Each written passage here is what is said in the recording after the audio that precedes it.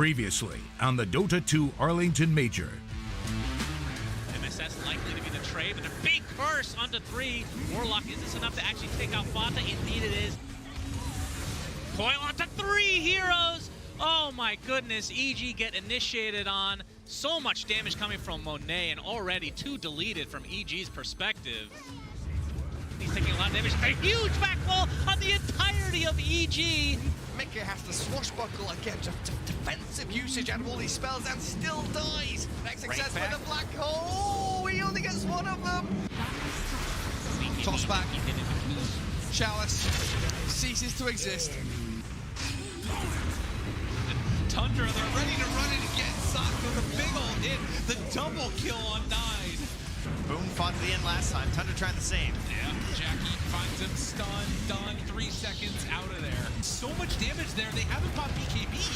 And Tomato, he's just gonna die. Oh no, he dodged it. Mischief gets away. Oh, come on. The follow-up could be pretty devastating, although they don't have Doom with him. Yeah, he's still running. Oh my god, and Kenji PK lining them all up, hitting the side blades. It's a T4 towers, lads. You have to pay some respect. The Fatal Bonds are onto multiple heroes, though. Look at Fnatic. They don't give a damn. Oh, my lord. What a combo.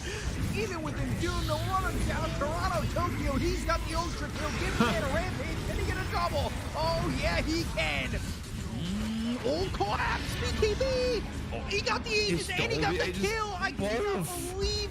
Curse out, Solo, he scored 3 of them, all the mana drain from K1 into the mana void as well. Robert got the toss back again, sweet and strong, right into the coil, but the Echo Slam. You'll stop into the air, doesn't like to come out, not fast enough. Resident Pulse doesn't save him on the high ground. Supernova healing Yatarok. Oh my god, Quinn! They catch him, but interrupted, turned upon, they find him again. Fata in the back lines every single time. Good winner's curse, but no, is it good enough? I'm not sure if they have enough to kill him. The stun afterwards, good silence from KP. Anna's gonna come out, jumps in, wants to get it, but the rage is there. Kaka gets the jump away, Golem. It's gonna get dropped immediately after the black hole. Jab's trying to survive through it. The spell like steel. He's healing up through it all. Someone kill him. Can you escape? He has the Omni Slash now. Jumps in, jumps out, can't find his way out of there. The continued badges, the poor Juggernaut. It's popping the BKB is going to get all that damage. Who gets the Roach? And it's snatched by Nightfall. So Roach technically goes to Beast Coast as the Torrent connects onto 2. Oh, that's a juicy one, though. That is a dieback for Gojira if he goes down. There's the Mouse Strike. Oh my god, it was a 2-shot. A big static storm, the refind, no one has been to. He does go down, now the black hole out. The Boca, he'll catch 2 of them. And Aster somehow taking the team fight. They'd love a rampage if they can find it. Sweet and strong, he's been caught out. The glimpse back and look at this, John. Look at the teamwork. Slowly taking the tier 3 tower as they use a very nice bounce back on the safe room. In goes the jump in, but Khan, what a massive balance strikeout from the Monkey King into the Wukong's command. Interrupt the Ravage, the 4-step, the Cookie, everything for Ame, and now look at them, they're all lined up together. Ame down on the low ground, the Cookies come through. It's terrible for Liquid. Pull back 1. Is it gonna be good enough though? Not quite. Echo out. Xingqiu finds his moment. 3-man coil from Bryle. They've caught the Zeus out, and this Rolling Thunder is going to try and turn it back. But the golden drop, though, Dubu sets up the fight for Fnatic beautifully. Beautiful electric vortex onto 3, but the Chrono finds 2, but the Hurricane actually brings Storm Spirit out, and Yo Punch lives! Are you serious? Unbelievable, with the stolen Chrono now! Okay, Dominic here we go! Coming in, Eontis is there, Tree Volley is canceled, next to electric vortex, and a huge Starbreaker from Jackie, and Boom are actually destroying this fight. And there's the last black hole of the game in all likelihood. Collapse, finding everything. A rampage for Yatoro. Skim, also caught on the Viper. Ravage is their FBZ. He's caught everyone. Yo Punch jumps in. Another Ravage out. Look at Whisper jumping in the middle. The Coil's going to hold back some of the numbers of Aster. K1's going to move forward as well. It's an incredible use of the Rock and the Gyrocop to finally be able to pump out the damage. Look over, though, at Ramses, who's now on the run. He doesn't have an Aegis. The damage is coming in, and from Pekaz, they'll take him out. Wow, the damage out onto the Razor. Now looking at DM, but here comes GK. drops down the stack throw, and they look over Yamich trying to throw him in, but they've got the Lotus, that's going to bounce Yamich into the air. They've got themselves the Roche down. Age is still on the ground. Somebody's got to pick it up, and they've got the also with the dogs coming in up the guards. Packard snatches the Aegis, and now he's going to go for the rest. Hello. Crave right on himself at the start. That's pretty cool. We'll get off the poison touch afterwards. Hex is there. Do they have enough to bring down one of Mars? Stunned by the black hole. A turnaround. Oh, he saves his buddy. Keeping him back. Taiga ready to go. Jumps in. He black holes them all. How do you find that? The refresher afterwards. Come on back for round 2 as Papa Taiga caught them all. Matthew chased back. They still have a buyback on him. But Sam, oh, he did it to him. The Omni Slash bounces in towards the enraged Ursa, doing very little damage as Jin Q. The Blink Echo, perfectly placed, and Ramsey's stuck what a there. Fisher. The Dream Coil down. Toby's not dead. He'll get the Primal Split off. Chrono comes down on the 3 of these heroes. They're going to start out putting a lot of damage. Fly goes down first. Crit drops as well. It's open for the moment. The Spike Trapper's going to hold What them a down. carapace. Oh, Kaka! What have you done to them? AP's surviving. Is there a chance that the turn will happen? And as a matter of fact, it actually does. Yuragi there, but Sev walks in and gets the big echo. KP slowed down. BKB, another echo from Sev. Tier 3 tower's gonna go down. A great stun out from Taiga. Sev there. GG is called. Welcome to the PGL Arlington Major. We are in day number 1 of playoffs. We had our group stages finishing yesterday, and we had a nice little highlight reel outlining just all the action that you guys can go back and catch if you want. Sitting beside me, I know they're very excited, is Sheep, Jenkins, and Lizard. Guys, looking at that highlight reel, best game of group stages if you could only watch one for the rest of your life. For the rest of my life. Yeah, rest of your life. Order. Huh? I have to actually give an answer? You have to go first, yeah. I can start. Any game where Boom won, I'm pretty happy with. I was going to go with Boom Aster as well, Okay. but as Sheep already took that away, I'll go with the Keeping you on your toes. Yeah, I'll go with the EG comeback versus Team Spirit. It was quite fun. And in the systematic order, we had Jenkins. Yeah, you get to go last. That was not the right order. That was not the right order. I'll say LGD RNG Game 2. That was reverse Gaben's top hat level shellacking, which in the history of Dota has never happened before. Never happened before. And of course, it was prophesized that it would be LGD that would do such a monumental event. But even still, it's one of those things, it seems impossible, even though you know that it's out there. It's kind of like dark matter in the universe. Everybody knows that it's there, and yet it still seems like this impossibility. I mean, they're all really good choices. I'm glad you guys actually had some games. I was worried I was going to ask, and you guys would be like, yep, that game that we saw in that highlight reel. Yeah, that was a good one. Yeah, the one with the Chrono and the Dream Coil. Like the Rampage. Yeah. All right, I have a special mention. How about Sonic's beating LGD, the one team to actually take a game off of LGD? I do want to talk about that, but I want to talk about it when we get into the matchups, when we talk a little bit more about LGD. Instead, I want to talk about contested heroes, the highly contested heroes so far for this major, the ones that we've seen quite consistently throughout this group stage. There's 9 there. You guys can talk about 3 each. No, you get time for 1 each. 3 each, that's a lot. You get 1 each. Okay, I'm happy to see Dazzle really coming back into the game. He's been gone for so long. I think everyone was just like, yeah, he's like a terrible healing hero. He doesn't do anything. Now he's just kind of busted and getting picked up off the wazoo. Can I go with Dazzle as well? Yeah! Definitely. Dazzle I didn't say it had panel. to be different. Dazzle! I got a different one. You dazzle me, Lizard. I'll go with Tiny. I like the fact that this hero has kind of not really changed in how it's been played in the support position over the last few years, other than the fact that, like, I think a lot of teams took inspiration from watching, like, South American Tinies, how they played the laning stage. Like, they would start with tree grab, they would play with, like, a lot of regen, as opposed to this, like, boots guy running around trying to do these, like, epic tossbacks. Like, basically, SA figured out first how to make Tiny work in the laning phase, and then after the laning phase, we see these like amazing tossback plays, the repositioning. There are some heroes in the game that are just conceptually broken, right? And as long as you can fit them in that early game, they work no matter what. Tossback, it's just always a broken ability. And that's like why Earthshaker's starting to get picked again, because like conceptually into the mid game, the hero is really damn good. So just get him past that first. Getting to the Blink Dagger, so you have 3 spells instead of 2, or instead of 1.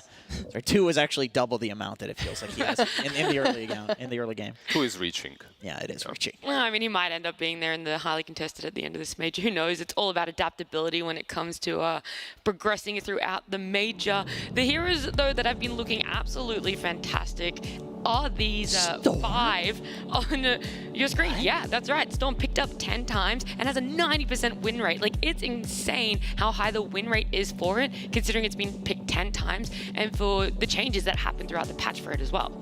I think, to be fair with this one, there were like a bunch of hidden changes in the patch where they reduced or they increased like all the mana costs on his stuff while also nerfing the null talismans, and then it turned out like that was supposed to be like those were like potential changes. Even it out a bit, yeah. But those are like potential changes that were going to go in, and it's like, oh, that was a mistake. They fixed those, and then it was kind of just the null talisman nerf. So I think people have been overrating the nerfs to Storm, at least in terms of like pub play, but you're still seeing it. Like, it's the best assassin in the game. There's no better hero at jumping some like backline Wyvern, and we're seeing a lot of these heroes that like need to be assassinated picked up. So you're jebaited into picking Storm and Spectre, like these types of heroes.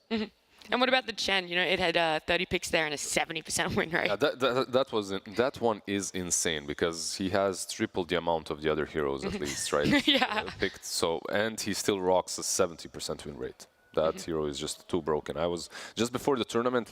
I wanted to freshen up on all the meta and stuff, right? Even though you play, it's not the same. So I open up Jenkins's YouTube channel. Thanks, Jenkins. And there he is talking about Chen. So yeah, he knew what's up. That's right. Chen was like not really played that much. There was a couple players picking him pre-Riyadh, but then after Poppy just came out and picked it like every game, it's just completely spiked. Like Fishman went from like 1 game in Tour 3 to like he's trying to play like every single game this tournament. The hero's like really good at.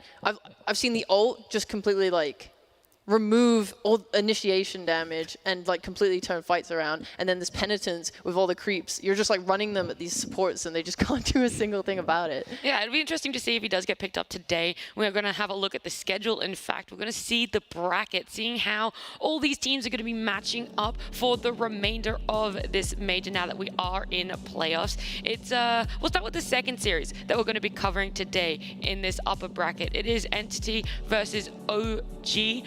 Are you guys expecting this to sort of be a quick series, or do you think they're actually quite evenly skilled? This should be a brawl, right? Like when it comes to Entity, these guys are just surprising us one game after another. They came in with a stand-in, but they're still looking really strong. This 3 semi-cores thing that they're rocking.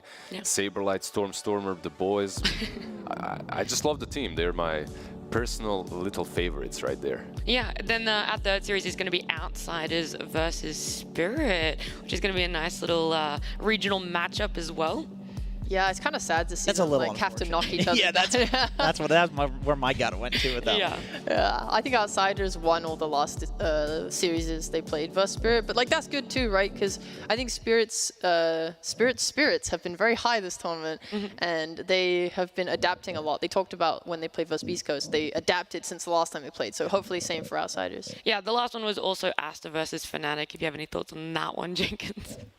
Well, Aster's been looking insane, which is, I mean, okay, there's a lot to say about Fnatic. Okay, you have to be quick. You know, we're on a schedule. That's TSM Fnatic in reality. So that team is, I mean, it's so hard to predict that team because it's just a mix of 2 extremely high caliber teams. And then Aster, finally, they've broken the curse, it seems. They're finally doing well. They're doing very well at a tournament. We'll see how long that goes for. I hope for the sake of China that it continues, because that's always been their curse, is that they do very well regionally, and then when they come to the LANs, they don't do well, and it's the other teams that do well. So it's good to see Aster at the top of their group. They did actually speak on that. Sorry, they said that like in the past they have been a very unstable team, and they had a lot of like internal problems, and that was what led to those poor performances. And now they're feeling stable, feeling good. I mean, the most stable team is LGD, right? They have a fantastic record. They are going to be our first series. They're going to be coming up against Boom. So let's have a quick chat about these guys. Just the general series, how you think it's going to play out. Are they both looking to be a lot of high action, high impact sort of games, or do you think these are going to be very methodical, thought out, potentially going to 3-game series? It depends. If it plays out to how PSG.LGD wants it, it's going to be methodical. If it plays out the way Boom wants it, it's going to be chaos and madness everywhere. And I believe that Boom might get their hand when it comes to reeling it into the chaos, because if you even listen to interviews of the Chinese players, most of them are actually playing on the SCA servers right now. Most of them respect the talent coming from the SCA, the upcoming talent. I think SCA is a rising region, and it's just a matter of time before they take over. So I'm very looking forward to this one. I have 2 thoughts about it. Quickly. The first is that Boom have looked god-awful in their early phases in some of these games, and they need to really be good at that, because otherwise LGD will just crush them. If they can do that, yeah, I think this is the main way to beat LGD. You run at them like apes. Yep. And Boom can get that feeling going. Yeah. Do you want to say second? Well, that was a 2-for-1. Honestly, I forgot the second. All right. Well, if you guys haven't noticed, there has been a little bit of action going on behind us. Let's jump into this series. It is LGD up against Boom.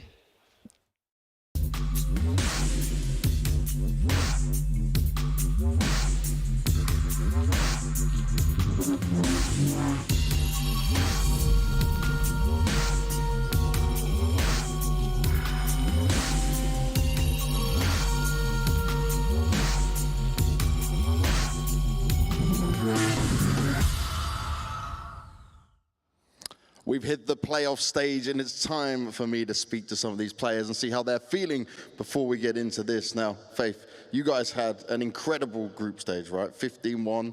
Your confidence must be super high right now. You must feel unbeatable. No, we just try our best. Okay. And do you think that, okay, you're trying your best, you're doing very well. Do you do anything special to make sure you don't feel too overconfident, that you don't get ahead of yourselves, to make sure you do win the games you are supposed to? Excuse me? So do you feel like you have to make sure you don't get overconfident, you know? Like, so you just play the game you want? Is there something special you do for that? Nope, we just feel it's a normal game, and we don't feel too much. Okay, I like it. I like it. Cool, calm, and collected with it. Now, going up against Boom, what do you make of this team? Can they be a challenge to you? Yeah, of course. Every team is a challenge. Respectful as well. And also, I did have to ask one question. We were hearing about your hair growing out a fair amount here. Is there a specific reason for that? No reason. I just want to try. You just want to try? Well, it's looking damn good, man. That's for sure. Now, FBZ, you guys had a group stage. It was a bit tough, right? It was not the easiest, but you did manage to make it through on the upper bracket. When you've looked back at this, though, how do you view your performance so far? Our performance in group stage was ups and downs, but every day we learn something new. And yeah, we just want to keep learning in these tournaments, especially against LGD. Yeah, we want to learn a lot from them.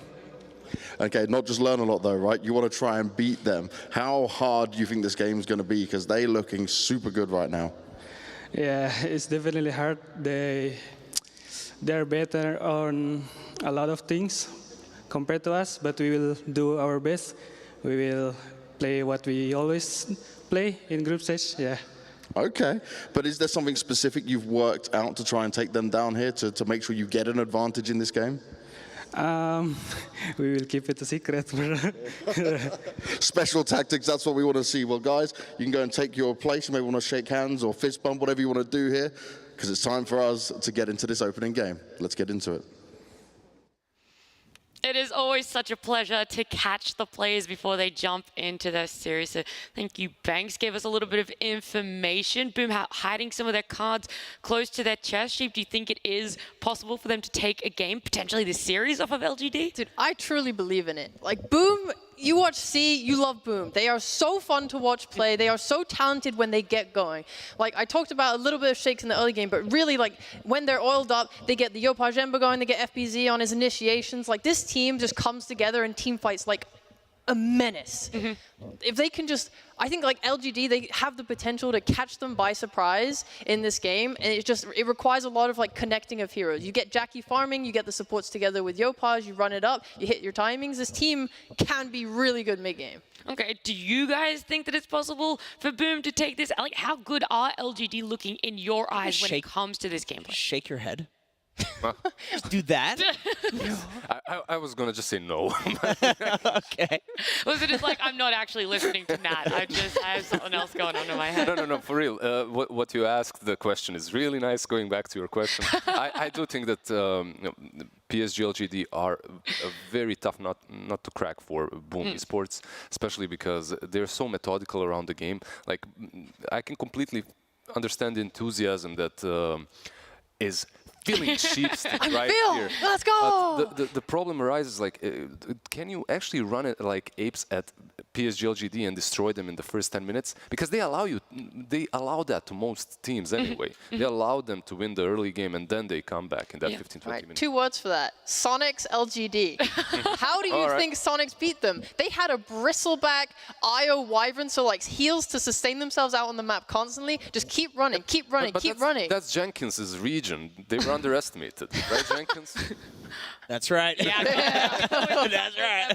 Quickly before the draft is going to be coming up very soon, I want to have a look at some of the unique heroes that these teams have been playing, the players, what they've been looking at, picking up throughout this group stage. Yeah, LGD are like picking so many different heroes. It's kind of insane. I think Nothing to Say have played Winter Wyvern twice before picking at this tournament, and like that was only one in semi-recent history. Like these guys are just playing random stuff, Faith offlane Coddle. You don't really know what to expect. Yeah, but do you need a lot of heroes, Jenkins, to actually be the greatest? Don't you just practice? I saw your notes. No, I was going to say, Jenkins did a lot of notes, and I actually want to know what those notes were, Jenkins. I want to know what you're thinking of the matchup. I'm thinking FBZ Mars, Yopaj Ember. All right, these guys, they have their specialty. They have their specialty heroes against Team Aster yesterday. The game 2 actually like spoke to me more than game 1. They lost game 2 just because it looked so incredibly difficult to play, and yet they figured out a way in the team fights to like win the game. We have a draft, by the way. We have a draft. I think basically what I was saying about Boom. Out your thoughts. They're like a very emotional team. It seems that way. Like looking in, that they're very good with momentum, and if they figured something out, like how to win the team fights, like they'll push it to the absolute limits, and they're extreme. The only reason they can do this is because they're extremely good at their specialty heroes. Okay, that's the only way that they can pull off like the mechanical feats that they did in game 2 versus Aster. And those specialty heroes, I'm sure Sheep will agree, are Mars and Snapfire. We've seen that versus Aster, right? Are we getting those? No, they're going with the Monkey King opening actually instead. Yeah, I wanted to talk about the difference in healing supports on these two teams because LGD have been playing way more overall healing on their POS 5s, whereas Skem can actually play like aggressive heroes. He's picked Dazzle here. Dazzle and Wyvern were his 2 favorite healing heroes of this patch. Wyvern's banned. But yeah, outside of that, he has been playing like Rubik's, Clocks, Snapfires. You pair these heroes with the team who want to run at you, and it's been going really well. That Earthshaker coming out last pick for LGD. Are you surprised that they're going back to this, that they're trying to really make it work, or it's just a tried and true throughout this group stage? I think I'm not surprised. Like you see the Dead Prophet opener, like we've talked about this so many times. Shaker just enables these offlaners that like the Dead Prophet, like the Razor, like the Batrider. They got one of those and they follow up with the Shaker. The lane should be quite all right for a long-haired beast that we just saw on the stage, and Shaker will enable that. No, I like Shaker with any of these like ranged fast offlaners that just want the lane in a good spot, like the offlaners that slowly run at you. That the longer the lane is, the Vipers, the Razors, the Death Prophets. Like the longer the lane is, like basically the better lane they'll have. And Earthshaker obviously is probably the best support at pulling the lane back. And something also really nice about the Earthshaker versus like healing heroes like Dazzle, like Oracle, Winter Wyvern, which we're seeing a lot of in this tournament and in general, is that like you initiate on somebody with like Echo Slam and Fissure or whatever, but then you fissure the backlines while you're going on a frontliner. And so it lets you like take team fights where you don't have to just kill the Dazzle first, because you can often stun the Dazzle on the back line, fissure them off, and then focus a frontliner. So it helps you deal with healing supports in a way that's not just, oh, focus the healer. No, you don't have to, because you can stun them on the back lines. Zinkyu's been playing a super active Shaker as well. It's actually just been such a pleasure. Because he's super reactive with his TPs, and he knows exactly who he has to stand behind at all times. Like, LGD do a really good job of reading the map, so they know, like, oh, this is where a gank is likely to be. This is probably where this team is playing. I'm going to go stand behind this guy. And the amount of times he's gotten off fantastic, like, counter fishers and echo slams is great. And the bans coming from Boom actually run quite deep as well. Like you see the Chen, he's the most played hero, I believe, with the Shaker and these kind of long lane offlaners that Jenkins called them, like the Razor, like that Prophet Vipers. Woo! And then followed up with a Lone Druid that isn't that great versus that Prophet. You wouldn't pick it up, so you ban it yourself. But there we go. I actually expected this to be banned if not picked in the first phase. Yeah, do you guys think it's one of those things they don't ban it out because they want to sort of quote-unquote predict the draft, give them something that they know they're comfortable with and they'll pick up if they can, and you have the way to counter that, Mars? That's a really good point. Yeah. Thank you. I have nothing to add. That's a really good point. I completely agree. That's it. They knew it was coming. There's no way that they didn't.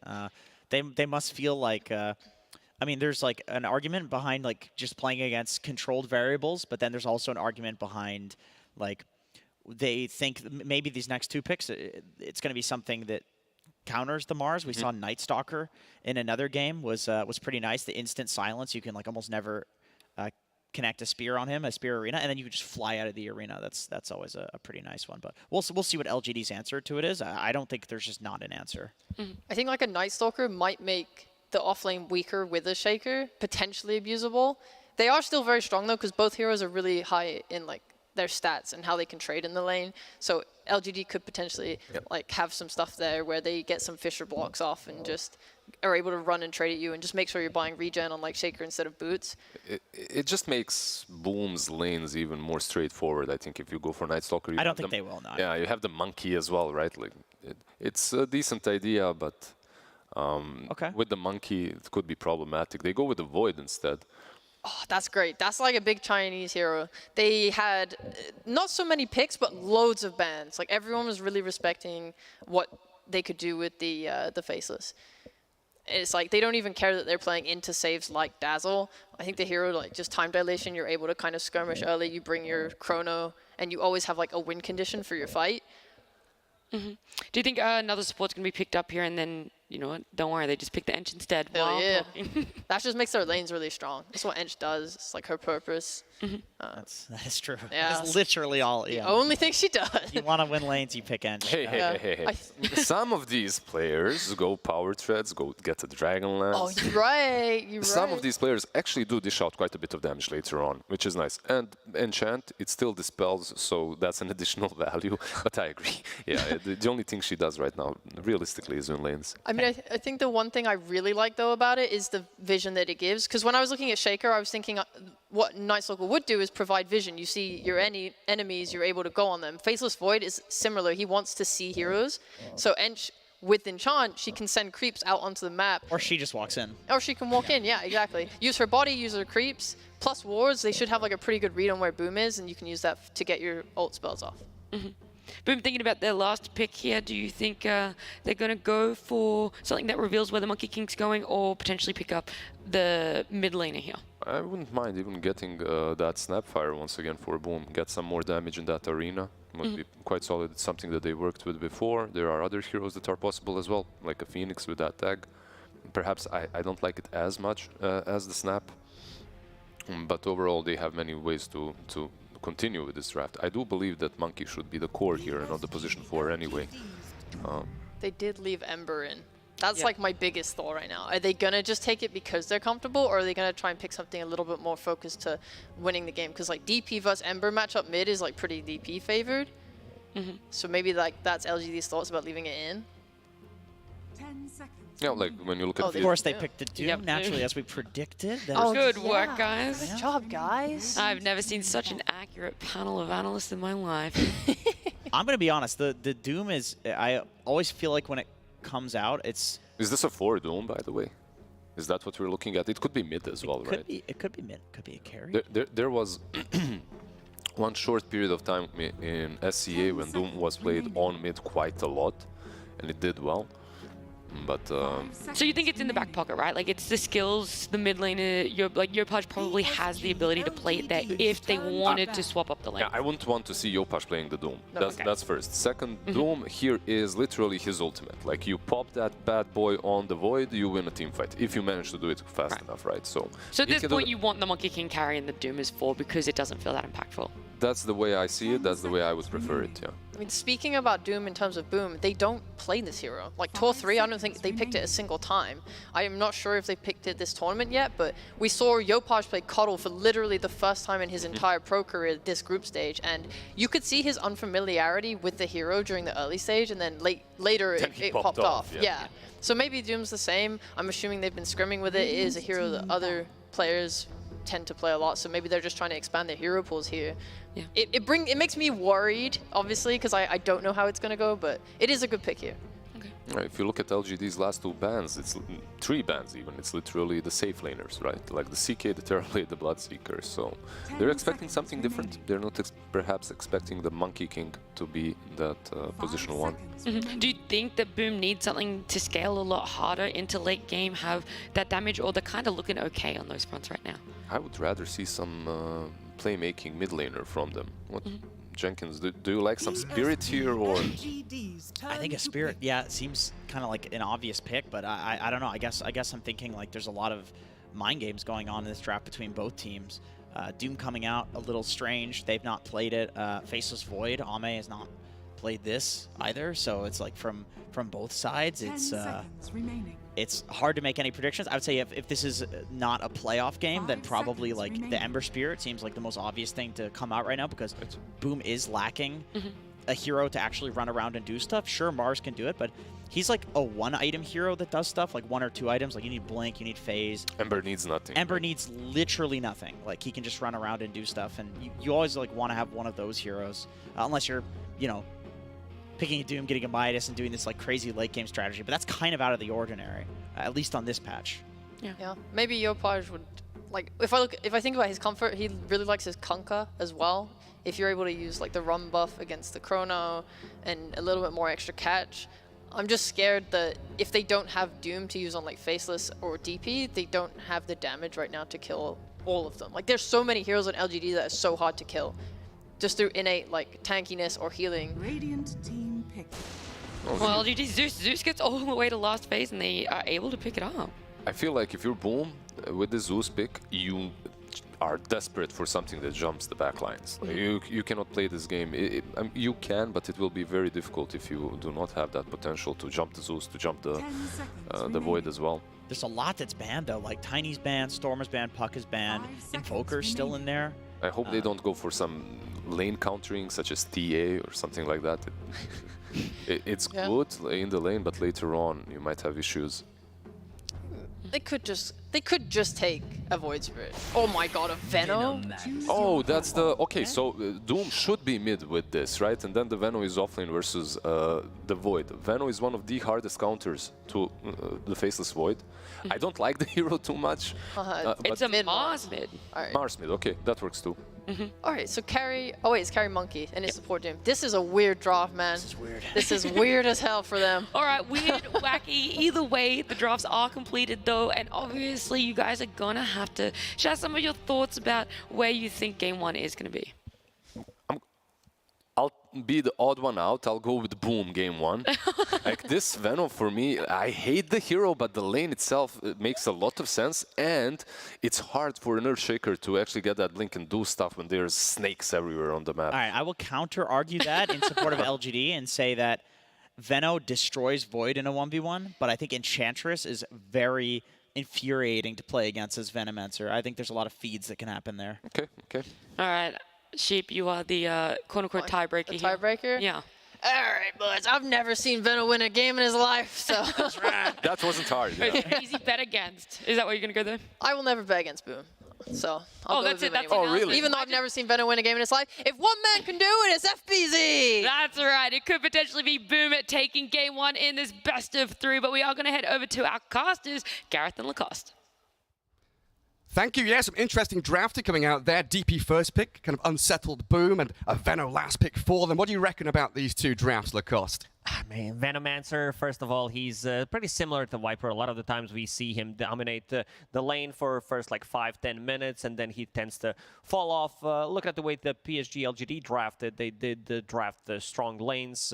Enchantress is there to stabilize the lane for Faceless Void. We'll have healing. Kill that Veno off. It's a difficult lane for Faceless Void, don't get me wrong, but they shifted things around a little bit on side of Boom Esports, and they will have mid-Mars and this position for Doom. I think they wanted to have Doom as a counter to the lane in against the Enchantress to be able to eat the creep that whatever Enchantress brings. They're going to take it and use it against them. Stop her pressure early on. Pretty much. That's a pretty solid idea as we can head ourselves into game one of this best of three. And again, an important series for Boom, right? Looking towards TI. If they're able to take down LGD, it will secure them that spot at the International. And also, kind of an interesting series for Tundra, because if LGD are the ones that win this, Tundra are secured. Shout out to Knoxville for running the numbers and the simulations, getting us all the stats.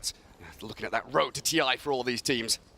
Yeah, and here we go. Both teams smoke, different side of the map, so there's not going to be any connection with them. Looking at some of these starting items, nothing out of ordinary there. Venomancer, FBZ wants to tank up, going for double circlet, double branch. As much pressure as possible on Faceless Void early on. And an early move from Boom into triangle. Monkey King in courier mode, all smoked up, getting a couple of wards down towards that bottom rune spot. I just realized, because Jinky did use Slammin, voice chat wheel line, you can do that and fake that you used Echo. Slammin?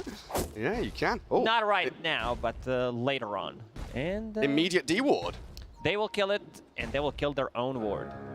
We'll keep it for now, leaving it to be able to kill it in one hit. Ah, good little setup by them. These observer wards, they're very tanky against the allied attacks. So many hits to bring them down. So if they see someone getting closer to ward, they will be able to one-shot it potentially. So this is smart. PSG.LGD, they're really on next level. Yeah, every little move and every little play they make is just, you know, down to the wire efficiency-wise. They've got everything planned out incredibly well. So in that mid lane, Yopaj up against nothing to say. Mars against the Zeus.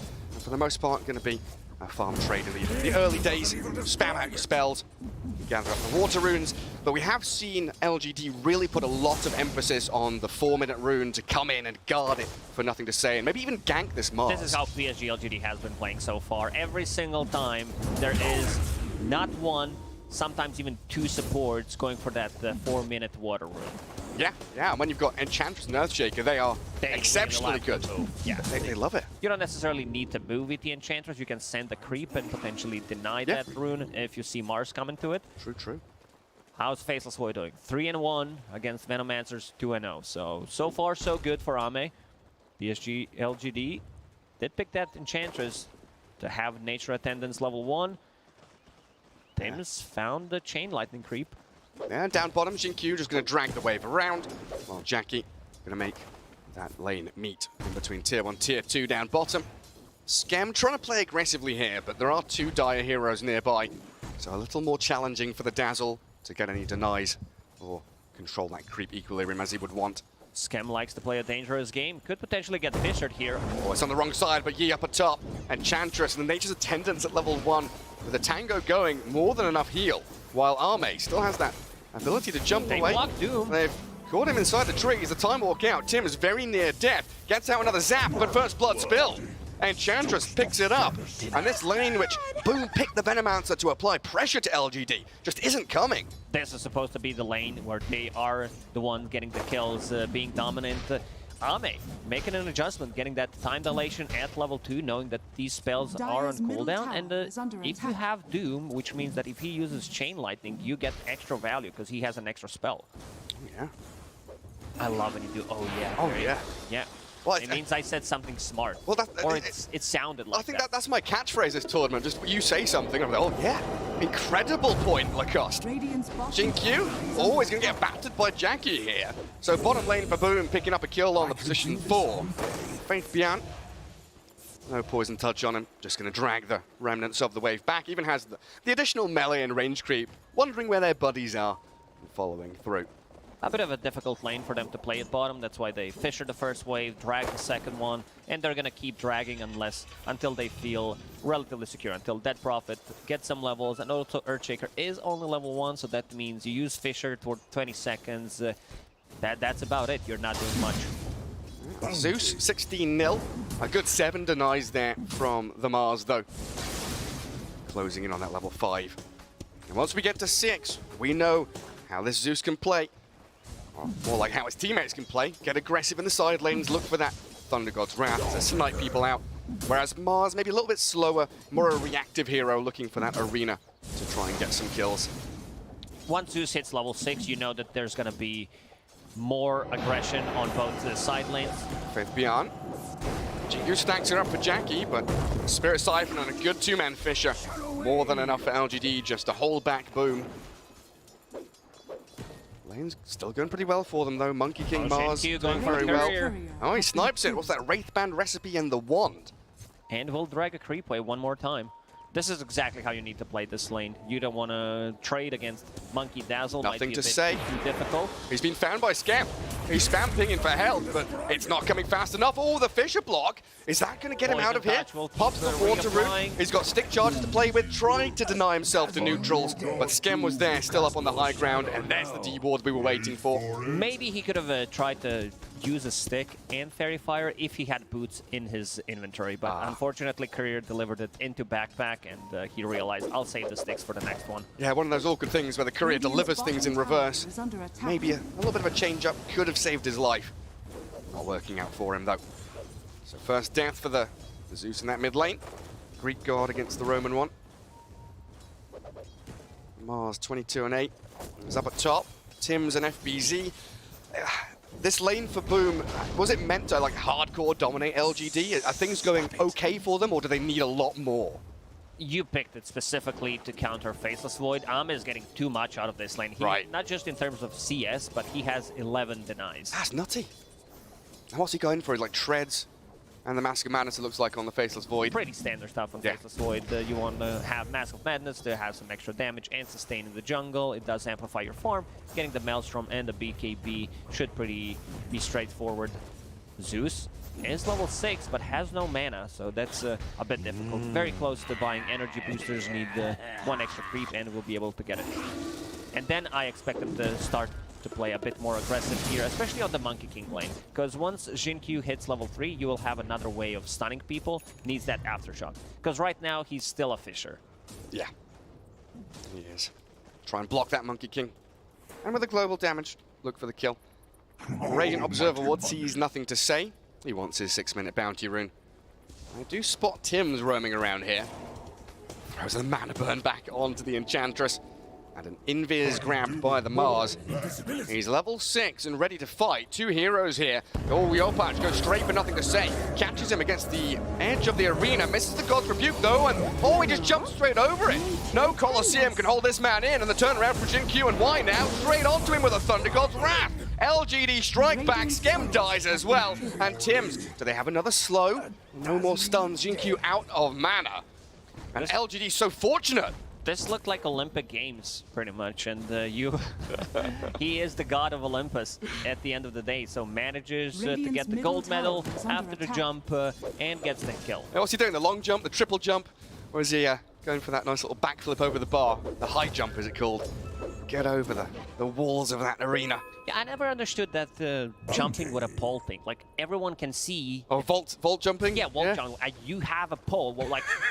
It's not like it's not there. Everyone sees that you're using it, right? It's like, wow, you jump so high. He's flying! It's incredible how high they can go, though. Flopping around over the bars. Good Fisher. Again, Jin-Q, right place, right time. Jackie gonna try and save Skem here, but I don't think it's gonna work out. Crave will slow things down a little, but Faith Beyond is gonna get turned around on as Jackie picks up Jin-Q, and Tim's chasing into the Enchantress now. So Boom did have enough with the arrival of the Doom. At LGD. Nature's attendance on the Enchantress, probably going to be enough of a deterrent there to say to Boom, nah, you're not getting me.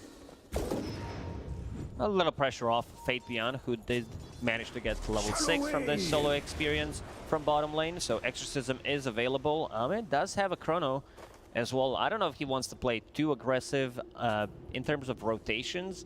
They could potentially rotate one of the heroes, stop, and try to get a kill, but they can also wait until he farms Mask of Madness, and then you have potentially a solo kill if you're lucky enough. Yeah, just with your own attack damage.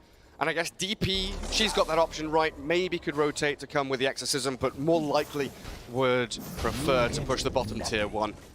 Ahmed playing very defensive on the top lane, putting more points in Time Walk, understands that it's not about getting the kills, it's about getting the most out of this matchup against the Venomancer. So every single time he gets killed, he gets hit, we'll be using that Time Walk. And he did survive what was the hardest part of the game for him against the Venomancer. Yeah, the first 5 minutes. First 5-10 minutes. Doom, level 4. Yeah, Ahmed. Not too much of a threat. That's my creep, isn't it? Yopaj. Good read from Arme. Jumping away, not going for that one additional CS, instead just going back into the jungle. And Dire Vision there, did see them coming in towards that top lane. I think everyone, including me, everyone including chat, and most of the players would definitely die there. Yeah, you want that one creep, it's a big creep. I'm gonna kill it. Because you heavily invested, you used the Time Walk, you used Time Dilation on top of that, and a couple of stops for your last hit. It's a gambler's fallacy, right? You've invested so much into it, you don't want to back out now. Arme knows all about fallacies. He's not going to fall into them. Tim's just going to zap him a little bit, mana burn away. But LGD, they are amassing their forces around that mid lane. Glyph already used up. Death Prophet doesn't have Exo. She's taking it down bottom with that tier 1 already falling. Radiant's middle tower. So 84 seconds for that to come back up. So it's just a little bit of slow pressure in towards mid, maybe forcing Boom to react and try a team fight around this Mars arena. Fano's going to be the one that comes and plants his body in the mid lane. Yopaj does have a DD rune, but the Hurricane down to low ground. The Fissure blocking him in. And it's a decent arena catching the edge, blowing her up, but he's saved by the Grave. Popped his full wand as well to survive through the blast. He's tanky now, but look at that envenomed weapon, almost getting him killed. Oh. He thought that he's going to get more healed by the magic wand than Urn of Shadows. Well, look at the Urn. He used the charge. It healed him like 30 HP or something because of that full assassin HP reduction. Radiant's middle tower is under attack. Nasty little creep. Well, he's got his Plague Wards in the mid lane, as it looks like the Enchantress just sends the Wild Wing with the remaining time on it to hit the tower. LGD smoking now, though. Enchantress and Earthshaker pretty good at continual fighting without really relying on any cooldowns. As long as they've got creeps and Fissure, they can rely on the Zeus to do the big damage. And if they find the Mars here with a heavily jump and a Fissure there, nothing to say Y and Jin-Q. They'll chip away at him. There's no massive burst, but they should find this in the end. He'll spear and catch the Zeus on the way out. It's a good one to delay their advance forward. And Yopaj, maybe he's back in the trees, far enough away from LGD to survive. Nicely done by Boom. This was initiation from nothing to say. Like, they didn't have a way to initiate, so he uses Heavenly Jump. And yeah, I think I said it multiple times already. The best item Jin-Q uses is Tumbler's Toy. And that was a nice clutch play from Yopaj using God's Rebuke to stop the Tumbler's Toy mid-air. Ah, it's good stuff. Yeah, Tumbler's Toy and Jin-Q, whether it's Tiny or Earthshaker, he's hopping around everywhere. Tim's is level 6 now. Has the Doom, and he's waiting on top of this staircase. Faith Bian not going to rise to it, though. He's heading in towards mid lane. Tims wants to chase this. Tumbler's Toy from him, not going to connect on the DP. Can't get there with the Infernal Blade, and in fact, it's Faith Bian who wants to turn this into more of a fight. They're just trying to bait Boom here into something that they're not ready for. Tumbler's Toy is like a bludgeon blink. Mom, can we have Blink? We have Blink at home, and Blink at home is this thing. Oh yeah, it's the store brand Blink Dagger.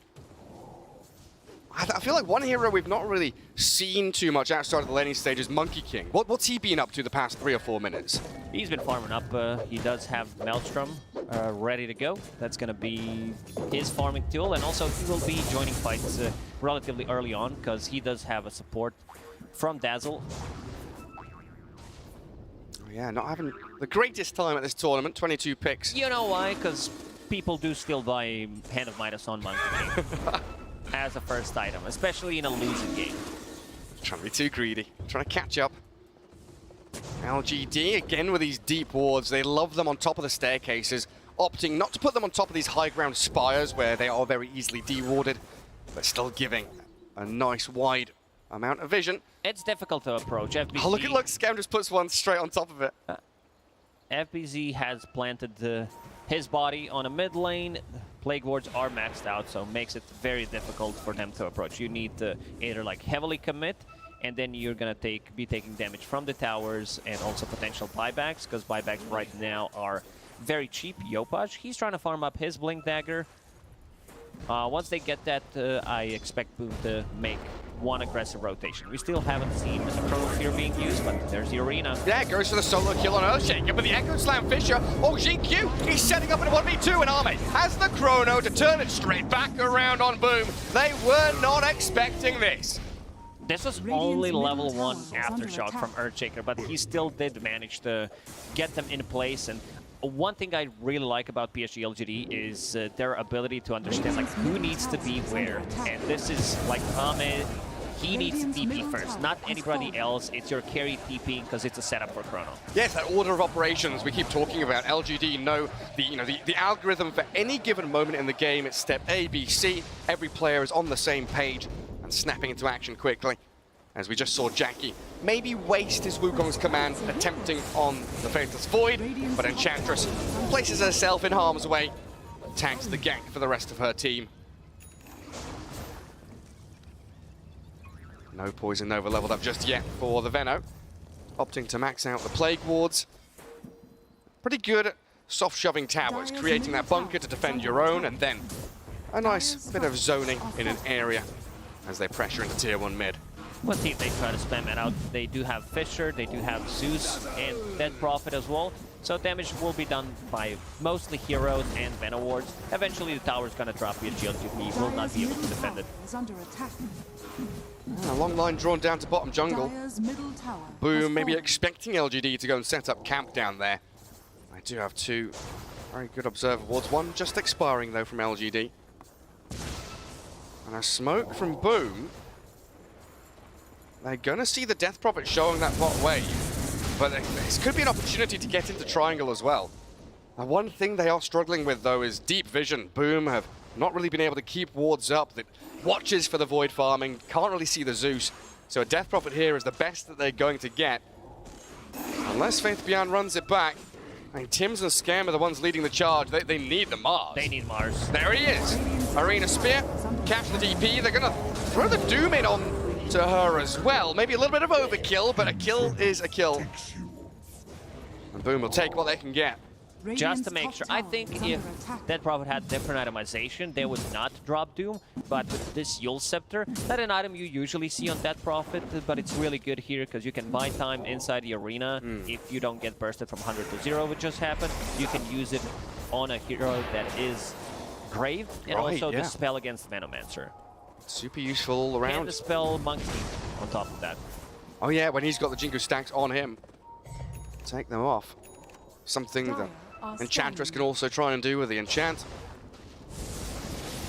LGD. A mild 1k net worth lead, has nothing to say. Hops over the spear.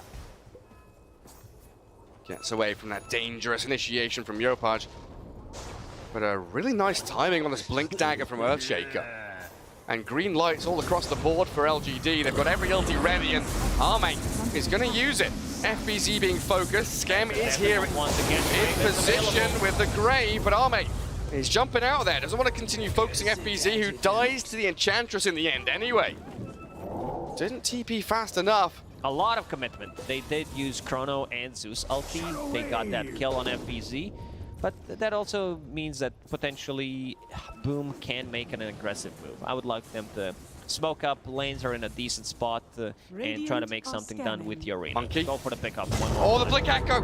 He finds the vision, catches the Monkey King, and Exo used up to kill off Jackie. This could be an opportunity to go Roshan as well. They finish him off, and with Exo here, right outside the Roche pit, LGD might be thinking about going in there. if it was level 2 EXO and if they had Chrono, but right now it just doesn't feel like they want to risk anything too much. 30 seconds for Monkey King that still does have buyback, so potentially could use it. Nothing to say. Different item build from him as well, going for BKB as his second/third item. He did pick up a shard after finishing Kaya.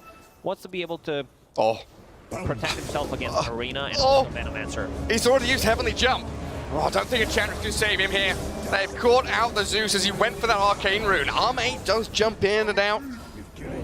Throws the reverse Uno card in there as FBZ being focused by Faith Beyond, and he's left all alone to his own devices with a Grave and a bit of backup from his Doom and Dazzle. Still not enough to keep the Veno alive.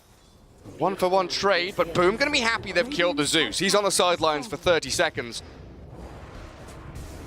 He does have Arcane Rune when he respawns, so potentially lined up with the Chrono. Yopaj looking for an opening. Nature attend us. Let's see who they can find. Nobody just yet. Enchantress, again, such a good hero from position 5, just to put her body in harm's way, scout people out. This is what Y has been doing amazingly, not just this tournament, but pretty much his whole career, being able to break the smokes. And so many times I've seen them try to go smoke, they find Enchantress and can't even get a kill on her. It's like, it's not worth it.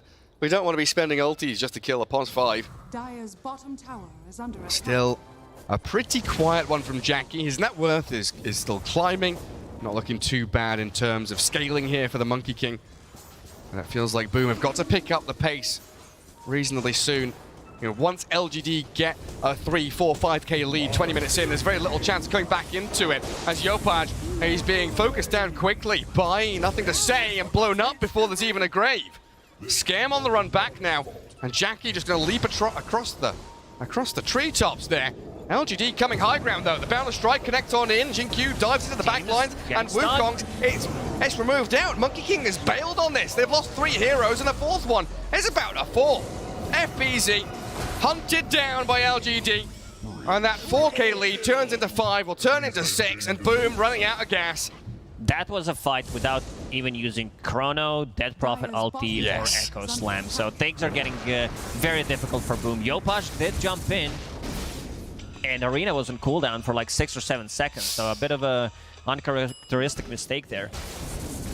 And FBZ, I mean, we saw the Boom players a little nervous coming into Game 1 during their draft. No surprise against LGD, but... Saw him sweating on camera, worried about that CEO position. Oh, mate, an absolute beast. BKB, not too far away. And once he has that, close to unkillable. Won't care about the Mars, the Veno, all that magic damage anymore. Shinkyu, initiated on. It's a pretty big kill. Nice bit of bonus gold for Boom, and getting Earthshaker off the map for 30 seconds means they do have a bit more freedom here to push out the lanes. BKB done on Dead Prophet. As I said, one's going to be done on Ame. No, it's not going to be synced up, but the one with Zeus potentially would be, so 3 BKBs. I still expect them to potentially take one more fight before there's a BKB, but if they want to play it safe, they could just wait it out. Yeah, we know how good their mid to late game decision making is. This shard pickup on Ame has been amazing. Being able to jump in, use time dilation on 2-3 heroes, and then get out. It's like guerrilla tactics.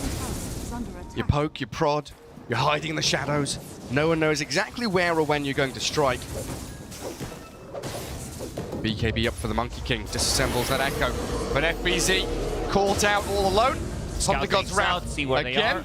Thinking about Throsh. This is the one that we mentioned. Exorcism, level 2 Chronosphere is ready. So getting a pick off. Venomancer does have buyback. He's out in 20 seconds. Not sure if he wants to commit.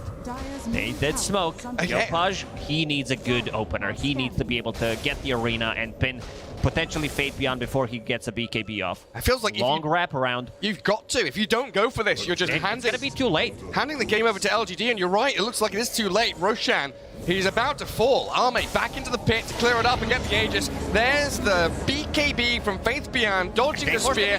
Arena wasted. Monkey BKBs just to run away.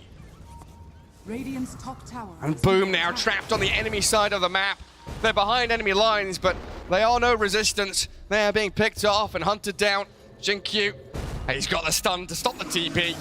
Scam the Dazzle will try and make this last as long as possible. Delay his death. Oh! He's blown up. He stunned him as well. His TP's cancelled. He's found the Mars. What a fortunate move by Jinkyu. There's no, you can't be this good. This didn't know. This is not happening because he was just TPing. TP was not available when he tried to do it. Man, all right, hands down, Jinkyu, the best player in the. This was just beautiful. That's jaw-dropping. The tips from the rest of his squad as well. Maybe he knew. Maybe he was like, I'm going to get the second one, boy. I've got the TP cancel. I want to see that again. And he's been blessed by big boy Philly. Gaben knows what's up. He's given it always to good players. So, because you see that the Fisher was not available, and... Because Mars, he's in the fog. You can't see him at all. Oh, man. That is so lucky, but he still goes in the trees hunting for it. I don't know. I would not use word luck with Jinkyu in the same sentence. Skill, skill, skill. Jackie trapped in the chrono. Jinkyu would set this up with another Fisher, and the Monkey King dead. All of that net worth useless once you're trapped in the blue bubble of Arme's Faceless Void. This is also demoralizing. This kill did also delay BKB timing on Mars. Fate Beyond will have another ulti available in 10 seconds. Time to go for tier 2s. 3 minutes left on the Aegis. And Arme is carrying. And he seems unkillable now. He's 2-0-8, 9-second BKB ready.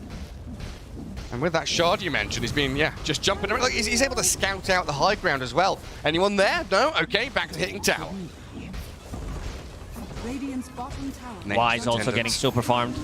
On position 5, almost as farmed as Venomancer, which is kind of surprising. Does have Force Staff, Casual Cloak, Holy Locket, so a lot of healing is going into Glimmer Cape, and also wants to pick up a shard. This shard is really good against the overtime damage that Boom has. Super powerful with that Locket. Well, LGD, once again, mid-game comes and they are incredibly comfortable. 10,000 net worth to the good. And Boom with a lot on their plate. Tim's trying to get to his BKB. They're going to need the perfect initiation. And wait out this Aegis, and then you look towards the Doom on the Faceless Void, the jump on the Zeus in the backlines. I think most importantly, FBZ with this level 2 Poison Nova has to... You've got to get a 5-man Nova, get them trapped in the Wukongs, do that AoE damage. Okay, calm down, Gary. Do they need a black hole on top of that to repick Dazzle into Enigma to be able to win it? They might need to, because... Triple Battle Fury Ember Spirit with Rapiers. These fights are very difficult right now. There are 3 BKBs done on PSG.LGD. And they're going to be ready to strike. 15 seconds until Chrono. Aegis is available for another minute. Why? He's not afraid of anything. Pops that Nature Attendance, ready to go and scout the high ground. Faith Beyond as well. Knowing that with his BKB, there's very little that can kill him and catch him. Scepter. That was so quick! The reactions on this man. Stops Tim's initiation, Jackie. He's got to Wukongs to try and battle into LGD, but that's expenditure that they could not afford. Nothing to say. He's in the middle of the arena, but doesn't give a damn about this. Arme will turn and hit into Jackie as the Aegis not even being claimed. The 2-man Chrono is LGD clear through Boom. And surely this game is out of their hands now. What a beautiful play there from Fate Beyond. They did have an Observer Ward on the high ground, so he precasts Yul Scepter on Doom. He knew that the initiation is going to come, and beautifully done. They didn't lose anyone. They didn't even lose Aegis on Ame. Yeah, baiting and baiting. Yeah, because there is high ground ward, you're right. High ground ward does allow him. These players, they're one step ahead. I knew it was coming. Still, great execution. Nothing to say, just BKBs, runs in, pops an Illusion Rune, and the lack of damage and control from Boom, very apparent in this fight. As Jinkyu jumps into the backlines, and LGD clearing up, accelerating towards victory. Still chances for Boom, though, with smoke ganks, maybe some good vision. They can find a couple of pick-offs to come back into the game, but against LGD, it is a mountain that few teams have climbed. only Sonics have managed to take a game off PSG.LGD so far. And, yeah, but no one's really come back against LGD, have they? That's true. That's true. And also Sonic's the team that got the last place in the groups. So a bit of a unusual victory. Unusual indeed victory there. Glimmer Cape not gonna save you against Zeus. Nah, he's got the vision. The Grave will buy a bit of time. Boom are filtering in to try and get in. Tims will doom the Zeus, but FBZ already dead. Well, catch out, nothing to say, but the Echo Slam from Jin Q holds the Doom in place, and Yopaj, well, there's Arena, it'll hold a couple of them inside. Jackie Yule's up now. A 2-for-1 so far as the Wukongs will force LGD to reset, but Arme's hunting for the Dazzle. Now moves back in, looks for Jackie, stuns him up, stops any retreat, and they'll bring this Monkey King down, dethroned and killed off. They're toying with Monkey King. Fate Beyond, once again, Yule Scepter coming into a play. Very clutch, using it while he's using the Wukong's command. Everyone has enough time to reset. Ame memeing at this point. Ameme, if you want to call it. He blinks in, blinks out, does not have vision on Dazzle, gets out and starts bashing Monkey King. Yeah. They don't have enough damage. They did manage to kill one target. It was Zeus, but knowing that the Doom is down, Fate Beyond still has that ulti available. Level 3 will pop it and go for the high ground. Yeah. Go straight up there to the tier 3. 4 alive for Boom, but with no Monkey King. There's no defense here. And Jin Q doing such a great job with this Aghanim Shard, stunning, catching, and continuing to disable the Venomancer as he looks to retreat from these objectives. The barracks are glyphed up for now, buying a bit of time for the Monkey King to respawn, and LGD very defensive maneuver to fall back away from that. Not giving up anything. They don't want to lose a fight on the doorstep of Boom. Instead, coming back to clear through Ancients, get some D-wards going, and just wait for a couple more of those big ultimates to come off cooldown. Another set of items going to come for PSG.LGD.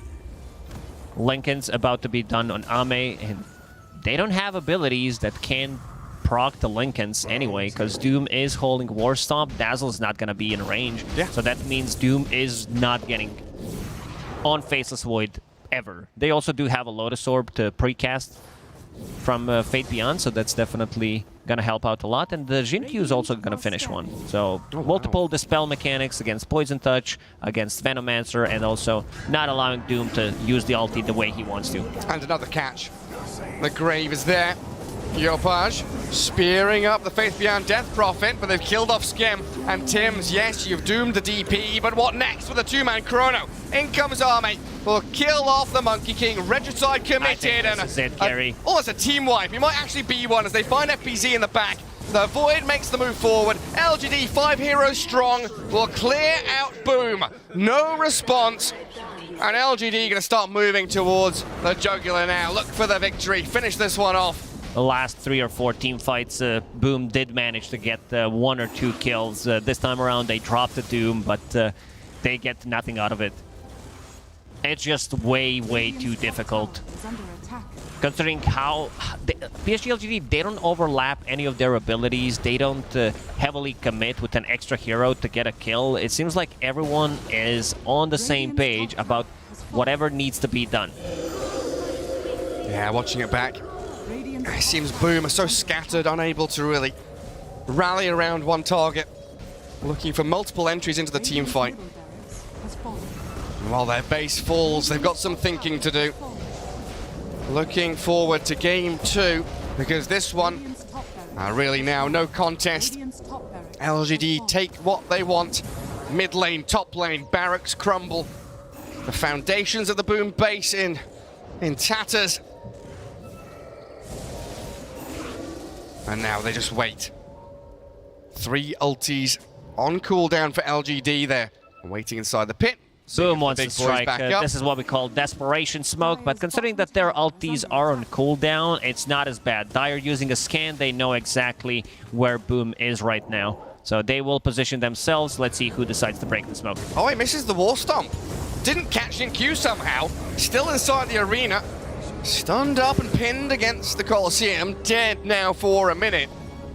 Boom gets something, but How much are they going to lose on the way back? That's always the question. Because Tim's maybe being chased. Good high ground hold from Boom. LGD know, and they are well aware that they don't want to give away any more freebies. They're going to move into the pit, in fact. Altis are getting ready available. Chrono will be up soon. Dead Prophet not online for 60 seconds, but look at the lanes. Mid lane has been pushed in, and so is top lane. So they're not going to be able to address this Roshan one more time. It's going to be Aegis for Ame and Shard. Well, everyone has a Shard, so I'm not sure who's going to be... Why kills it immediately? All right. Well, Faithbound was trying to hit the Aegis as well. They're trolling. Oh, they jump in. Tim's, Doom, going to get reflected back onto him. Oh, it's Thunder God's Wrath as they take down Tim's and FBZ, even inside the Golden Wukongs. They're aiming for nothing to say, but a chrono from Ame. It'll be here to finish this one off. GG called. PSG.LGD, another masterclass performance. Like this last pick, Venomancer was supposed to cripple Ame's farm. Never happened. Ame was on top of the net worth. White did stabilize the lane with his Enchantress, and once again, what a performance. They were looking for that, Fade Beyond's like, my back, man, it's killing me. I had to carry the game again. I had to tank so many ganks for you boys. It's just another day in the office for LGD. You can see how relaxed Jinq is. You know, he's there, chilling in his chair. Some thinking to do, though, for Boom. As going into Game 2, they've got challenges ahead of them. Lacoste, I mean... They do. The way this draft started is PSG.LGD opened up with Dead Prophet, something that they did once or twice so far in this tournament. But it seems like Boom was not ready for it, because they did use all of their reserve time to get the 2 first picks in. Yeah, like usually coming into a game like this, you've got your first pick or your first 2-pick combo kind of set in your mind, ready to go. But yeah, taking like a minute or so of reserve time to reconsider their actions coming up against LGD. What can they change in Game 2, do you reckon? I want to see them play a little bit more aggressive. I want to try to put PSG.LGD out of their comfort zone if it means overextending, losing an extra hero in some of these fights. They were very scared. The way they played...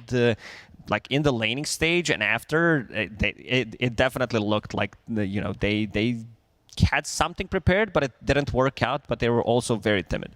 I mean, LGD, as always, playing as a very tight group. As we've got our panel, another tight group ready to take you through game number 1. Oh yes, I just absolutely love these 3 next to me. We definitely don't have arguments in the green room ever. But that Death Prophet, we don't know if Boom had something prepared for it or not.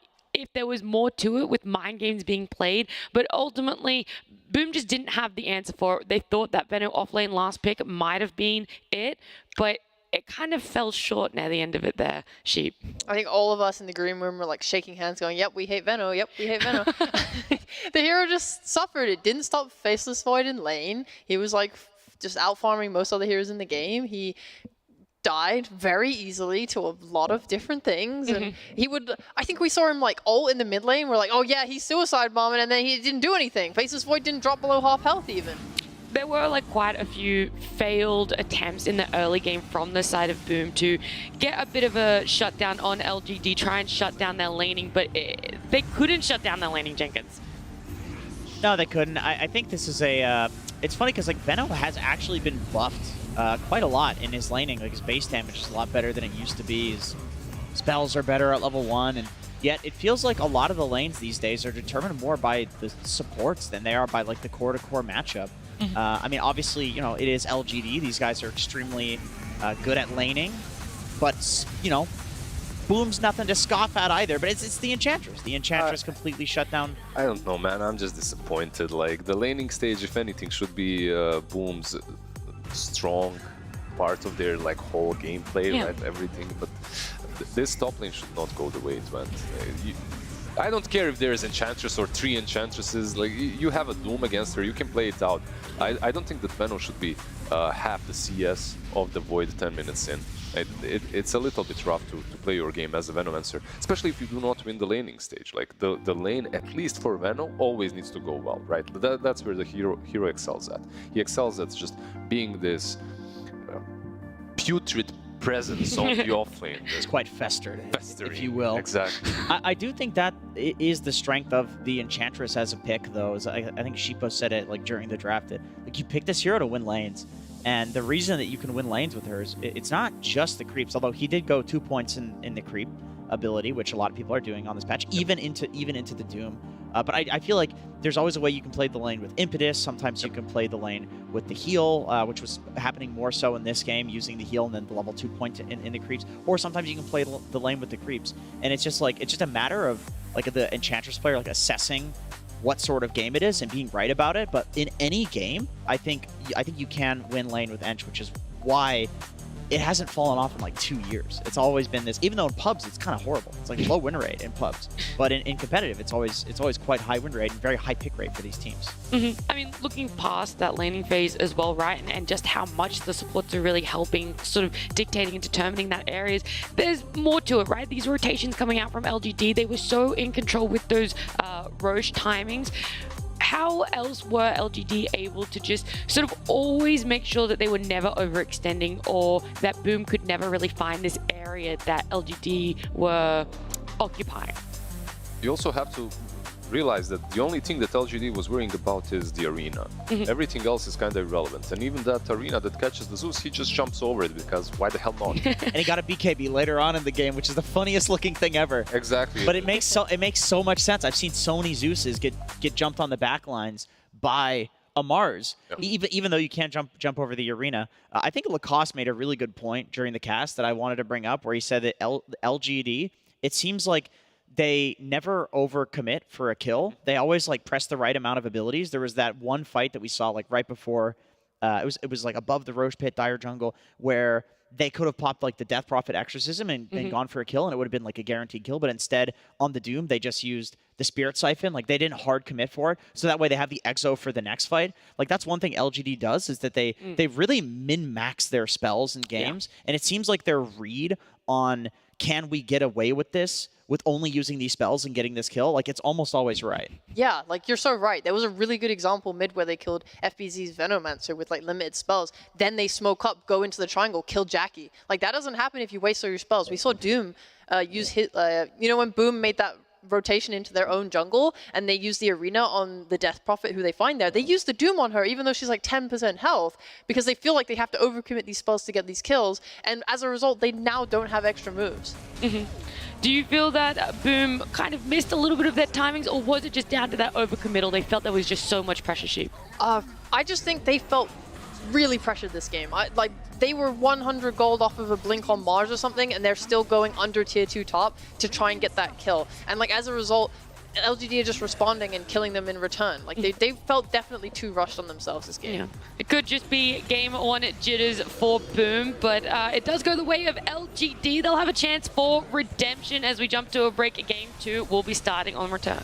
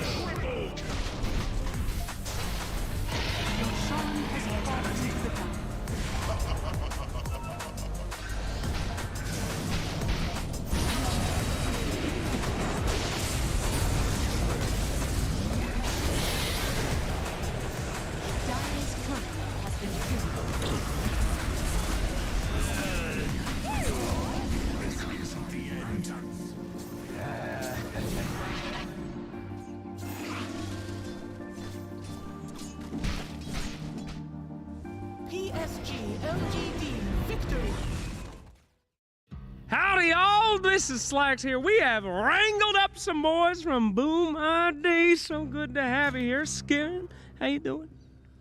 Doing okay. Okay? Yeah, doing good. There we go. All right. Why do they always say okay when they're in the content? But how are you doing there?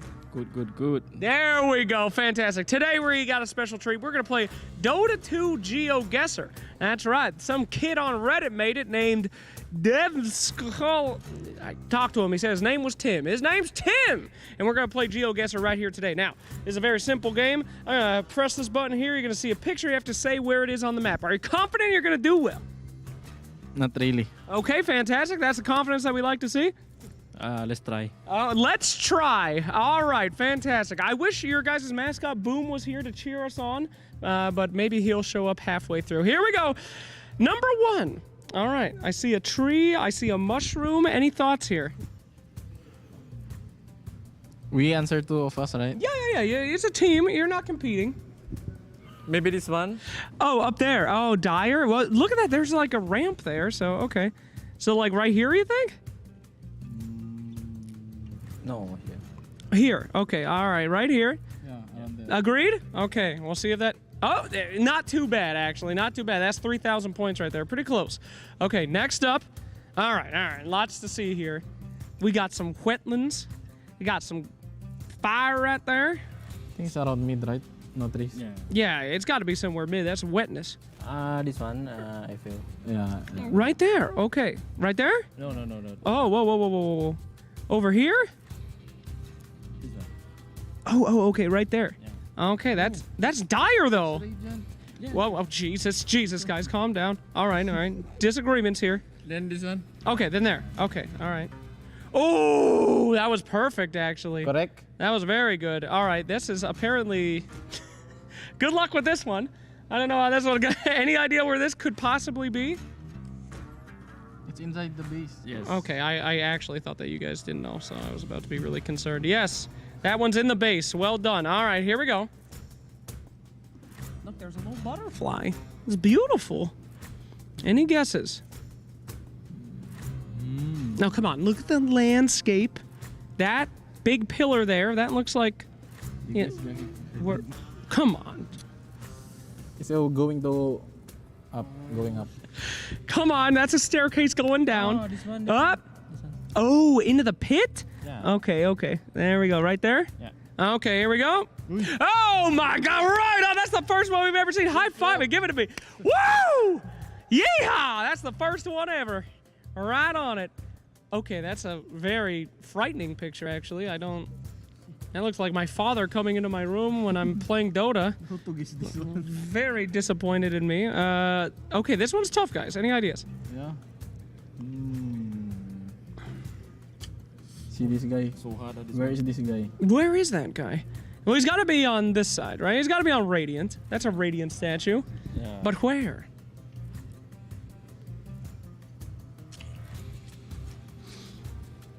"20 seconds left, gentlemen.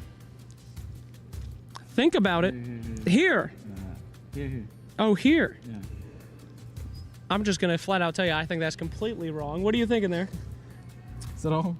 So 10 seconds left. Secret shop? The secret shop? No. 5 seconds. I don't know where. Okay, we're going to, you want to go for it? All right, we're going for it. Oh, that was over by the cliff there, my friends. That is, yeah, not too bad though. 18,000 out of 25. I'm not good at math, but that's good enough to get an American education. Let's go. It ain't an F, so that works for me. Congratulations. Our first big, exactly where it was meant to be, and there you have it. That's Boom ID. Can you guys give me a yeehaw before we go out? 3, 2, 1. Yeehaw! I can't believe they did it. All right, great.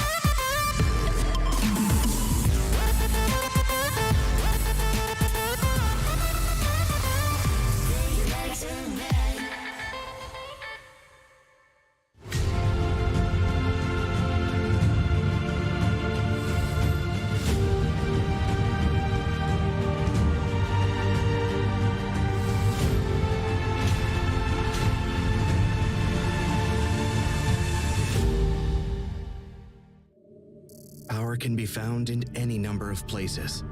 Scientists will tell you that it comes in newtons. Gamers will say that it can be found in silky skills. We will say that the power lies in real thrills. In the play with perfect ping. In the runes and crystals. In every frag and gank. In your personal winnings. Lock and load for PGL Arlington. Splendid.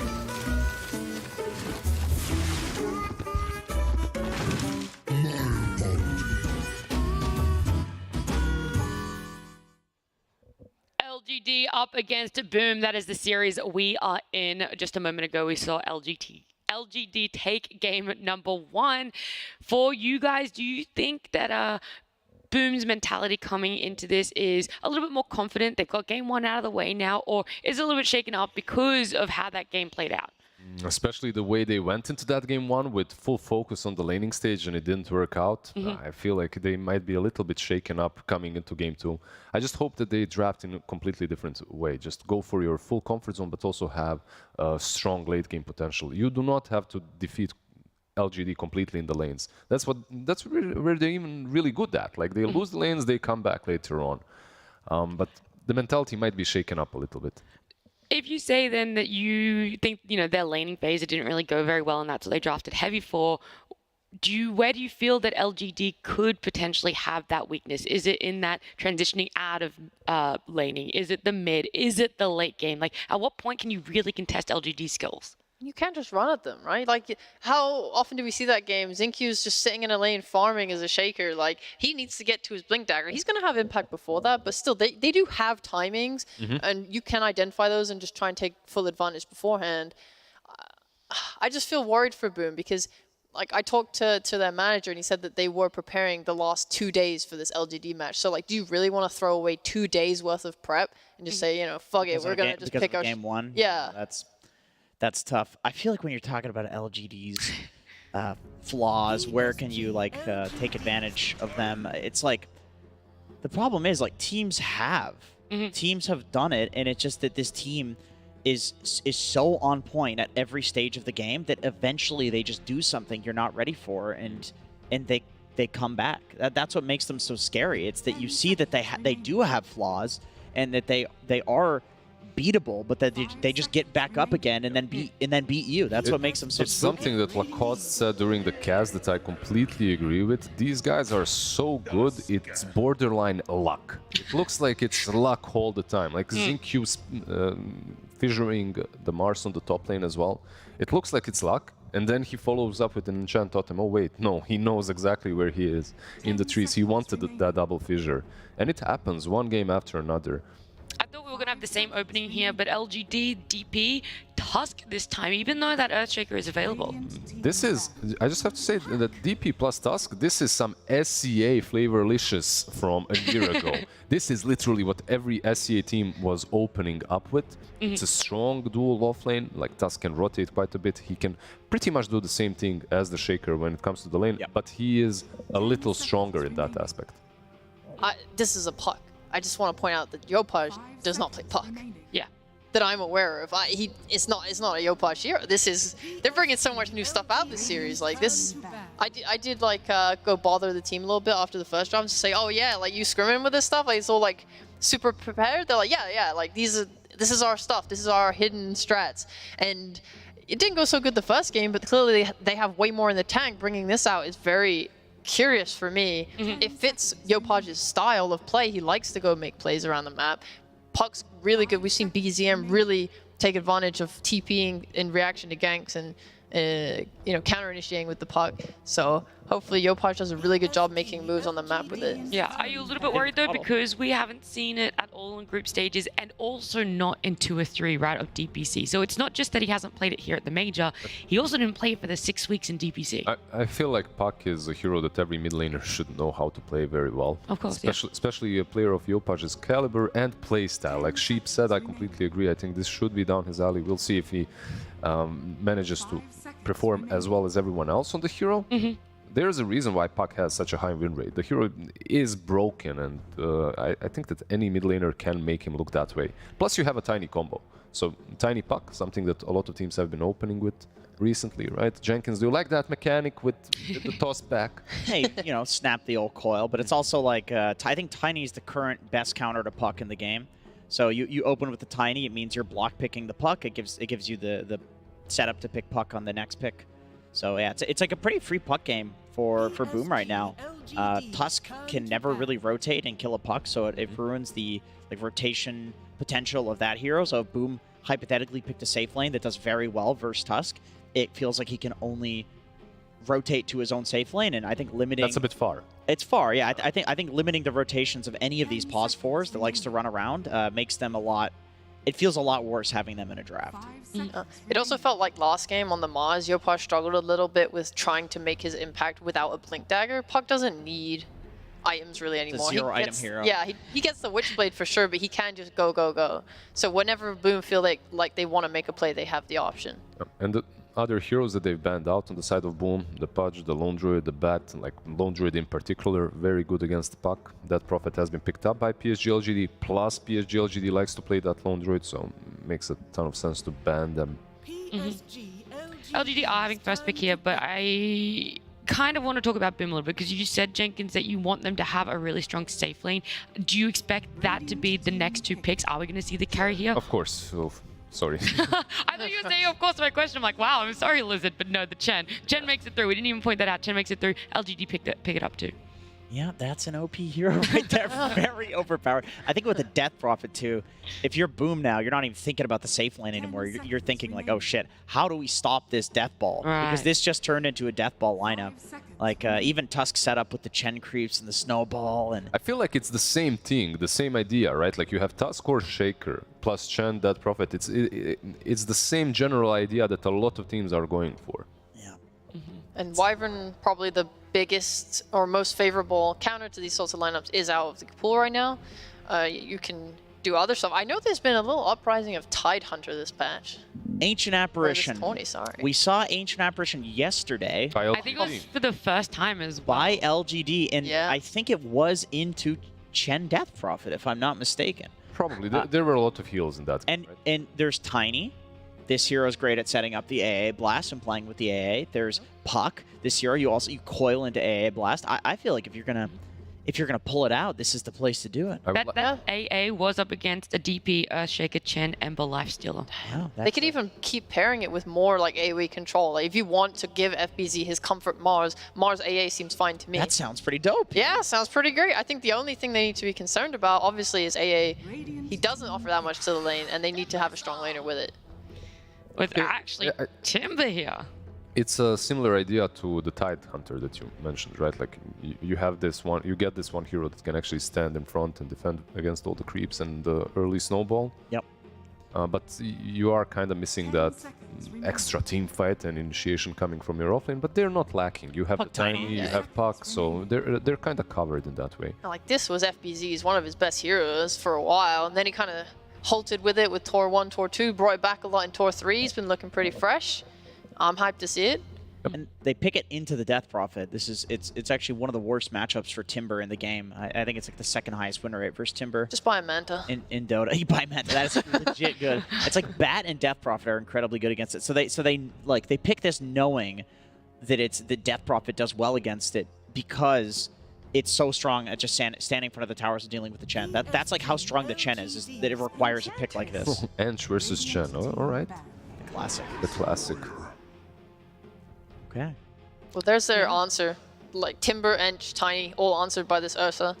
LGD are gonna have a really fast timing. Like not only do they have the death ball, like Ursa usually lacks in tower damage, but you have a Chen and a DP to make up for that. They now have a really easy way to take Roshan. They could, and like we talked about LGD's management of their spells, you don't have to now commit an exorcism to take Roshan. You can just do it with the Ursa and use the exorcism afterwards if you want to smoke out the pit, you want to just go push a tower. It's very strong, yeah. All that min-maxing. The big thing I feel, though, when it comes to an Ursa is that potential to be kited. Is that an issue with Boom's lineup, or they're all looking to be quite close together when it comes to team fighting, and Ursa's really going to have a great time in this game? I feel like when it comes to being kited, you always look at Ursa's teammates as well. Do they have ways of stopping you, of catching you? There's a little bit of that. There's Tusk, but nothing too great. On the other side, you can get tossed, you can get dream coiled, Timber can chain away, so it can get a little rough, but I don't think it's anything that you can survive, right, as an Ursa player. There is a potential though. Timber, whilst people think of Ursa as like a counter to him kind of mid-game, in the lane, Timber can actually kind of run him over a little bit. If you go, instead of reactive armor, you can go like 0-3-2. You can go 1-1. I know like Sacred on his Timbersaw, he beat K1's Ursa Bear in lane by just going like 1-2-0 at level 3. 1-2-0. That's so that's so risky. Yeah, it does work sometimes. You're right. They killed him twice. It was pretty good. It seriously does work. At the very least, I think the play as Timber is always to go like extra point and chain, because you can like Ursa cannot actually deal with the pure damage harass that you're doing, as long as when you're chaining through to harass him, you're not ending up right on top of him, because then he kills you. Yeah. Oh god, that's a C classic, Medusa. I feel like you just go Diffusal on Ursa right now. Like, isn't Ursa a hard counter to Medusa? I'm not sure. People pick that as like a hard counter for back when Medusa was strong. Ursa's like the best Diffusal carrier currently. It's a bit risky to go for that Diffusal, right, at the same time, but versus the Medusa, it does make sense. I think like Boom need to just be very quick on taking that top tier 1 tower from LGD, the safe lane, and then they can just play in their jungle, push, like even just touch their tier 2, force reactions, TPs to give Medusa the space. Otherwise, yeah, LGD have very good jungle invade. Are we a little bit worried about Boom's timings? What are they looking like? Where are the potential strong points for them to really apply that pressure for LGD? One of those potential strong points is Yopaj on the puck. We'll see just how well he performs. Like, the laning stage can be a little rough versus the Kunkka, but overall his game is looking pretty solid as a puck, right? No instant catch against him. So maybe they'll be able to abuse that playmaking capability of his. And then on the other side of LGD, we already know just how disciplined they can be when they play, but do you feel that there's a weakness, anything that the draft might be lacking, or a great all-rounded final draft? Looks decent to me.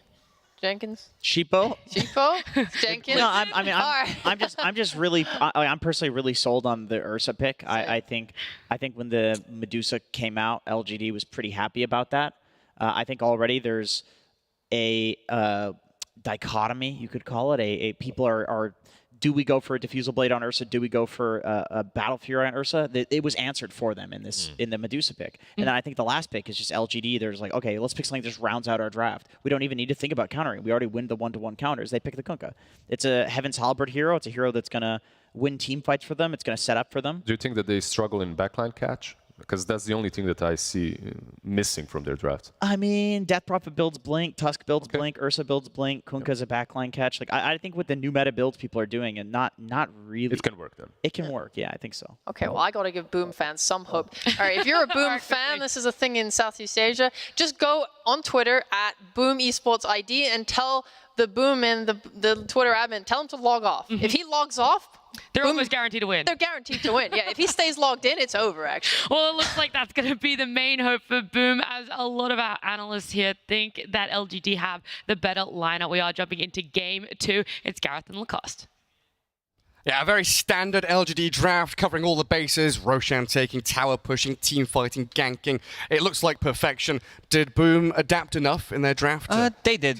They did look a little nervous during game 1, so they did pick comfort heroes for them. I see Jack and Medusa. I see FBZ on Timbersaw and Yopaj and Puck. So I think they just wanted to feel a little bit more comfortable in game 2. On signature heroes. Yes, looking at what PSG.LGD have, it's a lot of team fight. It's a lot of sustain. This is Kunkka with the boat, Chen, Mech, Heal, Hand of God, the Tusk Save, Death Prophet, Spirit Siphon. It's going to be very difficult. None of these heroes also build into Spirit Vessel. I want to see maybe if... seems like it's not going to be it. I was thinking about maybe Puck getting it, because... your Tiny's not going to get it, Enchantress can't get it on time. Timbersaw, not the hero that wants to buy that item. Right. Against all these healing, it might be the item that they need. Also, looking at the way how this draft played out, Timbersaw, a lot of still good heroes in the pool. Jenkins did mention that Dead Prophet's one of the better heroes against the Timbersaw with the percentage-based damage, with the silence, and also being able to chase him down with the exorcism is really, really good. You also have Tusk with the tag team, so he's never gonna feel too comfortable. Also, there was a response from PSG.LGD. They did pick Ursa. Seems like Ame is going to be going for the same, let's call that standard item build on him, going for the Battle Fury to be able to match the farm of Medusa, not going for that Diffusal Blade. He might still, like, eventually pick up Diffusal Blade. Probably not going to be a thing. Maybe it's a consideration because he is playing into Timbersaw and Medusa. These two heroes don't like their mana being burned, but wants to have that late game security. And is that something that Boom wants to do, get to late game with this Medusa? Do you think they have maybe a timing a little bit earlier on once she has her Manta to play with the Puck and the Timbersaw? Or is Boom going to do the 4 Protect 1? It's 4 Protect 1, pretty much. Yopaj is going to have a good time on Puck. They don't have this catch. You don't care too much about rotations from Tusk and neither Chen. The only reliable catch they have is X mark the spot. But it needs to be either a mistake from Yopaj or nothing to say, have a frame-perfect torrent, or they need a snowball on top of that. Yeah. So he's going to have like 20 minutes potentially without a deaths, unless he makes some kind of a mistake. Yeah, hoping for a crisp game from the Puck, as we see Jinkyu doing exactly the same thing he's been doing every game this tournament, dragging waves, blocking camps, and moving that creep equilibrium away from the enemy safe lane carry. Jackie taking a lot of damage early on the tower, not somewhere the Medusa likes to be. Low base damage, does have a Quelling Blade and should farm up some of the CS here as he's getting pressured a little bit by the Death Prophet. And of course, Scam. Oh, it's Tim's actually. A Tiny down here as the support, going to play in that back lane. They wanted to adjust their lanes, have the good old classic Dota, the rivalry. Enchantress, if you want to call that. You can't spell Enchantress without Chen. Also, you can't. So that's who counters who? Enchantress usually the one that you pick to defeat the Chen, right? Y will, I think, still pick up Holy Persuasion, but decided to go for Divine Favor and Headdress, and here we go. Yeah, steal the creep. Grab it back away from Scam. Big creep. Being able to break Timbersaw. He still keeps his reactive armor. It's a meme at the early stage of the game. Doesn't really do much. A little bit of chip damage here and there. Ursa is a counter to Timbersaw, but not in the laning stage. He is getting the farm, so is Timbersaw. Enchantress does stabilize a lot of the lanes, does have a point in the enchant, so even if Ursa decides to go with the overpower, that's dispellable at every single stage of the game. So it's going to be a bit difficult for Ursa to just lock onto a target and to kill. Oh, never mind, he does have Orb of Venom. Yeah, trying to slow down Scam. Unable to finish off the job, though. And like you're saying, we've even seen Timbersaw. Once he hits level 6, that Chakram offers you so much damage. Yeah, you need to be careful as Ursa. If he is the one getting level 6 before you, Yopaj farming a small stack camp, while nothing to say has been blocked. It has, yeah. Sentry in that small camp. So 21 last hits for the Puck. 16 and 3 on the Kunkka. But nothing to say with Tidebringer, able to shove out waves, clear them as well as the Yopaj Puck is. Oh, Puck gonna go up top for the bounty rune. Look at that. Oh, TP rotation. TPing to go grab it. Wasted time. Oh, he's waiting here. Baiting maybe a little bit. And Yopaj disappointed to realize there is no bounty there. And after spending the orb, is there opportunity? He doesn't have a point in phase shift. If they knew that, Torrent's still gonna connect. Yeah, good little Torrent there. So now empty bottle, 200 health, running low on mana. He's kind of hoping for one of his supports in the side lanes to die to come and refill it up. Will stick around. He will definitely stick around for 4-minute rune. He wants to make this Puck lives miserable. Yeah, it already is rough. Ame up top. He wants to check if there is potentially a bounty rune, and there is not. So Tim's doing the same thing, trying to help out Puck. Yeah, nothing to say, goes top. Yopaj being zoned away from that water rune. Torrent there to make sure. Oh, but he gets it. Banning Rift. Steals it under the nose of the Kunkka. Yo Puck with some clutch play. Yeah, beautiful stuff. Tim's trapped in the shards. Tag team from Jinkyu. Chasing this Tiny all the way back into his jungle. Oh, can he finish this off? There's Windlace on Tim's, but a few more punches. The deny from the neutral's not going to come. Jinkyu drawing first blood. Tiny, with this, he needed 1 XP like 1 CS to be level 3, and then he would toss him potentially onto creep wave, and did manage to run away. But yeah, starting with 3 grabs, something that position 4 Tinys have been doing recently quite a lot. Now Jinq plants a deep observer ward behind a tier 1 tower, which does allow them to play aggressive on Medusa. Well, Medusa doesn't threaten a kill on that Prophet ever. Aggressive on top as well from LGD. Straight onto Scam, forcing Nature's attendants out. FBZ so far not under too much pressure, not having any difficulties in the lane. But a go again from Arme. Takes down the Enchantress with a few swipes. Already had those stacks up and running. And now the toss back. Tim sends Jinq onto tower. Jackie gonna pick up the kill. Boom, striking back when they need it most. They need their Medusa to have a good laning stage. It's not too bad that Tims is staying away from the XP range, because he was, you know, getting Medusa some levels. Well, yeah, Pudge, you're happy the Enchantress dies top, does get his bottle refilled. Getting close to that 6-minute mark for the active runes.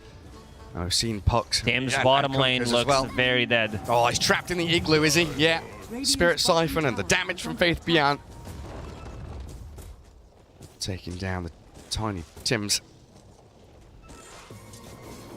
Faith Beyond just going for the treads again. Makes him much tankier, giving you those stats. And Yopaj finds himself a haste rune.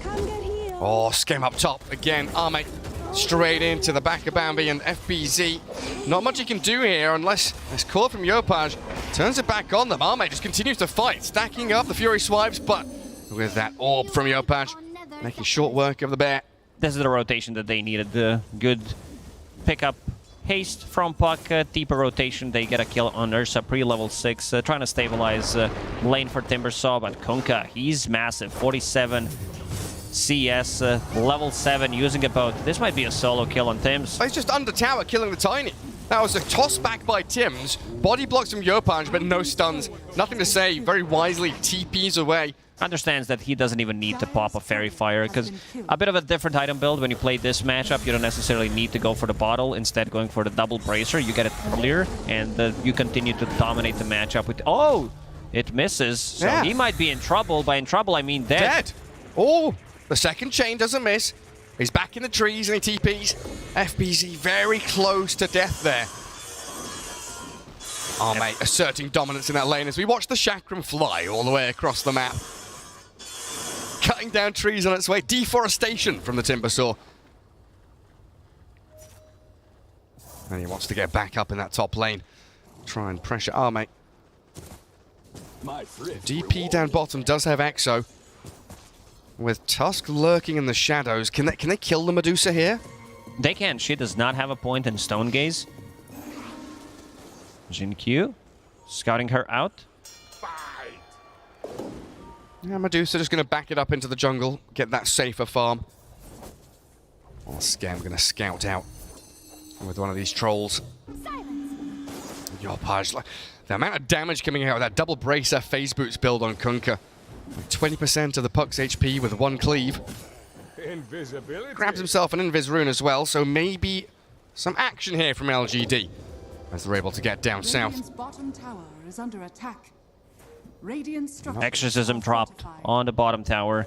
There needs to be some kind of response, but this observer ward that Jinq placed a couple of minutes ago is scouting any rotation. Yeah, and Radiant scanning there. Maybe expecting a bit of a move in onto Scam. And even though they expected it, Enchantress will be the one to put her body in harm's way. Boated and torrented. Yopaj comes in with a 2-hero coil, but the snowball in the back. Try and aim on Jackie with a tag team going. Some good damage there, but Tims with the avalanche holds he's gonna the aggression back. Healing and up. Never mind. He's about to die. Puck with the orb will finish it off. A toss forward though. Yopaj, he wants more. Waning Rift to silence up Jinq. 9-minute rune bottled by the Puck in the middle of battle. Not giving anything away to this Tusk. Now, it will take a while to chase him down, but the avalanche and another orb will secure this kill for sure. He's buying time. He's trying to get on a mid lane snowball. Ooh, not in range. The creeps died. He was pinging it out. I think this one's on Y, because Y did kill. He did kill the creep wave. Well, if there's a creep wave there, yeah, could have snowballed and tried to save himself. And Wise Enchantress having a pretty quiet one so far, you know, in that lane against Ursa. Mainly just defending and bodyguarding him. But he's got a couple of creeps heading in towards that mech. And closing in on level 6. Battle Fury well on its way for Ursa. Orb of Corrosion, Brown Boots, a few little bits and bobs there. As Tims, he finds the toss back on Jin Q. Torrent misses, but with an X mark now landing and a snowball in, Jin Q and nothing to say will find Yopaj's puck. FBZ and Tims will not be stuck on the tower for too much longer. Chain away, gets them out. But puck dying like this, that's a big boost to LGD's efforts. It's pretty big because they were not supposed to have enough lockdown. There is X mark to spot, something that the puck will struggle against, but I think he could have, I said it, maybe like 15-20 minutes without that. Tims he get blown up. Walks up the staircase into two very angry LGD heroes. Nice. He thinks there's a high ground observer ward. There is a ward there, but a little lower down than he expected. We, like Panel did mention about the possibility for Ursa to get the Defusal Blade, but I think I see the synergy right now because Battle Fury swipes. It increases the damage of Fury swipes. It's Battle Fury, right? Oh, yeah. If it's got the same name, of course it stacks. Yeah, it amplifies, double damage. Yeah, that's logic for you. Oh, nothing to say. Coiled, tossed, snapped with a Hand of God. Healing coming in from Wise Chen. And they've caught them up with a nice torrent in. Does have the mech and Timbersaw shredded. The ghosts of Faith Beyond clearing through the timber. Tier 1 will still be defended by Boom, though. And speaking of amplified damage, the same logic can be applied because Y does have this ghost creep with him. So Exorcism plus a ghost. Oh, yeah? Here we go. We found the synergy. It should work like that. Why pop mech in the end? They have so much sustain. We talked about having both, having a Spirit Siphons, and the Y finally hits that level 6, has the mech, and now PSG.LGD. Every single time these two are available, they're going to try to look for something. And you don't have to commit with Exorcism to be able to kill Roshan. This game, you do have Ursa, so if you have Dead Prophet nearby, scouting things out and potentially saving it, Tims, yeah, Tossback is available. Chakram's there slowing and doing some good damage, but Arme ripping that tiny limb from limb. And a 4K lead up for LGD. Again, the same scenario coming out of laning stage. If you're not ahead against LGD, it feels like you're behind, yeah. Stating the obvious there, but a tautology. If you're not ahead, you're behind. Yeah, you are correct as always, though, Lacoste. I cannot deny it. This is why I'm getting paid big bucks. Just kidding. Well, you're getting paid. LGD. We are. And yeah, Battle Fury about to be done by Ursa. Needs 300 more gold, so that's going to be Battle Fury done by him, which will keep him on the top of the network. Like, he can match the Medusa's farm. Boom. Coming up top, hiding Yopaj's puck. They've got Enchantress up here as well, but it's just a wave cut. Both on mid lane, Medusa did pop ulti. Stone gaze out from Jackie, snowball in from Jin Q. Focusing on this Medusa with a little punch forward, but LGD, they're so good at this back and forth, the ebb and flow of the team fights, allowing Arme to come in for the second wave of aggression. They lose the Tusk, but it's fine, killing the Timbersaw there. And the line being held as the puck caught out with a torrent from nothing to say. Arme with a double kill, and they'll keep on going. X-Mark will drag the Tiny back into the waiting arms. The painful embrace of this Death Prophet with the Spirit Siphons and the Crypt Swarms. Tiny still surviving though, thanks to an avalanche and a move from Scam. But LGD get what they came for, the objective. Tier 1 tower down. Arme is such an amazing player. He joins a fight without even having a Battle Fury. Like, you want to farm a Battle Fury, right? You want to hit some creeps, but he joins the mid lane. They secure the tower. I believe he's the one who got the kill on both Yopaj and FBZ. So getting some extra gold from that and securing the tower. I think Jin Q is going to be the one dying, especially if he initiates with the snowball, putting himself in front of them. So they will be focusing him down. But this time around, there will be Hand of God available. So very difficult to go through the tankiness from PSG.LGD. And a BKB for Kunkka now as well. Nothing to say, he seems unkillable at this point. Smoked up into this Radiant Triangle. Wise Chen has scouted some people out, but they backstabbed straight into the Medusa. Oh, Jackie. Third in the net worth, died Inside a couple of Roche times pit in a row. And with the ghost still going, yeah, Arme straight into the pit. Observer wards removed. No vision here for Boom. Fate Beyond zoning them out while Ursa is doing Roche. Has the Yules up as well. Scam forced to Nature's attendance while back in the triangle. Nothing to say. He's being chased around here by Tims and Yopaj, but Roshan is secured. LGD yet again. The objective they came for, they claim, and now snowball in towards Tims. Trying to force a fight around this triangle. Xmark dragging him back in. As White, surprisingly, the one to get the kill in the end. Just an overwhelming amount of damage from LGD at this point. Xmark, caught puck. Oh, the phase shift. Will be able to dodge it. Very close. Nothing to say, nearly had the timing. Faith Beyond's going to force Still Yopaj. chasing. He wants to set things up with Yules. Do they have an observer ward? They do. Jinkyu can't find the angle. Ooh, that was close. The pathing. He was walking up and down the staircase. Couldn't get the observer ward in. And Ursa just going to solo down the top tier 1. Nothing to say. He saw the Enchantress a second ago. He's under a Radiant Observer Ward, and with a Hellbear following him, can't find the angle. Well, Arme is alone. He does have a help from Hand of God if necessary, but the rest of the team needs to connect. Yeah, they do. They need to get here quick. First life about to be claimed. Aegis gone. Lost the overpower, will not have it for 5-6 seconds. Oh, nice silence. Make sure there's no toss back. And even with a coil there, Arme thinking about fighting. Y and Faith Beyond, they join in, tossing the DP in. Loses half her health to the whirling death of FBZ. That preemptive silence from Fate Beyond, perfect timing. Before, it was not a projectile, so he knows what's up. Yeah, gorgeous stuff from Faith Beyond. Beautiful. And nothing to say. He has an amazing game on Kunkka. BKB done. He knows that they can't lock him down. There's just not enough stuns. The only stun they have is Tiny. Maybe with the tossback during the coil. And look at the win probability. 88%, 17 minutes into the game already. Yeah, and that's for ordinary teams. I don't think that factors in the LGD You gotta effect. add the, maybe extra 5-6%. Arme nearly solo killing the puck up top. He's got her. Dominating streak for Arme, and puck dying again. A sloppy mistake from Yopaj. And they'll pay dearly for it as Faith Beyond, he moves down into that bottom lane. Tier 2 will unlock the outposts, give even more map control here to LGD. And there we see the comparison between the two mid laners. A lot of numbers. Bigger numbers on the right side.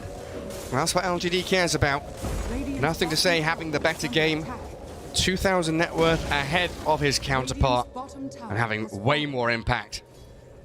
Scam getting TP'd on. Well, saying goodbye to the Bambi. You blink and you miss it. As LGD are so quick with these decisive moves across the map. Oh, he still might find him. Yules to cancel the TP.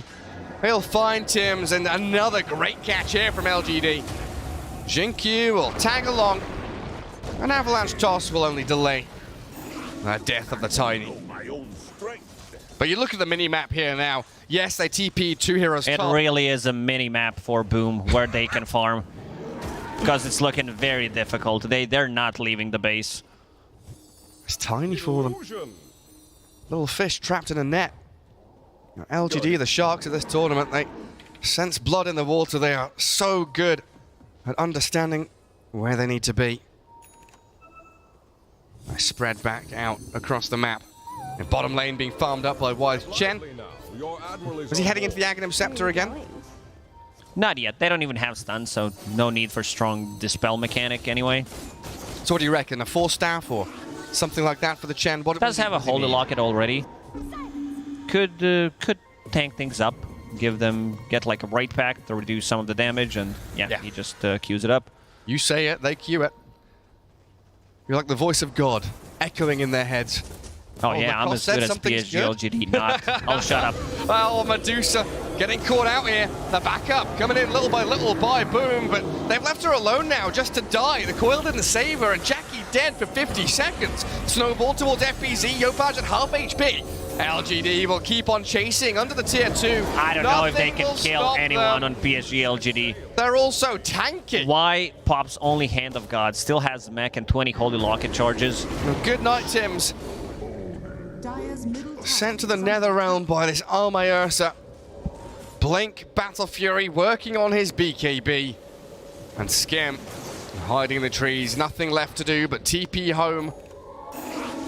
Get back to the comfort of your fountain. As LGD come for your towers. LGD is itemizing to end the game with the next Roche. I see Aghanim Scepter on Dead Prophet, this Vlad that we mentioned on Chen, and also Kunkka going for AC, so having extra tower damage. And also tanking things up against the Medusa's right clicks. Medusa, we didn't talk about Jackie too much. He did finish Manta style after Dragonlance. Needs another item. This Scotty is gonna come in clutch. Slowing Ursa, a Dead Prophet, reducing the healing. It's still a long run. He needs to be able to find the farm. We are talking about 4, 5, 6 minutes potentially. And then after the Scotty, will it just be Rapier time, do you reckon? Get that bonus damage, try and finish things up. Or Arme. Oh, that's a lot of damage from FBZ. A toss up and inside the coil, Arme's Ursa, a huge kill for Boom. They're gonna find him, the backup not available for him. Okay. It's over 1,000 gold going into the pockets of Boom.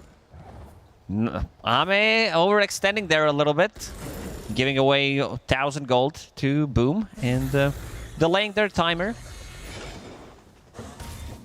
You know, if it was someone else, we would probably flame it harder, but considering how things are going in this game, we're gonna say that, you know, Ame memed it up a bit.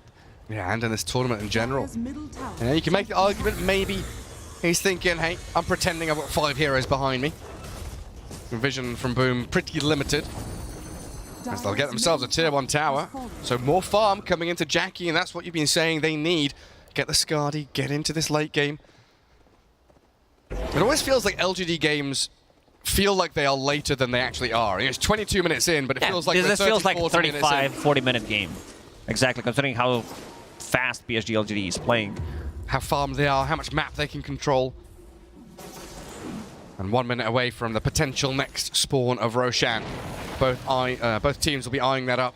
Ahmed drawing on minimap, showing where he's gonna be in the next minute or 2, and wants to have some kind of a backup. Tims solo killed, gone again. Finally, he does have a blank dagger for himself. And Skem down bottom. Both supports being picked off. LGD everywhere and nowhere, finding kills across the map, and from the 2 widest points you could possibly do. Top lane, top left corner, bottom right corner. There's Yopaj. Oh, he's in the trees, he's away. It's not comfortable for him though, trying to split push and delay this game. Well, nothing to say with a full assault cuirass. 605, still unkilled. I mean, Chen as well, 208. No one's managed to bring him down. Well, Tiny having a rough one, 10 deaths to his name, 22 minutes in. And here are some of those big items, Lacoste, you were mentioning. They're arriving for LGD. Look what Dead Prophet has queued up. Wait, what? Okay. Well, I mean, more attacks, more ghosts. Pretty good against the Medusa, if she actually goes for it. Oh, they're couching Q. Blow him up with a Timber Saw. A coil coming in from Yopaj as well. Ursa, he snaps it, his Yules. He does still have the enrage and maybe a blink away, but the damage will come over the top of Arme. Faith Beyond and nothing to say. Arriving on the scene here to look towards the Timber Saw kill. The Stone Gaze is good, and the physical damage from Jackie. Oh, they're turning it here. Ursa's dropping low. He has to self-fuels. Ursa very low, the mech, and the heals from Y. Keeping LGD topped up. There's nothing to say. TP's home. No stuns to stop him, but Y will be avalanched. Catching out a couple of kills here.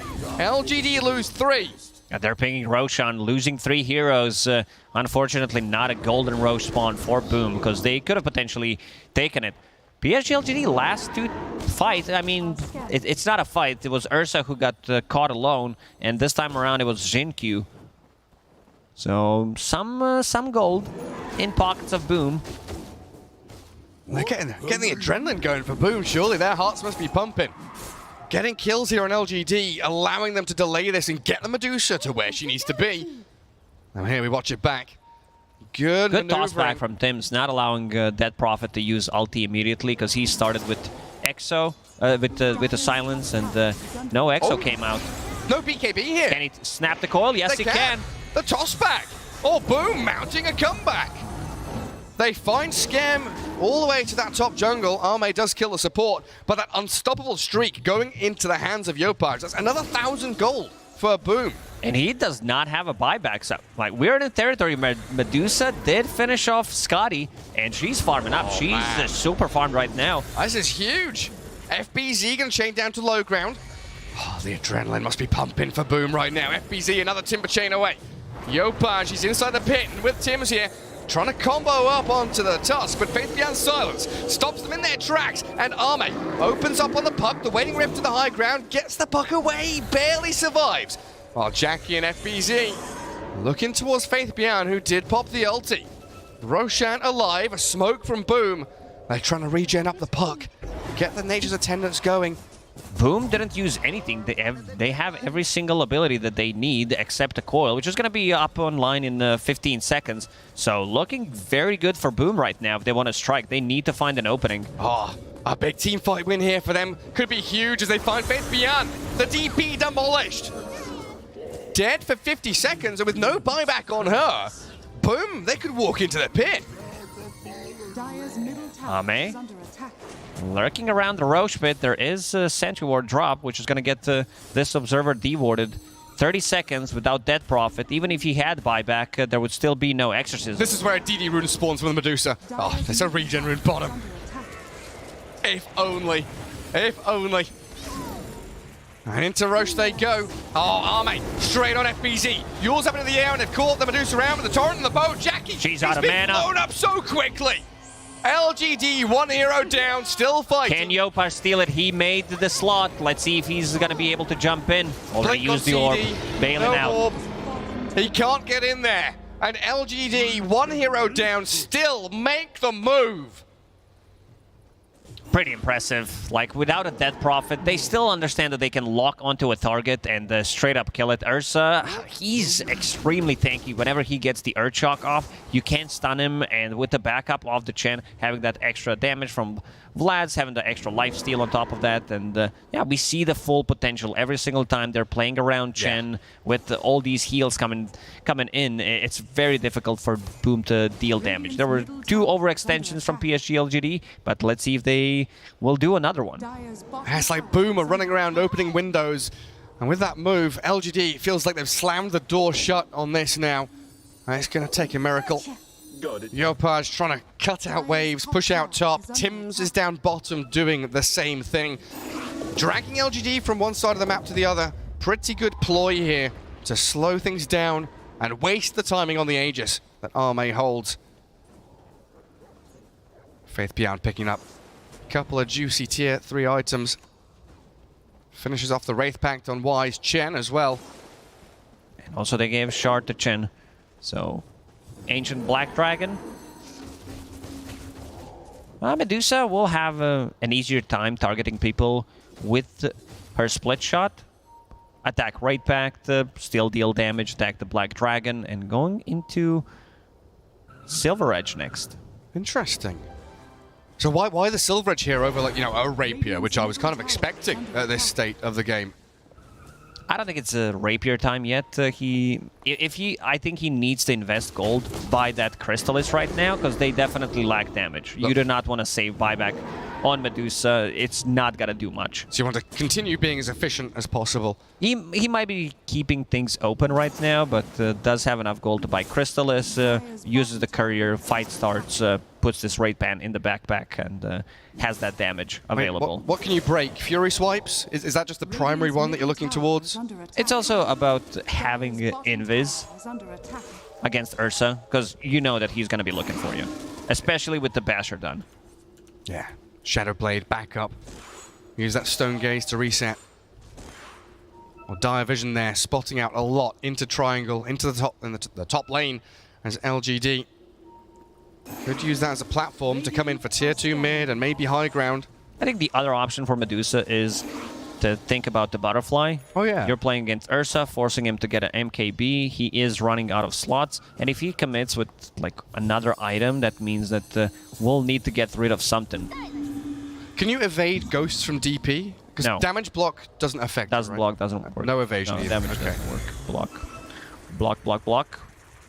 No blocking. This is no what evading. you sound like. Block, block, block. Yeah. Now block, block, block from the Aghanim. Yeah. AC done on Kunkka. Not AC, sorry about that. Sight, I mean. So that's going to be an instant catch for Puck. Radiant's middle tower has fallen. Scythe the Puck, jumped with the Ursa. Boom. Looking to get themselves down into that bot lane. Oh, we're closing in on Aghanim Scepter for the Tusk as well. If you can kick out any one of these core heroes, isolate them, and kick the Medusa into the Ursa. Move them around with X marks as well. If he manages to kick Medusa during Stone Gaze, that's just game winning.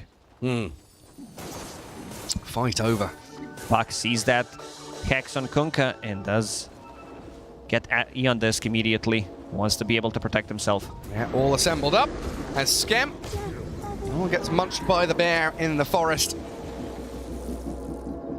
It's all about delayed tactics now, though, for Boom. You know, Tim's is moving from dire triangle in towards mid. Top lane, you've got that Timber Sword trying to cut waves. I don't think LGD are having any of this nonsense, though. They'll track back and look for FBZ. He does have a TP, but they've got tons of ways to cancel it. Chains to the low ground, but he's stuck there. He has to Chakram Whirling Death. Self-Fuels comes up, but Faith Beyond nothing to say. They've got the Torrent to play straight into the Timber Saw, kill him off. And another hero dead for about a minute. Means LGD are going to be gunning down this mid lane, looking for your tier 3s. Oh, but... Using Hand of God, trying to save Jinkyu. They do kill a Tusk, yeah. Who was all alone again. It's all about delaying the game as much as they can on Boom. Even if it means trading one kill less every single time, if Medusa is not dying, they're still getting something done. Problem is, they don't have vision. This gem pickup on Kunkka, I think it was Y who bought it, but nothing to say, is holding it, is getting rid of all vision.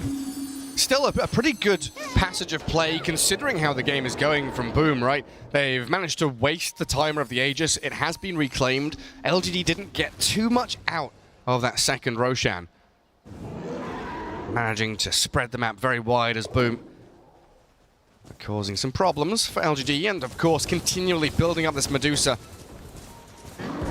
But the Chinese squad has Ursa, Kunkka, both top 2 of the net worth. Ame will be level 25 after this one. After this creep wave, and we'll have a full Satanic in the next minute. Oh. Overpower attacks. Even more damage went for both of the Fury Swipes talents as well. So he is able to jump in and out of team fights at will. Overpower is OP. Alright. Yeah, you can have that one. Especially when you hit that level 25, having extra 3 attacks.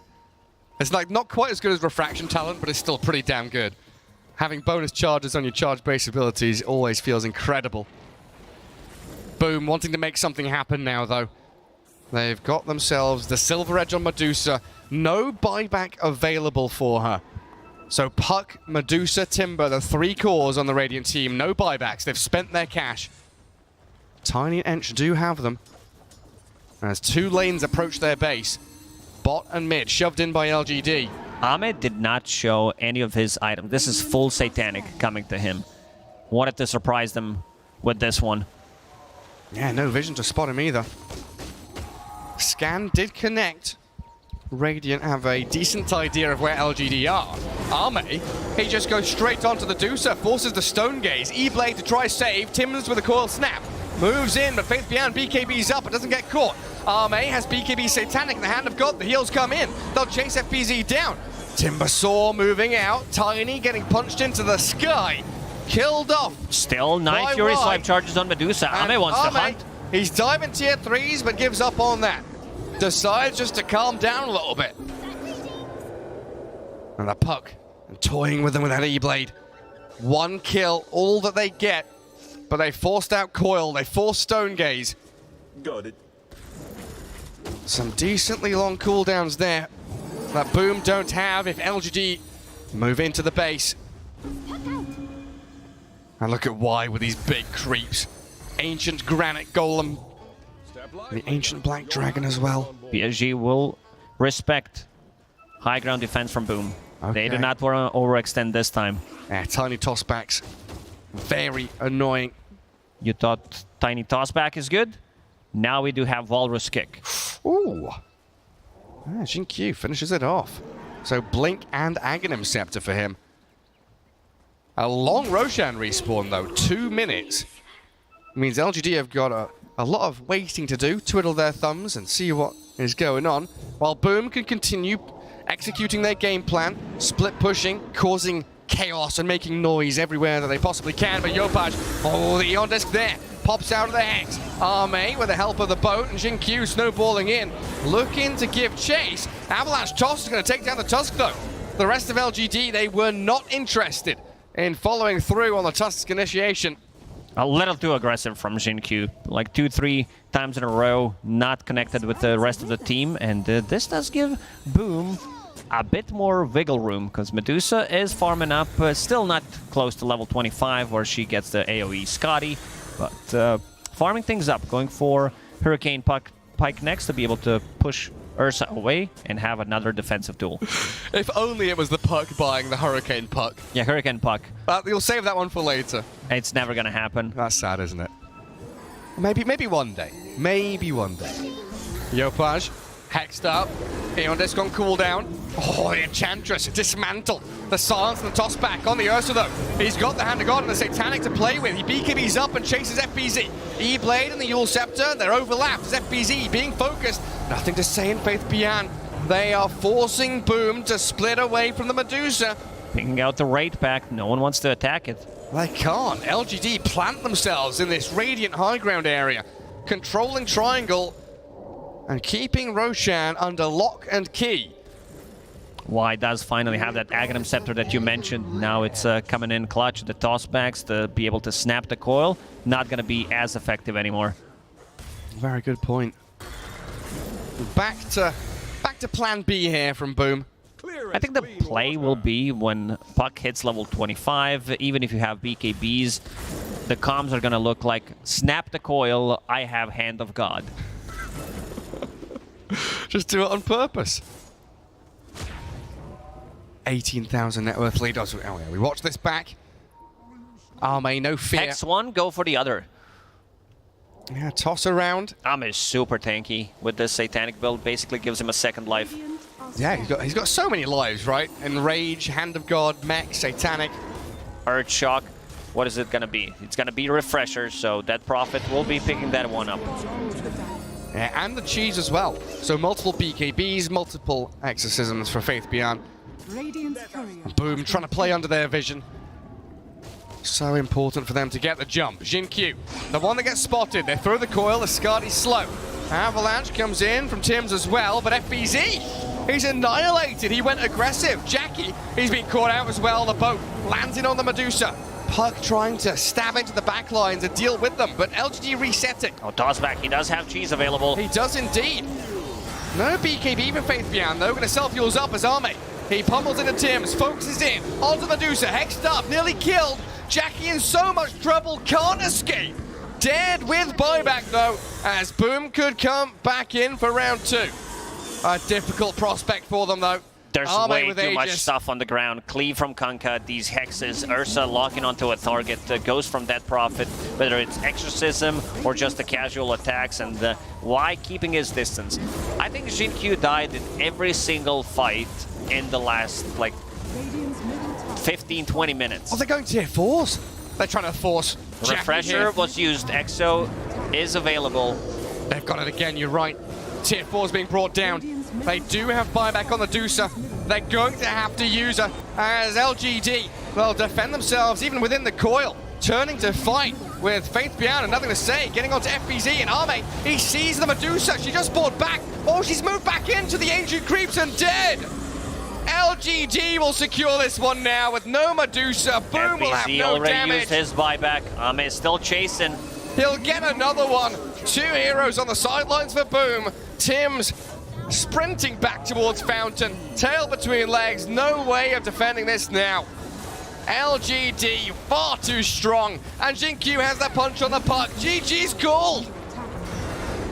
Shocked Pikachu face right here. I mean, PSG.LGD, they look on a different level. So far, managing to only drop one game, they feel like you need to put in some extra effort to be able to bring them down. And they have variety of the heroes that they play, but they also go with the easy ones. You know, they don't need to overcomplicate things when it's not necessary. Get that Y-Chen out, get that Fate Beyond Dead Prophet, and we can see Boom on camera. They don't look too happy. They needed this W to secure the TI for themselves. Yeah. And this also means that, because they lost, that Tundra is going to TI. Secured. Yeah. Yeah, I mean, like you say, with LGD, they're so good at building this base foundation of a draft, aren't they? With the Earthshaker or Tusk for Jinkyu, the Chen, the Dazzle, whatever it is for Y. You know, Faith Bian can play any number of heroes and has that flexibility with both Nothing to Say and Arme to shift things up. And Arme, one of the most versatile heroes, right? He's played 13, 14 different heroes so far this tournament. They leave him one of the later picks to be able to counteract what their opponents are doing. So incredible to watch this LGD squad perform. And Boom, you know, there really is no shame in losing to LGD at this point, is there? Definitely not. So far, Boom had a really good performance in the tournament. They're going to need to continue their run in the lower bracket, but PSG.LGD, you know, still looking way too dominant for anyone in this tournament. Yeah, solid from Boom, but not solid enough to defeat the current kings of the tournament, as we pass it back to the panel to break down this 2-0 victory for LGD. We're wondering the exact same question. Who is going to be able to stop an LGD that looks that amazing? These guys were so clean. Boom definitely gave them their best showing, though. Definitely tried. The main thing that stood out, though, that Yopaj Puck Sheep, we talked about it, we brought it up. We haven't really seen him play it in officials, definitely not for the last few months. Yeah, like, it is obviously, it's a hero in his pool, so I didn't mean to say he could never play it. But the last time he played it was 3 months ago in Stockholm, and the time before that was like 8 months ago or something. Like, he's definitely good at puck, and he showed that off this game. I thought his rotations early were really great. But yeah, I don't know why he doesn't play it more. Yeah, you could see a couple of hiccups here and there. They had this good combination of Puck and Medusa, but honestly, I want to go back to what Nat said. Who will find the chink in the armor of PSG.LGD, right? Because at the moment, it doesn't matter where you orient yourself and what you try to go for. Do you try to go for this ultra late game with the Medusa? Do you try to go for a Venomancer to defeat them in the laning stage? They're just well prepared and well versed for literally anything that you throw at them. There's definitely a lot of potential places that we could try and see cracks for LGD, but something that was not cracking for them was their map presence. They were all over this map, and not even necessarily as a group of 5. No, that's right. That's something I had that in my notes for this morning, where I saw somebody post on Reddit about this, and I thought it was just very beautifully written, where it clicked in my head, where it's like, oh, they do that. Like, you know, where you read something, it just makes so much sense. And this person basically said that LGD makes simultaneous moves around the map when they're behind, like AKA they'll go on you on the bot lane, but then in the top lane into like very formulated, like intelligent ganks where like one of them is bound to work out, and then if they trade 1-for-1, they're trading 1-for-1 in a losing game, which is good for you because you're not supposed to be able to trade 1-for-1.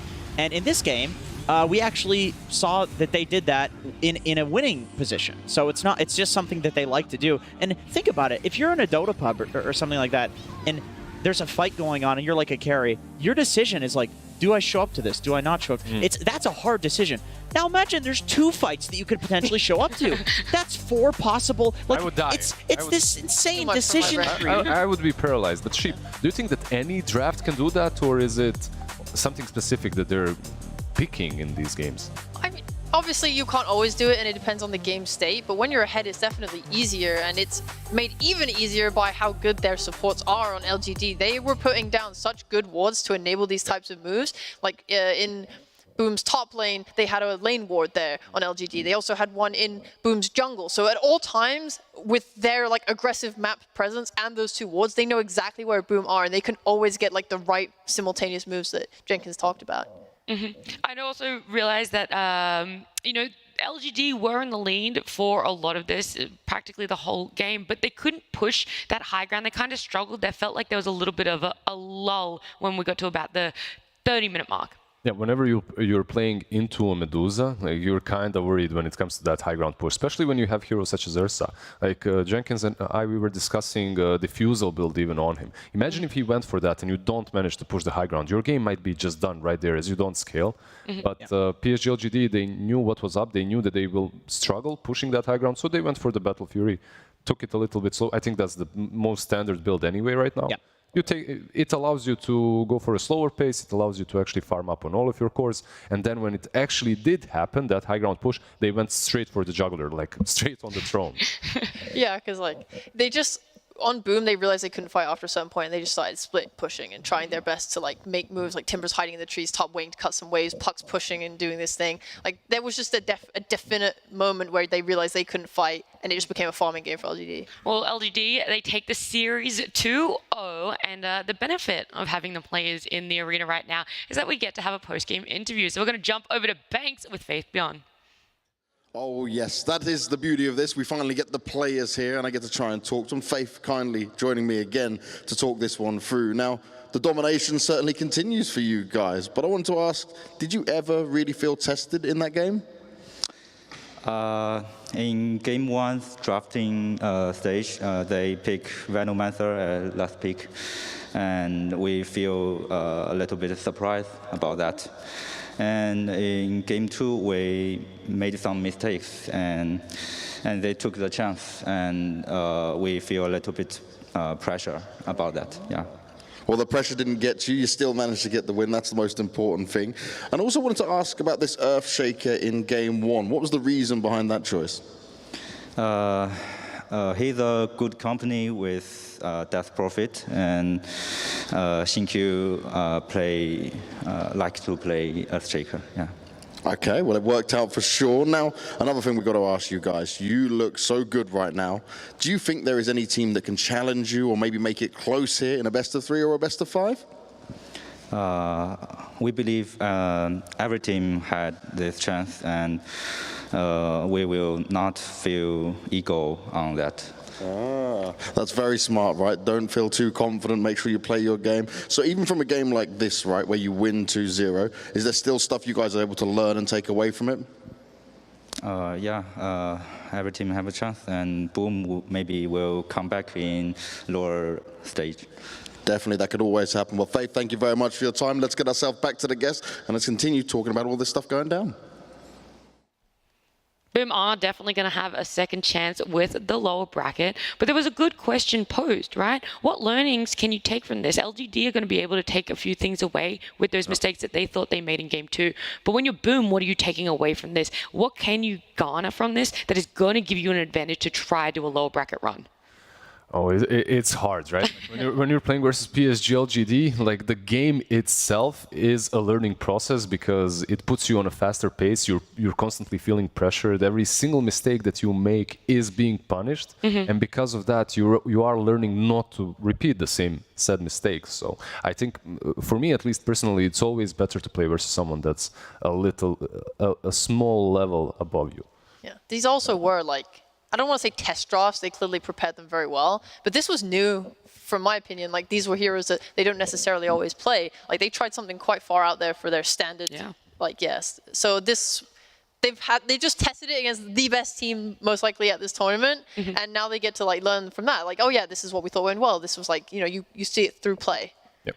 Yeah, it's like a PhD in Dota to watch these.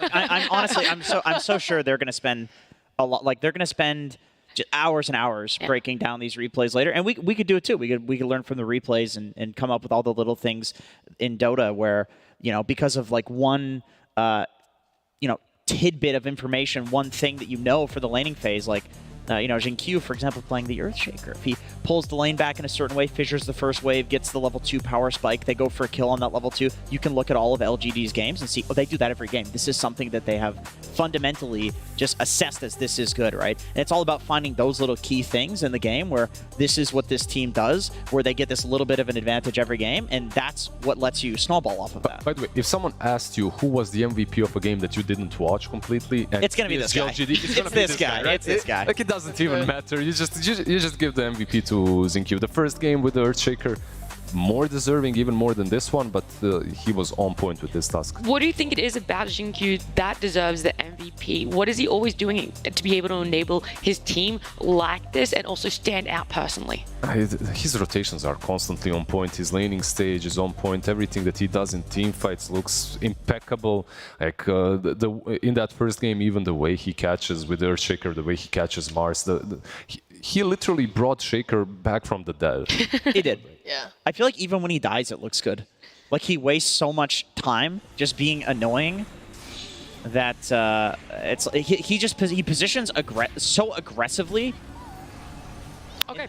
And then he dies, and it's like it's just not worth it. Like he makes so much space on the map. I thought you were done with your thought there, but then it just kept I'm going. getting distracted by the team. He's like, I don't want to watch these replays. Well, I'll let you watch them, the highlight reel, because that is the end of our first series between LGD and Boom. We're going to jump to a break. When we come back, it's OG up against Entity.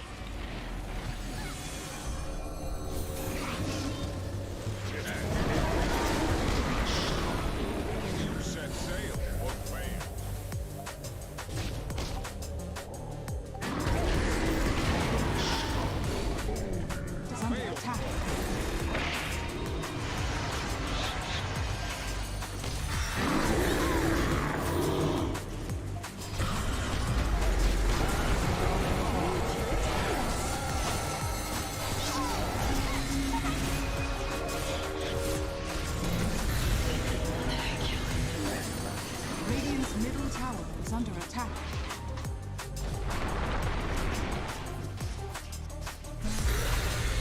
God, take it from me, love best.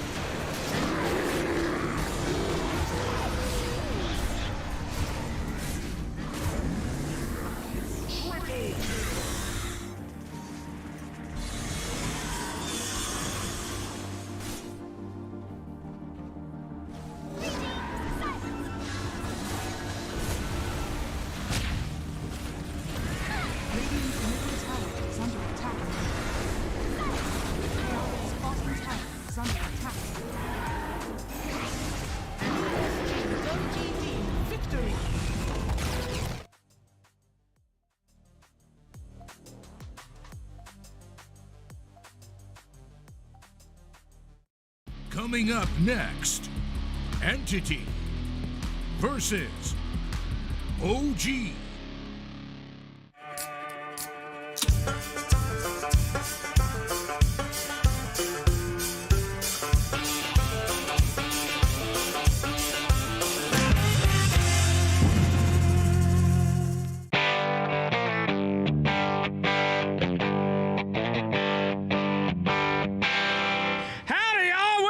The Fort Worth Stockyard here today to teach British Banks how to be a true-blooded Texas American. How you doing, Mr. Banks? I'm so excited. This is going to be amazing. Yes. I've seen real cowboys. Absolutely, my man. It is time to forgive all of the sins of the Revolutionary War. I already did that a long time ago. Fantastic. I have not.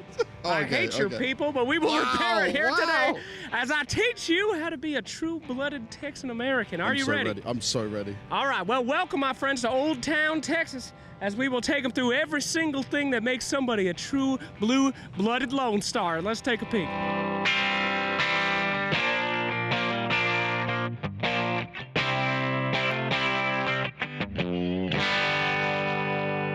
Now, the longhorn steer is the national creature of Texas. Yes. Have you ridden one? I would guess. No, I've never actually even seen one. The goddamn thing is huge. Now, it is known for its classic, feature is its... The horns? Long horns, that is correct. The alpha creatures of their packs. Oh, they have another one. They are switching out the longhorns right now. It's a sad tired. fate for the first one. One's tired. They'll be selling that one over there at the steakhouse in just a little. Oh, that's so mean. Just kidding. I'm just kidding. No, he's It already gave us the stink eye. very humane. No, the longhorns are not actually used for food. What are they used for? Ask your parents. They live good, happy lives, I'll tell you that much. Oh, that's good. Typically, you know, in the wild, they would roll around in the dirt and cover themselves in a layer of dirt to make sure that they stayed cool. You know, it's like the problem is with all these facts, I never know if you're serious or not. They might be right. I didn't do any research. You see, because you say it with such confidence, I'm like, I just believe him. Yeah, it's fine. I'm all in. Okay. So one thing that you should know is definitely the saddle, the positioning of that. So on the front of it is called a horn. Now you grab that in case anything goes bad. And check the ears. Now, creatures that humans ride, typically their ears are the giveaway. If a horse's ears are up, they're happy. But if he puts it back, that means it's in charge mode. It will kill you. Have you ever rid a horse before? I've never rid a horse. I've never rid a pony. I've never been on any animal at all. Have you ever rid a mechanical version? Like one of them fun ones with that you throw off? Yeah, I've done that. Wow, wait. I didn't last very long. What do you think the bull's name is? Harry.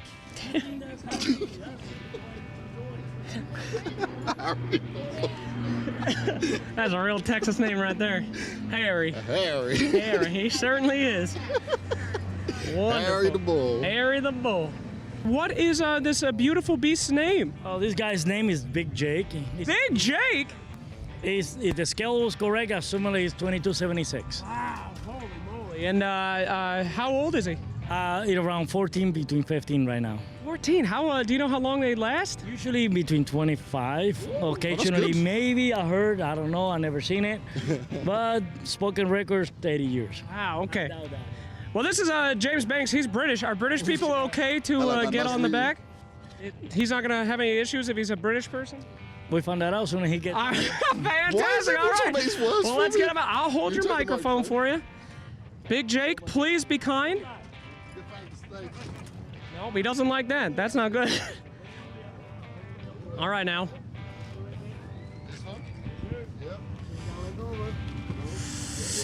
Here you go. A return. Now, you want me to make it back? That's... Probably they want you to. Absolutely. All right, James. Give us your best yeehaw on the back of Big Jake. Here we go. Get ready with the pictures. 3, 2, 1. Yeehaw! Yeah! Oh, he did not like that. Get off the bowl. Get off the bowl. It's the British voice he's not happy with.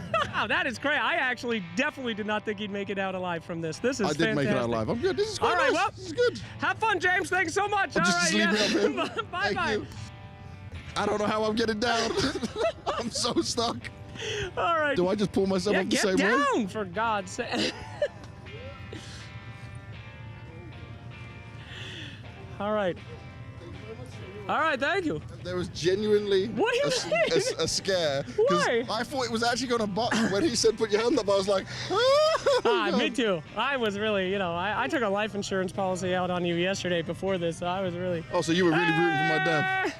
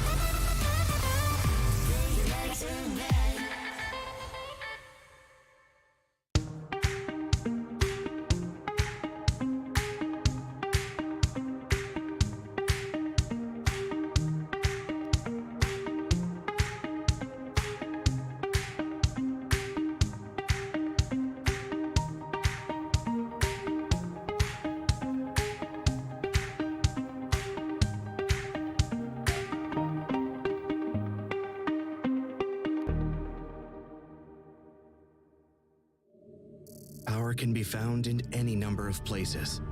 Scientists will tell you that it comes in newtons. Gamers will say that it can be found in silky skills. We will say that the power lies in real thrills. In the play with perfect ping. In the runes and crystals.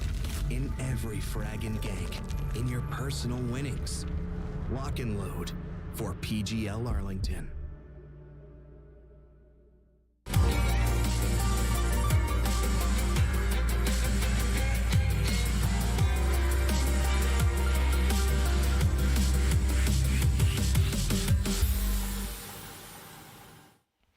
Welcome back, everyone. We've already had our first series of the upper bracket today. So we are moving on to our second one, which is OG up against Entity. And we've also had a little bit of a shuffle on the panel. It is Gods, Lacoste, and Sheep joining me. Now, Gods and Lacoste, how are you guys going? I haven't talked to you guys today yet.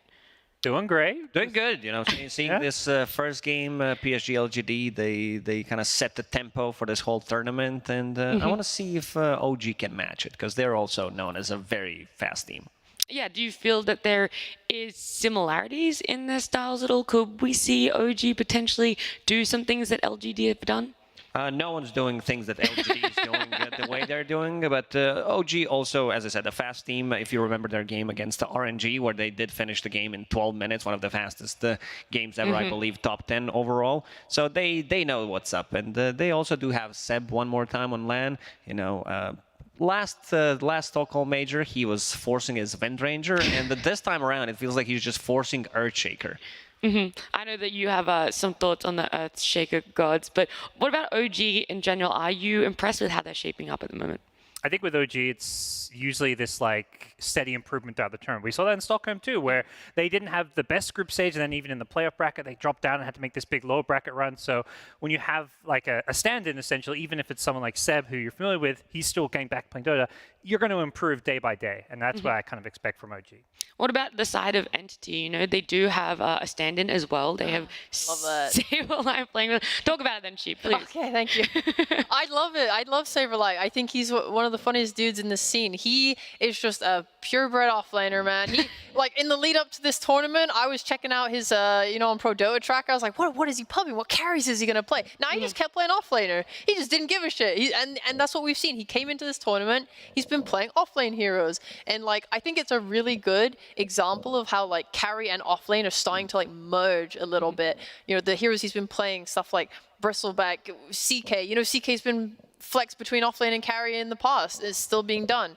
These like Dooms we've been seeing, like 23 Savage playing as a carry. Saberlight's trying it too. Yeah, I think like these roles are very similar, and Saberlight's doing a good job of showing that you can like kind of come in with a strat like this and have success. That's also what I wanted to ask a little bit about, right? Is like a POS 3 going to a POS 1. How does it feel like when you have to change your fight awareness, how you're using the map? Or do you think that that's why it's working, is because Saberlight hasn't had to change that? I think it's working because Entity was also, during the DPC tour, a team that did experiment a lot with their safe laners. Pure has a wide hero pool, and he did play like Leshrac. He was the one who brought in a Doom on the safe lane multiple times. So this is not that big of a change for the team.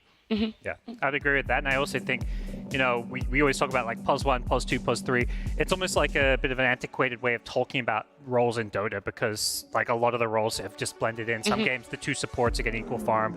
It really is, in many ways, a thing of the past, even though obviously it still exists to some extent when it comes to players going to a certain lane. Yeah, well, we can see on this graphic here in front of us, the most picked heroes for the two teams. There are some overlaps with that Puck and that Batrider Razor as well, and the Gen 2, actually, seeing it there. Does it make you wonder how this draft is going to play out for bans? Are they going to be going for those most contested hero bans? I'd say Entity is the most predictable teams in terms of how they're going to draft, because so far in the tournament their hero pool is lowest. So you can expect some of these like offlaners that Sheepa mentioned going to be played, so you know what's going to come out. They're not theory crafting too hard. They're sticking, because it's their first LAN for most of the players, and you want to pick them heroes that they feel very comfortable playing, and also I think Saberlights, as the tournament progressed, he is playing those carry heroes as well. And I mean, he just has this Chad energy. One of his tweets is like, "Oh, this is the easiest role that I played so far." But I might just win game. Carry of the tournament. Yeah, I think that is going to be like one of my favorite tweets. He was just like, there's nothing more I enjoyed doing than, what was it? Like, I don't enjoy anything more than like proving people wrong unless it's like farming and like getting a 35-minute minus. I don't know what it was. Either way, It's we so good. chatted up, and yeah, I don't think he's had like super success on these natural carries. His Faceless Void, while I think he won with it, his scoreline was like kind of bad, a bit feedy. Like you can tell he's a bit unfamiliar, obviously. So I actually thought he was going to play more Nature's Prophet this tournament, but he hasn't.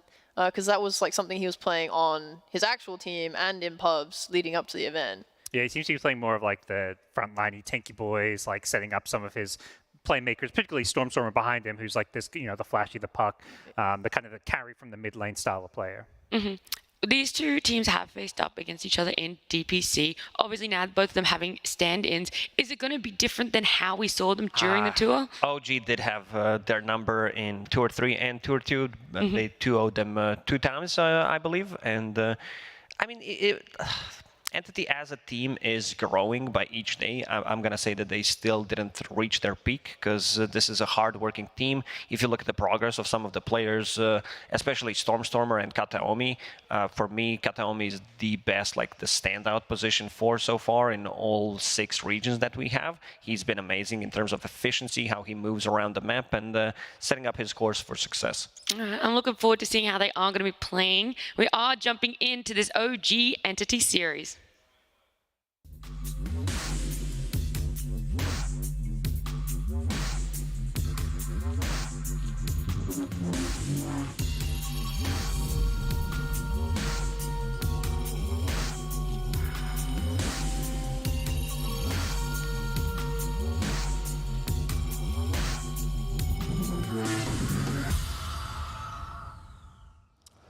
It's OG taking on Entity, and I've got Seb and Saberlight standing with me here. And Saberlight, I've been looking down your Twitter.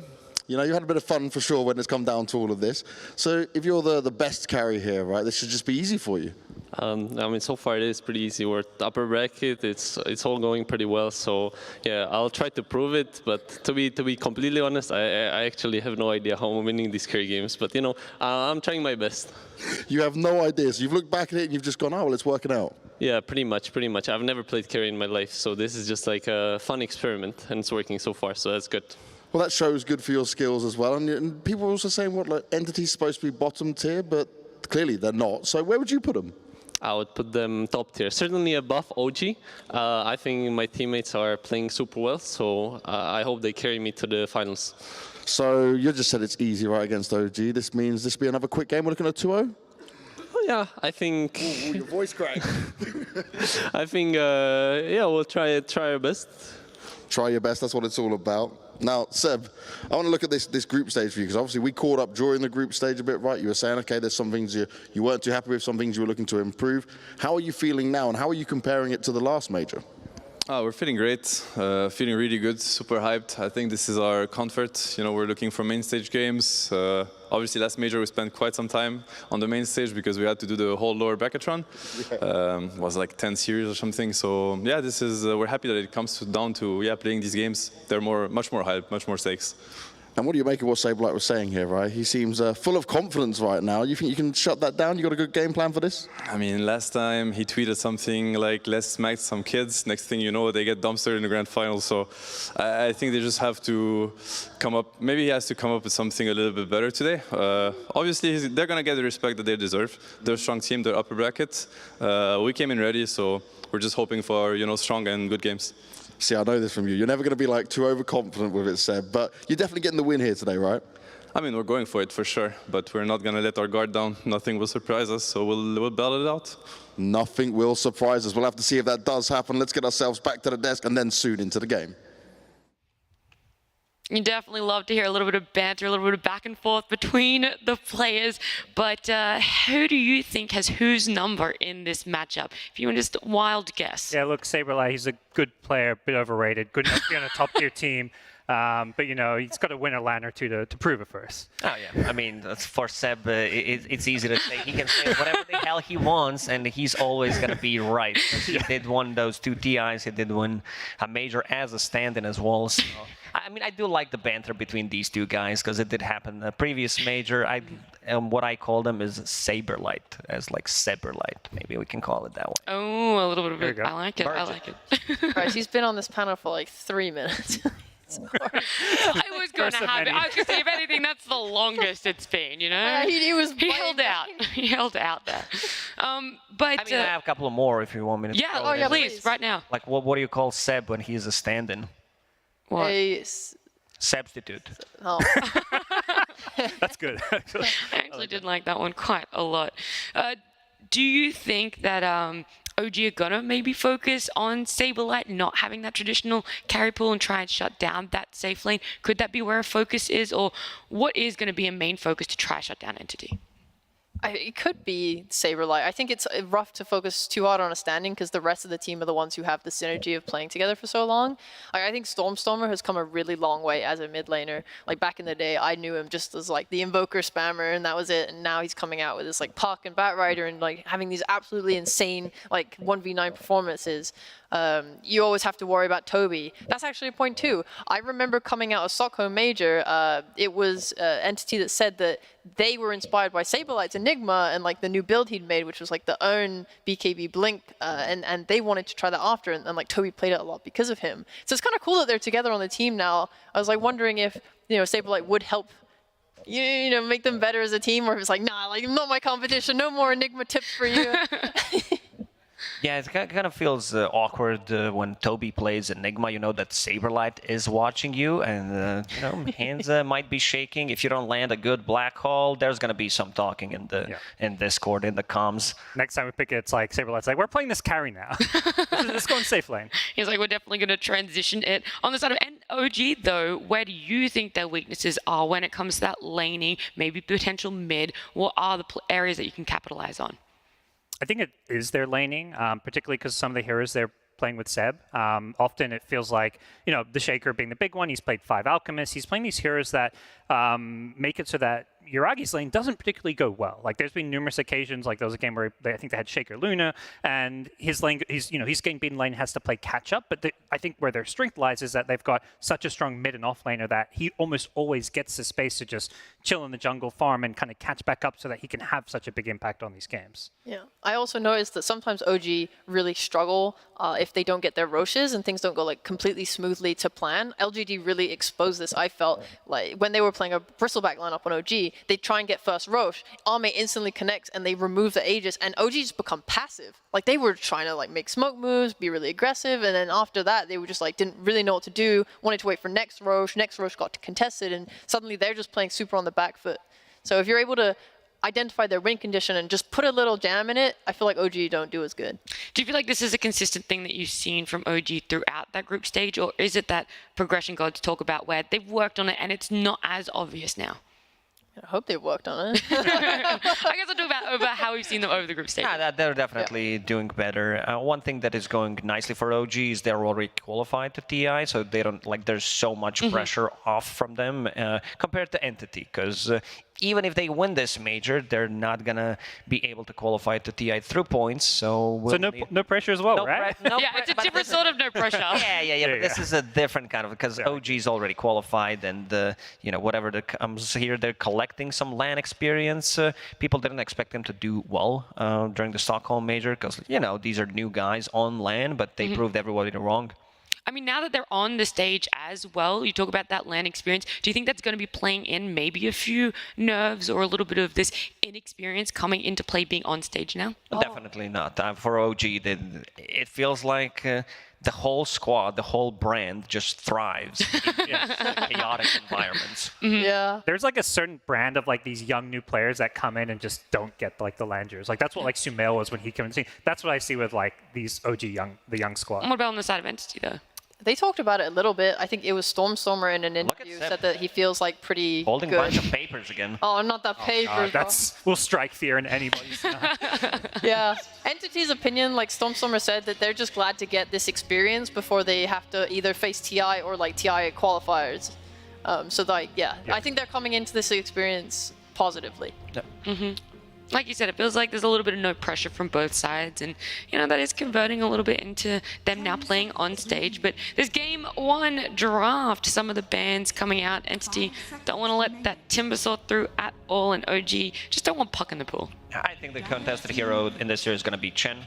Definitely something that Entity will be looking forward to potentially first pick. Even Wyvern on the other side, like as a counter to Chen, but Chen has been super dominant in the laning stage, and Fishman Chen, here we go. Yeah. He takes it every time he can, it feels like. Sometimes they actually like wait and see if it gets to the second phase, but like Lacoste said, not against this team. OG Tiger's been having a great time. The retaliation, Tiny Coddle coming out almost immediately, it feels. Oh, is that surprising to you? Because it felt like Tiny and Earthshaker to me are kind of the same-ish hero. And OG have been hard preferencing the Earthshaker, and Entity have been hard preferencing the Tiny. So for OG to take it instead of Seb's Shaker is kind of... Yeah, and at least historically, Shaker's been considered that hero that's good against the Chen. Like, you can delay the pushes, there's all the creeps, for your Echo Slam, although that's generally, I guess, just not how Seb plays the Shaker. And maybe they're just going to be prioritizing more wanting to have that 4-position playmaker with someone like Tiger playing the Chen. Yeah. Sorry, playing the Tiny. Well, the final pick bat for Entity means they pick up 2 heroes that are somewhat contested between these 2 teams. They both value and they both really enjoy it. How does the bat feel for you, Lacoste, as the opening with Chen? Very early Batrider pick. Usually this pick is saved for the later stages of the game, fourth, maybe even last pick. But yeah, Entity definitely thought that it's not going to survive, because Stormstormer did had a couple of amazing performances on this hero. Like Sheepa mentioned, 1 versus 9, and if someone can't do it on this hero, that's definitely Stormstormer. So they definitely need to get some of the bans against the Batrider, because Batrider also does counter a lot of good meta heroes right now, so maybe that's why they're leaning towards first phasing it. It's also really good against OG's playstyle, in my opinion. I think OG can get so aggressive with themselves sometimes that they overextend, and Bat's really good at punishing that, especially if you can pull someone even more out of position with like that lasso. They could probably, really hurt OG, and it's going to be like really nice that they can't just play side lanes and stuff and like look for the pickoffs when OG are trying to like be aggressive on the other side of the map. Are there any meta picks that are very clearly dissuaded by either opening here that like you might not necessarily have to ban out because you think you've kind of already counted them? I was gonna say Timber, but it's already banned because it's OG and it never makes it past first space bans. Oh god. I mean, they kind of cover a lot in both picks. I don't want to like look at specific meta. It's hard to really say because there's so many of them right now. But I think the big lane I'm looking at, OG particularly when their second pick, it's like one of the times where they don't first phase a Mars hero as much because they really like to give him this good counter pick. He's often picking his hero after Energy show what their carry is going to be, so they get in that advantageous lane. And OG's just won so many games off of Amar winning his lane. Obviously the most memorable being the 12-minute GG when he played against RNG, but both those games against RNG, he got to counterpick his lane matchup, and then just they won the game off of that. Oh, that's a great point, bro. The Monkey King. There's no Monkey versus Bat. But there's also no Bristle against Bat most of the time, because this Keeper of the Light could potentially say, we want to play Keeper of the Light plus Bristleback, we're going to run at you. This hero does not care about Chen at all, but against the Batrider, it can be a very difficult matchup. What are we expecting OG to pick up here? Where do you feel that Tiny is potentially going on that Coddle? Is this a duo opening, or are we going to see that by what they pick next? 10 seconds remaining. They might hold off on picking a mid here because the call, maybe they want to put it there. So maybe they could just take a Wind Ranger, Seb Hero, all good. I was thinking Seb's hero just because it reveals the least. They want to get that counter pick for Amar because I don't believe his hero has been picked up yet. The flex is more with the Coddle, I guess. Even the Tiny as well. Tiny can go mid or 4 position. Tiger will happily play Tiny for this team. If anything, I'm looking at this, maybe they're just treating KotL like the mid that can go against Batrider. You sit back, blast the wave, you trade farm, and then you've got this hero that's kind of annoying for Batrider to fight into until he gets BKB. Oh, damage output from OG is very limited against the Bristleback. He's really not afraid of any of these heroes, and especially Windranger. She's one of the heroes that... This could potentially be a mid Windranger against the Bat, that's why they picked it. So for now, OG did... do a very good job just camouflaging where these three heroes are gonna go, because they can go with every single lane. In terms of like Chakra Magic combo, I am a big fan of Tiny, but now they need to think of something for the Bristleback, because these three heroes are very squishy, I would say, especially if it's not a core Tiny, then Bristleback will be able to sustain through all of this damage, especially with the Winter Wyvern's heal, Chain heal. So gotta be very careful what the next pick is gonna be. Yeah, a lot of people love to complain about Bristle right now in the current meta. This will give us a good idea of what OG think maybe is the Bristle counter. And you talked about like they want to give Amar the counter pick. Like I don't think there's an obvious one with Viper banned out, so it's the hero that has to be addressed right here. Yeah, like my biggest problems I see right now is you will need to be able to contest Roche. Like I talked about how LGD dealt with the Bristleback. It was by contesting Roche and keeping the Aegis off him. I don't think OG's heroes are that great at it other than KotL. If you are fighting around this pit, which is going to be such a big thing this game, how do you deal with getting lassoed? You don't really have any save either outside of a tiny toss. But that's hard to execute, right? When you're getting lassoed away. So I think OG has just got a lot of holes right now. You can see how long they're taking for this pick. They're like, okay, and Mars the one talking. He knows he sees this matchup. This is where they usually pick his hero, and there's no obvious like, okay, this is the hero that's gonna deal with Bristleback with Viper, Slardar banned out. Like I think Entity set themselves up for a really strong Bristle pick that OG maybe didn't see coming, or just maybe. It feels like it's a bit of a surprise there, because OG is taking a lot of time. Looking at Entity's two supports, they're one of the teams that do like the pick. Like Wyvern. Okay. Okay, Huskar, to his credit, very good against the Bristleback. When you get the Ags and you're jumping him, it turns him towards you, and it provides you a way to really burst him. My main problem with this is that there's a Wyvern. You have really good disengage on Entity. They can like pull a hero away out of position, and if OG have to then overcommit to try and save them, you have disengage in Wyvern ult. I mean, the Wyvern ult is just so good this game in general. It's actually an amazing Wyvern game.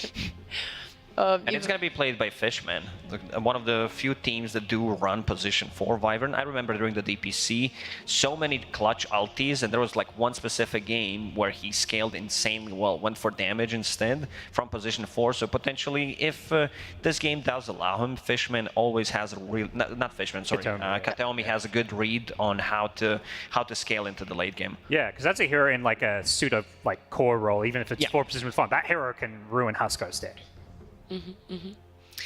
Thinking long and hard about these bans, where do you think OG's direction is going that Entity might want to think about banning out? I mean, they have damage now. Maybe they're lacking just some AoE control. I think you have kind of single target stun in Tiny, and like Windranger is going to try and get double shackles, but that's not reliable. Maybe they're suffering. What role do they need? This is going to be Amar's Huskar. They need a carry. Carry to go with the Windranger, it looks like. Yeah, Faceless is gone. That's one of your teamfight carries, because a lot of your teamfight comes in the other roles, which is rough. So maybe they'll just go for a completely different direction. Like I've seen them, they paired like Doom in the past with the Huskar, right? I will Could be an take idea. your word for it. I'm just gonna get. You know what? It would work. But I just love that OG ban AA, because it's like, how do you even fit AA into Entity's draft? This doesn't look like you can, but it's just you got it when you pick the Huskar. Yeah. Another huge issue, I've seen OG when they've played Huskar in the past, I think they struggle if they commit in and you are able to mitigate this damage with Chen heal and Wyvern heal, they're then in, And it's hard for them to get out on OG. They're going to need to build like 4 staffs if an Entity are really good at disengaging. So I think like their itemization on OG is going to be really important in this game, and I want another hero that can help them contest Roche so that Huskar can try and get it instead of this Bristleback. That'd be pretty big if you can steal Aegis from Bristleback. Maybe mess with their timings a little bit, because they will hit the strong timing. I'm not a big fan usually for Chen and Wyvern as the same like SVR 4 and 5, because it does have a lot of downside to it. You can't really play as aggressive, but Batrider as your mid laner does like you have BKB piercing ability, you have a hero that can move, who is aggressive early on, so he does check a lot of the boxes. Okay. Well, Entity, what would you like to see for their last pick? Because they're going to be picking first out of this banning phase. I think something that brings some team fight. We've talked a lot about how Roche is so important. You've got Husker on one side, Bristle on the other. That team fighting offlaner or like a vision hero, something that's going to help those Roche fights go well. Because right now they kind of also lack some initiation. They're entirely reliant on like the Bat Rider running in with like a BKB. So those kind of team fight offlaners, a lot of them banned out. Like the Brewmaster, I think would have been really good. But something that can at least contribute early on and help secure or fight Roshan. Yeah, like a lot of the good ones that Toby plays are gone, like Enigma and Brew. He's been known to play a little bit of Veno. Visage, lovely. Visage. This is very cheesy. Yeah, Visage Gen. Here we go, with Bristle. Oh my god. This also gives them flexibility, because Stormstormer mean Visage player, and they can put Batrider on the off lane if necessary, if they feel like they need to do it. So for OG, I wouldn't mind seeing something like a Jug try to ruin this potentially Visage in the lane or against the Batrider. You need to be thinking about the lane. Even though it's into Winter Wyvern, sometimes you just might say whatever, pick it, and because you do have Huskar from the off lane who does scale extremely well. So picking something like Juggernaut, I think would round up OG's draft nicely. Yeah, like I'm just so scared. Like Entity right now. Oh. Okay, that's new actually.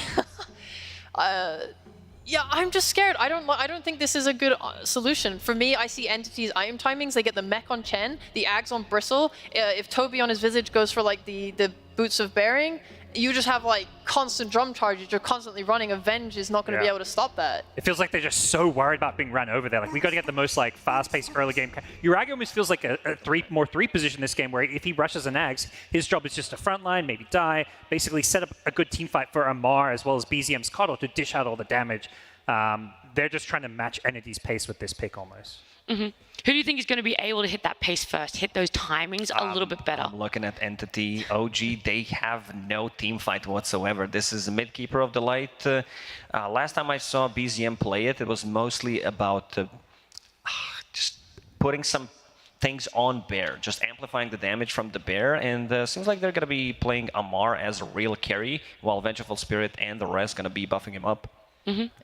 They're trying to use the Vengeance save against the Bat, but yeah. and just make him more like the one and only. But I don't think it's like that amazing of a Huskar game. Yeah.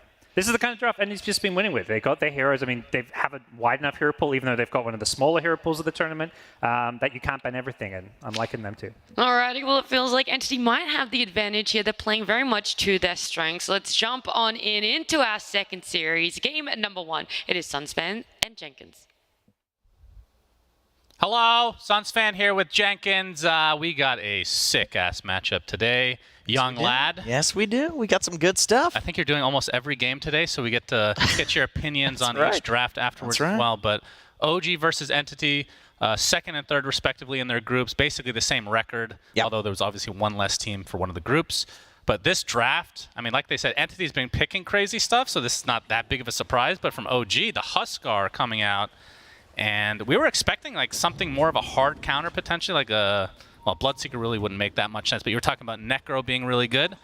But they end up going for basically a more traditional draft for them, which includes the Visage. So not super worried about the Huskar, because like the panel said, he might already be countered enough. I do agree, as some interesting high ground action does happen, but no, I mean, I think the Visage is more up Entity's alley. I mean, this is one of their top heroes. They flex it between mid and their off lane, and with, of course, Saberlight, they can flex it to carry as well if they wanted to, so they're just going with comfort, and it's a hero that does function very well against Huskar for about the same reason the Necro does. You have the Visage Birds hitting very quickly. It's very difficult to armlet toggle. Of course, Huskar can disarm the creep army from Chen and Visage, but that has a duration to it. You know, that's not a hard counter. Yep, as we might have a level 1 fight to start us out, but the Illuminate forcing Entity back, so the runes will likely just be split. One thing I want to talk about is this Huskar Ags, which I assume will be built this game to counter the Bristleback to make him face him. Do you think that Oh. Is that like a super fast progression for him, like second item? I think it's like second or third item. But look at the lanes. Amar is heading towards bot to try to match Saberlight. Okay. They want to get... Yeah, Seb's heading down there too, so they want the Huskar wind lane against Bristleback. Okay. So they think Huskar will just dumpster a Bristle in lane. Well, he's going to have to worry about the Arctic Burn already. Amar, quite low to start the game. Starts out with Inner Fire, and he's going to be accompanied by Seb on the Wind Ranger, which is no big surprise. He's been playing like 2 heroes, I feel like, this tournament. And you can't really argue with results because they are winning a lot of games. But back to the Huskar, because this is kind of the hero I want to talk about the entire game. I'm not going to lie here. What is the item? I assume Armlet. And you talked about Ags potentially. Do you need to go BKB this game? Do you need anything special? I think BKB against Bat, even like Visage, Wyvern, these heroes have a lot of magic abilities that sure they have physical as well, BKB piercing, but it's enough that you definitely need it. And the napalm stacks, like you need something. Well, then again, maybe you go Lotus on one of the other heroes and just fully go like greedy on Huskar. You could go for like Armlet, like some Sanj item, maybe Sanj and Yasha, probably more than likely a Halberd to kind of kite and fight the Bristle. That's also a decent approach. He has a Satanic in his sticky buy on Amar. Yep, of course. We can see a nice Shackle. Saberlight already getting low, but there's no Burning Spears to come yet from Amar. And I mean, Satanic, if you eventually do get that, it will obviously be a dispel for some of those sticky napalm stacks and whatnot. Yeah, because I feel like the BKB with the, like, if he has enough HP and if he has dispels, then I actually don't think he needs the BKB. Okay. But we'll see what his approach is. It's Amar, so probably it won't be BKB. Right. If you think he's going to build something, you're almost always wrong. That's right. He's going to build the greediest thing possible would just be Satanic. It's like the second item, but which he does on other heroes. Yeah, he has done it before. Yuragi, this is another obviously the position 1 for this team, but he's kind of playing an off-lane Venge to start. Do you expect him to go for the utility type build? God, I have... Obviously, the swap with the lasso is one of the big reasons they picked it, I would assume.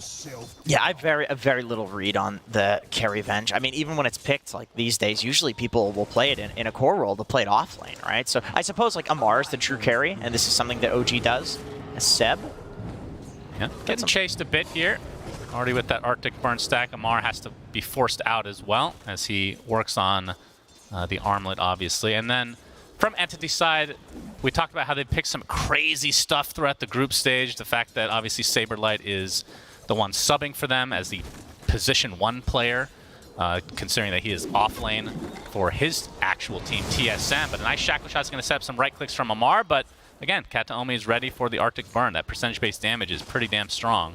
As Seb might actually go to the grave here. Pops that Fairy Fire. Close Spray not quite enough, so he's going to get out with just a little HP. But back to the very boring point I was going over, Jenkins. Which was? I don't remember. And I was just talking about how they picked some crazy stuff, but Bristleback's very standard right now. Yeah, does this feel like a good Bristleback game to you? Yeah, definitely. I mean, he's sure he can get kited, but he kind of likes to play long fights as well, like his Fishman. Yep, he's getting very low. That was the toss back into the Magic Missile, so First Blood the way of OG, and Saberlight might be going down here as well. Nope, it'll be Seb instead. Oh, they got Amar as well on the creep wave. You're right. Okay. And remember, they wanted into this a pause. Okay, he's okay. What does this pause mean, Jenkins? I can tell you this is a settings pause. Okay. That is a. So what setting got him killed?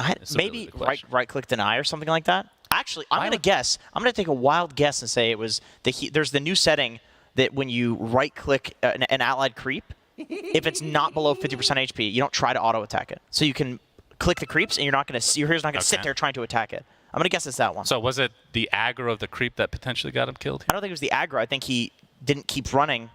I see. He didn't keep running because he was trying to hit the creep. Gotcha. Yep, looks like we're ready, and then Amar disconnects again. So more settings seem to need to be changed here for him, of course. Crashing. Okay, I was wrong about that. It looks like. Just making up stories here. Well, it makes it a little more interesting than him dying because his computer crashed. Yeah. That's unfortunate, of course. It's going to be 2 deaths down there. Yeah, that definitely hurts. Obviously, Huskar is one of those heroes that, I mean, this is something we don't get to talk about that often when, you know, you're having issues with the computer, but maybe the worst hero to have issues with because you're on such low HP all the time. Yeah. Maybe Morphling is up there as well if you're Agi game. It's like a little bit better because he doesn't have the armlet yet, but he's still playing constantly on low HP, and you can see that he went 2 points Berserker's Blood, no points in Burning Spear, so he's playing entirely to like stay at low HP and just abuse the regen he's getting from this ability.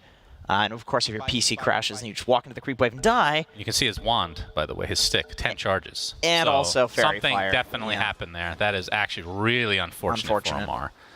And this is a guy that, I mean, obviously he's an absolute beast, but would you say he has the propensity to tilt? Just looking at your face, just the immediate grin. I think you've answered the question. I mean, pubs and competitive are. I think also he's an insanely competitive guy. So we got a toss back into the magic missile again, but the Mud Golem with Fishman applying some pressure to Yuragi. So Toby actually pops the Fairy Fire himself to stay alive here, as Taiga just beating the crap out of him with that Christmas tree. Just harassments all around. Although the Mud Golem's still blocking Taiga, this is really nice micro coming from Entity, which will lead to a kill onto Taiga himself. A nice turnaround from Fishman. That's a Fishman Chen, man. This is what we've been seeing all tournament from him. He gets this hero. I mean, level 3 Chen, not a super powerful being in the world. Yeah, you would think, but accurate. He's got some really good creeps to play with and good micro, making it look extremely strong. Yeah, and not that he needs a buff, but I was thinking it'd be really cool if you could actually suicide the tomato or potato just to get that buff right away. Insta-kill? Yeah, that actually sounds really cool.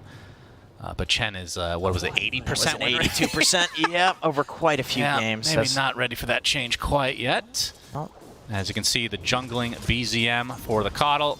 And that's the one lane we haven't really talked about is Coddle versus Bad, because both heroes are just going to kill these waves, especially from BZM's side.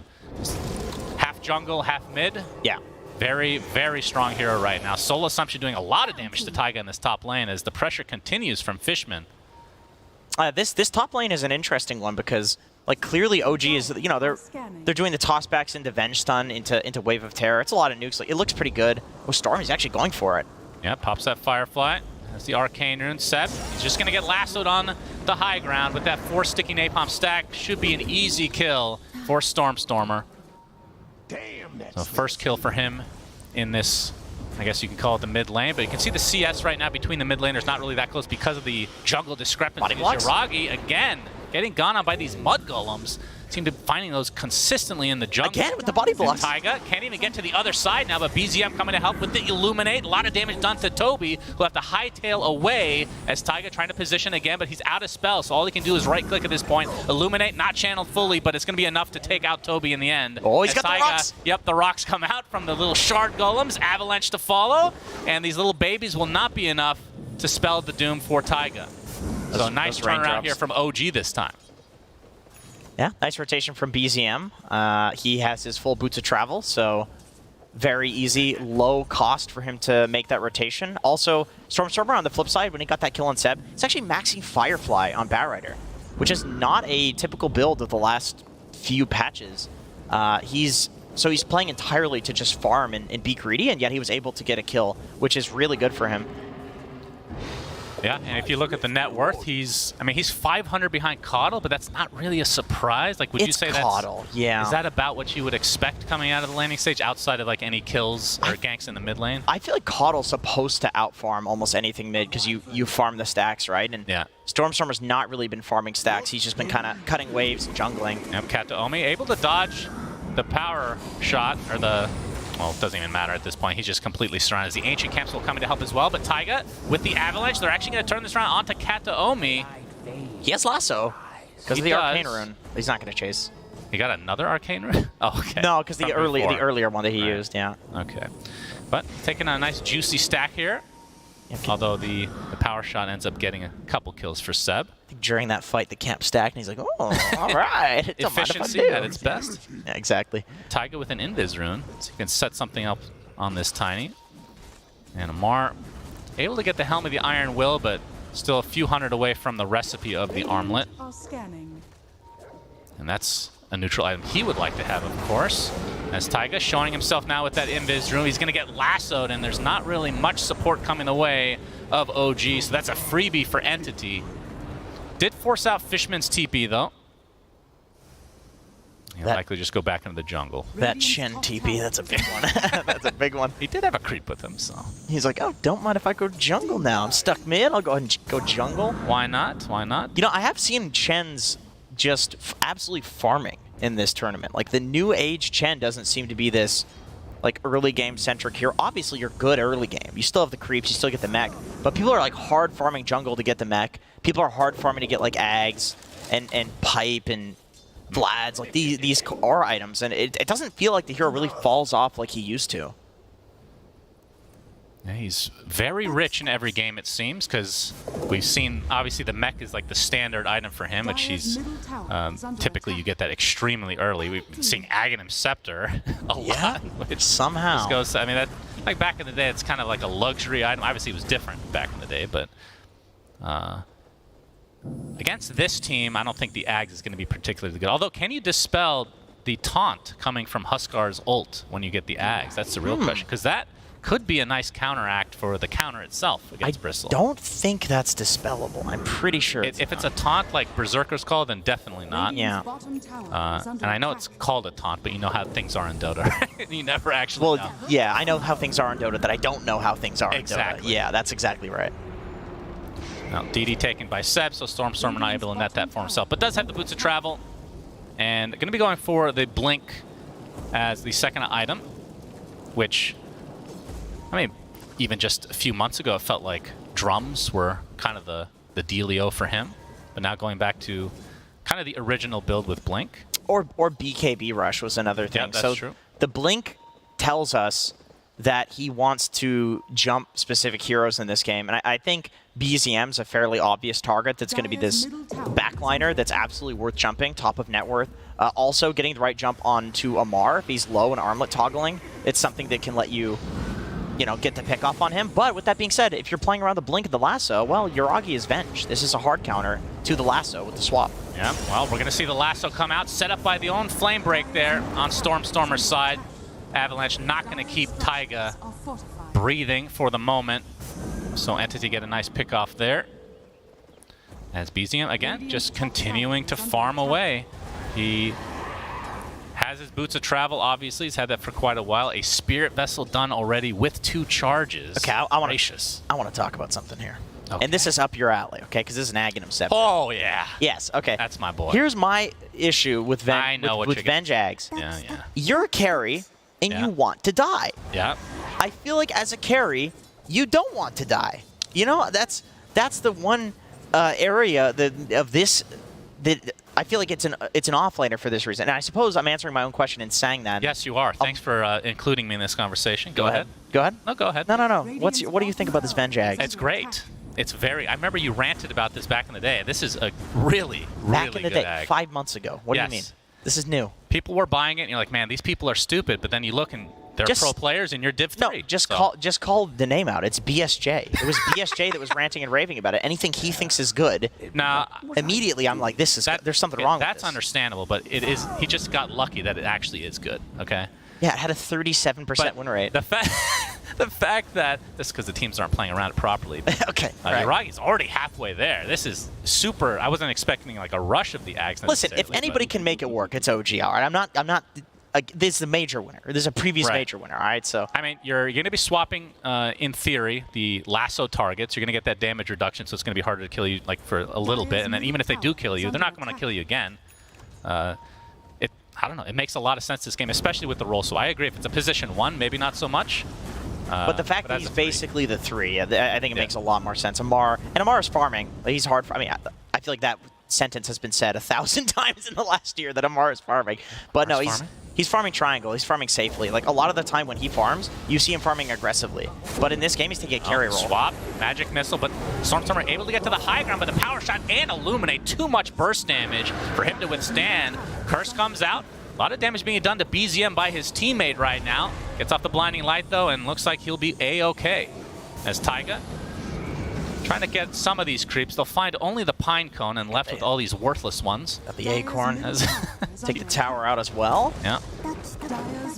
All right. 1K lead for OG. Yeah, nice rotation from Uragi. I mean, all set up by the initial swap on the Batrider. I think if Stormstormer's alive, that's a pretty easy defense. He's quite powerful. And Fishman trying to get some more creeps. Only stuck with a tomato right now. And Stormstormer, he wants to get a little bit of revenge. Seb with the win run, but able to close the gap and get the lasso, so that's going to be a pickoff for Entity, of course, just to support. So if you want to call that a trade, then OG will be fine with it.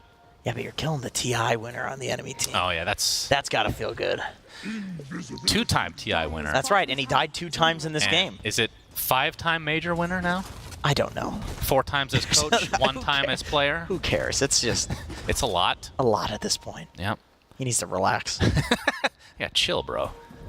Well, the crazy... Oh, we're going to see an Ava toss from Taiga onto his creep, and this is going to be an easy kill into Fishman, although Stormstormer's here to try to help out. Oh, nice TP out is successful.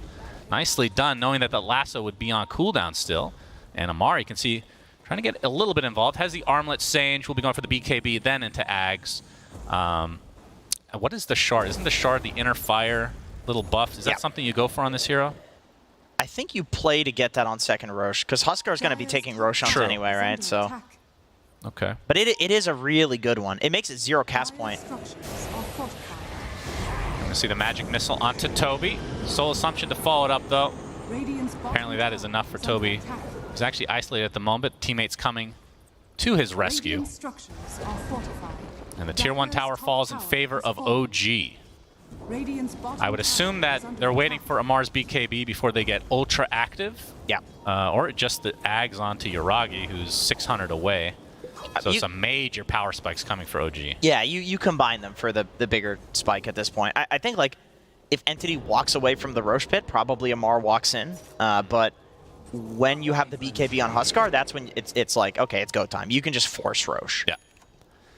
And a nice fresh D ward there from Entity, so... Saberlight's got his Ags, though. This is a very early Ags timing for the Bristle. Yep. So Soul Ring, Vanguard, Ags, completely standard from what we've been seeing all the Bristlebacks in this tournament. All right, Suns fan. Yes. What's the next objective for both teams? It might be the old Roshan. I think that is the Roshan. Some would call that the ball and chain of Dota in some respects, of course. They just keep coming back from the dead. With more jewelry on them, if you want to call it that. Yeah, this I don't know where this analogy is really makes a lot of sense. Continue, please. Wraith Pact on Toby is going to see the curse onto Seb. Surrounded by creeps. And Stormstormer looking to finish them off, but the Gale Force creating a little bit of space. Soul Assumption comes to finish him off from Toby. I'm going to be honest. I don't feel like Seb cares at all from these stats. This is the dream for a position 5. OG's just playing this like incredibly greedy. Yeah. No doubt about it. And there we're going to see the Ags. And how far away is the BKB for Amar? Not too far. Just a few hundred away for that recipe. You can already buy the Mithril Hammer with some gold on top of that. And Taiga's also fairly close to his Blink Dagger, so I think against Bristle in particular, the tossbacks are really important to just separate a fight from where Bristle is or to isolate him so you can actually kill him. Yeah. I think I mean, you have Uragi as well to nether swap if you're OG. So that's another option that you have. Toby's just keeping a bird in the pit, by the way. I mean, it's that important. That's crazy how important that is. I feel like that could be a Chen creep too, though. But Fishman, of course, he's the captain. Yeah, so I mean, he does have the baby centaur, which is almost entirely worthless. Why not just put that guy in there? I mean, this... Well, they actually did buff this. It used to be... Didn't it used to be 5% magic resist at some point? Yeah, you could stack them. now I don't think you can stack them. I see. Well, they're smoking into the pit, and obviously with this Ags, they could take it, but OG might have a little inkling that this is occurring. Taiga on the high ground, breaking the smoke. It might cost him his life. Gets off a nice avalanche with the Gale Force to follow, but the lasso, that's going to find Uragi's first life, and he's completely surrounded, so even his illusion will die. And that means OG might have to give this up as Amar kind of stuck inside his own triangle. BKB popped by Stormstormer. Life break to the creep for Amar. He's going to pop a BKB of his own, which means they can't really kill him at the moment. A nice curse doing a lot of damage to Seb as Amar focusing purely on the Bristleback, is staying alive. Amar getting to see the save there onto the Bristleback, although taking a lot of Burning Spear damage. It looks like Amar is just resigned to his death. But Saberlight does die to the ridiculous amount of Burning Spears that were applied to him. And is this enough to go for Roche? I mean, they have an entire zoo with Visage here. I feel like with the zoo, they can't, like, if this was any other draft, you'd be like, oh no, the Bristle died, Entity can't go Roche, but every one of their heroes can. Oh, Yuragi. Yuragi, he's alive again. Gets off the magic missile. Illuminate to come. Fishman gets extremely low.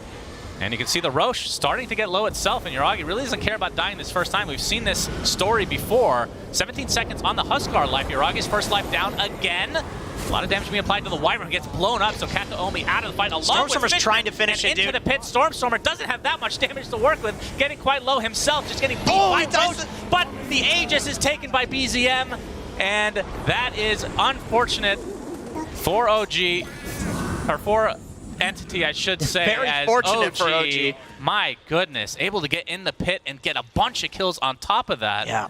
I mean, even with those zoo creeps, I thought that was going to be fast enough for Entity, but nice call from OG walking into the pit. Yeah, I mean, OG realizing without Bristle that, yeah, the zoo can take Roche, but they're not strong to fight. The BKBs were down, the lasso was used, everything was used. Venge, this Venge debate is letting them play like really long fights. Like BZM, I feel like he got off like 3 big Illuminates during that fight. Yeah, I mean, they're all enclosed in a nice little space here for him. And, I mean, the fact that they just didn't have the follow-up damage to just finish Roche itself, maybe that was the better play. Stormstormer's in there desperately trying to kill Roche. Guys? Yeah. I mean, 8 stacks of sticky napalm, the power shot brings that fight to the end. And, yeah, nice job from OG with 4 minutes left on the Aegis. They do lose Taiga here on the Tiny, but they're going to be extremely happy with how this last few minutes has gone. And Amar already point booster into his Aghanim Scepter. Yeah. And after that last little Roche engagement, he has queued up the Aghanim Shard. He's not so sure if he's going to be getting a free Roche this game. Okay. Looks like both teams very willing to throw their lives away to contest it. Yeah. As we saw in that last fight. Yeah, smoke up. OG looking to get active again. Seb. Actually, Yuragi likely to lead the way. No, it's going to be Seb. The smoke is broken, and they're going to spot Saberlight. Gale Force already there. Fishman is going to get tossed back onto the stairway. He's going to get off his mech along with the Hand of God, but Saberlight just trying to focus with that lasso target. But, again, the swap comes out from Yuragi. Nice counteract to that lasso. Amar gets off the inner fire, focusing on Visage all himself, but he's completely surrounded. Another inner fire to come, and the life break to follow. He's still staying alive with barely any HP, but OG are getting destroyed in this fight. And Yuragi, that is the illusion. Going to take it out eventually, and they're going to find BZM on top of this, so a full team wipe, and likely to find the kill after the Aegis goes out here. So Entity somehow not losing anybody. BZM with the Illuminate, but it's not going to be much here. And Entity somehow winning this fight handily. I feel like that started pretty good for OG. I mean, like Amar gets off the inner fire, and he has the shard now, by the way, so it healed him a bunch in that fight. It was a big debate from him, but it's just all of these creeps. Fishman was doing a really good job, not like, you know, pun intended, I suppose, panicking and running away from the creep army and running away from the Wraith Pack. They're legit just standing there and healing through everything and just letting the creeps do their work.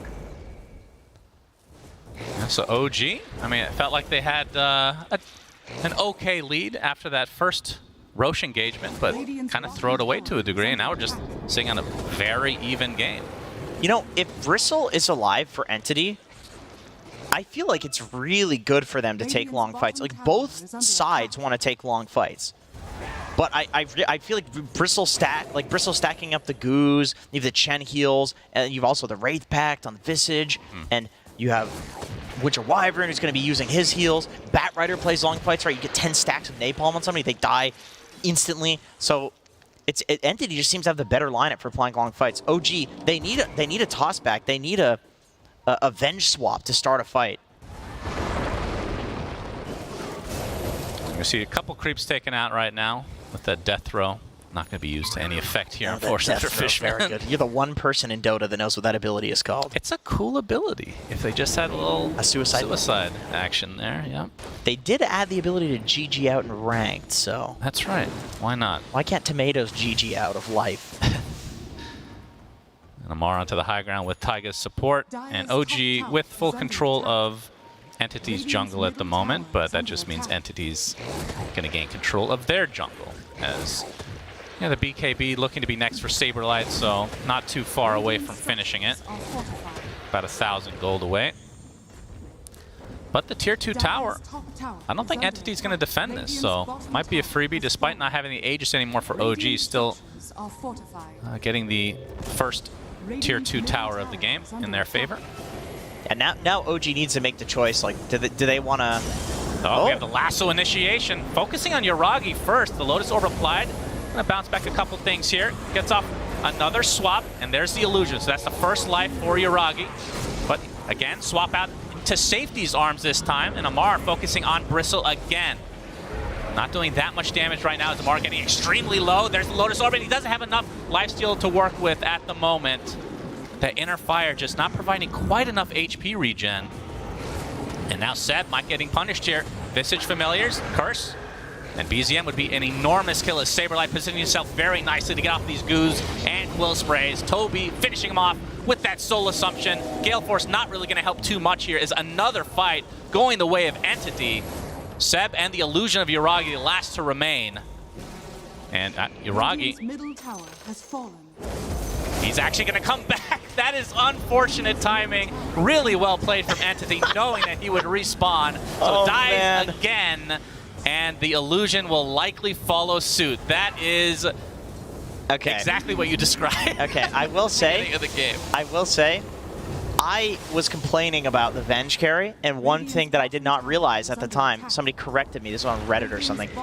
You can backpack the Venge Ags to not go back not go back to the illusion. So the fact that Yuragi didn't do that makes me think this is a bit of a failed experiment. You know what I mean? Because that's like, I feel like if you're spamming the if this is your thing, you know, you're gonna backpack that. Because there was some Venge pervert out there that was like, oh, you can backpack the Ags. It's an interesting way to describe that. But yeah, no, you're right. I'm sure somebody's telling him right now.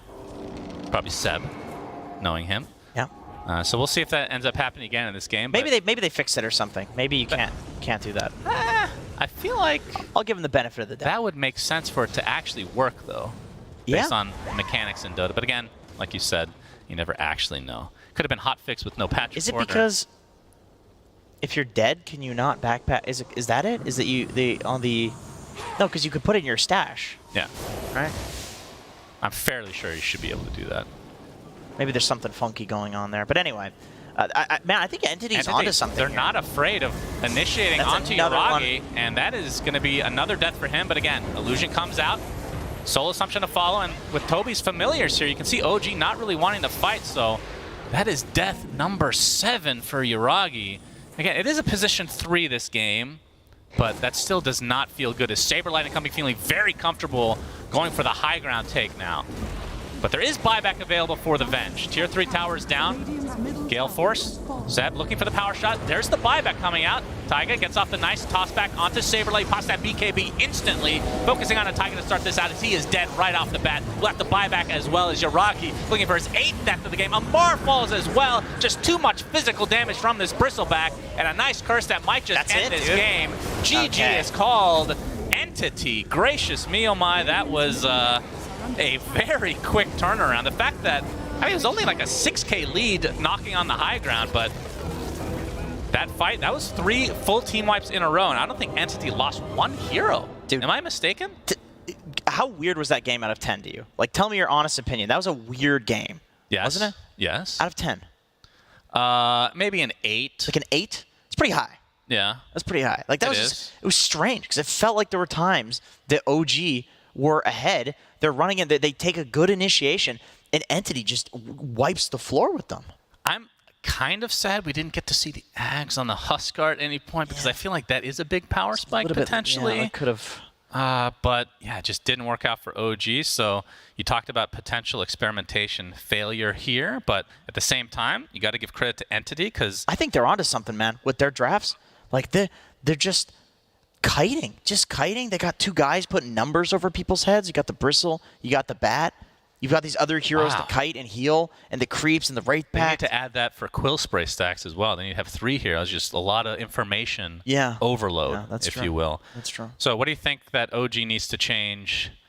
Well, I'm guessing you're going to start with no Venge pick. I would say Fishman Chen is a very serious contender for that first ban phase. That is true. It's got an incredibly high win rate. It's a top tier hero for every team, but Entity is probably arguably the best looking team with Chen out of the tournament so far. Oh yeah, 100%. Yeah, we've cast a few of their games, and that's definitely true. They're really good with it. So with that, Entity take a 1-0 lead to start off us off in the first round of the Arlington Major. Let's see what the panel has to say about this game number 1.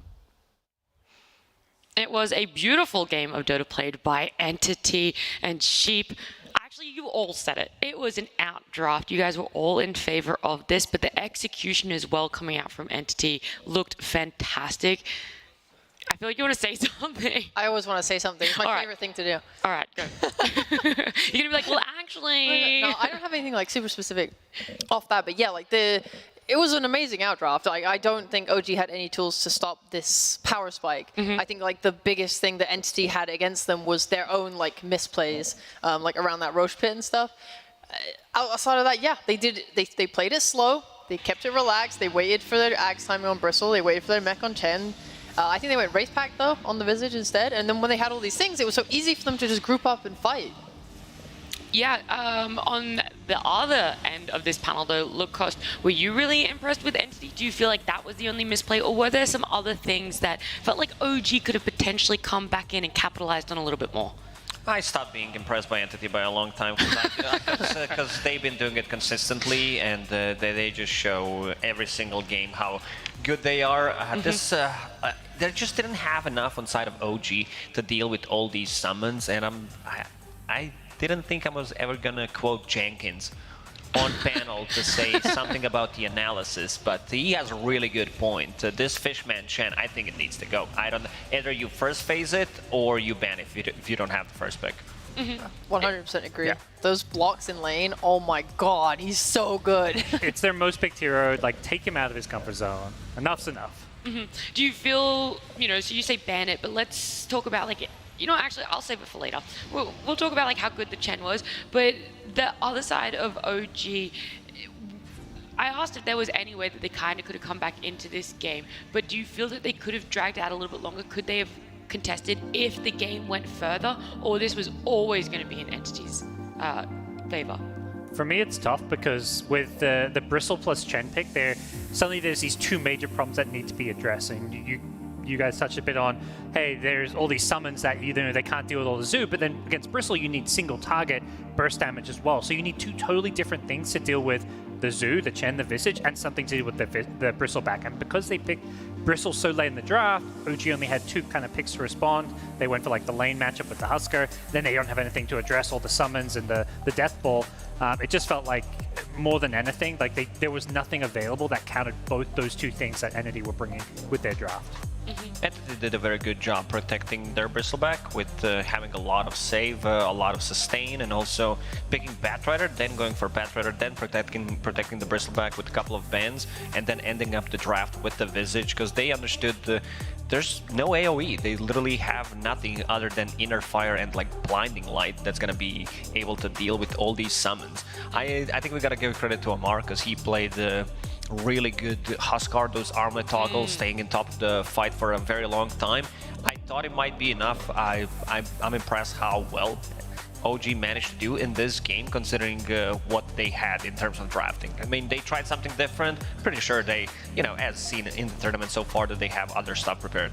It's crazy. You said that, I looked down, I was like, wait, he's 1-5-0? What happened to him all? I was like, it felt like he did play pretty well, but whoa, that scoreline. It was close. I mean, he was getting everyone so low, but there were some fights where he just like could not finish the job, and it's because of all that healing. And that's also the problem with, like, Coddle's not like a finisher. Coddle does the same thing as Amar. Like, you chip at them, get them low. You need that, like, that Ember type hero, that catch, that hero that chases them down and finishes them off. And I think that's something when you have Coddle, Venge, with Husker, is like they don't have any way to like truly jump on them and finish these kills off. One of the reasons why Amar had such a bad score in the end is they didn't have a front line. Someone needed to be that guy, and that was him, because he proved the light. He wants to keep the distance. Windranger, she does not want to be in the middle of the fight, and someone has to. But yeah, we'll see how they approach a draft 2. Yeah, we normally ask you guys for an MVP or someone that really stood out for you, and it's normally on the winning side, but if you were to give one for each team, who would it be? Because despite OG not winning, like I do still think that they had some like great plays, but on the side of Entity, MVP, anyone that stands out that you're like... Big Chen. I was going to say Fishman, yeah. Fishman. I'm down Fishman. Yeah. The other cores, they just did their job. They picked cheese heroes and they used their spells. Fishman was in the lane, having amazing impact, securing kills, moving around the map. He was healing his team. He was these guys look good because of him. Yeah. And then anyone stand out for you guys on OG that you're like, mentally, they've still got to be in a really good place despite losing? BZM, for me, did a pretty good job with this Coddle. He was getting involved in as many kills as he was, or could, sorry. Like, Amar, we like how he played a lot, but he still only managed to be a part of 1 kill in the end. BZM trying desperately to bring his team back into it. 100%. It's hard, though. They got stomped.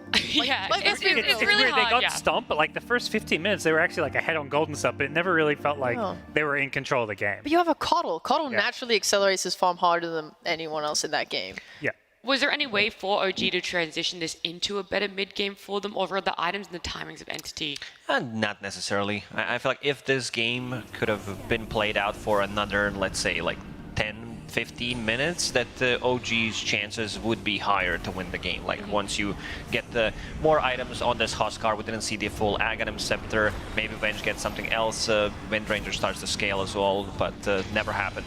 Yeah, they felt like they're trying to beat the tempo of Entity, but their heroes themselves, like Huska needs his armlet, Venge needs an Axe Scepter, so they themselves are waiting for items and they hit their item timings at the same time as Entity, and Entity are just stronger with their item timings. It was an amazing performance from Entity. This is a best of 3 though, so we're going to jump to a break, and when we come back, we'll see if OG can do a little bit better in game 2.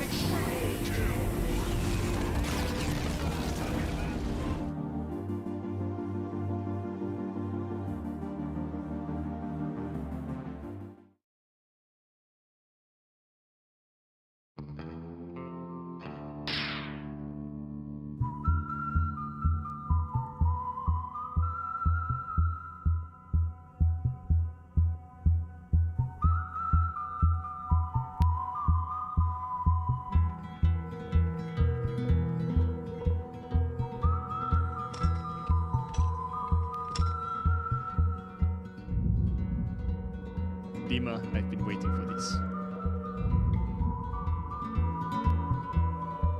You're gonna die.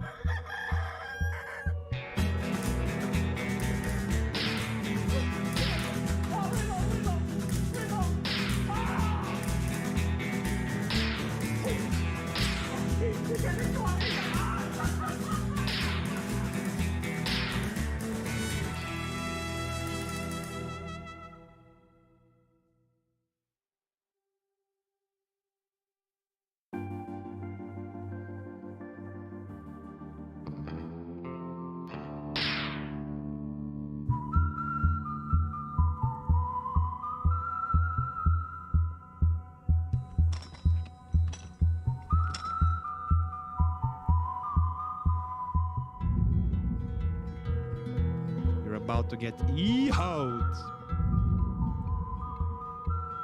Oh, I'll kill you, kid.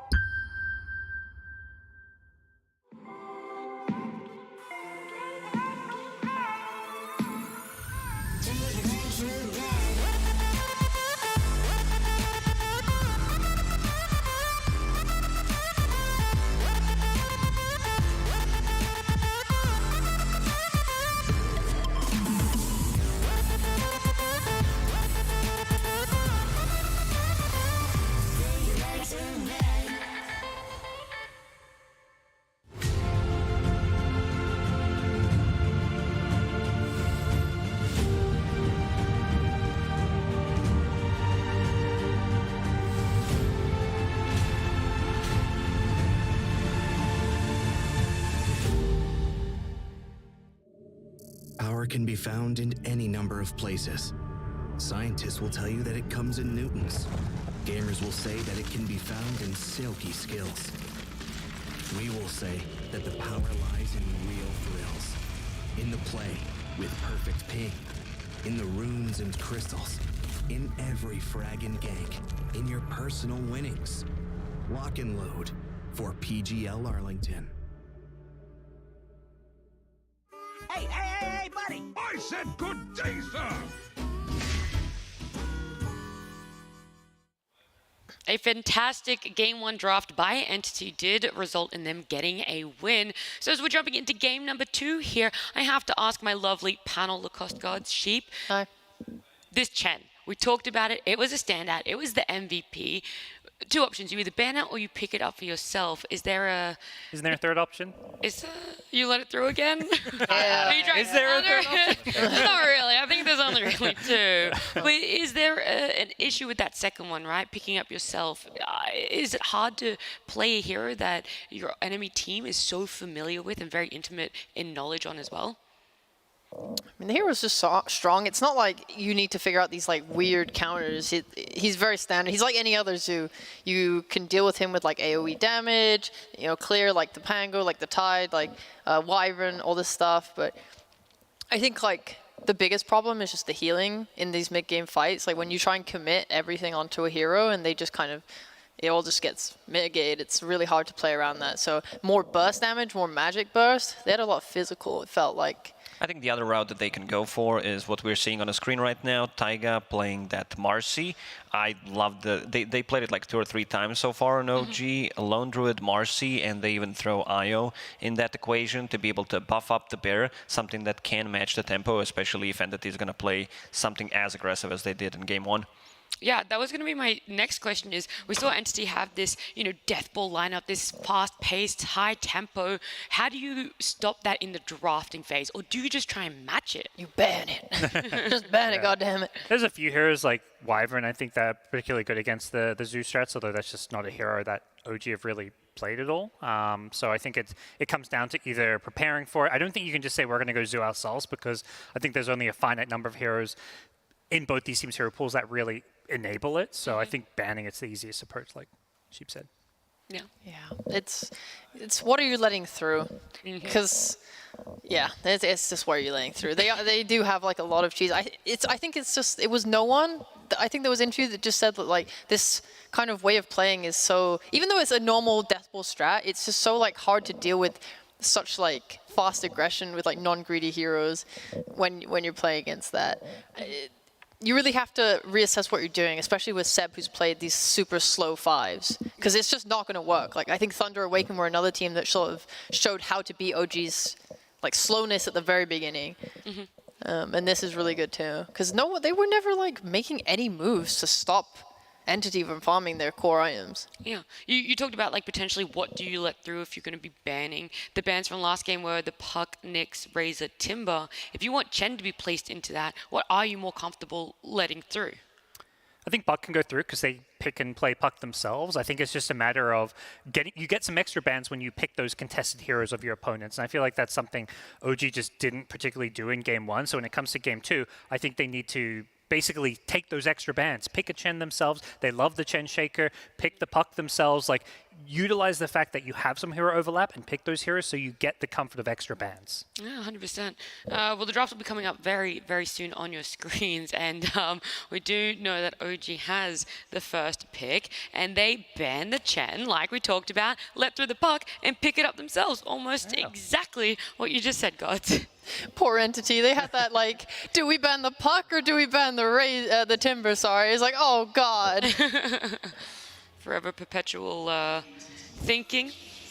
But Entity, they like that bat. They place importance on it, and so they do bat Winter Wyvern as a response. They're not going to change anything, having these two heroes playing the comfort, what they already practiced in the previous game. I like that. If OG's too stubborn to bat it out, go for it. I want to see some extra magical damage that can come out to deal with the Wyvern Puck. Does have ton, but maybe a little bit more to deal with these heals that did cause a lot of issues. What do you want to reveal in this first phase? What do you want here as your last pick for OG? I wouldn't mind seeing something like a Marcy. I think that's fine, because one of these two combos that have been really popular with Puck were Tiny to break the coil, and Marcy is the other one that can do it. Ooh, we forgot about Viper, because usually it's banned out. Yeah, they had a lot of options actually on OG because they have the last pick of this phase. They can like counter these heroes they see on Entity, or pick like a core that they want to protect. Or I think you can go when you're playing against a bat, you can pick stuff like Save, like Shadow Demon, Oracle, these types of heroes to protect against the lasso. You can also pick very aggressive like counter initiators when bat is trying to dive a tower. He doesn't have a BKB that early. You can just like use that Marcy, like you said, to stun him, stop him, and then kill him. Like, that's not. I think Marcy now has to go even more than they picked up the Viper. This lane is almost unplayable unless you have like Juggernaut plus one extra healer in the lane to be able to sustain through all the magic damage. Even like you get disposed, you're out of position, you're straight up dead. Yeah, your goal is never going to be to win that lane. It's going to be to survive it and then go jungle and catch up and hope your team can create space for you, because I guess the one thing Viper doesn't do well is move around the map. He's just going to look to keep singing that lane and applying pressure. So you do get that room to catch up when you're playing in a Viper. Considering we're seeing two of the same heroes for Entity, you said, you know, don't change what isn't broken. Do you look to ban Bristleback on the side of OG? No, you have Viper this time around, so you don't necessarily need to spend a ban on it. Yeah. Marcy gone? I would spend a ban on Juggernaut instead, because you're playing into Puck and Viper, and it's just way too difficult to lock him down, because you do have your offlaner, your mid laner, and you don't have that like guaranteed position 5, maybe even position 3 that can go through magic immunity from Juggernaut. The nice thing is, Entity's not locked into a specific playstyle right now, because these heroes are both just like BKB piercing, good heroes. Like, you got team fight, you got damage, you got like a way to reposition the enemy. Like, you can use these any way you want. You can use them in that run you over strat they did last game. You can play a slightly slower game where they focus on pickoffs. Like, your Wyvern's going to be able to help de-push lanes and disengage fights that you need if you wanted to stop buying time. So they have kind of like the whole game open to them right now. Maybe the other hero they're thinking about is Earthshaker, because Earthshaker Viper does pull the lane back, and also one of the better counter initiators against the Batrider, because this hero does love to play super aggressive. You can stand in a fog and just be able to fisher him and disengage. Well, Fishman has been officially banned out. Yep. There goes his hero pool. He can still Bane. Oh, we got the Bane. Oh, the Warlock. Those two are Is still that in intentional pun, Gods? Officially? Oh. Spell it like a fish. Oh my god, he looks for puns even when no one's making them. Radius Christ is almighty. 2 levels above ours. Gods is like, no, I was just speaking. Oh, he's just talking. I wasn't born for this. I'm not a dad yet. I can't make these jokes. You can just sit. We can just appreciate them. Yeah. potential thoughts for last ban on the side of Entity? Anything that we can like read from that ban? Yeah, like Nyx, you get rid of that. Honestly, this was one of the heroes I thought they might pick at the end of first phase on OG, because the last time I saw a Batrider get picked, Nyx was the response, and it was so good. Because while you're not necessarily saving the Carapace, you just walk in the flames. Like it totally shut down like the early game of this hero. So I think this is a great ban. Yeah, this is almost Entity saying like, you know, we're gonna ban what's good against this rather than what we. You know, they probably expect Seb to play Shaker more than they do Nyx Assassin, but they'd rather ban up the hero that's going to cause them more problems. Oh, that's a good response. One of the heroes that has been not so popular in this major. I think picked 2 or 3 times, but against the Viper, you do have ability to make his life very annoying, removing the poison stacks, and also against the coil, someone breaks the coil, you remove the stun immediately. A lot of saves, one more time, from Entity. 2 supports that are very slow, I would say, at the start. It needs like 10-15 minutes for them to build up, but they did manage to get to that point. Yeah, they're very passive. Like Chen, at least you could use him in multiple ways to help take objectives, push, and he even with like penitence and all that attack speed, you're able to like kill. Abaddon doesn't really do that. OG with the Elder Titan though. We've seen him a little bit already in group stages, I think 2 or 3 times as well. Still quite low on that pick rate, but what is the Elder Titan offering to OG? Honestly, it's hard for me to be objective here because I asked Quinn last night, like, why do you think LGD's playing Elder Titan? He just said style. I don't know. That hero's not that good. My view on this is it's like going to be better at letting them kill these heroes. Like, because the other option I think for them instead of ET, they played it I think before with Seb is the Shaker, and what ET brings is more damage than the Shaker, because they both kind of have that same kind of like team fight disruption. But what ET does is he amplifies all the magic damage of Puck, Viper, putting that Spirit down. It just, to me, they maybe last game feel like they lack damage playing against mass save, mass heals. They want to go damage output. Yeah, like for those that don't know how Elder Titan works, he removes like your magic resistance and your armor, and the magic resistance is tied to the spirit. So if he throws out an Astral Spirit in this fight, you have your Viper and Puck like kind of diving and doing loads of damage. If you keep the Astral Spirit with them, that's going to do like loads of damage. Yeah, because realistically, you're not going to ever get a chance to be close to people to lower their armor. Another surprising pick, Shadow Demon from OG. Only been played one other time in this major, so very, very unpicked at the moment. Great save hero, but against the Batrider's Lasso, Winter's Curse as well, but might be a bit too difficult to execute that, considering that you are playing into Visage right now. You don't deal well with the birds, so one of the more difficult ones, I would say. I'd say Visage does a very good job, a core Visage, where he cuts into backlines and just makes, similar to Lycan, makes position 4-5 lives miserable. And the disruption could just set up the Visage familiar stun, for example, so it's not always going to be the most reliable of saves. I think what OG are looking to, again, like they pick 2 supports now with heavy magic damage, heroes that can kind of defend against that kind of death ball push. It really feels like they're going for like this common theme with their heroes where it's like high magic damage, good against this kind of cheesy style that Entity bring to the table, because they're not picking like BKB cores. Like, yeah, Batrider will go for a BKB. Visage doesn't like to get one at all. You know, the Wyvern Cold Embrace is not going to be good against any of these heroes. It feels like ET Stomp, Shadow Demon can rack up poisons. Like, Wyvern Cold Embrace is just not a save this game. Yeah, I'm not sure. Looking at their offensive capabilities, you talk about cutting the backline.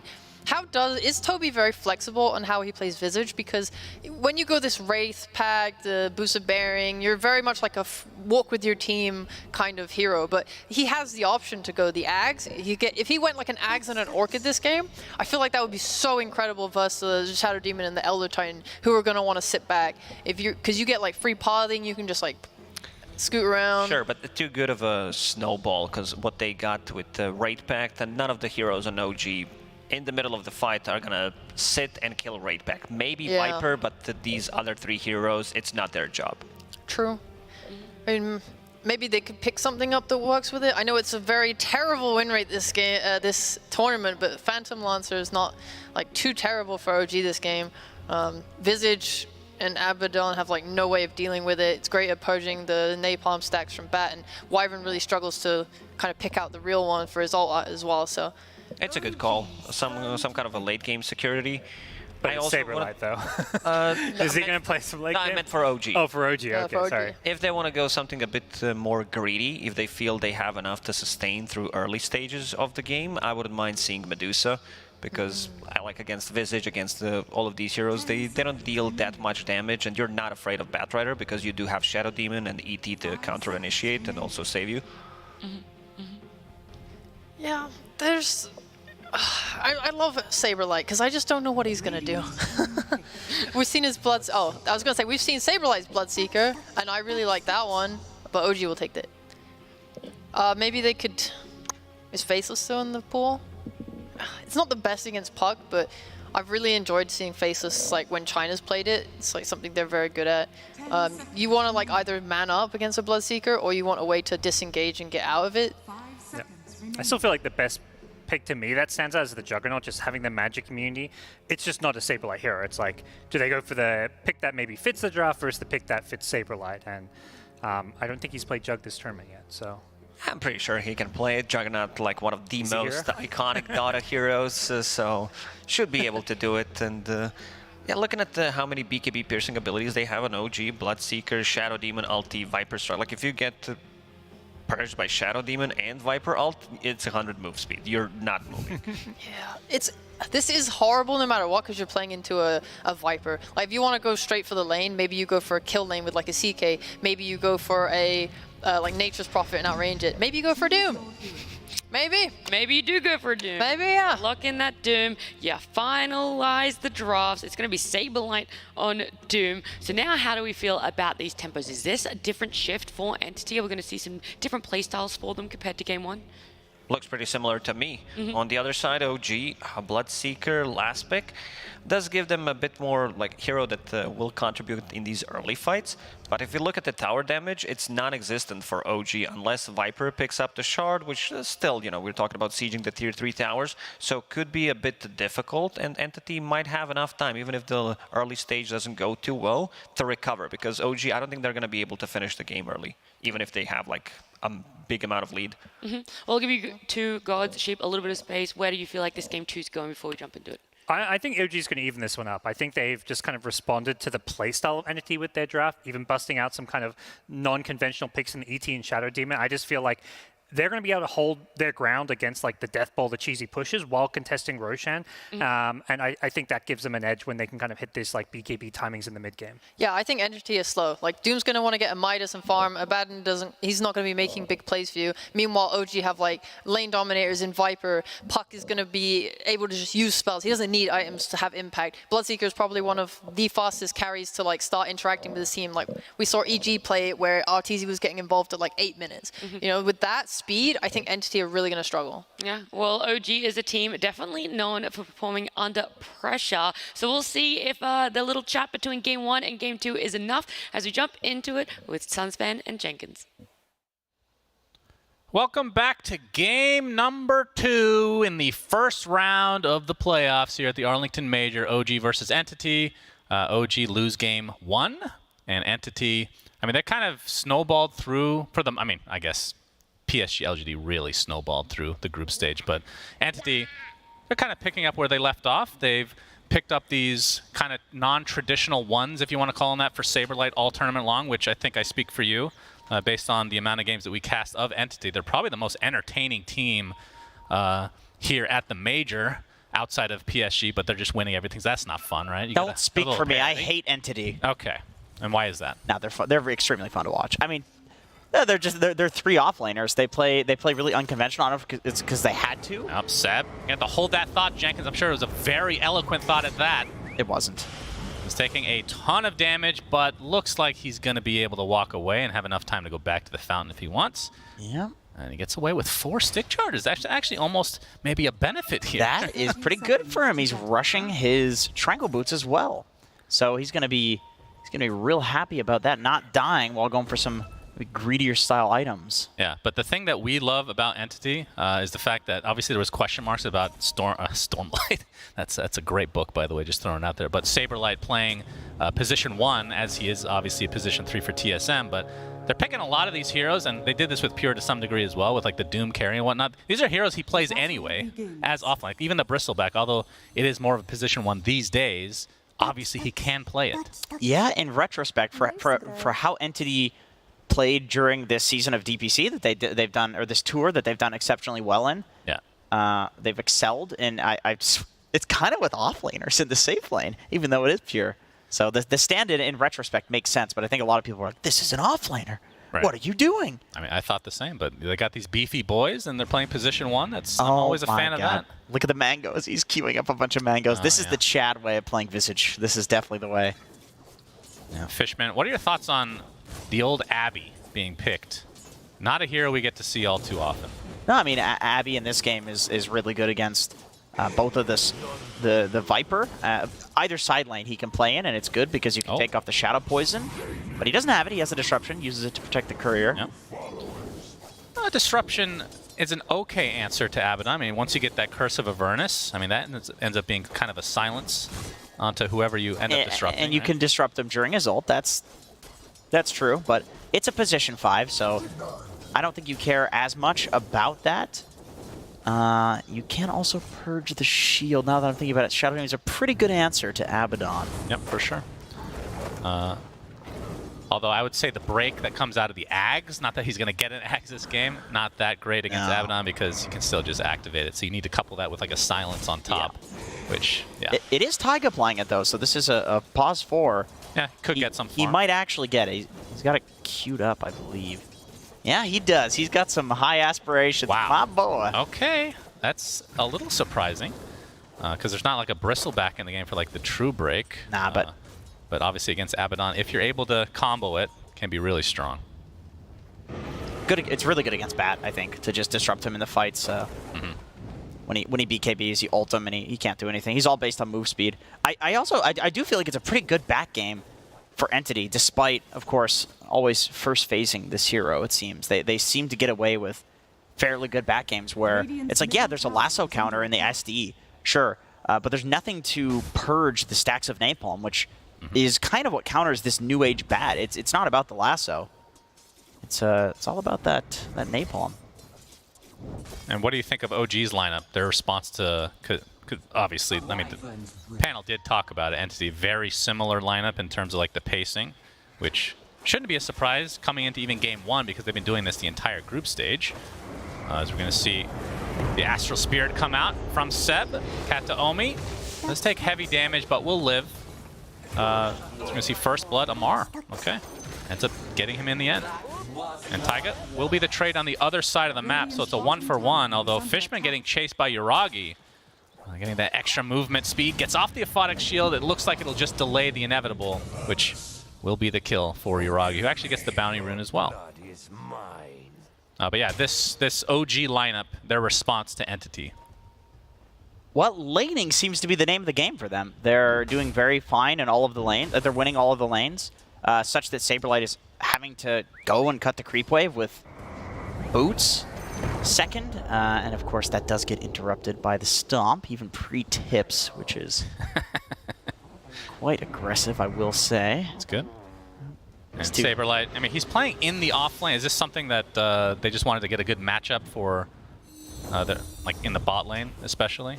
Or do they like this Doom versus the Viper? I don't think like anybody against Viper. It doesn't seem like the bot lane's really doing that well either, though. Toby is... I mean, he's neck and neck with Yuragi, but I feel like Visage is a pretty strong laner these days just because Soul Assumption, even when second point in Soul Assumption, it does a lot of damage on a 4-second cooldown. Super value ability. So, yeah, for Entity. Then again, they played for the Death Ball last game, and you don't necessarily have to utterly stomp the lanes in order to come out and have a Death Ball. But yeah, early game looking a lot easier for OG, for sure. Okay. And mid lane, Stormstormer against BZM. We've got the Puck versus Batrider matchup. Get to see that a little bit. Obviously, Puck has been like extremely contested at the point of almost being permabanned. So we're seeing some Shadow Poison stacks there onto the Visage. But that mid lane matchup, how do you think that fares for the Batrider? Since Puck just feels like there's nobody that can really true counter. To be honest, I feel like Bat loses lane to almost anything. Like, the way Bat wins lane is by killing. Oh, Taiga. Okay, here we go. Combo this. Nice disruption with the Blood Right as Yuragi continuing to chase Fishman. 3 stacks of Shadow Poison, just trying to get a collateral kill, but Taiga will just deny himself to the creeps instead. And Toby actually made his way over here just to get some Soul Assumption stacks, but nice deny there from Taiga. Yeah, support for support, but Fishman goes down first, and the deny comes out, so... Yeah, lanes are going extremely well for OG this game. I mean, it's already 2K at 5.5 minutes. That is usually indicative of winning all 3 lanes, which to some degree they certainly are. They are, yeah. I mean, it's a little early. They did pick to win lanes. I feel like if anytime you have a Viper, anytime you have a Bloodseeker, these cores, these heroes win lanes. Puck as well. It's not like Puck really wins lanes, but I don't think Puck ever loses lanes is the thing. Like, Puck will always just shove out the mid wave and go jungle, which I think is why it's one of the strongest mid heroes, if not the strongest mid hero of the patch. Kind of the only answer feels like Tiny. Even DK doesn't feel as good just because the hero's not as strong as it once was. And Bat I feel like is the opposite effect, where Bat usually loses lanes because his level 1 through 4 is just weak. Like, all he can really do is kill creeps, and he's not even that good at doing that. Often you can get denied. So this, I think the mid lane is pretty typical, but the side lanes are going pretty bad for Entity. Yeah, Saberlight just being forced to pull creep waves so you can try to get some farm. As Seb getting spotted out in the river as the 6-minute rune is about to pop, and the illusions will be in the hands of BZM. Trying to turn this around to Stormstormer potentially, but he left Seb alone in the end, so everybody's going to walk away. But yeah, OG, that's the story of the game. Off to an extremely good start. And obviously the Devour was only level 1 up until this point. And that's kind of like your big farm dependency. That's something that you're going to be almost guaranteed to get off. Yeah. But the fact that you're down 2K with a Doom on your team, not a great start, to say the least, from Entity. No. So we see another disruption into Blood Right combo. Fishman able to get off the Aphotic Shield first this time. And the Soul Assumption doing a lot of damage to Taiga. But this is the scary thing about going against the Shadow Demon in general. Obviously the save potential, which we haven't really had to see because Yuragi's been super safe, but the fact that you can take out stacks so easily with Shadow Poison is something you have to contest in some capacity. Yeah, you do. You do. Kataomi. Get a little tri-lane action here as Yuragi, knowing that a teammate is coming. Disruption there, we see the saving. There's another TP coming in, but you can see Yuragi getting extremely low. Nice Echo Stomp there, but it's not going to prevent the death from Yuragi. Going down to that Soul Assumption. Illusory Orb from BZM looking to take out somebody. The coil even expended just to take out Fishman, as Toby trying to do some damage to BZM, gets a nice Soul Assumption, and not in range for the Splinter Blast. So ends up getting away on the puck. Taiga as well, and very little HP. So a nice little turnaround here from Entity, losing a support. Oh, if he gets bashed. Okay. That would have been disastrous with the TP being on cooldown. I saw, like, in the 2 minutes ago or something like that, Stormstormer pinged the Ancients in order to, like, obviously he's telling his team, like, hey, you know, go stack the Ancients. Like, it looks like Entity, they want to play the next few minutes just to farm, and you could see that in his build as well. Once again, he went for a 3-0-4 build, holding a point for potentially the ult just in case he's got an Arcane Rune. So yeah, they're gonna play to farm, which I think is the correct approach. After what we've seen in the laning, it is very difficult for them to play either of these lanes, and I don't think they can rotate them in any way. I think they just have to be greedy and play the map to farm, and then that makes it all on BZM to rotate on this puck and try to punish that. So all eyes on him, really. And I will say a bit of a, call it a power spike from Saberlight. He had the tornado creep for basically the whole game. Finally finds the mana burn with the mana aura to go with it. So going to be annoying to go up against. But of course, he's already at a level, like severe level disadvantage. 2 behind Amar, who's not going to get some backup in the form of Taiga. Saberlight went Tranquils too as a essentially a carry Doom. Huh. He's going to take a Viper Strike for his troubles. He's already at half HP. Taiga not in the area. Aphotic Shield is going to take off some of the stacks of the poison attack, so he will live, but I mean, damage is done. I mean, Viper versus any melee hero is going to be pretty damn miserable for the melee. Oh, BZM, he's there. BZM has his coil ready. Illusory Orb not going to connect, but he's going to go into Waning Rift. You can see the TP's coming in. He expends Coil, but he has no mana to follow this up with. Amar is going to get lassoed before we get any more right clicks in, and Toby's even come to play with the Soul Assumption. So a nice turnaround on from Entity's side. As they're going to find Taiga as well. They did lose Saberlight, so it's going to be a 1 for 2. But from OG's perspective, perhaps they're happy with the fact that they had the TP with basically everybody on Entity's side. I mean, you know, Kataomi can play bot and take this lane and get some levels. Like, I feel like if you looked at the Entity side and you saw a bunch of heroes that weren't farming, then yeah, sure, those are good TPs to force. But you lose Amar, who's pretty huge. That puts Stormstormer, like, handedly in the game. He is feeling pretty good about himself. That was with an Arcane Rune, too. Yeah, BZM trying to go for a Rune here. Looks like it spawned bottom. Stormstormer just forced out of the river. It is a DD. And BZM, top net worth now on the puck. Already has his Witchblade. And I mean, Puck has been kind of the story for the last year. If you had to pick one year out, like after TI, it's felt like Puck has been the strongest hero from a consistency standpoint. It has been. Maybe there's a patch here or there where it's like, oh, Lion is being picked. Oh, now we got to be careful of that Lion. Yeah, gotta be careful. Nah, it's felt like Puck has been one of the most consistent mid laners. I think Witchblade being so strong is a reason for that too. It feels like such a good item on Puck. I can't think of a better hero to get a Witchblade on, really. Astral Spirit, just to scout things out. They don't see Kataomi yet, but you can see OG are here in numbers, and there he goes. He's actually going to use the Winter's Curse. He might be able to get the kill onto Taiga. In fact, he does. Nicely done from Kataomi. He's going to force out the Coil, though, but here comes the reinforcements from Entity. Rupture onto Stormstorm. He's going to get the lasso onto the puck. Gets a Photic Shield as well. They're doing massive damage, so BZM ends up dropping to Stormstormer, and a nice save onto him as well, as Yuragi will die in addition. So 3 for nothing as Entity clean up this fight really nicely. The Doom applied to Seb. He'll be able to walk away. But still, really nice fight from Entity overall. As Amar getting gone on the top lane. It's going to be a solo kill potentially for Toby with the nice use of the Familiars. Soul Assumption to follow. A couple more right clicks will do it. He has the Viper Strike onto Toby, but there's the save coming out from Fishman. So 4 for nothing across the map in favor of Entity. Dude, these huge swing. These Entity supports are like always in the right place at the right time. That Winter's Curse from Kataomi. This man has a Wraith Band on Wyvern in his inventory. He's actually done this before, yeah. I know he has. He's so next level on Wyvern. This guy's so good at Wyvern, and he put this ward down because he knows that the eventual rotation to dive him, it has to happen because Wyvern sits in the safe lane, and everybody knows you have to smoke, you have to go dive him. So that sets up for the perfect curse. Top lane, I feel like Fishman also has been in the right place at the right time with his shields. And he's not wasting them. Like, he's really baiting spells with the shields, first and foremost. It would be different if it's like, oh, he's just walking in and shielding. No, he's letting Viper get 5 stacks of his Q before he shields off. Like, he's really playing it. As much as you can make an Abaddon flashy, he's making it look flashy. And the game, in terms of the net worth, is relatively even, but Entity feel like they have kind of had a resurgence because they were down about 2K as Saberlight getting gone on. First Demonic Purge of the game. Viper Strike to follow. Cancellation of the TP, but the Coil comes out not hitting anybody. Well, I guess it did hit Saberlight, but they didn't really need it, I feel like.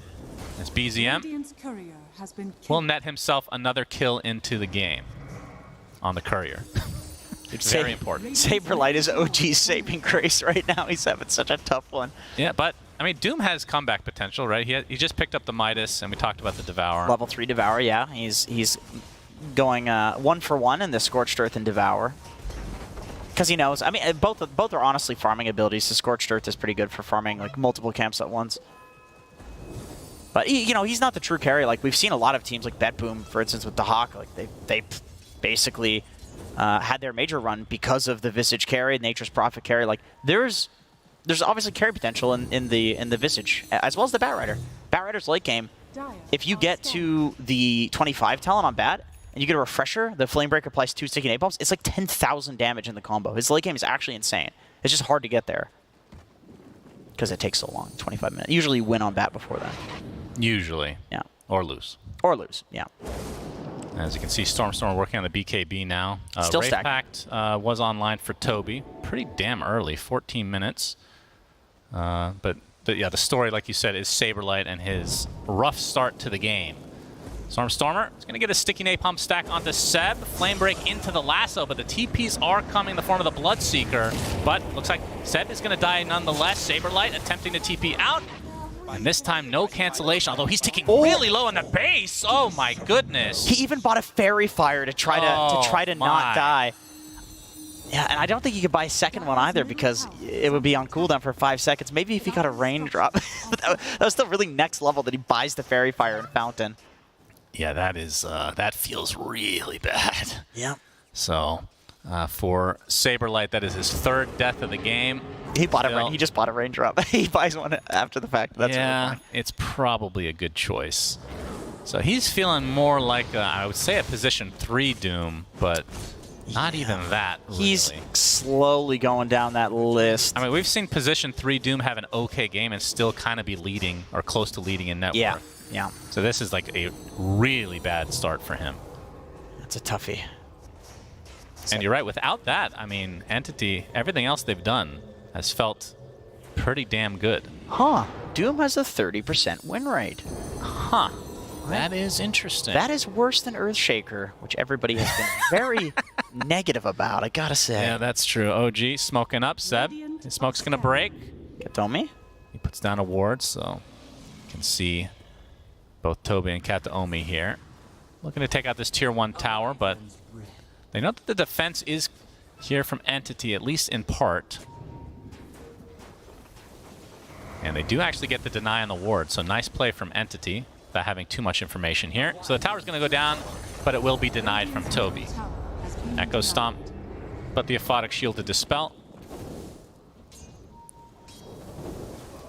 And so OG gets the mid tower, and their gold lead goes down. Oh, we have a coil. It's going to be snapped by Stormstormer. He's on the low ground right now, but the Waning Rift just in range, and the right clicks with the Witchblade. Not quite enough. Stormstormer with 30 HP, but they have vision thanks to the Bloodseeker. In fact, BZM dies to Saberlight. Saber Chad himself, and this time he will not die in the fountain. It looks like his Doom was expended for it, but well worth the kill onto the mid puck. Yeah. Looks like he got the long-range Doom. I think Seb is dead as well. Yeah, but it's possible, although he's now... I'm overhyping something that's not he's at half HP. Result in anything, actually. Yeah. All right. He's got a Veil on Elder Titan. Oh, okay. That's cool. I mean, they do have a lot of magic damage, for sure.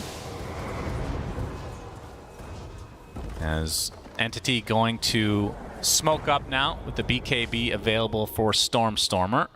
And Amar would be a very nice pickup for them. Flame Break actually not going to hit because Amar just stands his ground. And Stormstormer, he has to be careful. That's a Viper Strike. He's going to get the lasso off onto the low ground, and with the support of his team, will lead to the kill onto Amar. OG, you can see smoking up on the back end here, getting a D ward. That ward was actually close to expiring, so not the greatest pickup.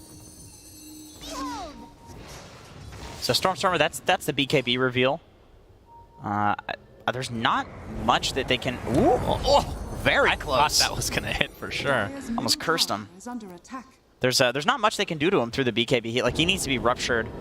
I mean, I guess there's also the they have to press their BKB piercing abilities on him now. He needs to be ruptured or demonic purge, but you don't want to do both, right? Because if you demonic purge a guy that's ruptured, he's not moving quickly.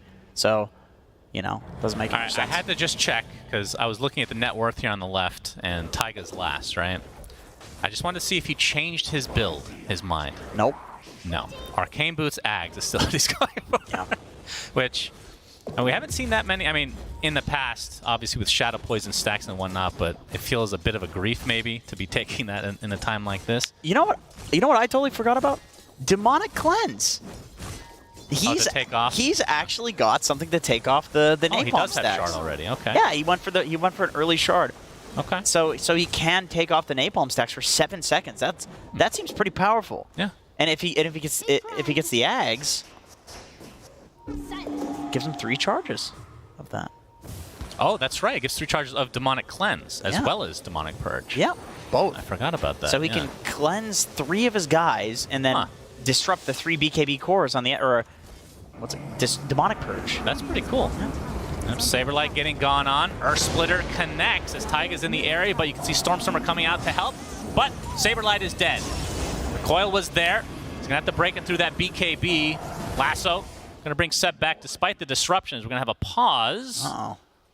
And looks like a little disconnection action from Yuragi. I think Stormstorm is a little deep. Yeah, what happens here? There's not a BKB. Give me some options here, Jenkins. I'll give you options. The Seb dies is option number 1. I don't think that's going to happen. Okay. I think Stormstorm's BKB is too low, and Seb has 448 move speed. Okay, but you can. I mean, does Entity have the chase here? I mean, Fishman's in the area. It is just an Abaddon. They're a little far, and I mean, OG sees all of them, right? Yeah. So and they can strategize right now. That's part of the disconnection here, of course. That is definitely ethical. Yeah. So does anybody die? I think this is going to be a fight. I think Entity is more than likely to just get out right now because it's 4v5. No Stormstormer's lasso, no BKB is gone. The lasso's gone. Yeah. And Yuragi's going to come back to a bunch of low HP heroes and just get in there with his juicy right clicks. Is this is that a flame? Is he flaming the Abaddon? He's not back yet. He hasn't started playing yet. Well, with Amara, it's always like partly a flame, but these of course are our previous teammates. That's true. That's true. So they're friendly banter. Okay. Of course, the banter between Saberlight and Seb was very real. Yes, hatred is very, very guttural toxic. and visceral are the two words that come to mind when I think of that interaction that they had between each other. I would be surprised if there wasn't a physical fight on the stage actually after this match. Yeah, Seb, very angry young man. As Extremely, we've seen. yeah. Always has that smile on his face, but deep inside. It's an angry smile. Yeah, it is. You can see it in his eyes. Yeah. The psychotic look. Oh, yeah, that's right. As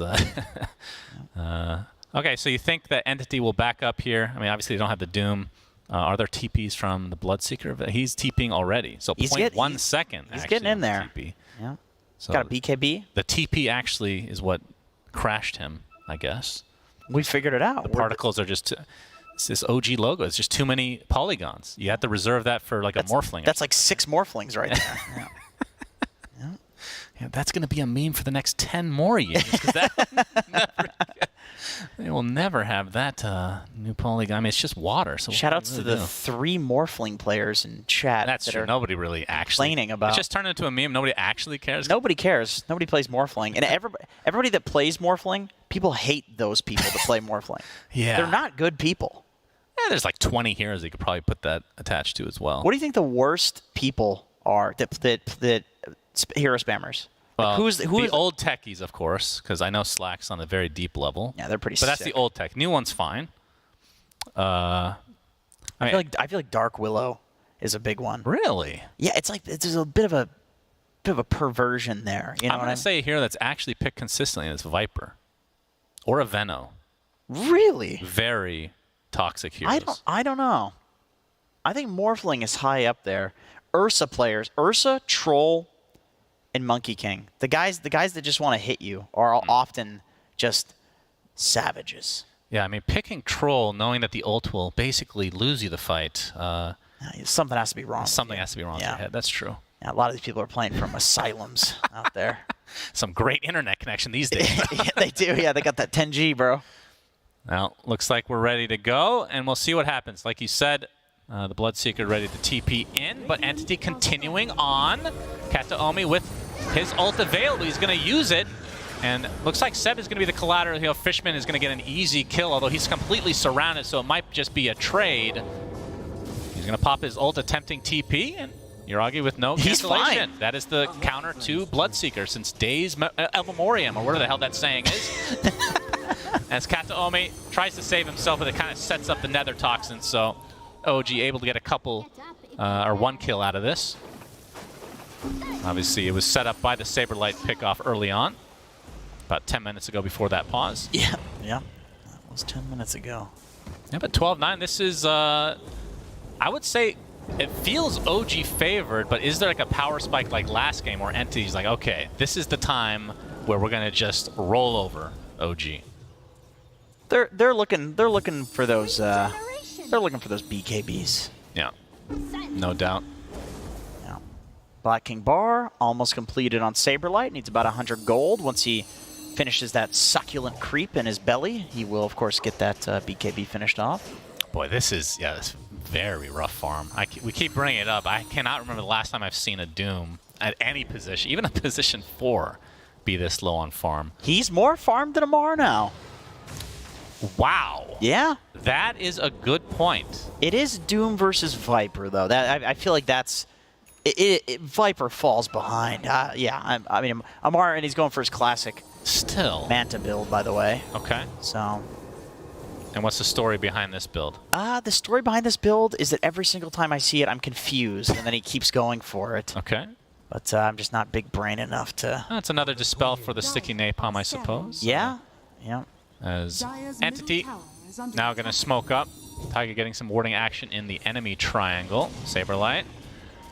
Stormstormer, they have the Blink Dagger on Kataomi right now, but there's the Blink onto from Stormstormer, and the Bloodseeker is just dead. Big pick off for Entity. Taiga able to get off the Demonic Purge, but he's getting chased relentlessly from Stormstormer and company, and Seb just he should be dead can't do much about it at all. He's carrying a briefcase. It's business day for him, but back to the grave. 3 dead Entity. Now, do they have a Roche lineup? Not as much as last game, that's for sure. Visage Ab are decent. I don't know if they're gonna... Oh, Saberlight's even top, actually. BZM in a bit of a pickle right now. And he's just gonna get dropped as well. So Entity getting everything out of this, and that should surely be enough to get the old Roche. I mean, that turned from a carry pickoff to just everybody dying. They just bled out there. That is not something that you see at this level of Dota. I mean, we see when they're at the disadvantage, like down in numbers, pucks will go into like a side lane and push out the lanes, but there's still a tier 1 tower there. So a lot of capability from Entity to try to catch him, and they punish him pretty hard. Yeah, I think BZM felt safe doing that because he's got such good ward coverage up there, but still a little greedy. I think he wanted to get the last hit on the tower. It's very low HP, but I mean, obviously all of Entity were just there, right? So you know that that's a risky play making it.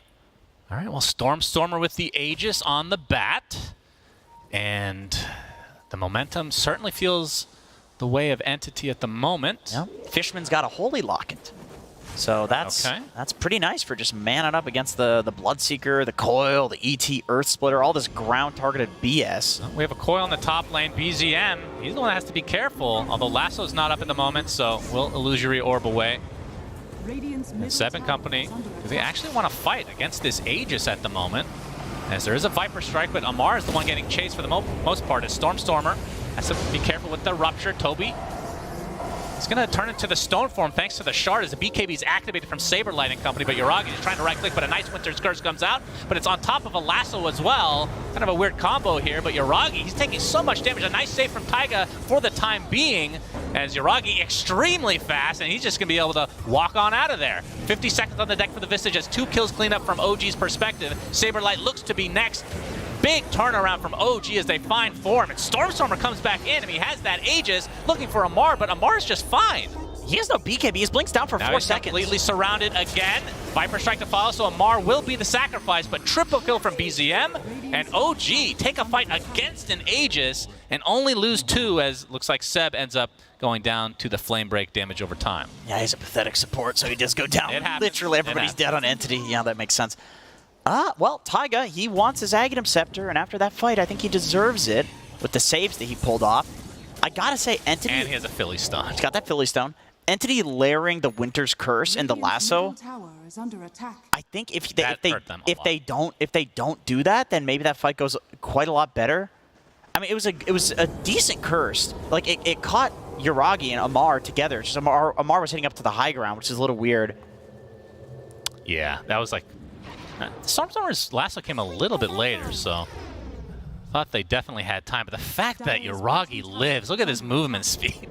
Stormstormer tried to catch him with the Flame Break, but it was just way too quick. The Wraith Pact also died very early in that fight, which in quite a few of these fights we've seen it getting either ignored or he's just putting it on some high ground, like hiding it away, and it's not going down. Yeah, most of OG's so low. They're so low, yeah. But that Flame Break. Yep, Seb. Yep. Literally not moving. Oh, there he goes. Very nice. There's that smile. Yep, you know what that means. He's very angry. 4K lead for OG. Oh, but BZM gets spotted. Doom applied, but Taiga attempting to get out as well. He's going to get stopped in his place thanks to Saberlight. So Shadow Demon the first to fall in this engagement. Amar trying to position himself. Looks like the curse comes out onto the Bloodseeker. That's through the BKB. So Yuragi, he's still so fast. Able to walk away again, but again, with that BZM death, that does hurt OG quite a bit. And a stomp to follow. So 3 dead, Favor this time going to Andy. So much back and forth this game. As Seb, will he get chased down again? Flamebreak kind of helps him out. He whips himself into shape. Has the Boots of Bearing as well. But Stormstormer in the area. Flamebreak again. Is that enough to tick him out with another sticky napalm stack? Looks to not be the case. Nah, he's got his Boots of Bearing. Wand charges. Yeah, in that fight, the curse was a long duration curse because there was a puck illusion hitting Yuragi there. So the full BKB of Yuragi was just completely wasted due to the, of course, beautiful Winter's Curse from Kataomi, who has a Wraith Band and building into that Shadow Blade. I love that he does this. I love that he does this. It's just next level. I've seen other people copying this on a pro level now, going for the Wraith Band. Some heroes really do need the armor. I've seen Wraith Band pudge quite a few times as well. He also has the Brigand's Blade, by the way. So yep, playing to do damage. The Arctic Burn percentage-based damage. It's kind of cool. As Manta Style now on to Yuragi. So looking for more Dispel. That's definitely not a normal pickup on Bloodseeker. Normally we see like an Aghanim Scepter or something. Not Aghanim Scepter. I guess the 25 Talon is the double Rupture now, but you see like the Refresher and whatnot. I guess that would be more of a 4th item. Yeah, it's usually BKB, Scotty, Basher, Maelstrom. It's a very standard build, but I don't know. You're playing against Entity. Like, this is not a standard team. It's not a standard draft. They're playing against Doom Carry, you know, Bat Mid, who's top of net worth. So playing to have Dispels and you know, Lincolns, I think it makes sense in this situation. There's no like typical carry on the enemy team that you want to man up against with the Satanic Scotty. It's like, who's Scotty good against on the side of Entity? They don't care. Like, they're not carry heroes. Yeah, that's true. A Witchblade almost done on Stormstormer, so a bit of a later pickup than we're used to seeing. Did he get the Ag Shard? He did get the Ag Shard. Okay. Oh my goodness. Oh, that's awesome. I love this. Man, when that came out, that was so broken. Dude, you could do like legit 10,000 damage in a lasso. It was insane. So it's now a 50% chance to apply a stack of sticky napalm when you auto attack. I mean, Batrider does farm really well, and I mean, he's not really going to go for like a right-click build or anything like that, but Witchblade, you think that's enough to get value out of it? I think so. I've seen more and more people picking this up lately. That like really good Batrider players have been trying it, and I mean, it did so much damage before. I've always felt like the 50% nerf was not enough because it's like what, you're doing 5,000 damage instead of 10,000 damage? Like, surely that's good, right? So I'm glad to see this come back because I think this is such a cool build. Does not work with the Manta anymore, unfortunately. Yeah, that was a good time for a whole week. Yeah, that was good. Just like the Centaur Manta days as well. Well, those were the days. Classic. That was another week of Alliance winning a lot of games. Loto really spammed the crap out of that one back in the day. Yeah. Of course, once you killed the tower, you couldn't do anything because the barracks don't attack you anymore. So no, they don't. Pretty pathetic in that point. Yeah. Smoke from OG. But just securing some farm right now. Maybe getting a couple wards. Are they going to go into the triangle as BZM ready to go. Waning Rift to start things out. And Fishman with the Nether Toxin can't even get off his ult. So insta-death for him as OG look to pursue even further. Saberlight gets destroyed by the Elder Titan ult through the BKB. And that is 2 quick pickoffs for OG. Obviously, Roche, we won't know another 30 seconds for another 30 seconds here. That was nice. The way that Fishman went down there, like usually an Abaddon walking into a ward like that is kind of like, oh, we don't want to go on this guy. But of course, BZM has a silence and then followed up by Amar's Nether Toxin break. Then he can't press the ult, and the ult's not going to automatically activate either because he's broken.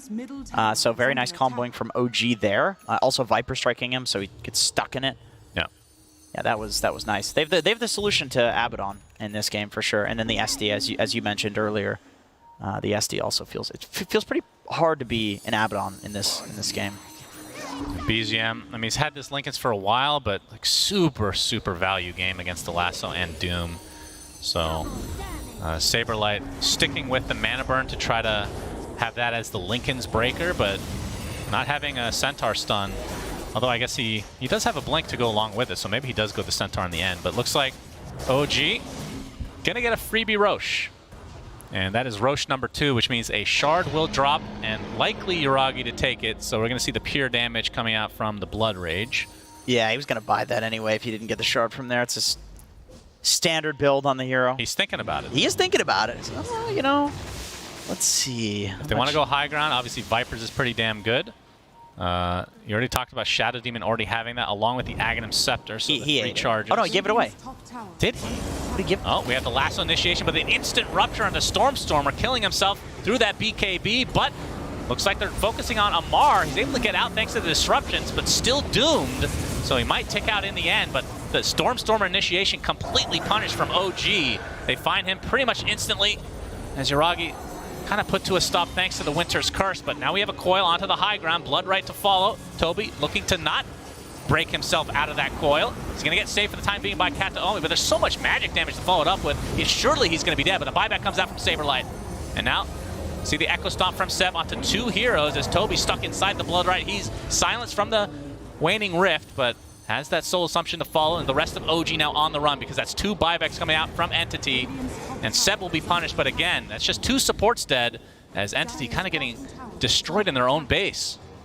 Yeah, rest of OG TP'd out. They were just diving there to kind of force the buybacks. Like they know that even if the buybacks do come in, it's a Bat Rider without Lasso, it's a Bat without BKB. Doom has no Doom, he has no BKB. So they know that the dive is okay and that they're only going to lose a couple of supports, maybe 1 extra core if they played that a little bit worse. But yeah, they'll just get out. As we see another replay here. I mean, I think the story of this game, and we kind of talked about it early, the potential, I wasn't giving as much credit, but like when you're playing Abaddon as a support, you're in front a lot. You can't really do that anymore because a simple 1 Demonic Purge, which breaks you, into a Waning Rift, you're just dead. You can't do anything.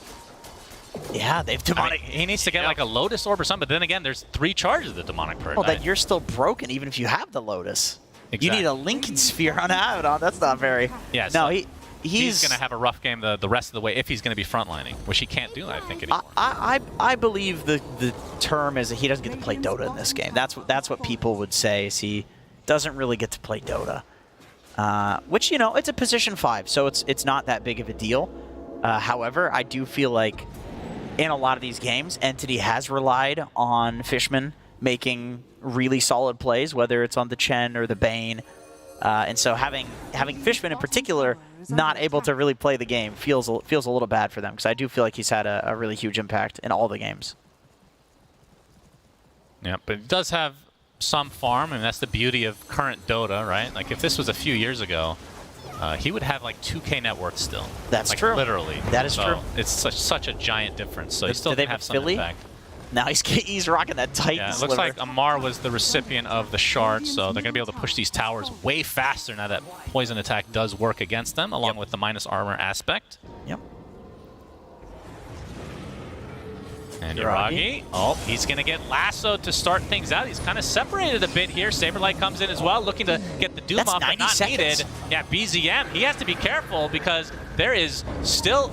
Oh, actually getting some backup from his team. Looks like they're going to focus on Fishman instead. He does get off the ult this time, despite the break. No silence to follow as Toby going to get Viper struck as Amar focusing on the familiars for now, but it's a 1-for-1 in favor of Entity as the rest of OG now need to retreat. Oh, the BZM, he's going to get the phase shift off. Blink up in just a moment, but will he be able to get out? Finds a little bit of distance as Stormstormer. Nice. Flame Break not going to connect. As the rest of OG collapsing a bit, but they do get BZM in the end. That is an enormous kill for Entity. And Amar kind of forced to just stand his ground again, but the Soul Assumption, nice dodge with the Manta style. That's exactly why he picked it up. As the Cold Embrace going to save Toby. As the Familiars keeping Amar in place at the moment with the buyback from BZM. And they do get the Visage, but the buyback feels like maybe not so worth it now. Unless they can get some objectives on top of it, which is doubtful without the Bloodseeker. Yeah, I think that was pretty favorable for Entity, especially considering I feel like it's hard to play into this SD triple purge, triple cleanse at this point. It feels like you need to almost initiate on him. Yeah, you do. And I mean, I guess there's not great save if the SD gets jumped. None of these other heroes can really save. BZM did buy back, so if he goes down in the next fight, it's looking rough. Yeah. But of course, it's a Puck. He's got a Lincoln Sphere. He's got a Sanjin Kaya. That's very hard to kill him. He's very difficult to kill. Yeah, so Saberlight, he's had the shard for a bit, but the Infernal Blade, the fact that it stuns a little bit longer against Puck, who can't really do anything about it as long as you can get the attack off, obviously, can set up the mana burn to take off Lincolns. That's kind of like their big play here, because the Centaur Stomp obviously would work really well, but you need a Lincoln's Breaker, and looks like Saberlight is the candidate for that. From Entity's side. In BZM, he's higher than level 25, so the stun duration is actually higher on the Infernal Blade. 1.8 stun duration plus whatever the regular one is, which is I think 0.6. So it's actually a decent stun. Yeah, it's quite a while. 2.4 second stun. Amar too, he's a multiple of 3, so he can get stunned as well. Go ahead and do the math on that. Okay, yeah, the old, do you remember the name of that spell? That was called level !death. Wow, you actually remember that. That's right, because it was so stupid that like everybody remembers. Yeah, it was quite dumb indeed, but it does scale really well because once you hit 25, it just works the rest of the game. Yep. Of course, back in the day, you couldn't get higher than level 25, so I'm not actually 100% sure if that's true, but... It did work at 25. It was... No, it did, but I'm saying now you can go higher than level 25. It works now, yeah. Okay. Anything above 25. It used to do percentage damage, but now it's just stun duration on Infernal Blade. Yeah, we got a big item from Stormstormer. Okay. As we might have a big fight here, contesting the ward spot on the cliff. Amar has the Lincolns applied to him. As Saberlight, he's going to get Waning Rift to start. As a Rupture put on Saberlight, he's kind of stuck all by himself in this area. As Stormstormer gets the first lasso off onto Yuragi, but no damage follow-up whatsoever. Seb taking a soul assumption on the sidelines. Amar pops the BKB, but Saberlight's just dead. That was the original initiation from the Puck, and he's dead for 2 full minutes, no buyback. Amar's going to be the trade. Does have buyback for him, but the fact that they've taken out the support Wyvern already as Toby turns into stone. Gonna put this initiation to a stop. As Seb all right, that's a really late game high five. I like that. Toby. Oh, the bash actually connects from Yuragi as a basher now. And so Toby trying to walk back to base. Probably not going to happen. As Stormstormer getting chased in the meantime by BZM. Has that BKB activated and looks like he's going to be fine, but Toby not so much. So it ends up being a 3-for-2, really back and forth. And the fact that Saberlight just couldn't play that fight at all really hurts Entity. I mean, he needs I was going to say he needs a Lincoln's, but he's going to go for a Refresher. And the fact that BZM is 25 now, you're going to have to worry about 2 Ruptures anyway. That was the most split fight that I've ever seen. Just like people, like 4 different chases going on at once. I think we didn't see how quite a few heroes went down in that fight because there's not enough cameramen, there's not enough obs. Yeah, we need to zoom out to a global level. We do, yeah, see the entire map. Stormstormer, they don't see him here, and he does have a gem, so that'll be a nice pickup from OG, but they're just going to push out this lane now. So how can you counteract the double Rupture? Because obviously Saberlight wants to start the fights in some capacity. It's very hard. I think, number one, people are giving Bloodseeker now the credit that it deserves in late game. It is just a very strong late gamer in general. However, I think there's also an argument in starting the fight yourself. You know, like the fact that Saberlight got ruptured at the start of that fight was really what set that to be a bad engagement for Entity. He couldn't do anything. Yeah, if they fought around him, perhaps, but they have so much AoE on OG with the Blood Right setup and whatnot. But you can also start with the lasso. You can also have Fishman run in and kind of suicide. Well, it was awkward because the lasso came at the same time that Saberlight got ruptured. It was weird. It was awkward, yeah, which led to the entire splitness of that fight. It was also weird. Yep, Amar gets spotted out here, trying to de-ward this very valuable ward spot here. BZM jumps in. The Waning Rift into phase shift. He'll blink onto the cliff. as Amar's attack speed is absurd right now. Is this actually been enough to take out Toby? I thought he was perfectly fine, but BZM with the finishing move. They pop his Lincolns, looking for the Doom, but the Viper Strike applied to Saber. He can't get off any attacks at all, and he will die shortly after here, but a curse comes out to try to counteract it. Double buyback from Entity, including the Doom with his ultimate still available. But now they have to pop that Lincolns again on the side of BZM. Gets off the illusory orb, onto the other side of the trees. And they get the stun on Saber. That is a dieback onto the Doom as OG winning this fight handily. Another buyback onto the Abaddon as Entity have yet to find a kill in this engagement.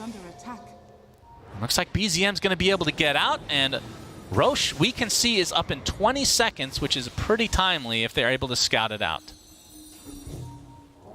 We're finally seeing a very obvious effect of Saberlight's game being very tough. He buys back, and he doesn't have BKB up. He doesn't even get the Doom off in that fight. It's just another one of these fights where one of the cores gets caught out. I think Toby had Stone Form, but I thought he was definitely fine. I thought he was fine. It looked like he was definitely fine. Up, Stormstormer scouted out, illusory orb, and no. But the rest of OG going high ground with 60 seconds for 2 heroes on Entity, no buyback. And they could easily get a lane of racks, maybe 2, and then go Roche afterwards. As Seb, is that an Aghanim Scepter for him? Or is that, yes, it is. That is Ags. So Very he's a core now. All right, as applying some pressure to the tier 3 towers. OG looking to potentially finish this game, and obviously with that shard on Amar, it allows them to just melt through these buildings. And Stormstormer, now they're gonna have to try to defend it. These tier 4s are basically dead now as Amar pops the BKB, focusing on the Ancient as well. And Stormstormer just bashed to a high degree. He's just dead. He does have buyback, but the GGs come out as OG even the series 1-1. They did it.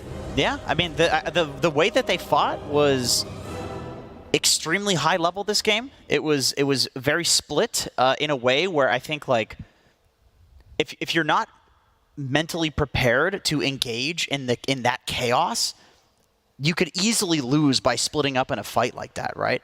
It was crazy. I don't know how the comms were. The comms must have been like some really precise stuff, because they're like jumping one guy over here and then chasing another dude in the base, and then also like Taiga's being there's Taiga's way over here on the right.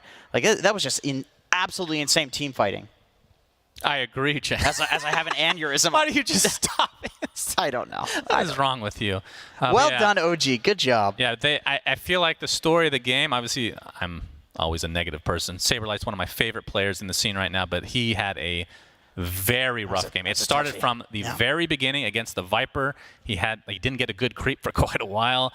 And then the farm just never came. Like every time he got an item that felt like a power spike that would be for Doom, but everybody else was just so far ahead. They're consistently getting ruptured. Like I don't actually know what he could have done that game, because the initiation from Stormstormer were there on the lasso, but the Doom just non-existent. I mean, he couldn't get his ultimate off for most of the game. The cleanse, the Shadow Demon looked real nice that game. Gotta say, it looked real nice. The fact that he queued up the Ags right off the bat. He knew. He's like, this was nice.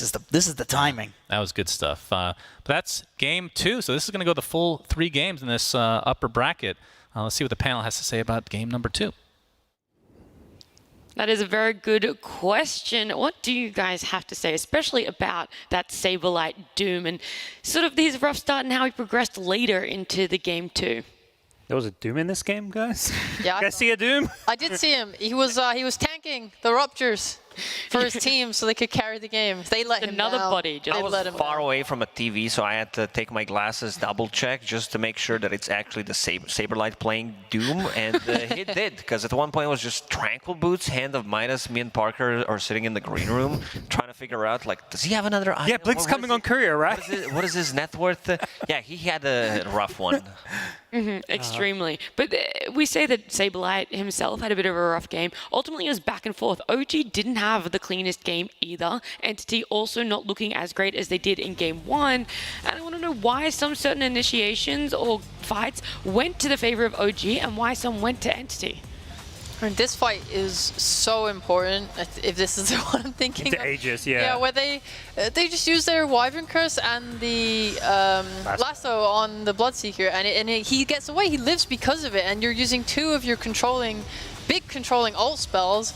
The good old hentai combo synergy. It's so sad. It's almost as sad as earlier when there was the monkey getting knocked down from the trees by Mars Arena. This was so big. They lost the Aegis, they lost their momentum, the whole game tempo got reset. Like Entity had to play a lot more passively, and OG really took the driver's seat from then on. Shadow Demon did look good.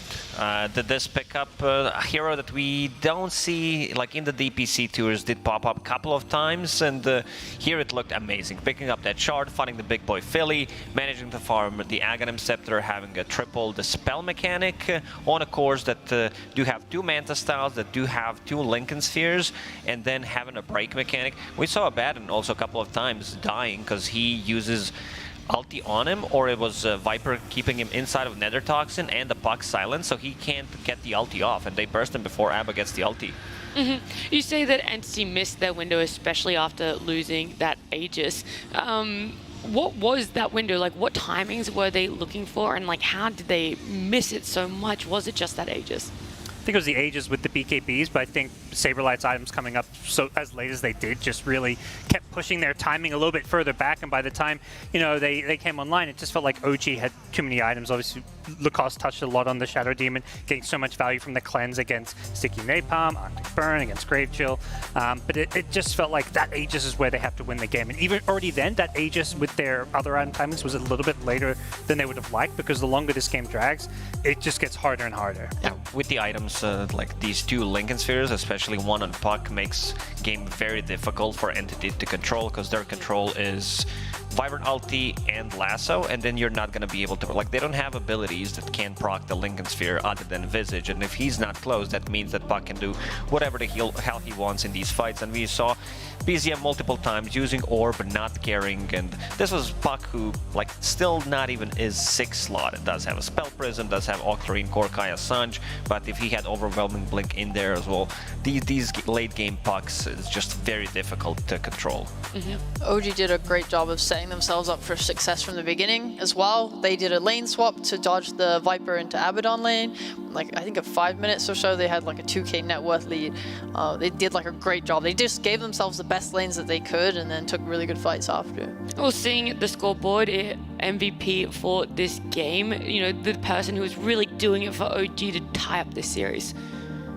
For me, it's probably Taiga. Just, I think his hero did the most. Like, it wasn't like it was like something super flashy. It was just like that pick itself and what it brought to the game was the X factor. Also having saved against Vibrant Ulti and Lasso, which he did use multiple times, plus the cleanse, plus the break mechanic that we mentioned, and the Elder Titan as well. Like, pretty surprised how well ET does. Like, we've seen in the late game scenarios where Viper uses ulti on one target, plus a Rupture, and you're not moving, and then ET ulti is coming through, a Doom disappears from 100 to 0. Seeing the ET have a little bit more success as well on Seb, does it give you a bit more confidence in what they're experimenting with over on OG? OG as a team always was a team that is trying to break in terms of like Dota mechanics and everything, and in this one we see a ton of magical damage with the ET aura, also Veil of Discord on top of that, just to be able to amplify that damage even more. So, like, I remember during the DPC tour one game where they were stacking like damage reduction with Lich, Dragon Knight, and not sure what, there was something else, but they always try to find some of these new things. Yeah, I feel like OG's lineup really made it hard for Entity to itemize as well versus them. Like, you can't buy Force Staffs to save your teammates because of this Rupture, because of this Shadow Demon ult. Like, it just means the Force Staff gets purged instantly. Like, your Glimmers, nothing. Like, you're so limited on save this game, it's very hard to play. Entity tried to hold on as long as they could in game 2, but ultimately OG got that victory. They tied up 1-1, which means we are going to a game 3 happening after this break.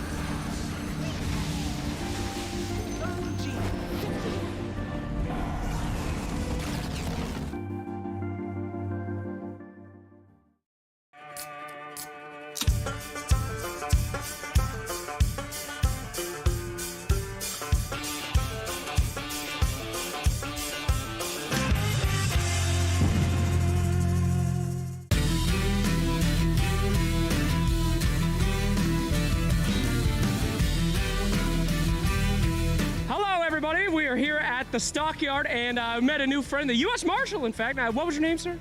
Trace Morgan, U.S. Marshal. Trace Morgan. Now, you have a beautiful accent. I heard that. What do you do here? We're the gunfighters down here in the Stockyard, so we hold 2 gunfight shows each day, 11:45 and 4:15. Oh, fantastic. Now, I love your accent, and we are from a video game where we have a lot of characters. They say some weird-ass stuff. I was wondering if you would do us the honor of giving us a Texas rendition of what some of these guys say. All right. All right. Fantastic. Can you read any of these? I will say them to you if not.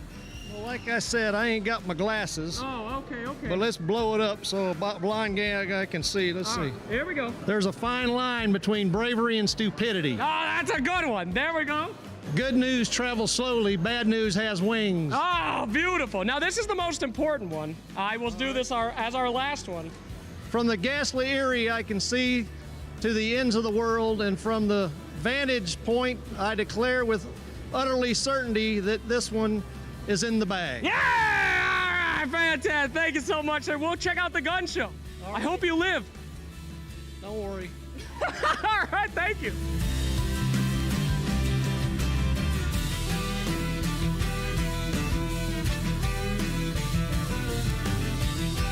Now, one of the most important things you can see down here in Texas is something called a cattle drive. What is that? About to get into it, but... Okay, you know? Here it is. Now, a cattle drive. Now, the cows, you got to move them for food, for beef. You got to sell them. Yep. But you can't just cross a river, the Mississippi, the raging Mississippi, as we call it. Got to go around But sometimes. they're strong, surely. They can make it. They will not make it. Oh. It's raging Mississippi. So they Big had to go sad. around. They had to do these large movements with the cows, move them from one place to another. It's called a cattle drive. Nice. And we're going to do that. Do I get to We do that? are going to do that right here. So we are going to see a reenactment here at the Fort Worth Stockyard of a real cattle drive. People used to line up on the side of the roads and watch the cattle go by. That's what we're doing. They used to, this is what they, back in the day when they didn't have video games or TVs, Yeah. a cattle drive was the most exciting thing that could happen. This is the most exciting thing we're going to do today. That's right. Here they come! Stand up! Here they come! Look at that one.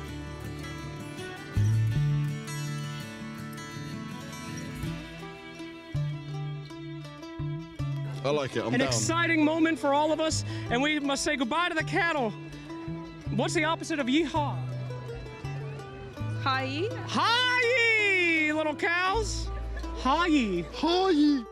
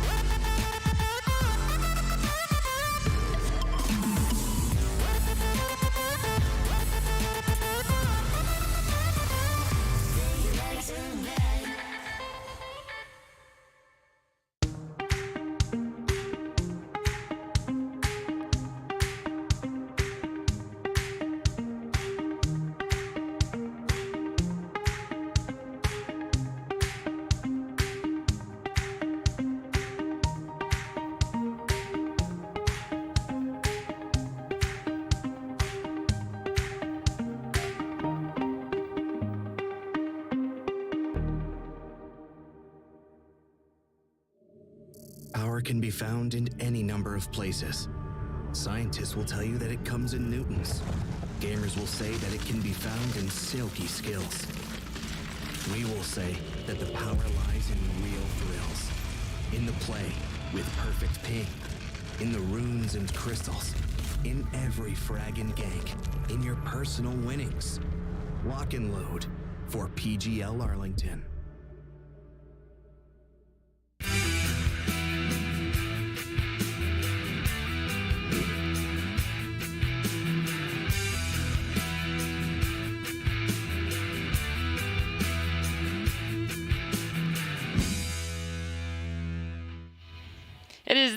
upper bracket. Second series of the day, OG up against Entity. And we are going to game number 3. OG taking game number 2 here, which begs the question, Entity, how are they going to bounce back, not only mentally, but when it comes to drafting again? Ooh, I mean, just stick to what you can get. Maybe they need to pick up not a Bat Rider in first phase. I mean, I kind of liked it. I didn't think it was that bad, but it does kind of like close your draft off early in terms of what your mid can do. Obviously, they have to really discuss what these first phase bans are going to be as well, because I think Puck did be it was a massive problem for them, let's be real. Yeah, well, it's going to come down to who has that first pick. Like, my opinion is first pick is just kind of better in some ways because of the puck problem, as well as the Chen being such a key hero between these two teams. It just feels like you can kind of get first grab when you have first pick. Yeah. I mean, it does make sense then to pick your mid in response to the puck if it does get through that way, but looks like Entity has second pick. They actually took second pick on purpose. Okay. So they seem, that's like confident. That reads confidently to me. You're not worried about this puck problem again. Either you're going to ban it or you have a better idea of how you want to counter it. Yeah, Lacoste, I know that you've seen these two teams match up before. When they did, it did go in the favor of OG as a 2-0. So how do you feel that Entity does do when they have this chance to bounce back? They definitely have more versatility when they played with Pure in DPC Tour 3. And now I feel like this last pick, Doom, didn't really, I mean, as we've seen, didn't work out. And there were a couple of better options, but seems like they were very limited in what they can pick.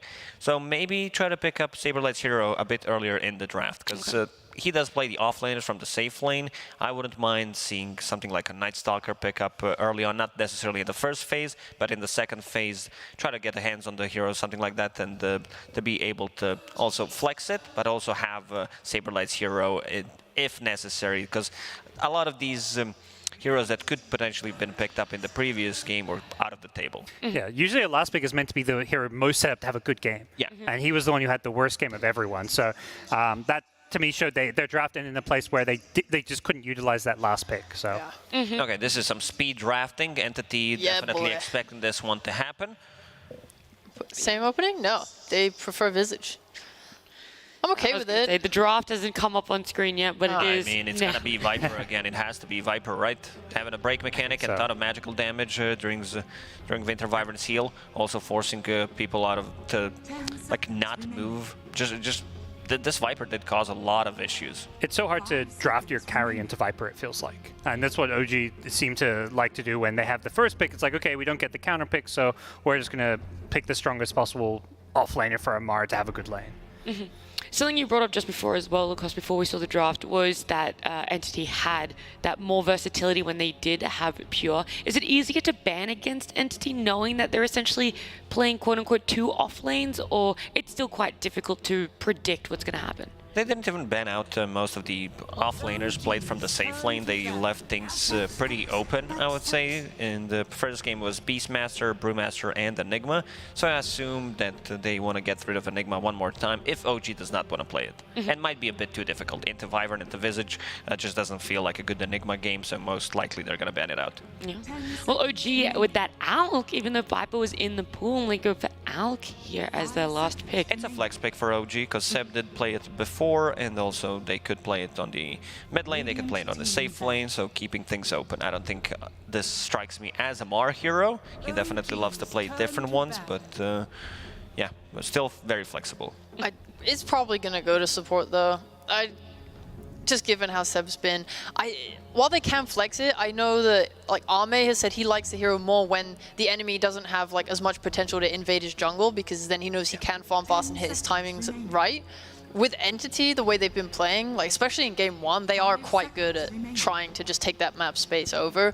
So maybe Outcore would suffer here. Visage is a really good hero because he gets that level 6 fast, and then that means that he can be very aggressive. Usually, we're speaking of like 8, 10, 15, 12 minutes into the game, you don't have what it takes to kill Visage Bird's Wyvern a bit more slowish, so he doesn't put too much pressure on the Alchemist, but if you combine Visage with another potentially position 4 that can move around, even though it's Entity, so most likely Wyvern is going to be played as 4. Yeah, I wanted to highlight as well last game when when Kataomi was playing his Wyvern, this is like the mark of someone who really loves like a hero and feels comfortable on it. He was going Shadowblade. Right band. Yeah. You know he's a hammer. Yeah, he's like so off the like standard item build, and it was kind of necessary too when you're playing versus Puck. I think BZM, like he is such a god on the mid lane, but with this Puck, he's fantastic at catching the backlines. When OG was kind of sieging the base of it, like Puck's just in the tree line hunting down the Wyvern and making his life misery. So yeah, like when you're itemizing like that, he really is just being creative with ways to try and not die. With OG's band, it is the Doom and the Bristleback. Do you feel like they're trying to capitalize on what they've seen come out of Saberlight, or are these just ones that they don't want to have to come up against again? I think it's more the latter. Like, NG have shown that some of their best strats have been around these two heroes, particularly the Bristle. That's what NG, of course, won with going back to game 1. But even though they destroyed Saberlight's Doom in the previous game, this time around, Entity, you know, if they're going to pick Doom again, they're going to learn from their mistakes in game 2 and set it up to have a better game. This is a good ban from OG. Dead Prophet can be played from the safe lane, which Saberlight did play it, and it's one of the heroes that doesn't fall off quickly, as you think about the hero as an offlaner concept, where it scales extremely well, gives you even more momentum, roche taking potential, so definitely would be a great fit. I just want to see an answer on Entity's side now coming for the Puck. Because while you can set up on like a Wyvern ult, again, this Puck's probably just going to get Linken's again. Your Visage keeps going this like Wraith Pack type build and not like an Orchid to try and deal with him. So what do they want? And I saw. That's exactly what I was. I was going to suggest Night Stalker once you. Sorry, I took way too long. Wow. Oh, you're good. You're Let's good. just pretend he's a god. Gods, you're so good at predicting heroes. I mean, that's a hero. Like you, itemizing against Night Stalker is hard. Force Staff is like you don't want to get that on Puck, but your teammates can, of course. But yeah, like you don't go BKB, you can't really deal with the Night Stalker. And this is a flex between offlane as well as safe lane, although I think more likely this is going to be Saberlight's safe lane hero. Yeah, like Koss brought it up earlier, right? This hero is insane, and he's so good as well because when you get the shard, you're able to sustain in fights really nicely without having to rely on like Wyvern to stick in it. Entity is making changes in the game number 3, picking up something for Saberlight potentially, like looking like his hero here to have a bit more control against this Puck. Vision game is pretty nuts. This is Visage Bird, Night Stalker, and Wyvern as well. All of them are flying. Yeah.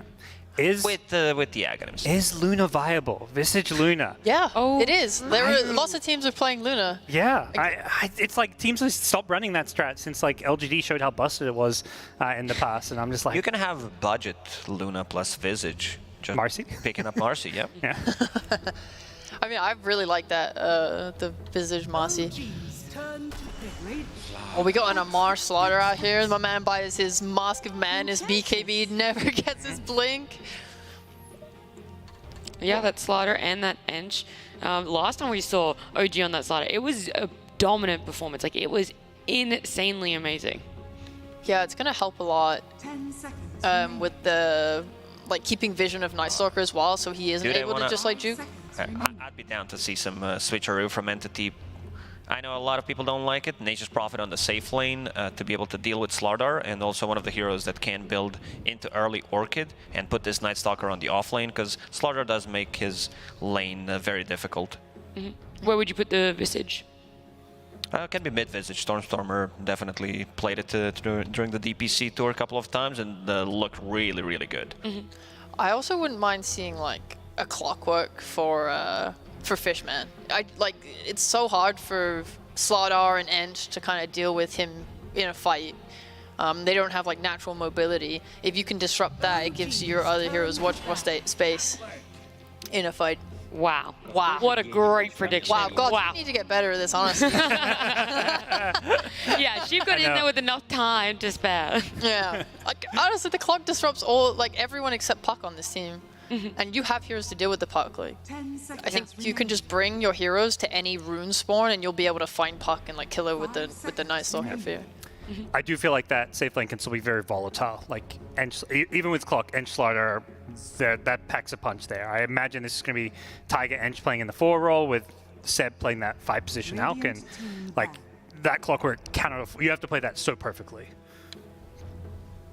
What are we thinking that either team might be missing in their lineups? Do you feel that they have the ability to take those objectives? The laning phase is looking a little bit weak for either side. Usually when I see Puck, I want to see like a lot of AoE damage to dump on top of it, which they kind of lack so far. They do have like good damage spread, magic on Puck, like physical Slardar, pure from Ench, so they're kind of okay like with dealing with Wyvern heal. And Entity, maybe they could do with some more magic nuke themselves. Where do we feel this Ench is going? 4. On the 4? Yeah. Yeah, looking at the Entity's heroes, I feel like they're gonna have Fishman playing Clockwork with Visage potentially on the off lane and Night Stalker safe lane plus Wyvern, because playing 2 melee heroes into Slaughter and Enchantress might be a bit too difficult, so they will need to make a switch. Yeah, I think as far as the two teams, there's a lot more flex potential with any, because even the Wyvern could theoretically be mid lane, for example. Yep. They don't have their mid laner yet. There's nothing that's been proven to be great against the Puck, so if they could just be a mid Wyvern. Yep.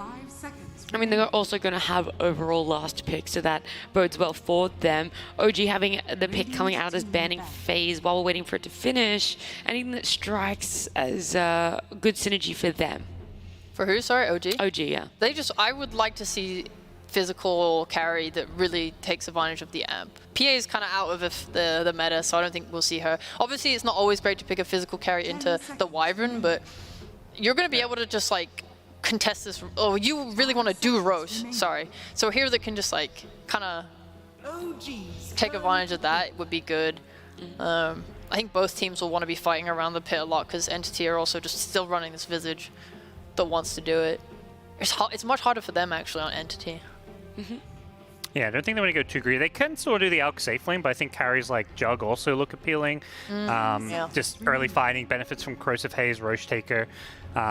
Ursa maybe still in the pool too, so there's options for OG. I think they're less focused on making sure they win that safe lane and more about like having the right hero for the game and for their strategy itself. Radiant team pick. Oh, okay, I'm sorry. That's not a physical damage carry. That's a Phoenix.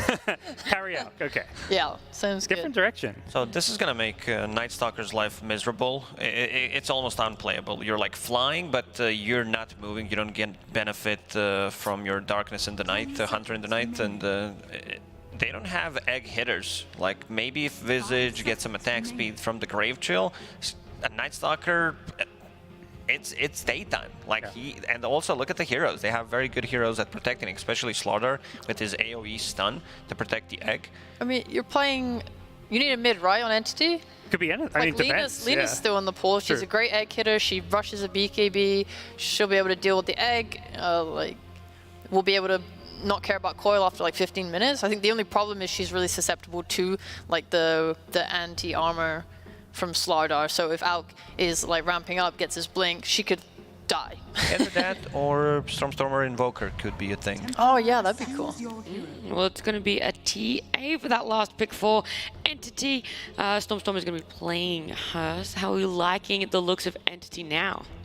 TA into Puck is solid, but there's a lot of things that give TA a rough time. I think particularly the Phoenix, the damage over time there. It gives them an okay-ish egg hitter. I think the TA, with the Talon, the Dragon Lance, you get a decent enough attack range. But I think mostly it gives them also a way to kind of control tempo, control Roshan. They're playing on that Radiant side. You need to have Roche Takers when you're on Radiant. Yeah, if they can utilize the trap vision and stuff, and Night Stalker to just even find Tiger in a fight and kill him first, like it's so much easier for Entity to play. When it comes down to now we have the carry Alk, the carry Night Stalker, who do you think is going to struggle for these matchups into the later part of this game? I mean, Alchemist is just a better late gamer, and if it gets to that point, looking at how good Entity is, every single hero on their side does have something that provides vision. So might be a bit too difficult for OG to take a fight, because you will be taking fights on Entity's terms. All right. Well, I look forward to seeing them jump into this. It is game number 3, OG Entity. Let's head over to Sunspan and Jenkins. Thank you very much. As they said, game number 3 between OG and Entity. The winner of this gets the absolute pleasure of playing against PSG.LGD, who have yet to, I mean, I guess they did lose one singular game. That was to Sonics, this yeah. I do entire recall tournament that. to the dominant force, as you said, which is Sonics, who are no longer in this tournament. Salt in the wound. Yeah, something like that. But let's talk about this game number 3. We have, again, interesting drafts. I mean, this Night Stalker was picked relatively early, so we just assumed it was going to be position 1 from Saberlight side, and it is. But with that last pick, Phoenix, a little bit of a little difference maker here potentially for OG. I mean, it's Yuragi playing the Alchemist. We saw the position 5 from Seb not too long ago. It looked honestly kind of pathetic, but... bit pathetic. A lot of 5s The fact that you're able to flex it in some capacity, which they did. It's a big deal. Nice, That's a nice big job deal. here from OG. Yeah. But looking at these drafts, I think Phoenix is a hero that, honestly, I expected to see a lot more Phoenix into Night Stalker in the previous DPC tour and also this tournament. It's like one of the hardest counters in the game, if not the hardest. It is so annoying.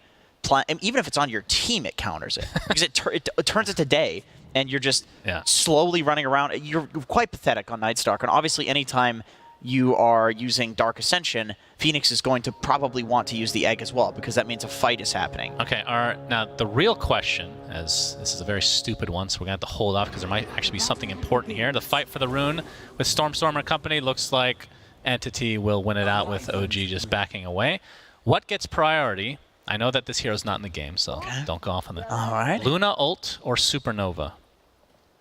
I think Supernova takes priority over everything. Over everything? I think so. Okay. But I have been I was going to say, that would have been a hilarious counter to the counter. No way. No way. I mean, that'd be sick, actually. I know. I think it would even be cool if they tried it and it just pathetically failed. I would still be impressed. I'd still be impressed that the fact that this mechanic exists, I think, is really cool, and I hope that they do this with like more heroes in the future. As Amar has the early crush, accompanied by Seb with the Nature's Attendants. He's gonna. Oh, that's a big damage soul assumption to Amar. Definitely has to be a bit careful. And Toby, naturally, he is rushing a crap load of mangoes. Yep, typical. So he wants to keep putting out this harass. I think with Clockwork, this is like particularly feisty. This is a nice combo. Like Clock does so much little magical damage running at people, and also like he gets hit as well. Like look at him getting hit. So Toby's gonna constantly have stacks of soul assumption down in the bot lane. So it might be a bit of a rough lane for OG, but we'll see. On the top lane on the other side, I mean, would you consider this a good Alchemist game as a position 1? Yeah, it's pretty good. I mean, there's some tower push in the Visage, but I feel like Night Stalker, like generally any lane against Night Stalker is kind of a free lane. He's basically useless until 5 minutes because that's when the nighttime is. And so, yeah, Alk is fine here. I think Alk does very well against TA if they're both allowed to have a free game. You get Radiance, you have Acid Spray. It's multiple ways of taking off the refraction charges. I don't think this is a free TA game by any means, but they do have the minus armor draft. They've got good vision for her. So I see why they picked it, but it's not like one-to-one. Like, oh man, they picked TA into Alk. That's so crazy, you know? It's not like that. No. And from Amar's perspective, the first thing I think of with Slardar and him is this Mask of Madness. Does he do this every single game? From what I've seen, he does, okay, and I would looking forward to it. Yeah, I would expect nothing less. I mean, it's like a farming item on Slardar because of the extra damage that you get to creeps with your bash. I think it's super reasonable, and Mask of Madness too. It puts you to this threshold where like against most heroes, you can just man up on them and like almost perma bash them. It's especially good now that you get those little puddles whenever you ult somebody, because if you Mask of Madness and you've got the puddle speed as well, you are able to just stick on top of somebody. It's insane. And you get the extra regen if you get the Aghanim Scepter, which he probably will not get because he's more right-click. As Taiga does take heavy damage in this top lane, but dives away. Very good skill in that dive, of course. Icarus dive. For those out there not... that is an S-tier skill. A tier 1 skill to get tier away. Skill, yeah. But S for Icarus. Okay, not sure where you're going with that one. That's it. But looking at the two lineups, do you have a preference? I like OGs. I feel like this is a pretty free Alchemist game. And as Synderin said... Oh, who? Synderin? Okay. What was it that he said about Alchemist? It's an Alchemist game. No, that's not what he said. Yeah, it is. No, he said Alka's very good against Templar Assassin in a one-to-one matchup. Oh, okay. Didn't I tune him out a lot, so apologies. Yeah, that's all right. I don't tune you out, though, because you're a very good caster. Appreciate that. Very good. You need all the help you can get. Yep. But Stormer in the mid lane, as you talked about, the TA versus Puck matchup, something we've seen a lot of. Maybe not as much recently, because I think there's been a lot of position 1 TAs these days. Is going to get ganked by Seb, but the Centaur not in range to get the old stomp off. And looking for this water rune. He's going to take an illusory orb, though, and BZM just blocking him off. So nicely done, as he could probably get the other one as well with the cover from Seb. Nice mid rotation. Very nice mid rotation. Just like given how the lane was going, that feels really bad to be Stormer. Like he's having to walk all the way back to Fountain now with no boots. Oh, CD. Okay. All chatting that. So don't hit that shift key, little fat finger there from Fishman. So they do communicate using in-game text. That is weird. That is interesting. Oh, Seb setting up a little bit of damage onto Fishman. Wants to get some use out of this Centaur, as he will have a heart attack soon enough. Top lane, though, the chase is on to Taiga, who gets through the little avenue in the trees. Concoction from Yuragi. Kind of puts that to an end as well. So no first blood yet from either side. No, just slow and pathetic harass going out between both supports. Both are low, and both are trying to block the enemy camps. Yeah. So this is one of those scenarios where you have 2 lanes in the top lane. There's the support lane, which Kataomi is winning because he got the bounty rune. And then the core lane, which is the normal one. And the fact that Saberlight has been essentially playing off lane this series. We talked about he's playing position 1 kind of, but now he's been off lane. It's kind of interesting. They have that flexibility as the Cogs with the battery assault setting up the Soul Assumption, but Seb trying to position himself on the other side of Fishman to try to slow him down so that Amar can hit him a couple more times, but looks like that's going to be broken up as well. Okay, Seb heals. Yeah, Toby's got a lot of wand charges to work with down here, so a couple of Soul Assumptions. Fishman? Yeah, Fishman is fine, cogging off that. And OG with a 1k lead, but that is likely just the Alchemist effect. As he has Concoction, it will be applied to himself as Saberlight looking for the Courier. He's going to get it in one fell swoop. That's the chainmail. So no delivery this time for Yuragi. Wasn't going to be a full phase boots, as he's going to get chased under the tower. Saberlight trying to bait some TPs, but obviously doesn't have any more ammunition. So neither does Yuragi, though. There's no regen on either of these 2 supports. Taiga's not even sending it out. He's sending out a smoke. So, and in his stash, he has a Tango. I think his Courier is going back. Because, yeah, this is a very awkward lane state for OG. They're not going to be farming this for the next few minutes. Taiga with another dive. Ended up netting himself the creep there. As Yuragi, yeah, he's got some nice stacks. Mud Golems are one of Alchemist's favorites to see. The one hero in the game that likes getting Mud Golems. Well, I would say Chen, especially based on Game 1's performance from Fishman. They were quite good. Fishman makes every creep look good, all right? Every creep? Yeah. I don't know, the baby Centaur looked pretty pathetic. The Kobold, too. The Kobold always looks pathetic. That's true. Nice Chalice idiot. But he does die with the Chalice held up high, so you have to have respect for my boy. As Kataomi with the Arctic Burn, he's going to get Waning Rifted, but obviously with the Terrain Walk, and BZM finds a Courier. Now that he has that haste, he feels very comfortable just doing whatever the hell he wants. It's just Couriers dying this game. There are no hero deaths so far, and a 1k gold lead for OG. Yep. Kataomi puts that healing salve to an end as Taiga getting pursued by Saberlight, but again, dive is up. They have a lot of getaway from both sides, apparently.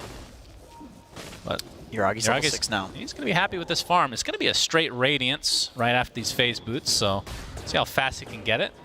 I would say the 12-13 minute mark is what you usually try to go for, or try to hit, in terms of your goals from an Alchemist perspective. Fishman. There's the Mud Golem, this time from Seb, so a little bit of retribution for Game 1. But Fishman will survive, as the hits are quite pathetic, as you brought up earlier. Yeah. Now Seb is just jungling, which we've seen from a lot of these creep-type heroes. Oh, now Kataomi forced to take that regen, but yeah, BZM already expending the Illusory Orb, gets off the phase shift and the Fairy Fire, and that's going to be enough to survive. I thought for sure he was going to go down, and still no first blood. Oh, the rocket flare, Oh, too. that would have been so funny. Just off. Yeah, yeah. Because he did tip as well. He tipped. He tipped ahead of time. Yeah, he tipped ahead of time. Oh, boy. So that could have been very bad. But no, I think Entity were a little afraid of TPs coming in there. Because otherwise, like, you know, surely they clicked him and saw the Fairy Fire. Maybe they didn't. Maybe that was just not one of those situations. Yep, Stormstormer did get a lot of damage out of that Tier 1 mid, so despite this slow pace, he's farming exceptionally well right now. Tops in the CS department. Yep, he's the biggest of boys right now. Well, it is TA, and that's a woman, so not so much. Biggest of ladies, I guess. With all that, I'm sure we could get some great lore after this game from Slacks. Where are you going with this? Just gonna pretend I didn't say anything. We'll just continue on with the cast. There's a TP out from Seb. And again, no kill, but Crush, Amar forcing a TP. Fishman, it's a level 4 Clockwork, so he's not really gonna do much. And BZM gets a Waning Rift to get to that low ground. This could be first blood. Trap is there, Illusory Orb. The Stormstormer trying to pursue. And even the Rocket Flare missing again, but look at this. It's scouting out Yuragi, who is getting nice, big, and juicy here. Kataomi gets off a pretty good Splinter's Blast, taking a couple creeps for himself and leeching some of the XP, but Saberlight is the one that draws first blood. So Taiga ends up dropping. I thought that was not going to happen considering the consistent Icarus diving he's been having there. Kataomi going to be ignored by Yuragi, who is trying to stack. He's trying to stack right in front of the support. That's so funny. Oh, BZM. Kind of in a terrible spot here. A The nice side job blades. from Stormstormer, getting that nice angle on the creep. So that's going to be the first death for BZM, and Entity off to a 2-0 lead. And Amar takes the rune. He actually heads mid and does some rune control as an off-lane Slardar. Okay. That's a good boy. Yeah, he doesn't want to lane against a Visage at level 6, which I think makes sense. I feel like even a Slardar with the laning prowess that he has, maybe this is one of the few heroes that, like, yeah, sure, you can kill a Visage, but I don't know if you can lane against him. That sounds rough. And Stormstormer out farming an Alchemist. Obviously, he hasn't really truly gotten online, but that's still pretty impressive, considering that the free farm has essentially been there for majority of this game for Yuragi. And he's a lot of stacks as well. Okay, he goes for the Blink. I was wondering what he was going to go for. He had queued up the Deso and the Blink. The Blink means he can actually have a fast timing and play with his team and contest the Alchemist in his own jungle, and I think that's definitely the play. As Yuragi getting harassed a bit, but nah, he's fine. Yeah, Saberlight was thinking about popping the Dark Ascension, but not this time, as Seb getting slowed to a crawl, and Stormstormer with one Meld Strike brings that Bambi to an end. Should be the tower, though.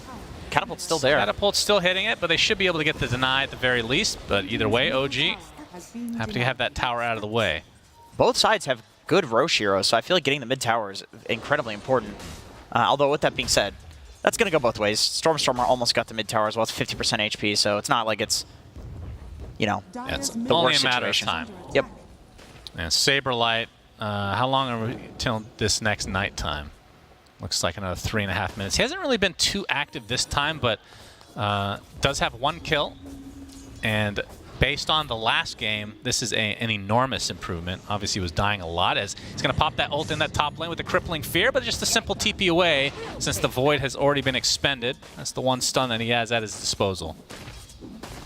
But we'll just auto-attack these creeps and at least get some damage on the tier 1. We'll see if OG want to try to defend, because this is a lot of damage coming from Saberlight in that ult form.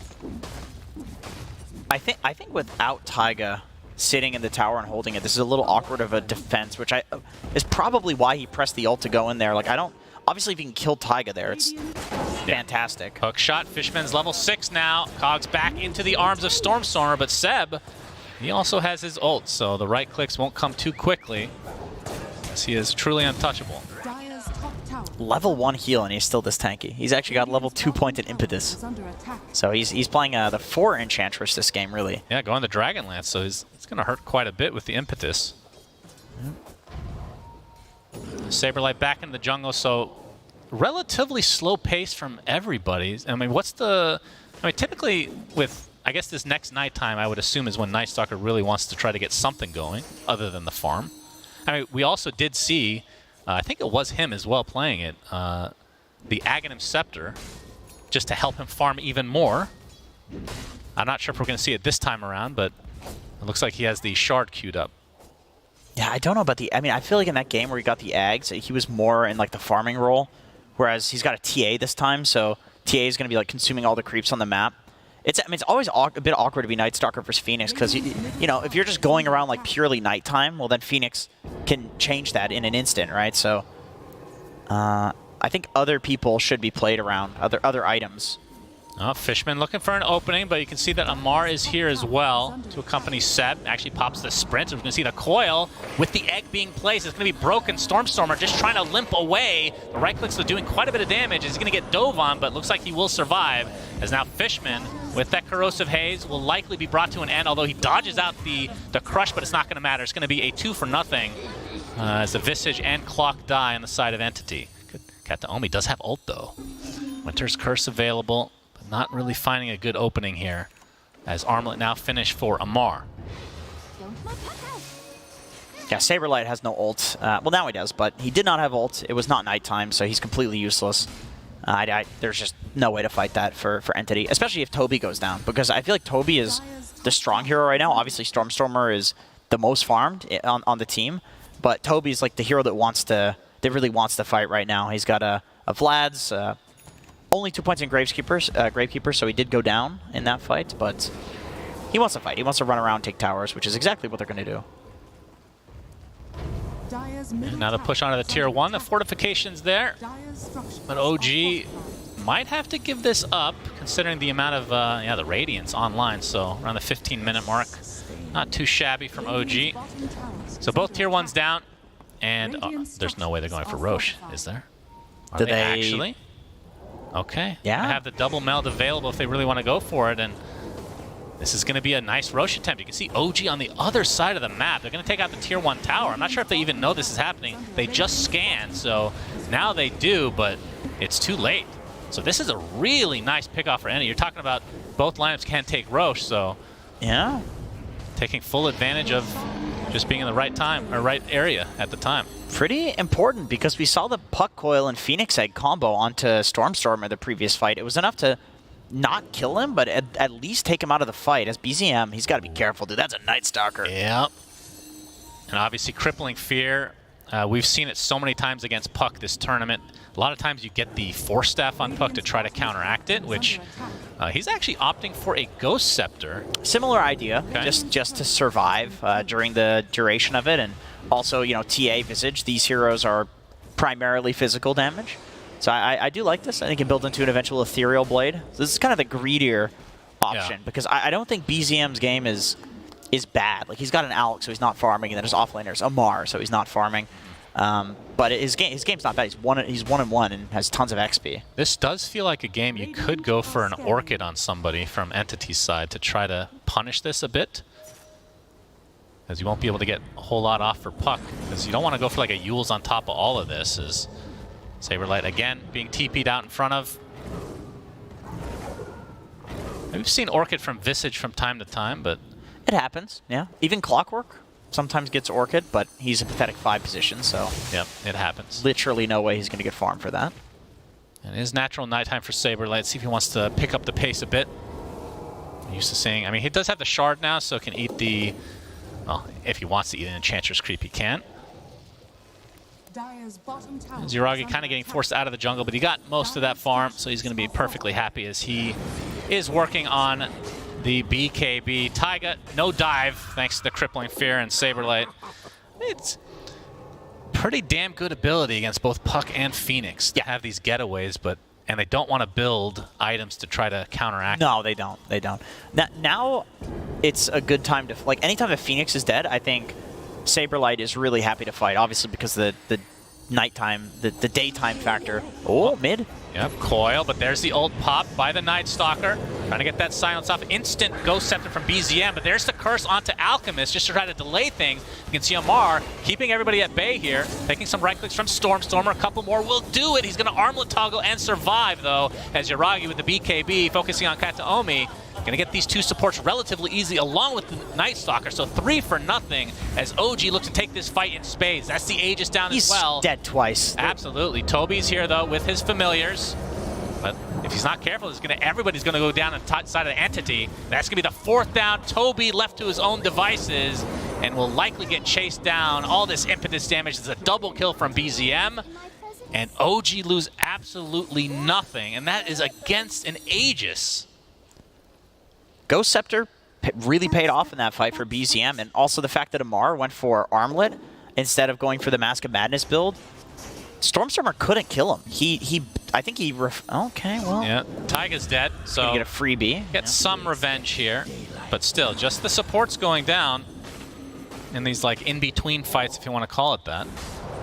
But Amar, his armlet toggling definitely working out that time. And also just the armor from the armlet is enough to, like, look how tanky he looks, the Stormstormer, when he tries to turn around and take this fight. They have to back off of BZM. Yeah. BZM's also not right-clicking Yuragi because of the Ghost Scepter. Amar's in the side and getting focused.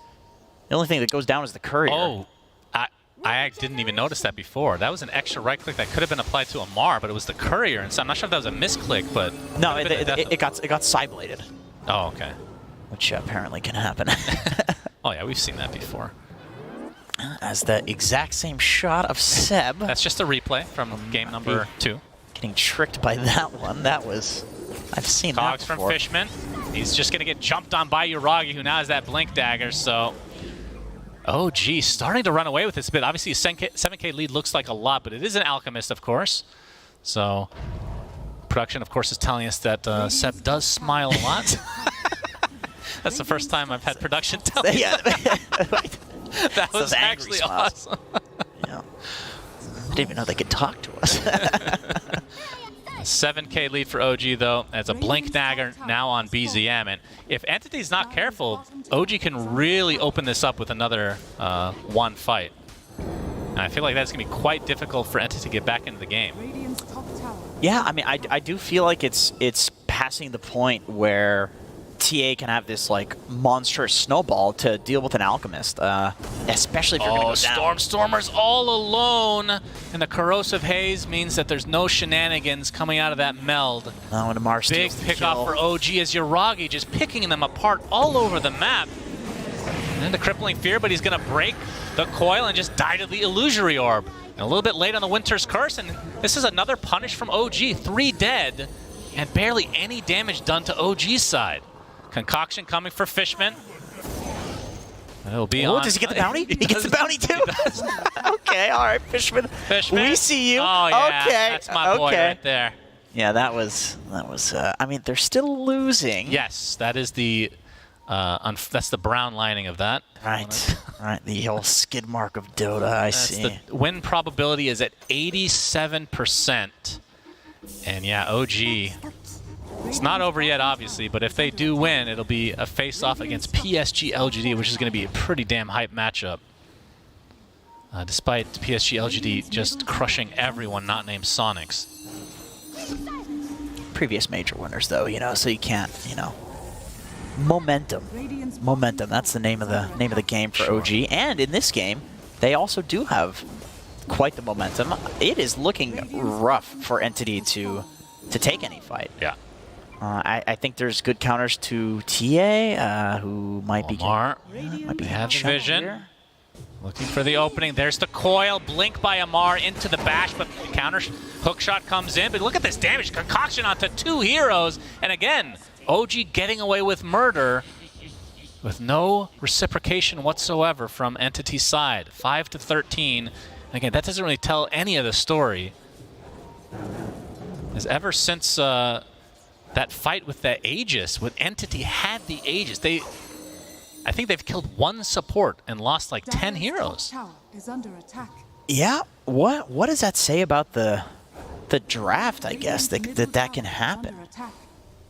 Are you I'm just asking me? Yeah, what do you think there, Shanna? Well, I think maybe OG figured out Entity a bit. They forced Saberlight into the off lane every single time, which... doesn't answer my question. Yeah, I'm just trying to BS here, Jenkins. I'm not the analyst, thank you. OG's good. There's my answer. Yeah, player MVP. Oh, there we go. That's good. Oh my goodness. All right. He was 4-10 MVP apparently in that game number 2. That's a bit mean. He's gonna go kick Production's ass. Entity, they're smoked up. They absolutely need to win this fight. Yeah. I'm gonna try to force it out here. There's Amar, he's gonna break it. Saberlight with the initiation, crippling fear, but gonna try to take down the Phoenix to start. He has a Ghost Scepter himself. Just the itemization coming out from OG has been masterful, and there's the Winter's Curse turning into a kill onto BZM. Double kill, okay. So a nice pick off here for Entity, as they're going to try to continue on now. Focus is on Yuragi, has that BKB though with the concoction to follow. Fishman getting saved on the outskirts of this fight, and Yuragi, he has to be careful. The BKB is now ending. They don't have enough damage to finish him off quite yet because Amar's the one that jumps in. He's going to get decimated. So a 3 for 2 as the Visage is fallen. And that's the buyback from the Phoenix on OG's side. So really good fight from Entity, and they need a few more of those to get back in this game. Kataomi, I mean, this guy is so good at Winter Wyvern. It's insane. Like, this is not an easy game. The curse on a puck, that's the perfect target. He's hitting the saves as well. Yeah, I mean, another Wraith Band in his inventory, of course. That's what you need. It's a classic build. Also, in that fight, Yuragi did not have Chemical Rage. So, at the start, he used the BKB, and then the Chemical Rage comes up after, but it wasn't at the same time. So it's a bit awkward, so we can't really man-fight versus Stormstormer without that ability. It's, yeah, OG, they need to have their spells ready. They need to have good positioning. Like, Entity is not going to roll over in this game. Yeah, especially no with this doubt. Wyvern. I mean, this is for the upper bracket to continue, right? Like, if you lose this game for either side, you still have another life. You lose your heart, though. Yeah, I mean, that'll be a kick for sure, because... Who's getting kicked? A kick in the balls is what I meant, more than anything. And Amar has really big ones from what I've heard. Based on how he's played, I think I do believe it. The rumor is probably true. OG with the 4-man smoke now. And likely to go into the Entity Triangle. That's Stormstormer. And we now have AC online for Yuragi. And the smoke is going to break. Stormstormer TPing out. We'll be fine. They get the ward up a little late, and they think for sure he's here, but we can see, obviously, that he is long gone. Good attempt from OG. And next rush is going to be up in 40 seconds. And like you said, they can take it extremely fast thanks to the Slardar. So really the question is, do they even need a pickoff? Like, how good is the pit fight from Entity? You have the Curse, you have the hookshot initiation. Not too shabby. I don't think they need a pickoff, because I feel like if Entity leaves the base, I mean, they've got to get some insane jump in order to win the fight. Yeah. And they're trying, but I don't know how much they can hold this area just with the birds. They don't have a ward on the high ground. Yep, Roche coming back very shortly. Neither team has a ward on the high ground. Entity do have vision there thanks to the traps. There's a concoction coming off, but he can't use it on Toby because he's Stone. And that doesn't work against Stone, apparently. Fishman gets off the cogs, and there's a jump in from Stormstormer. Trying to take out Amar. He's already at half HP as the buyback onto the Wyvern already comes to fruition. But look at the damage coming from Seb with these impetuses on the side. Double kill for him. He's just cleaning through everybody. And now BZM with a double kill for himself as well, as 4 are dead. That's a dieback onto the Wyvern. And OG only lose 1, and it's Amar. And Seb pretty much out of mana, but the concoction is coming as Toby will go down again. Triple kill, and that is looking real bad. That's 2 diebacks from Entity, and now Roche should be a clean one for OG. Radiant's top tower is under Seb almost has more net worth than the enemy carry Night Stalker, and he does have more net worth than Amar, who we've talked about. Very greedy boy. But and yet Seb is more farmed, obviously getting a triple kill in that fight. Look at the build on Amar. This is not a typical one at all. It looks like Saberlight's fine, but I mean he went for, not typical for him. Yeah, for him. This is a normal-ish build. Maybe the armlet not all the time, but you're gonna see a replay here. But maybe it has something to do with Seb being in the comms. Like, nah, maybe don't go for that Mask of Madness this time, young lad. It's worked out. This almost was a really good setup by Entity, but Yuragi just barely not getting chain stun, so he gets his BKB and his ult off. Yeah. Oh, the hook shot from Fishman to try to counteract. He's gonna. Oh, the snatch is actually from Yuragi, so technically Entity get the Roche kill. Doesn't matter that much, although We'll see who got the shard. Let's see if we can find that shard there. Smiley face. Omar gave him the old European smiley. Yeah, the one with where you do it's just parentheses. Right, of course. It's a classic. It's a passive aggressive one. It was a good attempt, but ends up not resulting in too much. I'm actually not sure who got the shard, but TA has a shard now. Taiga got it. He didn't have one before? Usually you buy one. Well, he picked it up. I don't know who he gave it to. Oh, okay. Gotcha. Yep, Yuragi looking to try and finish this game with the Aegis advantage now on the side of OG and a 20k lead. Okay, gets a nice curse off, looking for the Phoenix kill, but the taunt, okay, Taiga will live. Ghost Scepter actually lets him separate from the pack. Now the rest of OG could just be taking this out. That was a nice E-Blade. That's what I missed there, is BZM keeping his teammate alive. I think that's why he got the Ghost Scepter, so he could eventually build into something that's... counteracts the curse? Yeah, that saves his team. As Yuragi BKBs. Yep. That is a questionable choice for sure. But one set of racks in favor of OG now. Was that a BM BKB? It might be. It's very possible. He's going to take a Melt Strike. Yuragi getting quite low. Arctic Burn to follow, but there. Getting healed up a bit, but the instant silence from Saberlight, who jumps in with a crippling fear, has the Nullifier, as well, it looks like. So down goes the Phoenix, along with the Aegis. And nice attempted save at Saberlight. He's going to take so much damage from Seb once he's able to actually click on him. Stormstormer with the BKB, trying to take out the Alchemist. He's going to get him. Dead. BKB, along with that Cold Embrace, as we have a buyback on the Alchemist, so it looks like OG want to try to finish this, as Stormstormer will be dead with no buyback. So 3 done. And Seb is, I wonder how much damage he has done this game with these impetuses, because they are absolutely shredding Entity. Toby in the stone form, but it's going to get saved by Kataomi as well. But you can see Impetus with the Waning Rift, they can just burst right through it. So OG look like they're going to go on to face PSG.LGD in this second series. That's it. In the playoffs. GGs are called. Nicely played from OG. Curious to see the damage numbers in this game. I feel like as the game does indeed get paused here. Yep, that's typical. Yeah. Yeah, Seb. I mean, they just like Taiga and Seb just swapped positions that game. That was not a pause 5 Enchantress. That was a 4 Enchantress. Hell, maybe even a 3 Enchantress. Maybe Amar was the 4 that game. That's true. It felt like he was playing more of a normal Slardar role. Yeah.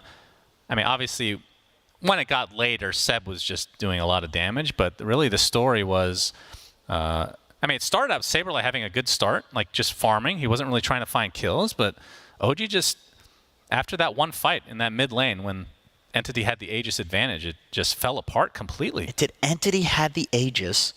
Yeah, and then they OG took a full fight wipes them. Without losing anybody. Yeah, and it was all from the Ghost Scepter. The Goat Scepter. The Goat Scepter, if you will. And the armlet on Amar. See the handshakes coming through. Obviously, Entity will be going to the lower bracket, so still alive at the Arlington Major. How about OG? I mean, with Seb on LAN, obviously we wish we had the full roster here, but things happen.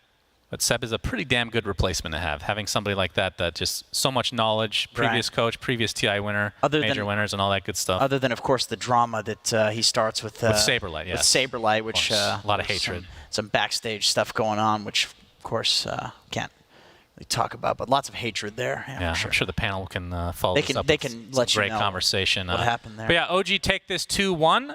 Let's see what the panel has to say to wrap this one up.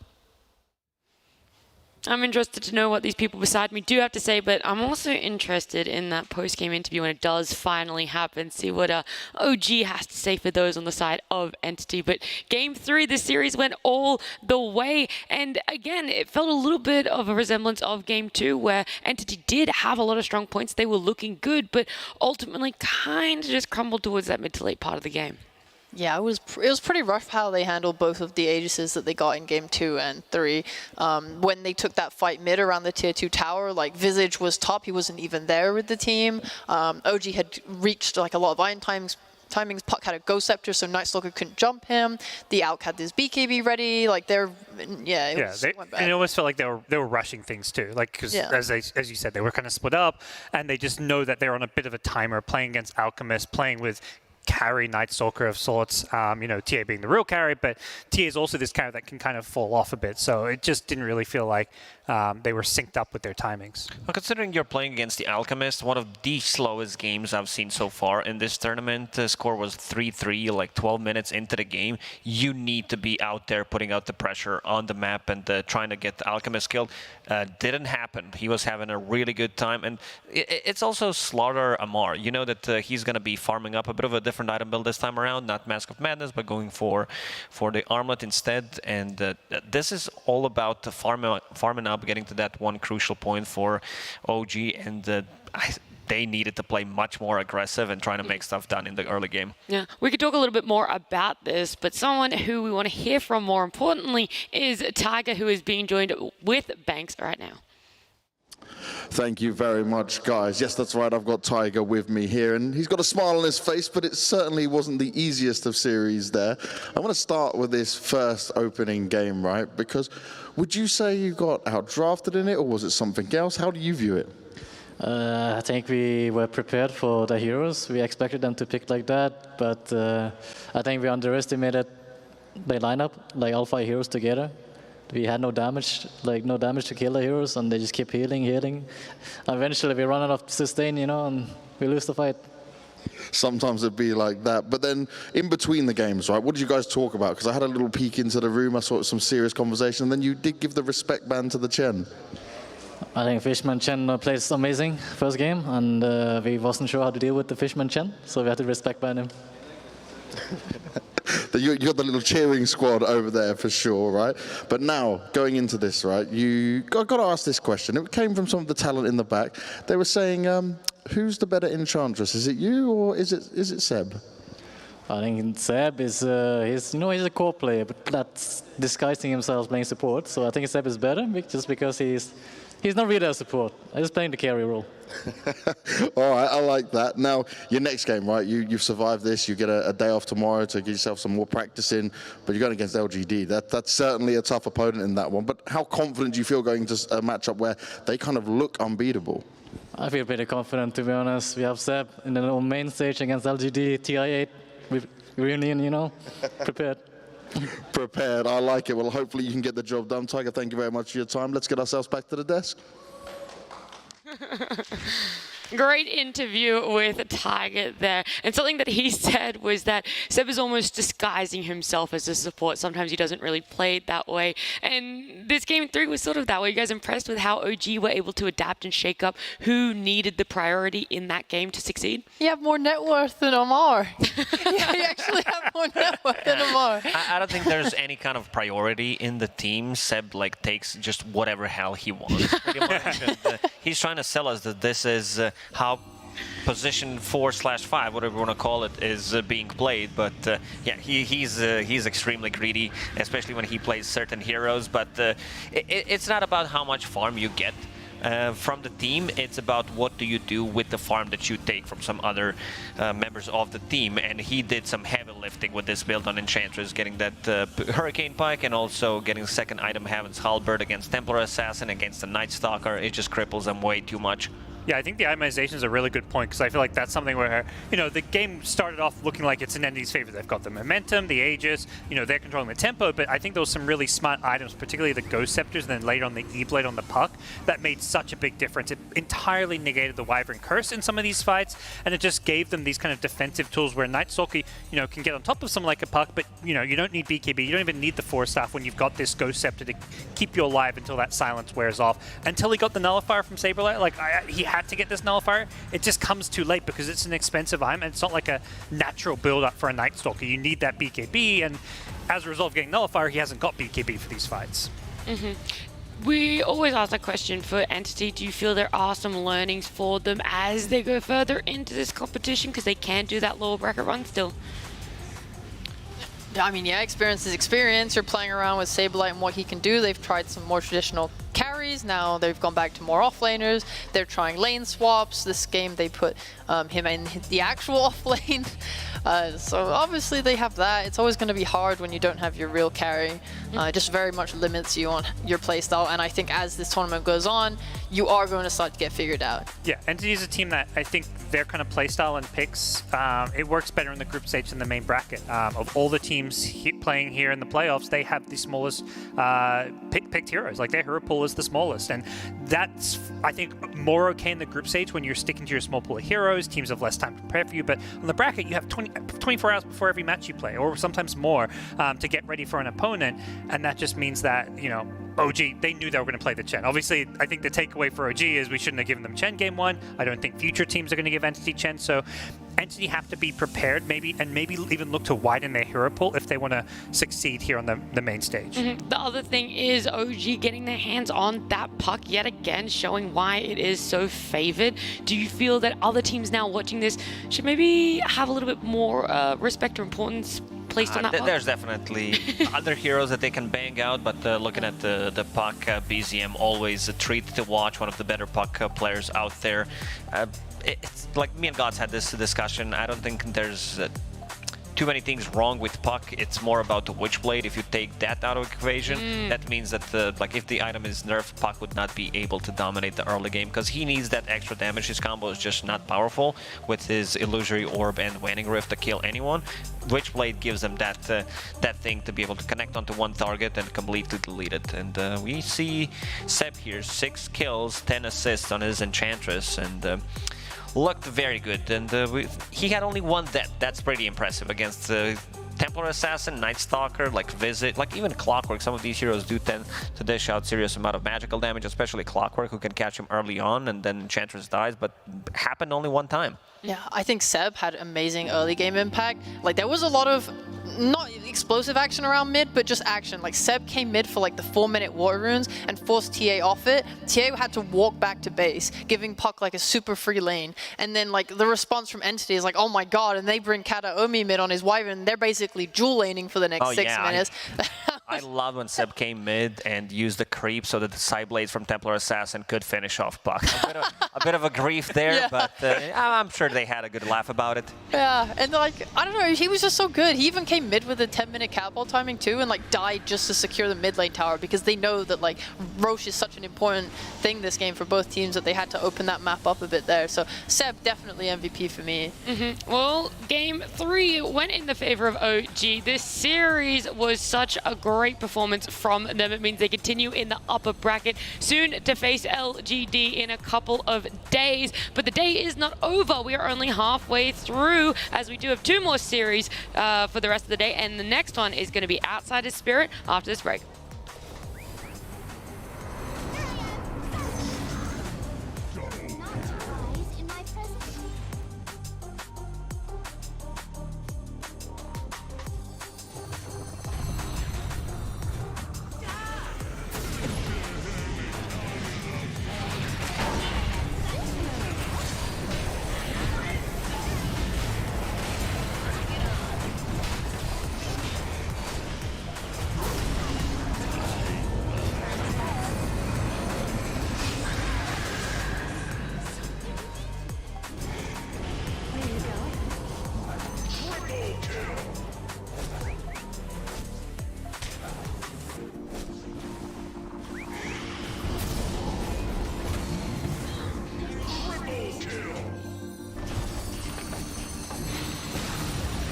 Radiant's middle tower has fallen.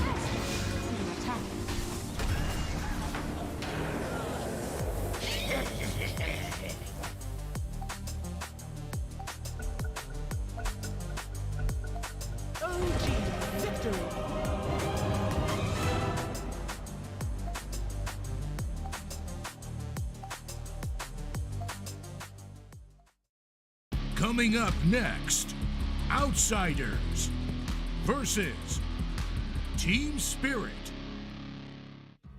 Howdy, partners and partnets. It is I, Sir Actions Lane. I'm here with Toronto, Tokyo. How you doing? Hi, I'm Bolt. All right. Yeah, are you bald? You're not bald at all, you son of a... All right, anyway. We're going to go and see how much you know about the Dota 2 map. That's right, we're stealing content from Reddit. Shout out to Tim over at Reddit. Thank you. This game, GeoGuessr, you ever played before? You ever seen anybody play? No. Okay, fantastic. It's going to show you a picture, and you have to guess where it is on the map, all right? Here's your mouse. Here we go. Picture number 1. Where is that? All right? You can bring the laptop with you. It's all good. Now, as you can see, there's a flag there, you know? You got some cobblestone. You got the trees. It's definitely on Dire, right? The quality of picture is not the best. Okay, don't flame the guy. It's just a community member. I see the dark side and Radiant side, and it's a river. It's mid tier 1. Oh, click on it. Where do you think? Wait. There you go, there you go. Use the mouse, use the mouse. It's mid tier 1 here, and maybe it is from... 20 seconds left. Here? There, all right, click. There it is. Hit guess.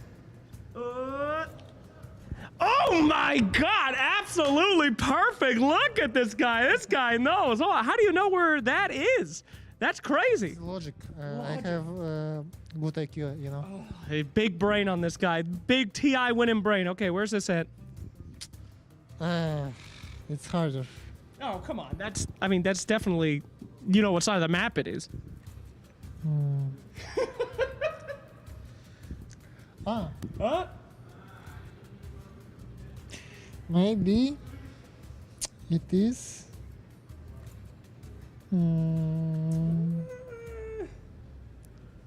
30 seconds. Now, I do know that there is a statue there, but it's this part that I'm worried about right there. I would think it's more in 15 seconds.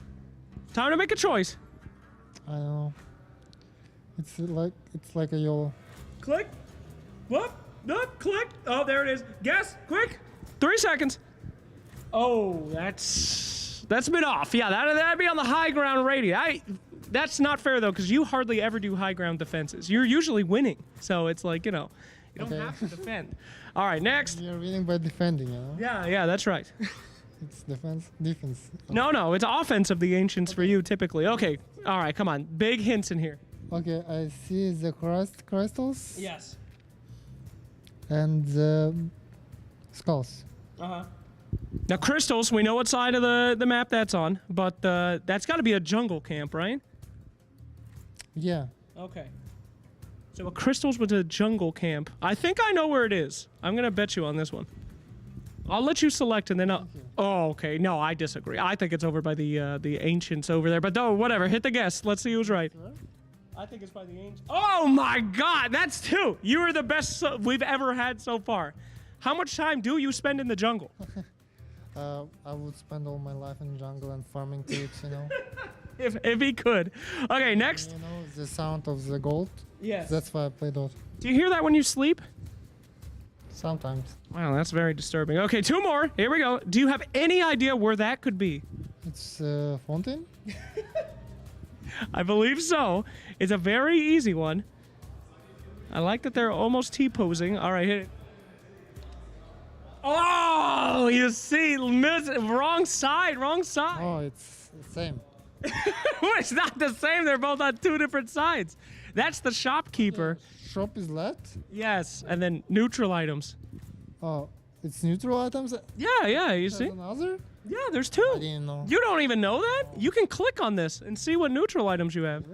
I usually click on the right, on the shop, on my window, on my screen. Pro players, hotkeys. I get it. All right, last one for all the comeuppance here. It's a river. It's from the high ground. Yes. Well, it's a like big high ground, you know, because you see it's small. Yes. And this is big one. So you think it's the pit? It could be here and also maybe here. Okay. But it looks like a camp. So, but it could be here and it's okay. All right. We're gonna take the guess here. Now this is important. You are in the lead. If you get this one right, I'm pretty sure no one's gonna be able to beat you. Okay, I bet it's. All right, let's see. Here we go.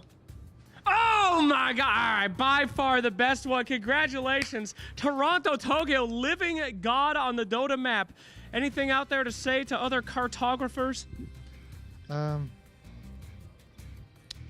it was a nice game. All right, can anyone beat Toronto? We will find out. Thanks. What's the prize, by the way? There is absolutely no prize. I'll tip my hat to you.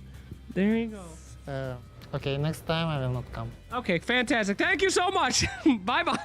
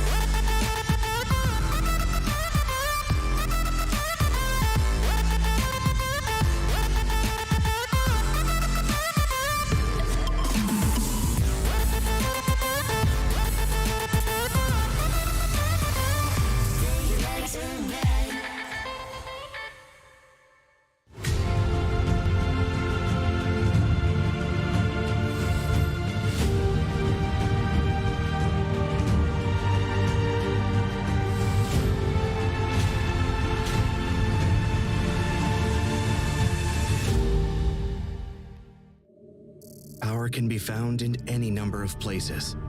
Scientists will tell you that it comes in newtons. Gamers will say that it can be found in silky skills. We will say that the power lies in real thrills.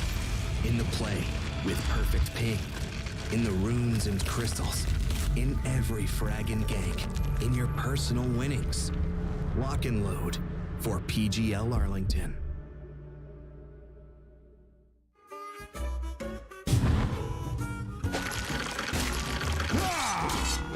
Fresh meat. Hello everybody, it is the Dota 2 Arlington Major. We are done with the group stages. We are now in the playoffs. It is the upper bracket. We have more series coming at you today. First up obviously is Outsiders versus Team Spirit. Here to bring the show right now with me. Still Sheepstick, still Gods. Hey, we got Mr. Napman over there, Lizard, powered up and energized. He was napping? Well, you know, just a little. Liz! 15-minute power nap. Yeah. 15-minute power nap? Do you do those? No, I do my job. Ah, okay. Whoa. I get up at a nice crisp 6:30 a.m. and I get ready for the day and I stay awake forever. That she actually does do, I can confirm. I go down to grab breakfast. Sheep is already there, getting all the notes, getting all the... Writing a lot of notes. Little things. Just about like firing Lizard for napping. Well, no one's getting fired. Not yet, anyway. There's lots of time left, don't worry. Yeah, exactly. For now, let's take a look at the brackets and how things have performed so far, because we already had 2 series play out. And yeah, PSG.LGD is still absolutely dominant. The Goliath of the tournament right now. Not necessarily a surprising 2-0, taking down Boom right here, dropping them to the lower bracket. But Entity OG, I feel like that was the series we saw prior to this. That one's a quite interesting one, and you know, 2 of you covered that. Yeah, it was very fun. Yeah, I don't know, this Saberlight stand-in meme is great fun. He looks like he just makes the team more fun. And Entity's just like improved so much since their first time. I was literally speaking with Metrim and Stormer just before their game started, and they were talking about Saberlight, and they were like, this guy, he's playing with us for this tournament only, and he has gelled like he has been forever in our team. He's just a fun person, fun to play around, easygoing, and it definitely did show so far with their results. Not necessarily in the last game, but overall, yes. Yeah, and I mean, the implication of everybody in the tournament right now and how they are faring out on this bracket as far as where they're going to be locking in their TI slots, it's pretty pivotal. I you know, like I think with Boom dropping Tundra, they're just like, yes, we're in. Let's go. Let's go. Let's Thank go. you, LGD. Yeah, right. Thank you so much. But I mean, even with this particular series, like we have Outsiders, Team Spirit, and even the one after with Aster and Fnatic, again, they're going to need these wins to get themselves to the top 6, because I believe the math right now is top 8 minimum for a lot of them, and they're all kind of just clawing for that spot. So that is going to be a curious one here. But as we take a look at the Outsiders Team Spirit matchup here today, those two, I believe, like going to be very important. I know Outsiders need that deep run, but with Boom dropping, I think they got a little bit of a bump up here. Right? Yeah, my understanding is Spirit is just one win. One top 8 secures them TI. So if they win today, they're going to TI. Whereas Outsiders, they maybe need a few more things to go their way, not just a top 8, because they are low. They're outside of the top 12, and are a bit further away from that TI being secured. Yeah, absolutely. And I know that I do have, like, while everybody is getting ready up top here, like, we were kind of talking about 2 players that I was like personally like curious about, because I found it very interesting. I do have a head-to-head here with GPK and Toronto Tokyo, just because they are, you know, the mids of the tournament or of this like matchup, and I found it very interesting that, and we confirmed this, right? Lizard made me walk to their practice room. GPK is also the captain, and it's not something that you see quite often as far as captains go, playing that mid position. It can be very difficult, right? There's a reason why position 5s are usually the captains, because captaining a team is first a skill set that you need on your own that's usually gained from experience, and secondly, it's something that takes away a little bit from your own gameplay, from your own game plan, because you have to be leading the team. It's not only you focus on last hits and you focus on your lane, your eyes have to be pretty much everywhere. But it reminds me of one other special person, S4, right? And you can see, I love how you... It's great, you can see in the numbers why captaining works for GPK, but maybe wouldn't for Toronto Tokyo. This guy's active, look at those average kills, he's got almost double Toronto Tokyo. He's generally playing these active playmakers, these spirit heroes, these pucks and things. He's always moving around the map, and even when like other players play like these active heroes, they don't get as involved as GPK does. So it doesn't surprise me when I see these numbers that this guy can kind of captain with the way he plays. I was looking at the heroes they've been playing in these group stages so far, and it was actually like kind of the opposite a little bit. Like Toronto Tokyo's been playing a lot of spirits and like Mars, and then GPK just has such a wide pool. He's been playing like Necrophos, DP. He's been playing Lina, which is a hero that used to be like very much more popular and is now tailed off a bit. And like Lina is a hero that loves to just farm it up. So it is actually surprising to me to see him captaining so effectively. Yeah, I mean, exactly. He's got those boots of travel and just like, whoop. Well, to break this down further, to give us a little bit more insight onto both the teams here, we do have Mr. James Banks on the stage to give us a little bit of an introduction.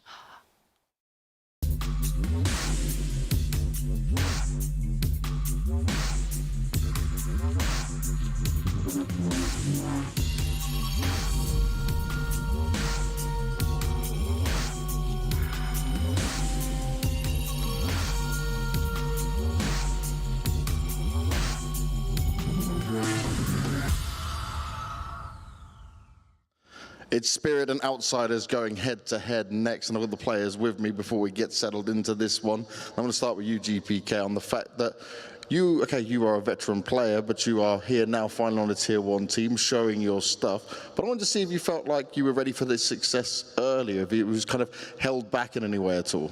Короче, грубо говоря, он говорит, I'm just translator. Okay, cool. Он говорит, вот, типа, сейчас ты тут, мы, типа, на том турнире, но ничего не думаешь ли ты, что ты раньше должен был уже начать ебать на всех турнирах и приезжать на такие крутые чемпионаты? Что ты об этом думаешь? Ну, хотелось бы приехать на прошлые турниры. He said he's wishing that he wanted to come the earlier tournaments, and we were super ready, but there were some situations that didn't allow us to come to the earlier tournaments this year. Okay, it happens, it happens. Now, in terms of looking at this game here, right? Spirit, TI winners, looking like a very good team overall. Okay, in the DPC, you guys had good results against them for sure. It's something you'd be happy with.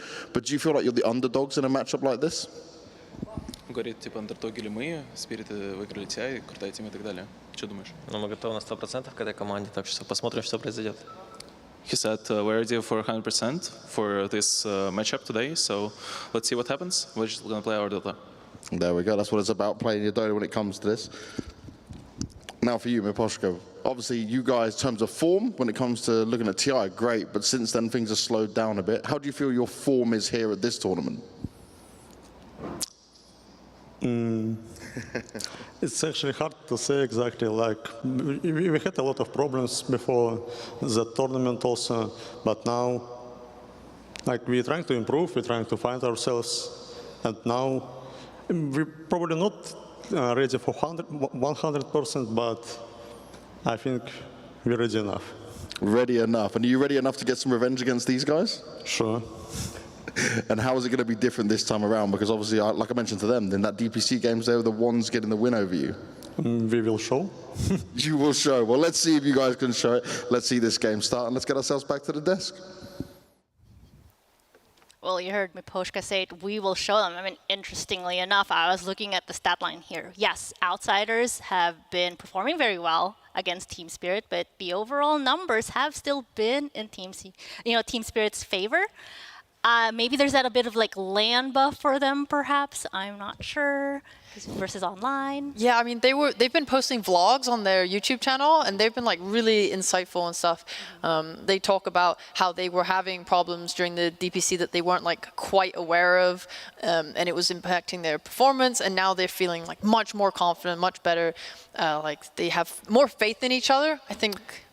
Yeah, and I think the circumstances that led up to this event were just a lot more favorable for them. Like there was like a very last minute kind of qualification for the Stockholm major. You know, a lot of players were having, they were relocating, I think their entire team to Croatia, I believe it was.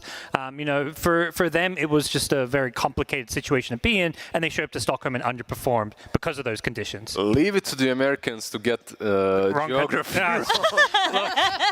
Somewhere in that area. It's close enough. It's Serbia. Serbia. Yeah. They border. They're in Belgrade. They are enjoying the food. You can see that they gained a little bit of weight here and there. How can you not when the portion sizes are like quite big there? I mean, I want to expand on this a little bit more while the players are getting ready, because we've seen the opposite, right? It's kind of been this storyline for some teams, and like now you're seeing OG, you're seeing Spirit. On LAN, they do well, while others not so much, as far as the dynamic that you're creating when you're in the same room. Like how volatile can it be? Because that's what it feels like right now.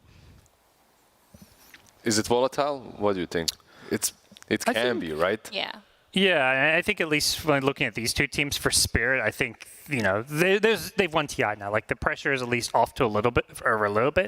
I think, you know, while not having quite qualified for TI, I don't imagine they're showing up to this event and feeling like, you know, there's nerves and they have to, you know, emotions are going to be riding too high. I think Outsiders have a lot more to prove. They'd rather avoid those, you know, scary Eastern European qualifiers. It's where anything can happen. Team Spirit almost lost those qualifiers if you go back to the last TI qualifier run.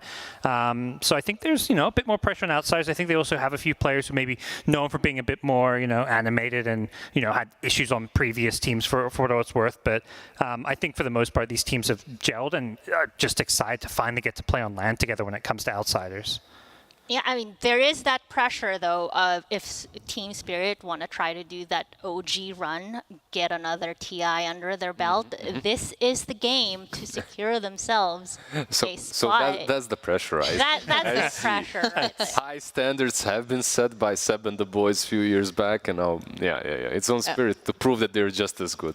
There's no TI pressure in this tournament, in the sense that, you know, you're probably just going to lose to LGD at some point. But when you get to TI Grand Final, you know, and that's when LGD can choke and you can really get that second Aegis. That's literally what happened a year ago, because PSG.LGD was playing tournaments before. They were winning every single tournaments prior to TI. And they actually won the last Grand Finals against Team Spirit a year ago, just before TI. And then they lost the actual TI Grand Finals. Yeah, I mean, it's been great, like, post-TI reading everyone's kind of opinions on the games. Like, Zinq saying, like, oh, yeah, like, we lost our nerves. I was too scared to break smoke, stuff like this. I don't think they're going to have that on this stage. Team Spirit also just, their form has roller coasted since that TI, going from, like, not so good to kind of hot again, not so good. And, like, right now, I think they're looking definitely better than the DPC. So I'm feeling pretty good about them, and I hope they can make it more competitive versus Outsiders, because I think 2 out of the 3 last matches they played versus them were stomps.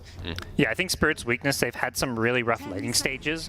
Like they'll often fall behind early to mid game and have to kind of try and claw their way back in, play a lot of like high ground defense, look for those big team fights, which are heroes. They've been going back for like the Mars a lot on both mid lane and off lane.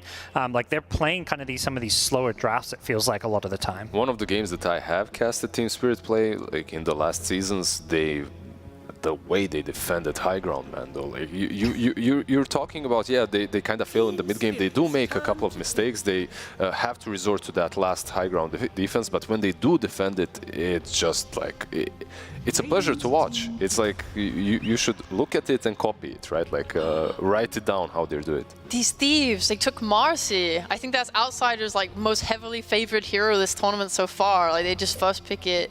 If Puck's not in, of course. They will first pick the Marcy like every game they can. So Puck's out. Like, I'm so happy right now. What does this leave? Like, it leaves us with the Razor, perhaps? That's an option, right? Tiny is also banned out. Is there anything else that stands out, like, real hard that you might think? Yeah, I've seen Outsiders play with, like, Dazzle and Doom. They've been picking, obviously, DM's Timbersaw is a massive one. I don't know if they're super confident picking it outside of the last pick of first phase, so not sure about that here. They like... their bat's gone as well. Yeah, two of their most played are gone. This is what I'm thinking. Like, are they thinking about Chen, Razor, and Earthshaker, something like that? That trio? Yeah. Oh, they just go with the Alright, they got the confidence. I like to see it. I like it.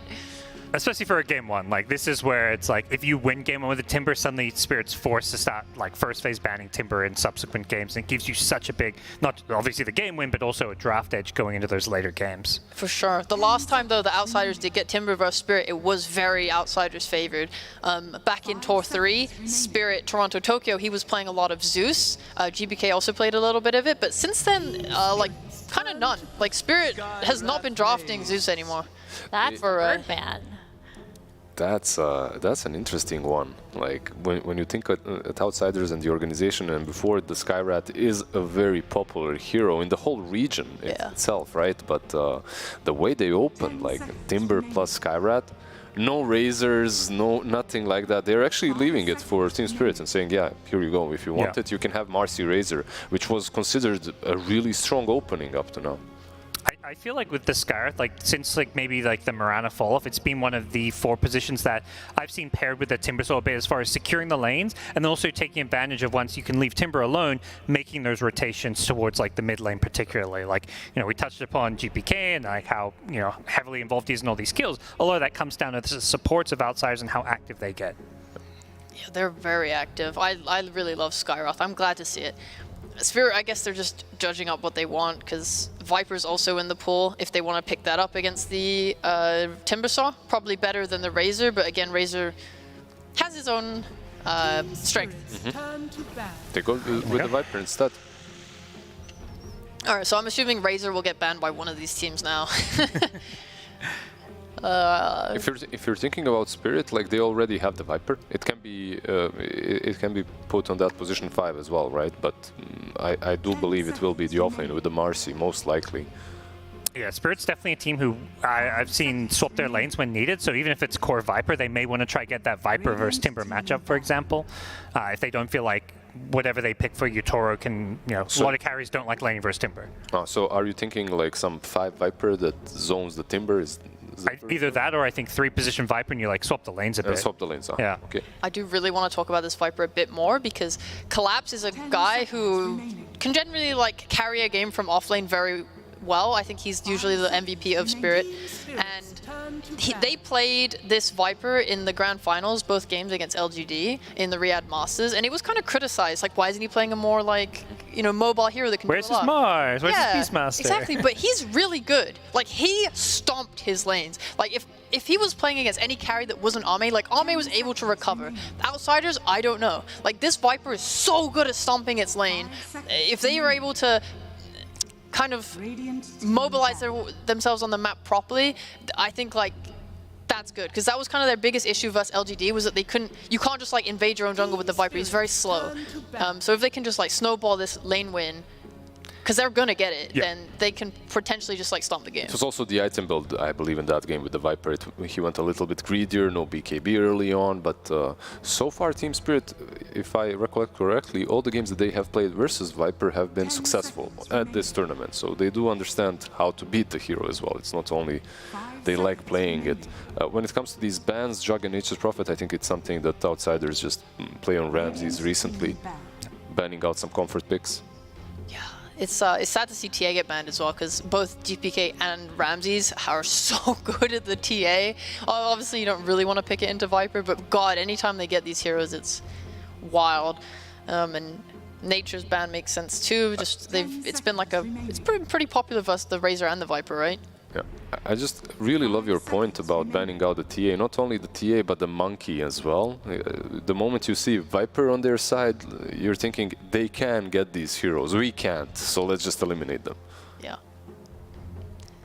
I'm not sure how outsiders play with their Timber usually. I haven't watched like loads of their games, but it is a hero that is quite greedy and likes to take up a lot of map space. So with an aggressive support like Skyroth, they could just add more kind of aggressive heroes here that can ball up on the other side of the map and like fight a lot, and just let Timber like farm up really hard, and like then they increase their net worth more than Spirit, who are a little bit I was about to say they really slower. like Tusk, and there he is. Oh. Yeah, this is great. They're going to be able to fight so much. Like, they can go to the Timber side of the map and fight. They can go to the other side of the map and fight. Like, they're giving themselves a lot of options here.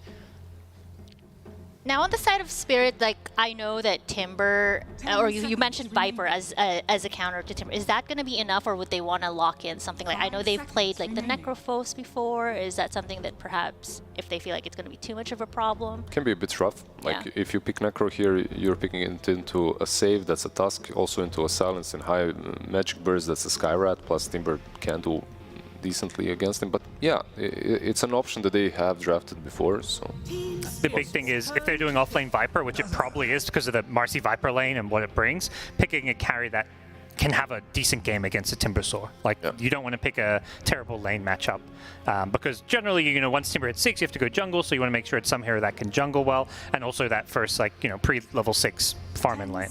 I think like, oh no, Bloodseeker's banned. Oh, these are good bans from outsiders. I think they've covered a lot of their problems. That's your carry. Yeah. It should be at least decentish in the lane, and later on you always have those Fury swipes to actually stack up and be able to take down the Timber. But the problem is, this matchup was picked earlier today or yesterday, and it's like, yeah, and Timber can beat Ursa in lane. I know the one earlier didn't go 1-1. They went 0-2-1 and then started to go reactive armor. But you do have that option, especially with such kill supports like Sky Tusk, to just go super hyper aggro on this Ursa. I completely agree with you. My question is, if you aren't taking the Ursa, what are you taking, right? Like, what other hero does at least decently well against him in the lane? There aren't plenty, so at least you have that, right? Yeah. It does some different things for you. Generally, it's a decent hero with the Dazzle. It opens up the Rosh Pit as well. There's a lot of early game potential, mid-game potential on the Spirits lineup. Just look at these heroes. They're... I don't think you're worried at all. I mean, even if the Ursa versus Timber lane isn't won, the issue maybe what can happen is you've picked Ursa not knowing the 2 cores. Like, you don't know what the carries, you don't know what the mid is. So now outsiders get the opportunity to basically guarantee they have cores that Ursa doesn't like to play into. They already get the Terrorblade.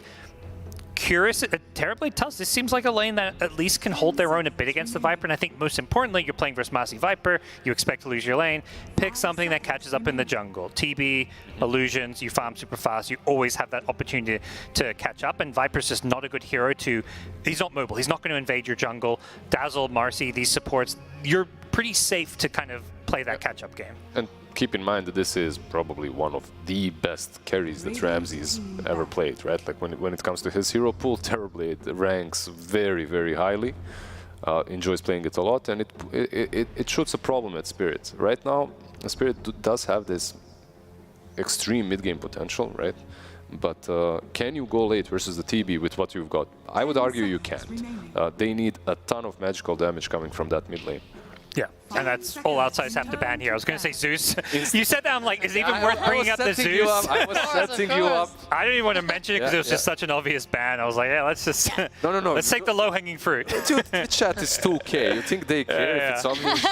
Oh, the other ban I think is less obvious. I don't know what the other ban is, but... Well, I see two big issues for outsiders, which is, A, the Terrorblade, he's going to, once, like you said, he's going to probably lose his lane, have to leave. He's going to go recover. He'll use meta to farm Ancients, and then he's playing around the top side of the map. Like, outsiders will take that safe lane tower from Spirit quite early with the Timber, hopefully.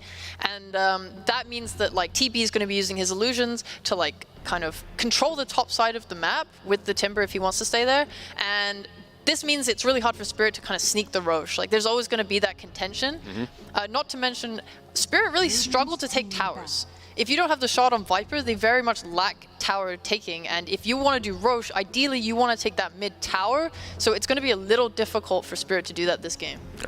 Some things have changed a little bit overall in the gameplay of all the teams that I've been watching, though. Like the 10 seconds the heat map has shifted a bit more towards that mid lane, right? And Roshan is always protected well, no matter what you've got seemingly at the moment. It's much harder to get it than, let's say, even 6 months ago. Yeah. I mean, so bringing up, I guess, Sheep's point of, like, they need to take these towers, perhaps. They also need magic damage. There's only one hero that fits that, in my mind, which is Leshrac. I don't know if that's a consideration, because... Versus a TB, it always was, right? But yeah. The other one was Ember. It doesn't really help out with the tower push. It's going to be the other Spirit. Oh, no objective taking, but they get a playmaker. Don't underestimate Viper Shard, though. Like, that Shard... Yeah, I like it. I just feel like no one buys it. Now select your heroes. Yeah, that was a quick lock on the Kunkka there. So just kind of looking... GPK Kunkka. Yeah, looking at this lineup between the two teams, is there anything that's a little more favorable? It seems to be a bit of a timing, perhaps, on the side of Team Spirit here, right? I love Outsiders draft. I think they can delay the they can defend their towers really good with Kunkka and Timber. They can do really good pick-off damage. They have a carry that's probably going to outscale Team Spirit's heroes. I love it. I love the draft. Yeah, I'm a big fan too. I think to just hype up what Spirit can do is they can have a really strong laning stage. You're looking at Viper, Marcy lane. You've got Dazzle, Ursa, who at least have the potential to win that lane, even though it doesn't always go Ursa's way against the Timber.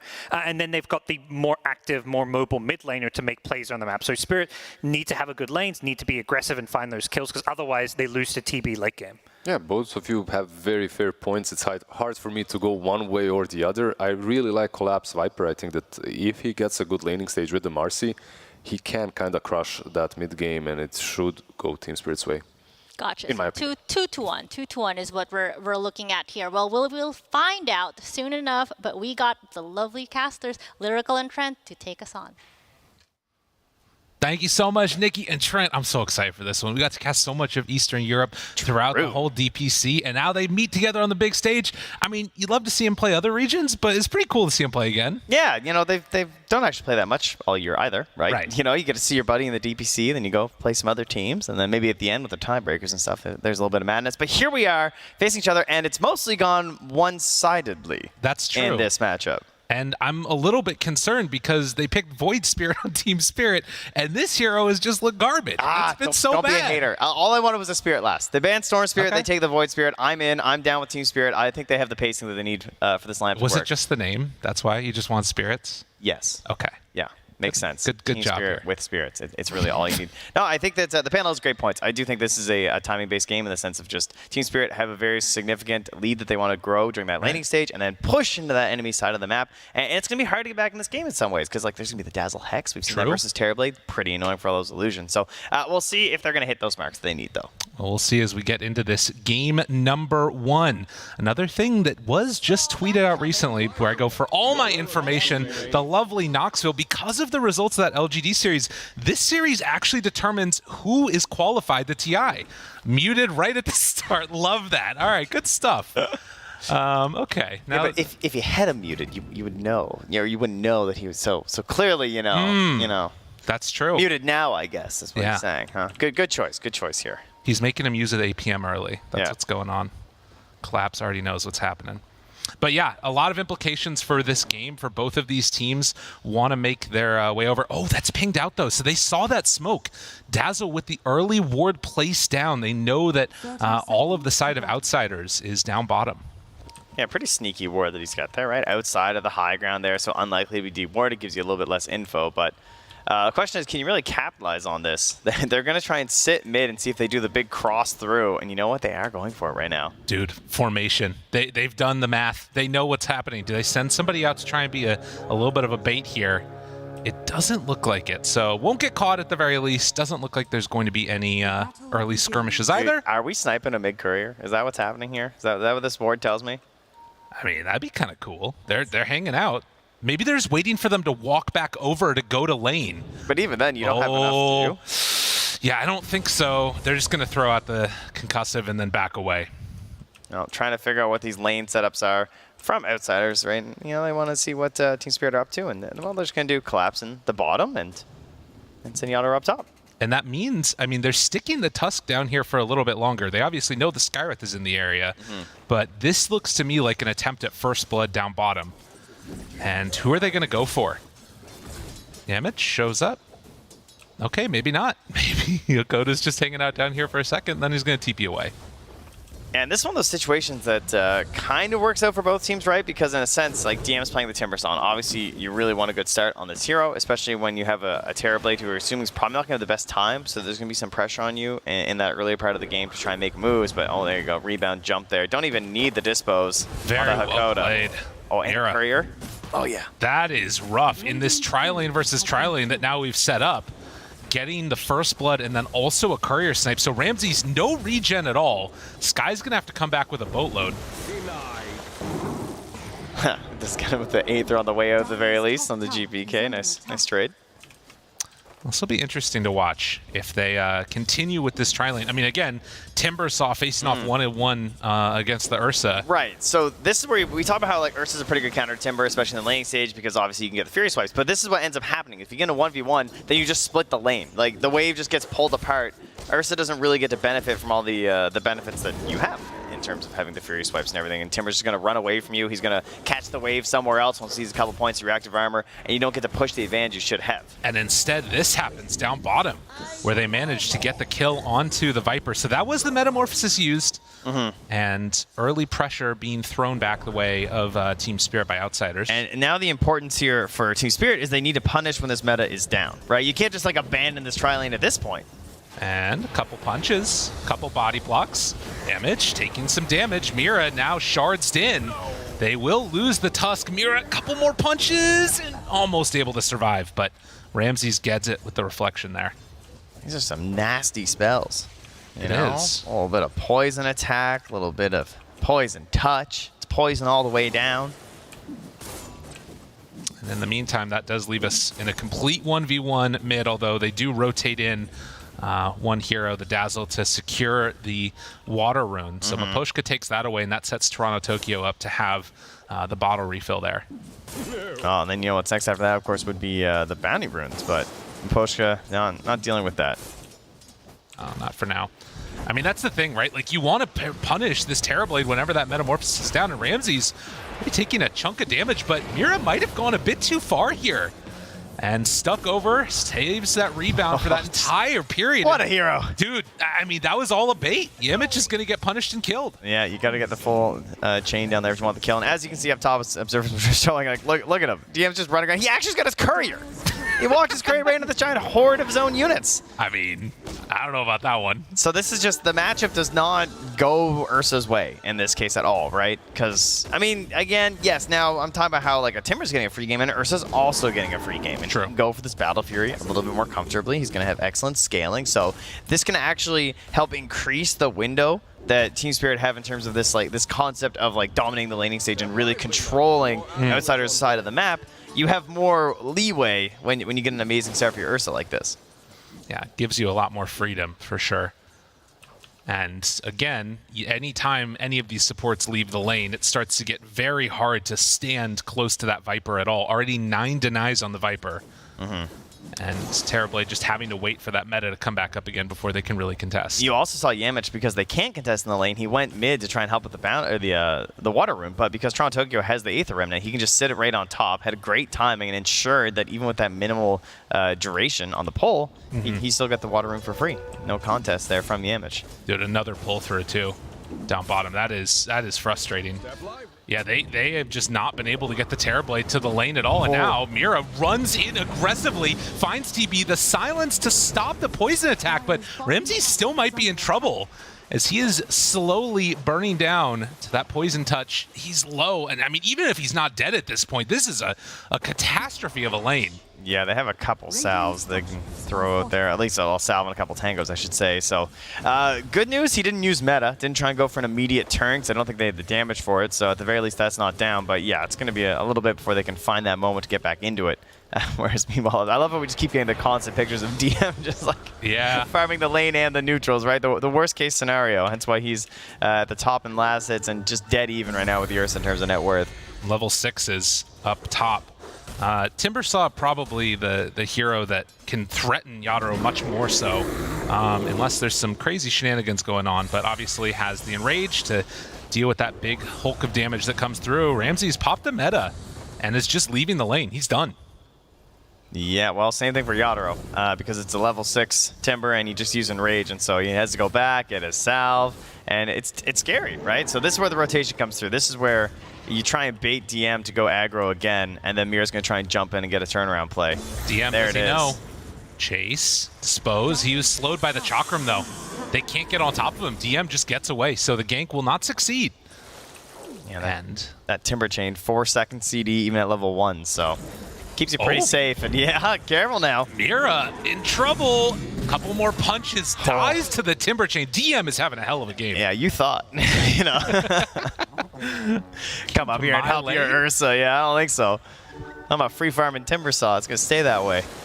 And just nobody rotating mid either, or out of mid, I should say, as both heroes level 6 now. Yeah, what happened to the 6 heroes mid at 6 minutes like every other game that we cast?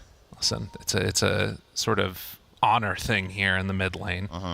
You know, Yadro, he actually has Yadro God on the back of his jersey now, I noticed. Oh, okay. So he's really committed to this. This is what happens when you win TI. I see. Yeah, you can do whatever you want. I mean, think about what he gave up for TI. He shaved his head, he colored his hair. It was all wild. Now he gets to reap the benefits of getting to call himself God. Yeah, he even came and took our tea. The series started. He's like, can I get on that? Oh, yeah, that's a good point. All right, yeah. So I know he's well hydrated with a little bit of, you know. That's right. I didn't see what he got. Yeah, you know what? I didn't take notes. I apologize. I am a failed analyst. I did not write down what kind of tea Yadro was into. He drank some Earl Grey. Very good for the hydration. I don't got anything else there. Yeah, they didn't pay for that shout out. So now you have to flame them at the same time, make it even. I think it's a style, not like a brand. Well, I'm not a tea man, so I can't actually tell the difference. Very even, as we just make the segue back into the game. But I think the big thing that we're seeing is this differential of the Terrorblade that has really struggled to get anything going, but is a hero that can retreat back to the jungle and try and catch up. We'll see if Team Spirit give him that space. I feel like with all of the early aggression heroes that they've got, they can maybe just bowl on in there, but we'll see if a DM can maybe make that space. That's the name of the game this time, and with the help of a Kunkka, I mean, GBK, oh, there's DM right there. GBK, that's his goal. He's got the max Tidebringer, so he's got the big damage. He's ready to hunt out. Has a DD rune, not the best rune for a Kunkka overall. You want that mobility of the Invis or the haste rune or something to try and easily hop on top of someone with these earlier points in the X and sort of guarantee a kill, like you can on numerous heroes, but that will be the goal. Go out and hunt. Yadro, a pretty good target, especially if they could force out the Enrage in lane again by simply like pressuring him with the Chakram. I was trying to see if they were typing to each other, but then I realized they're all muted for each other too, so probably not. GBK wants you guys to follow his socials. Good job. Yeah, so get in there, help a guy out. So we get back into this. Only 6.5 minutes into the game. And Outsiders hoping to put the pressure on Yadro to free up some space for Ramses, who is 3 levels behind him. I mean, I'm just watching Yamich trying to hang out in the lane right now. He's like under an Obs and a Sentry. He's like kind of trying to punch the creeps, but then there's a Viper. He's like, what am I supposed to do here? I'm trying to pull this over or something, but they even have the vision on that. Yeah, he'll be able to come and contest that. Couldn't even get it. Oh, that hurts. All right, I'm just going to hang out in this lane, I guess. That's Yamich's job for this game is Hakoda, DM, yeah, getting in there close. Silence, no enrage for you. And has the enrage afterwards. Mira right on top, jumps in. DM still chasing, threatening, almost gets him, forces it out, now turns on to 2. It's 2v3. It's still not good enough for Team Spirit. In fact, GPK comes in with that DD, looks to the side, but not able to get him. Just barely escaping the Yadro. Wow, that was a big old chunk of Tidebringer, wasn't it? That's what a DD does. But GPK now wants to chase Claps. Oh, he went backwards. He didn't think he was going to find him there. And so after throwing the Torrent, connects on the Tidebringer, it is still a little bit tough to make that gank work without the Torrent, even though he has the boat. Yeah, it's a bit much, even with the the threat of the rotations coming through from the allies to help out is certainly going to be an issue. But GPK is going to continue by trying to farm up in towards that BKB so that he can really be the frontliner of this game in combination with the Terrorblade and really give this space over to Ramsey. Something that's kind of important. Maybe he doesn't have to get a BKB as early, right? If he can get some proper spacing in these engagements, it doesn't feel as pressured. True. See if you can pump up that DPS a little bit. And for Team Spirit, though, the goal right now, I'm sure you're thinking about Roche. Not necessarily now, but you're planning towards that in the future, right? You have an Ursa on your lineup. Just trying to get him some farm if possible. He is going for the Battle Fury. Down to about half HP, the sidekick. There for the turn with the Dispose. Toronto Tokyo makes the rotation with the Arcane Rune, and they punish one of those top net worth heroes, taking down DM. Yeah, now right back to the mid lane, too, and if you can only get Toronto Tokyo here, unfortunately has to run, and Miposhka. The X is there. Yeah, I mean, he still has a Grave, so. Okay, Snowball used. Miposhka pops the Grave and just walks away, not opting to use it all. On the top side, Hakoda also caught on this Skywrath Mage, so Toronto Tokyo, they managed to find 2 kills with that rotation. Yeah, Miposhka's still surviving. GPK, I feel like he doesn't want to feed, like he doesn't want to overcommit, and so he's not getting that full-on pressure onto these heroes, like not onto Miposhka in the mid, not onto Claps in the bottom. And I don't know, it feels like they kind of need these plays right now. I mean, it's very scary with the potential for a Viper rotation. You know, if you're underneath that tower, you're not getting out as Kunkka, but like you said, they need it. Well, they're going to smoke up. They're going to start making their way up top here. Yadro still vulnerable as he sits on the lane. They've got 4 heroes up here. Mira trying to block the smoke from connecting onto the Ursa, but they might just get both of them depending. Actually, Outsiders, they're going to double back. There is a TP as well here from Toronto Tokyo too, so if they do dive up there, he TPs in, it could go bad. They want the rune. I think that's part of it here as well. Coda, silence, GPK, finds him, X, Snowball, tries to get away, stun is out onto both, got the sidekick off Mira, first. he just gets away. Dispose out, couple more punches is all they need, and doesn't quite find Mira, but they do eventually when they bring all 3 heroes. Yeah, Still, they have to commit that way at the very least, so Yadro can't be chased down after. And they immediately just keep chasing. All right, they run back top again. And they find him. Yadro thought he was safe. No longer the case. There is a TP coming in from the Viper, and they might have scouted that, so they give up for a moment, and now they run back in after the TPs have been canceled. They go in for the kill anyways. Oh, that feels real bad. Yadro's like, come on, you could have come to help me. Well, no such luck. Yeah, a lot of these other times where he's turned it around, he's had the sidekick, you know, so he can like chew his way back into it, and the Possessed Mask not really having the same effect here. So, yeah, unfortunate there. I don't know if Claps got canceled by someone else or if just didn't see the value in the rotation, because obviously if he makes the TP, they probably don't go again, and then Claps isn't farming, so yeah, he's still benefiting a lot by being out here. He now gets the Fairies Trinket, a fantastic item. For pretty much anyone, probably Toronto Tokyo. We're going to grab that one up there, but we'll see. Well, I will say that from what we've seen from Spirit throughout the DPC, throughout a lot of their matches, they sometimes will drop down a little bit early like this and then make a rotation in the mid game. We'll see if they can make it happen again in this one, but Outsiders kind of running ragged over them over these last few minutes. Yeah, Mira does go down there. It was trying to get the Fairy Trinket. Not often you get that as a support these days, but we have been seeing this trend actually a little bit more where the core players are taking the Arcane Ring. Because, more mana is more farm a lot of the time. They figured that one out. It took them a while, but they got there, But the Spell Lamp, it's so nice. You maybe just get later. All right, fair enough. Outsiders looking to keep the pressure on. Tier 1 tower hit towards mid. Miposhka caught. Boat is there, and the finish. Now Yadro runs in. Only a Perseverance to his name, but Toronto Tokyo in the area, they might be able to make enough happen. Jumps forward, catching, but no, they have to run away. Yadaro pops in rage, turns to fight, realizes he can't. Yamich, being slowly whittled down by Collapse, does die. And in the end, it's support for support. Yeah, TM got pretty low there too, but so we talked a little bit about how like GBK like wasn't committing or like wasn't diving stuff, but you can see that he's super high right now in terms of the net worth, and the reason for that is because he's not taking these risks. I'm sure he just really doesn't want it unless it's super safe, because he can go back and he can still farm really quick, and he's taking up parts of the map that Ramses wasn't able to reach anyway, and so GBK is just really getting close to that BKB at an excellent timing right now. Moves forward and they find him, and just like that, the caster curse is going to strike again as GBK dies immediately. Perhaps not expecting that many heroes to stick around, it would seem. Yeah, I guess. I mean, once Yamich dies, there's less threat of turnaround potential with the snowball, so a little bit less fear there from Team Spirit as they hop right on in. Well played, well played. I mean, part of that too is you saw Toronto Tokyo, he had spotted the X mark and was able to sneak around there with the smoke. But Team Spirit, after losing a bit of footing, have found it again and are pressuring this mid tower.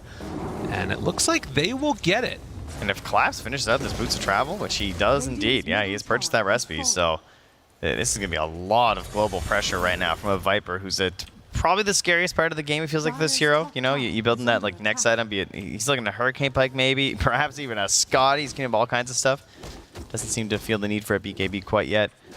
This is a true powerful moment right now for this Viper player.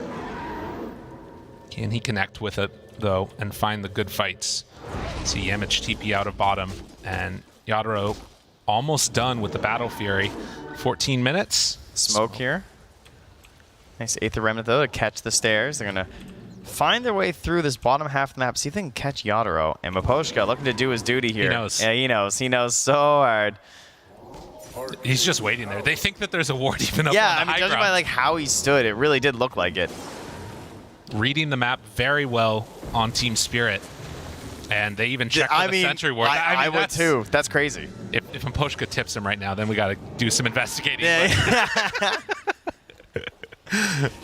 But Battle Fury done, and Yadaro immediately over to this triple stack of Ancient, clears through it. That was actually ridiculous. I can't believe he dissuaded a smoke just without even having the knowledge of it. Yeah, really well done. This is really all you have to do is 5 guys. Like, look, the cores are warding these days. They're taking these things. They're free. They're a little more open to the idea. I mean, to be fair, just keep them alive. There's a lot of TI winners on his team too. I don't know if the 5s in the other games are going to be able to replicate that as well. Cores in your game walk up that ramp. That's a fair point. Dire's bottom tower. But you can see this trifectas of cores, there's very little separating all of them. It's less than 1,000 gold. If a big fight breaks out right here, it's going to come down a lot to the timings and what all the stuff is completed at that point. And Kunkka building towards the BKB almost has it done for GPK with the Manta done on Terrorblade. This might give him enough confidence to make at least a defense if there is a Roche attempt. Yeah, and so the interesting thing about an Ursa draft, like we talked about how there was this sort of early game timing that was possible for Team Spirit. They didn't necessarily hit that. I would not say that they like pressured enough objectives and grew this to something that's very threatening before Terrorblade becomes a real hero. And so now we've got this other idea of the Ursa. He's got the Battle Fury, and Ursa is a hero that no matter what happens in the game pretty much, if you stun someone and control them, Ursa can't kill them. So that's always going to be an avenue back into it. But this window for them to really be dominant, especially with this Viper, is shrinking right now. Oh, the stun. They find and kill Collapse. Only the Boots Travel, not enough. Toronto Tokyo jumps in, tries to bring down Hakoda. Mira living through with the sidekick in the Unleash. Yamich is going to die, so Team Spirit punish that aggression. Although, again, it's the 2 supports for the core. Yeah, there's no smokes. I'm really expecting them to just like turn this into a Roche at some point. I don't know which kill it's going to be, but I feel like that's the sort of moment Team Spirit needs right now. They just need like kill into Roche and to go. Miposhka is closing in on the Shard as well, which is great. I'm certain that that's probably what he's saving up for here. They really need it for this move, and now they get the catch. Absolutely massive on top here. Though. They need the Sable's been used before Yadaro's here, unfortunately. They might just die on this if you go much further. Everybody from Spirit trying to chase DM. Get that guy. And they can't get him. He's just away. Okay, all right. Yeah, maybe a little bit better in thought than execution, but to be fair, though, that's going to be a lot different now. Mira does now have the Blink Dagger here, so the raw Blink on Marcy it's one of the best things about this hero is, like, sometimes the Aether build is still fine, sure. But I think there's a lot of games where you find yourself chasing in situations like this and you're just like, I just need Blink. Like Brown Boots Blink. It's so incredible on this hero. It's just such a free initiation. And they're going to opt for it. And so maybe find themselves into a smoke and to find a kill, go to Roche.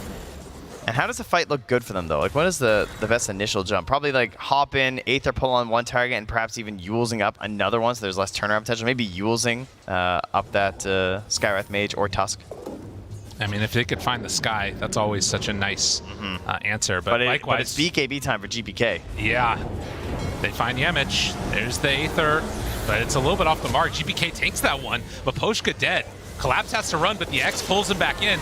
This is not the fight that Team Spirit wanted, as everybody was there from outsiders, and with Ramsey showing up, this is going to be a tower and another kill. I'd like them to Roche now. There's a DD. I think they go Roche with meta, right? Take this away from the Ursa lineup. Oh, this is huge. Yeah, get in there. What a go, big go, turn. go, go, go. I mean, do they think about coming on in to fight this, or even like steal an Aegis? It's too dangerous. No, there's not even the shard on the Dazzle right now, which would be amazing in this sort of scenario, but they're not going to have it. And so, again, this window it's kind of getting slammed shut right now. I mean, obviously it's not over, but just so much of what they're looking for is being taken away by outsiders right now. And you talked about that like initial jump, right? They kind of did two separate things. Mira went in with the Dispose, and then you had the Remnant, which was just thrown down right away, and then it ended up missing. So a little bit of miscommunication between Spirit and outsiders, the beneficiaries. It's also a very difficult spot to fight on the map versus Tusk and Kunkka, because it's like enclosed spaces, and they can sort of cut off a lot of the exits right there between the trees and the ramp, and so then the boat coming down, it was difficult to escape from a lot of that. And now a Brigand's Blade found, I believe, from outsiders. I guess he's more happy with the broom handle. Fair enough. And soon into the Chrysalis here, so big damage for GPK. I mean, as much as that looked terrible, now you don't have the Aegis on the Ursa, I still kind of feel like Team Spirit's lineup has some stuff in it. If things go right for them, but these types of smokes, when they miss, it always hurts so bad. It's tough because Yadaro's in that moment where he really, really wants the BKB, and this is a game where it's so hard to ignore it. Maybe you can get away with it if you had to get the Aegis or something and then go for the Basher, so his own control is very limited. Means he's going to be relying on this Blink Dispose, and again, I do think that Dazzle Shard is still pretty huge. At least he has the Philosopher's Stone to get in towards it, so that'll help continue their Chain Stun from Aposhka, and getting Collapse damages in is kind of similar to getting Yadaro able to right-click, right? Like, yeah, you can sort of slow them down and stuff, but there's a lot of these tools at this point of the game where you don't just get to like freely right-click someone. And this moment right here too, outsiders spotted that ward, and Toronto Tokyo in a little bit of trouble, has the Yule Scepter used. Can they bring him down? Has his own now to try and survive through this. Second round, jumps away, Grave is there, maybe a good fight. GPK gets jumped on, Yadaro blows him up. DM trying to walk away from this one. Will Timber chain out as Team Spirit have a potential to chase this. They see everybody as Ramses walks forward, stunned up. Where's the follow-up? Do they have enough? Mira is absolutely obliterated as Yadaro gets taken down low. TP's out, but the Yules is there. So no chance to escape as Team Spirit lose 3. And they saw Ramses walk in. They had that ward down. I'm thinking they probably shouldn't have chased.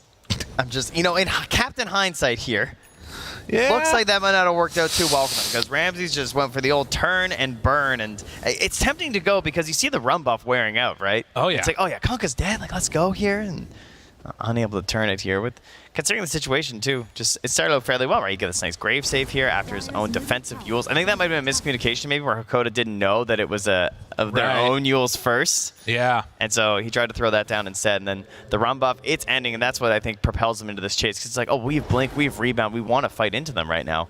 But yeah, Ramses just shows up. And once they were up on that high ground, there just wasn't an opportunity. Image making the control happen. And like when Toronto Tokyo dies, the fight's over. Yeah, not much else to do after that, especially when the dispose happens and you can't even focus the Timber, right? True. That's sort of your one moment to get him down, and if you don't, he's just chaining, he's out of there, and you're in a lot of trouble. So Outsiders, 6K gold up right now, 15-10. And with the next couple of minutes here, Aegis, still a little bit of time remaining. We'll see if they attempt to make the push happen on that top side of the map, take down that tier 2 tower, open up the outpost. But another pause, And Kunkka finishing a Shadow Blade. Yeah, he's working towards that Silver Edge, so grab that Shadow Blade first to help with your global initiation before you head off towards the Chrysalis. And that's one thing that isn't necessarily perfect for their lineup at this point, right? Right now they're relying on the Blink Tusk or just like reaching with an X, so now having that Shadow Blade gives them another avenue to open up these engagements in a positive way. And they currently have a great ward as well, directly in between 2 sentries in the mid. That's actually such a brutal ward. It is barely being ignored by these sentries, so catching a lot of these cross-map movements right now from Spirit could result in GPK running into some trouble, though, considering how many sentries are around it. That's true. If he actually went that way, but... Well, you've talked a lot about this. The Dazzle Shard is done now, and they are still controlling that top side of the map. All Terrorblade illusions will die to it. Not the real hero, unfortunately. Yeah, 2 seconds Hex doesn't sound like a long time until an Ursa's hitting you. You're like, wow, this is a long Hex. Stuns, boat, everything dropped. And Collapse has just been food over the last 7 minutes. And Yamich, all right. Let him know how he feels about it. Tier 2 tower done. They're chesting high ground. In his defense, he did pick Viper. I think you kind of deserve it. That's fair. Gonna go and pulled back in. Eul Scepter to try and survive. That keeps him out of harm's way for the moment, with Metamorphosis still going. 20 seconds on this Aegis, and we're hitting high ground, huh? It's pretty bold. Hex, Ramses continues to punch away at it. Has the Scotty, feels confident. I don't know if, I mean, they're not back on the Ursa, so they're going to take this tier 3 tower. No fight. No answer, no nothing. I mean, there's no BKB on Ursa. It is very hard for him to get into these engagements right now. Jumps on in. And with the Aegis expiring, they... Oh, do they get the ranged? Just barely. Not going to go down. 26 HE, although there's 2 illusions coming in. See if he goes on into micro that. It's okay. They'll get hexed. Nice. Jeez. Look at that. 70 gold. This shard pays for itself, man. I mean, I'd deny that, Rax. I don't care. That is why you're up here. Exactly. And not down there. Please don't deny your Rax, guys. Please. 16 to 10. Do you want super creeps? Because that's how you get super creeps. That's true. That's a fair point. GPK has looked pretty good for the follow-ups here. God, they need BKBs so bad on Spirit. Is that going to be the next one? Well, the problem is they can't even afford to get them on some of these heroes. Like, it feels so bad, you know? I mean, it's true. Like, Toronto Tokyo, you think this guy's buying a BKB? I don't think so. Yeah, so then Yado's finally going to get one. And actually, they're really surprisingly close to collapse. That's good. He didn't even have to go for the disassemble play. Yeah, there you go. Gets the full one done. I mean, it does feel bad when you're Viper, especially. You know, true. It's like some heroes it doesn't feel quite as bad, but needs that range. Okay, so a new breath of life here for Team Spirit. The Aegis is down. They don't have to worry about a second life. They have BKBs. They have that great blink initiation there from the Marcy. Perhaps they can find themselves a good play, but Yamich, he is on the prowl. Look at this guy. He's sitting up on the pillar, shadow amuleted. I mean, this tells you everything about Outsiders right now. Like, Roche isn't even capable of responding for another, like, minute and a half, but they know this is the key to victory. They're going to hang on to this side of the map, not give up that outpost, not give up anything. And for Spirit, they've got to find a way to pull them elsewhere. Maybe get some vision down at some point. They need a late spawn. If they get a really late spawn on Roche, not that they'll, of course, know, so it's still very hard to play around these objectives in that sense. They need the timing to try and get this Aghanim Scepter done on Void Spirit, as well as the Basher done on Ursa. Well, that is the plan at the very least. And it's going to take them a little while to make that happen. But for now, keeping these lanes pushed out and not losing any heroes in any random smoke rotations. Because that's the other thing. We've seen a couple of different times now where Outsiders have been able to find these pickoffs in moments where you not otherwise would have been able to. DM just walks in and they have no punish for that at all. Yeah, and you got to be careful too because of the Silver Edge as well. That break, very good. Dispose brings him down low. GPK. He didn't stand a chance. No, all right, they got what they needed. Now he's X to pull back in DM. He misses his chain. Everything is falling apart for Outsiders in the last couple minutes here. Nice grave. Nira saved for the moment. DM, BKB running down low. Yamich, they're right on top of him. Toronto Tokyo kills another. But can he find anything else? Yamich almost gets him, but it's not quite there. Get the Eul Scepter, the lift up. Toronto Tokyo throws out the Remnant, gets the kill, dissimulates away, and Ramses also escapes. So we said an early spawn would be bad. Now it's really good if it's an immediate spawn. 45 seconds. Yeah, at least they'll be back up on the side of Outsiders, though, so it shouldn't be too free unless they're like literally sitting in the pit waiting for it to spawn. But Team Spirit, that's all it takes with the bear. One person out of position. GPK, the backbone of this team, throughout a lot of these engagements, getting that run buff down, helping out all the allies, and he was gone. He was dead so fast, the replay doesn't have him in it. That's unreal. And I mean, again, normally good to X your teammate to pull him back afterwards, but because he just got so locked down, it ended up being terrible. And oof, 6,000 gold lead gone very quickly as Team Spirit have found a way to pull themselves back into this game. Yeah, it's all just about enabling that bear, getting that BKB up and striking at the perfect moment here from Team Spirit, and that is exactly what they did. We now go back for the Tier 3 neutrals. Farm those up, but those big items, they're coming through. Bash will be done in just a moment. Aghanim's already done. This is Danger Town, though, because again, Team Spirit, you really don't want to give up this Roche if you can avoid it. And for Outsiders, you kind of have to commit a meta, I think, to take it quickly. Things get a little bit terrifying otherwise. The question is, how fast do they react when they suddenly get silenced by Void Spirit, right? Oh, good scan. Because, like, Hakoda has nothing. Yeah. So he can just go down. That's a huge aspect. And same thing with Yamich, because Yamich is this big blink save with the snowball. So targeting these two supports, they look pretty free for Toronto Tokyo in these engagements right now. Double ward placed down there by Miposhka. A misclick. And I don't know if they have another one, actually, to drop on the high ground. Unfortunately, it's an invis. Surprisingly, not that great here. Jumps in, DM. It's the BKB. That's a good bait. If Toronto Tokyo gets out, they're fine with this. Outsiders use a BKB right before a pivotal Roche fight. They smoke instantly again. Yeah. They know how important this fight is. They are dodging away. They do not want to get caught out of position here. Yeah, DM going to grab the outpost. Excellent, just in case they need a buyback moment here. And up top, they actually are going to lose that Rax. Oh, but here we go. Yadaro's going to hop in. They're heading top. So this Roche is going the way of Team Spirit. They move on into the pit, going to claim this one. And Outsiders, I don't know if they're going to get back in time. Tries to bring it down, moving in, the shards. It spots some sad news for Outsiders as they lose the Roche, and they don't even get the top melee racks for the trouble. They don't even commit to it with the creep wave being there just in case the rotation. So Outsiders getting a bit caught up here. I mean, this is what we talked about. This is what has happened in so many Team Spirit games. They come out a little bit behind to worse in the mid game, and then late game, some of these decision-making choices have just really worked out for them well. And it's, I mean, obviously still anybody's game with less than 2,000 gold separating the two teams, but a big win there for Spirit. Yeah, part of it is that Outsiders have a very formulaic way they want to take these engagements, and when someone like GPK just gets blown up, that's why it just completely fell apart. You know, like he has to be at the front, or there's just no way for Ramses to really play. Yamich is looking for them to spend spells so that he can make saves, or he just wants that first like blink burst of initiation, and he was just so isolated on GPK and blown up so fast by that Ursa that it sort of crumbled. Whereas that's something that Team Spirit have just kind of everywhere, right? This like blink disposed back, even just the Hex from the Dazzle. If you just make one tiny mistake, you're going to get annihilated between this Ursa and Void Spirit. Now, there is also that danger of, as this game goes later, the strength of Terrorblade. And Ramses definitely is set up to become a monster. Top net worth in the game right now. And going next into Daedalus after having already the BKB done. Yeah, and if they can keep those bodies in front of the Timbersaw and the Kunkka, you're going to try and give the spacing for Ramses, because he's already, well, past this scouting to the next level of itemization coming out here. True. And Yadro is always going to be struggling with that through the entire game. Well, a bottled up DD. Basher in the backpack. Smoke time. Let's see what Team Spirit can manage to do with this. They need to push out that top lane. The frustration of having that, or rather, range racks dead, it's going to keep the pressure out.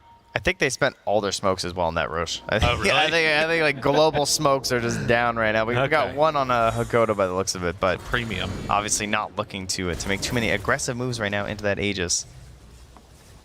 Silver Edge done for the Kunkka. You can see DM going in for the Shiva. As you can see, also Outsiders slight favorites right now. I'm assuming that's just because of that late game scaling that we've talked about. Late game scaling, and I think also just the difficulty is these BKBs start to wear out of playing versus the Kunkka, right? It's when the Kunkka just needs to hold you and he has an extra damage source, when that's not his reliability in a team fight, that's when Kunkka shines to me. Is that he just has to like get the water park going, head on over to old Six Flags, light it up. Dual Scepter, lift up, good save. Will it be enough though? Mira dead already. And very deep on Yadaro. The X is there for afterwards. Doesn't want to use his BKB on his first life, so that's Aegis down. Taunted. The moment Ramses, Yadro just backs away, but the Scotty, the piercing BKB spell, and the silence immediately TP's away. And Toronto got caught. Oh, Maposhka's gonna die, but a nice play waiting for the Walrus Punch before he TP'd out. All right, so that was really nice that they're at least able to save their Ursa, but Toronto was sort of waiting, right? Because I thought maybe on the revive he was going to go in and try and get a big silence to counter out the Tusk and the Skywrath Mage, but instead he waited until Ursa respawns, instantly BKBs. And so he tries to come in after as the BKB's ending, and he was just so ready on Hakoda, got the instant Ancient Seal on him. That is the danger, of course, of and this was all all chasing a Timber, by the way. Because you have a DD, you understand, but that's what Yamich is waiting for, right? This is what happens when you don't get blown up right away, and Yamich has to start to play, and suddenly this whole idea of Team Spear being able to win fights just goes out the window. So you can see up top there, he's just waiting. It's fine, we're back in the game. Perfect. Got some more action that's going to come around the corner. I mean, that's the thing, right, is that he needs to come up with an answer for that. And likewise, going on the Timber, if you can get him down and kill him, it's always great, but we can see what happens when it doesn't work out that way. Aghanim's done for the Kunkka now. So, as you mentioned, Torrent Storm ready to go. And that is so hard to play into once those BKBs are much lower. Has the Torrent AoE talent at 22. I know a lot about these splash pads now, because you know, I got the kids. It's really hot out. Everyone's there, and let me just tell you that there is nothing but sheer panic at a splash pad. Okay. All right, from age 0 to age 99, you never know where that water's coming out. Yeah, that's the same type. It's terrifying. That's all this is. It's just a big splash pad for Kunkka. It's emotional damage. It's dangerous. And it's also really difficult to navigate as your BKBs start to wear out. And that's what's happening, right? We got 7 seconds left on Yadro. It's something that a Dazzle, you know, we used to talk about like Ravage a lot of time versus Dazzle. There's this big AoE, and so even if you're trying to wait in behind to save some target, when the Ravage comes out, you get Ravage too because it's so big. So imagine you're trying to navigate these fights as poor little Maposhka here got nothing, just a shard. He might have spy a Blink this game just to try and hang way back for a Blink Grave. Something. I mean, it's tough. Like, when the fights become that chaotic, and also you can get blown up. But a Smoking Out and Outsiders, they don't have vision, but Toronto Tokyo, he is under reward. So Team Spirit would have perfect vision of all of this. They see it now, and that tells Outsiders that they don't want to fight there. Yeah, only the smoke popping on GPK, though, as he was invis, too, as he runs around with his gem. That was well done, though. And Team Spirit, realizing that there could have been something coming their way, they're going to hold their high ground. Could I interest you in a third Roche, perhaps? Exactly, right? You know?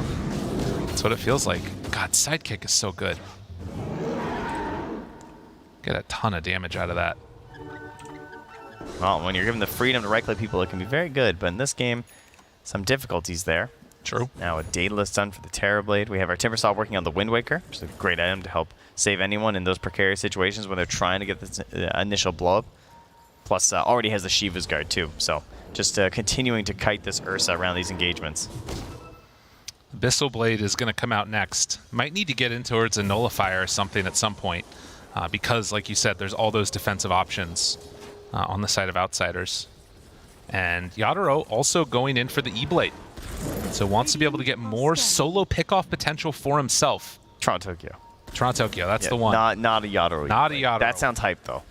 Dude, Bear E-Blade? That sounds... That's like the worst anti-synergy I've ever heard. All right, well, that's how it goes sometimes. Tusk is going to get the D-Ward there, too. And they're very much bullying them around the map right now. Outsiders, everywhere that they go, Team Spirit have to back out of there. Tier 2 tower is dead across the board. But on the side of Outsiders, they still have both their Tier 2s bottom and mid, as well as a Tier 1 up top. And the question is for Team Spirit, how can you enable your pick-off style draft? How can you actually separate Outsiders right now where you can find this moment to get this dispose into the Ursa blow-up that you had before? And unfortunately, I don't know if there's a really good answer for that. I feel like they don't have the creep wave pressure, right? They don't have either support that can do that. They have a Dazzle and a Marcy, so there's nothing weird that they can be doing to try and like force a hero back just for that brief second. Even if they have bots, right? Like that's the kind of window you just need for an Ursa to kill someone, but there's really nothing pressuring Outsiders to split up right now. No, they can stay together on the map. GPK can play X marks games to keep those lanes shoved out. He can X marks. They've got Conjure Image. Like, there's just no way you can match the lane pressure that they have. And so, as the clock ticks on, you would think that it's going to continue to grow more and more in Outsiders' favor until Team Spirit can sort of snipe that tiny little window of annihilating someone. Well, there will be another window that opens up here as 43 seconds till Roche respawns, but also the next Tier 4 neutral items about to spawn. And maybe you find a couple of answers in there, but it is looking tough to play the map right now on Team Spirit, and for Outsiders, just waiting for that Roche to respawn. Ninja Gear, it's pretty decent there for the Ursa. Yeah, I feel like that's what they want on Outsiders. Oh, they definitely want Leveler, too. MKB done. Quality Ursa item. It's, you know, versus these Agi heroes, that is one of the benefits of Ursa in a lot of ways, is that they have a hard time going for butterflies, because you're usually going to opt for that anyway, but Ramses wasn't heading that direction. Wants to get himself a Satanic next. Starts buying out, selling. Doesn't quite hit it. His math was a little bit off, but there you go. Reaver's done now, so the rest of it flying under the courier. So now Satanic, Manta, BKB, everything here ready for this fight. They head into the pit. And they also have a ward up on that high ground. And Team Spirit, do they know about this? Toronto Tokyo checking, gets the D ward, dissimulate on down to the low ground, gets the silence onto both. Mira catches, bringing down Yimage. Roche very low. Toronto Tokyo, he's silenced. They have the water park going. Ramses gets the Aegis, gets everything. Yeah, Refresher share to GPK as well if they want to chase. Can think about it. Yadro gets up to the high ground, trying to get a little bit of separation from Ramses. They're fighting into the vision that Spirit have. Hex already out from Dazzle. GPK, BKB, catching Maposhka. Grave is there. TP's out. They have Refresher round 2, but Ramses, he's dead once. They got Hakoda. Can they do it anymore? DM, he's a menace in the backline. Toronto Tokyo gets the lift up, but can't escape. And on the other side, Yadaro wants to get on top of a couple more of these targets. Collapse is doing so much. Mira pulls him back in. Can they bring him down in time? It looks like they will, as the bash is there. Ramses in trouble. No way out. Just in case he needed the perfectly timed bash at the end there for the kill. So take him down twice, but it was a costly couple of kills there.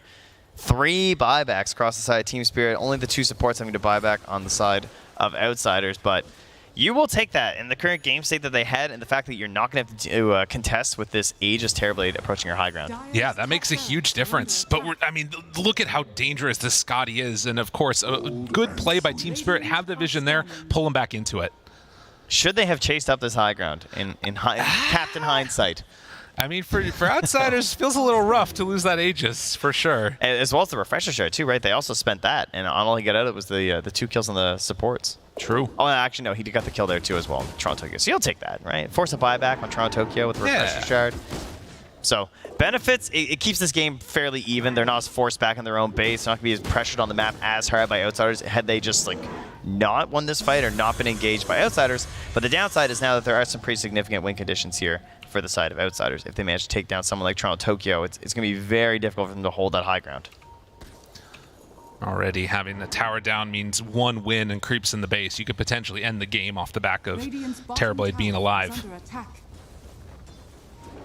So 40-minute mark comes around, and, well, the rest of Team Spirit going to TP out after pressuring bottom. It's like the most they've gotten on the map in so long. They can't even get the tier 2. I mean, it's rough. Hard to fight into this team that Outsiders has assembled. Yeah, and this is just, it's classic just like lane shove issues. They just don't have the capacity to deal with this right now with these heroes. There's one other thing, is the levels definitely get a big swing back into the favor of Team Spirit there, as 25 Ursa, the only one to have it so far. Yeah, the one thing about running around as a group, of course, and with Illusion here, so they don't gain the levels as fast, because it's a lot of the images just clearing these side waves, and so when you're all running around as 5, even if you're growing more of a net worth lead, you might not get the same XP lead that you can get when you're dominating as hard. Right. And then when you win these comeback fights, that's when all that XP just like suddenly pours back into Team Spirit's side. A couple more items picked up, and we mentioned that there was actually another 25 there for the Kunkka, so he has the Ghost Ship fleet. These fights feel like an impossibility without having BKBs ready to go. Let's see what they can do with it, though.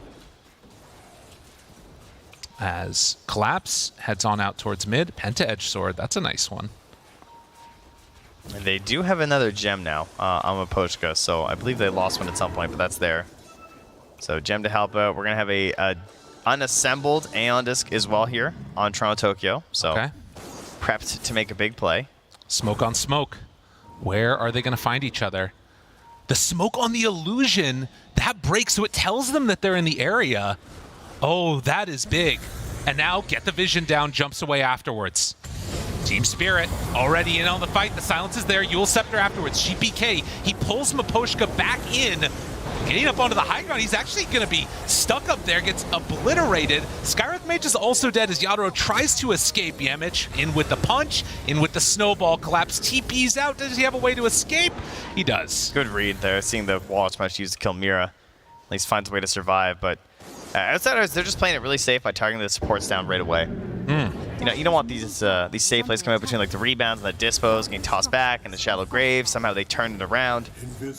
You already know what your win condition is, so get those supports out of the way, and that's gonna make it easier to bring down Toronto Tokyo. And yeah, that was a gem hunt right there. Listen, when your heroes die, you still got Toronto Tokyo's trying to make a desperation play here in the back. BKB immediately, and out. And they find any more. Collapse has to back away. He's in trouble though. DM right on top of him. Yadro actually jumps in and kills Yemich though. Maybe a chance for a turn. Toronto Tokyo lands. Do they have enough damage? A couple more hits. The bash, it's good. They can't help. Get the Sunder off in time. He does. Oh, Toronto Tokyo could not escape from it. Now Yadro in trouble. They have the torrent. The connection is there. It was so close, but that Yules, it interrupted. But maybe now Ramses, a second round of this. Hoping to get out, but won't manage. It did cost a buyback, but they got what they needed. I feel like GPK DM had just given up. They're like, he's dead, let him go. Hits the Sunder, but then abandoned once more. As this time with no Sunder available, as he is so close to 25, by the way. Had he gone for that, that would have been kind of hype in the middle of that fight. And back out on the map, Yadro is feeling a bit peckish, it would seem. Yeah, he needs to get something.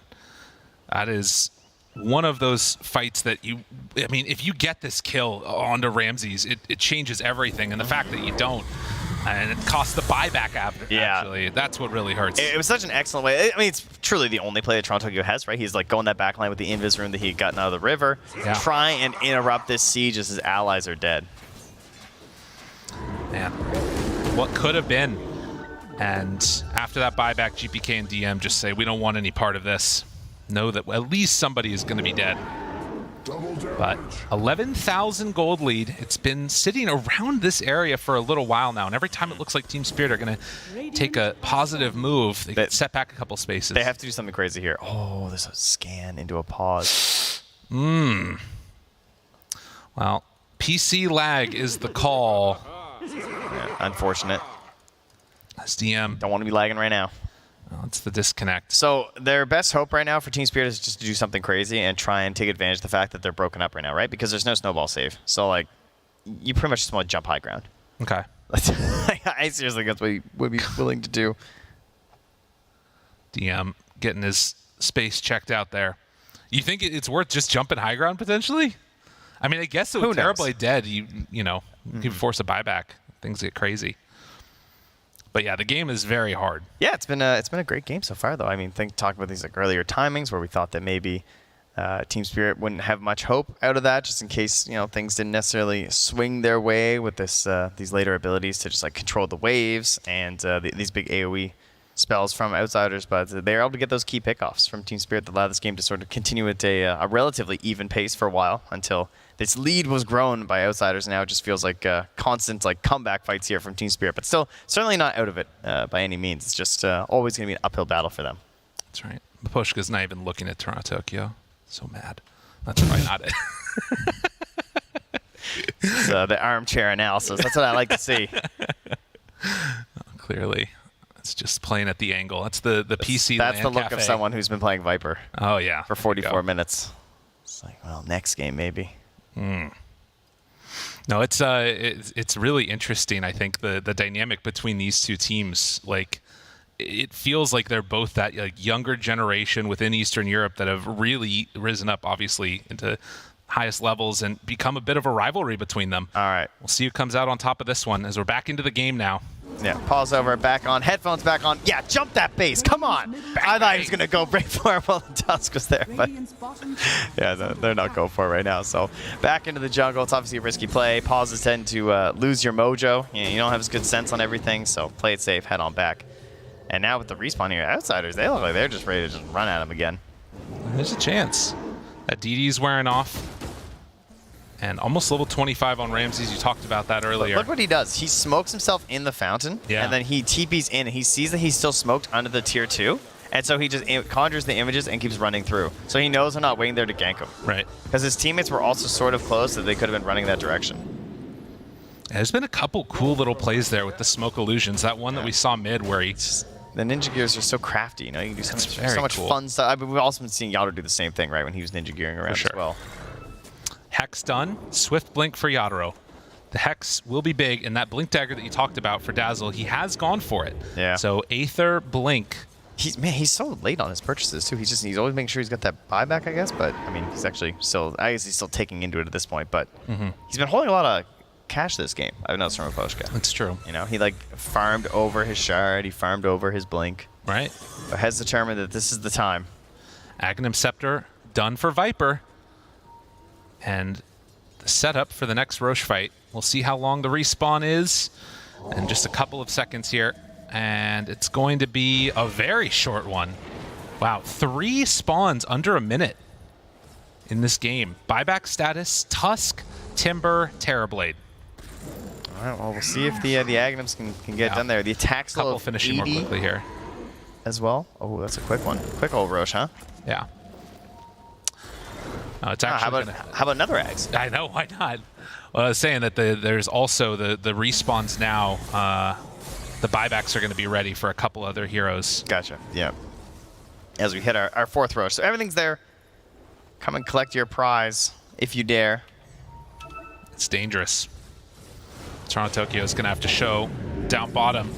It's tough because the story hasn't changed much for Spirit. Oh, they're not going to realize this. They're still in lane problems, and the way they start fights is still very difficult. Oh, and there's no way for them to check into the pit, and this is such a quick Roche. They would not have anticipated this. I mean, how do you even fight this? I mean, it's an impossibility, but Outsiders, they're going to get it. They Timber chain in, and Roche goes the way of Outsiders. I love just that little bit of play there, too, to stop any blinks or anything, right? Yeah. Putting the Shiva's guard up on the high ground there.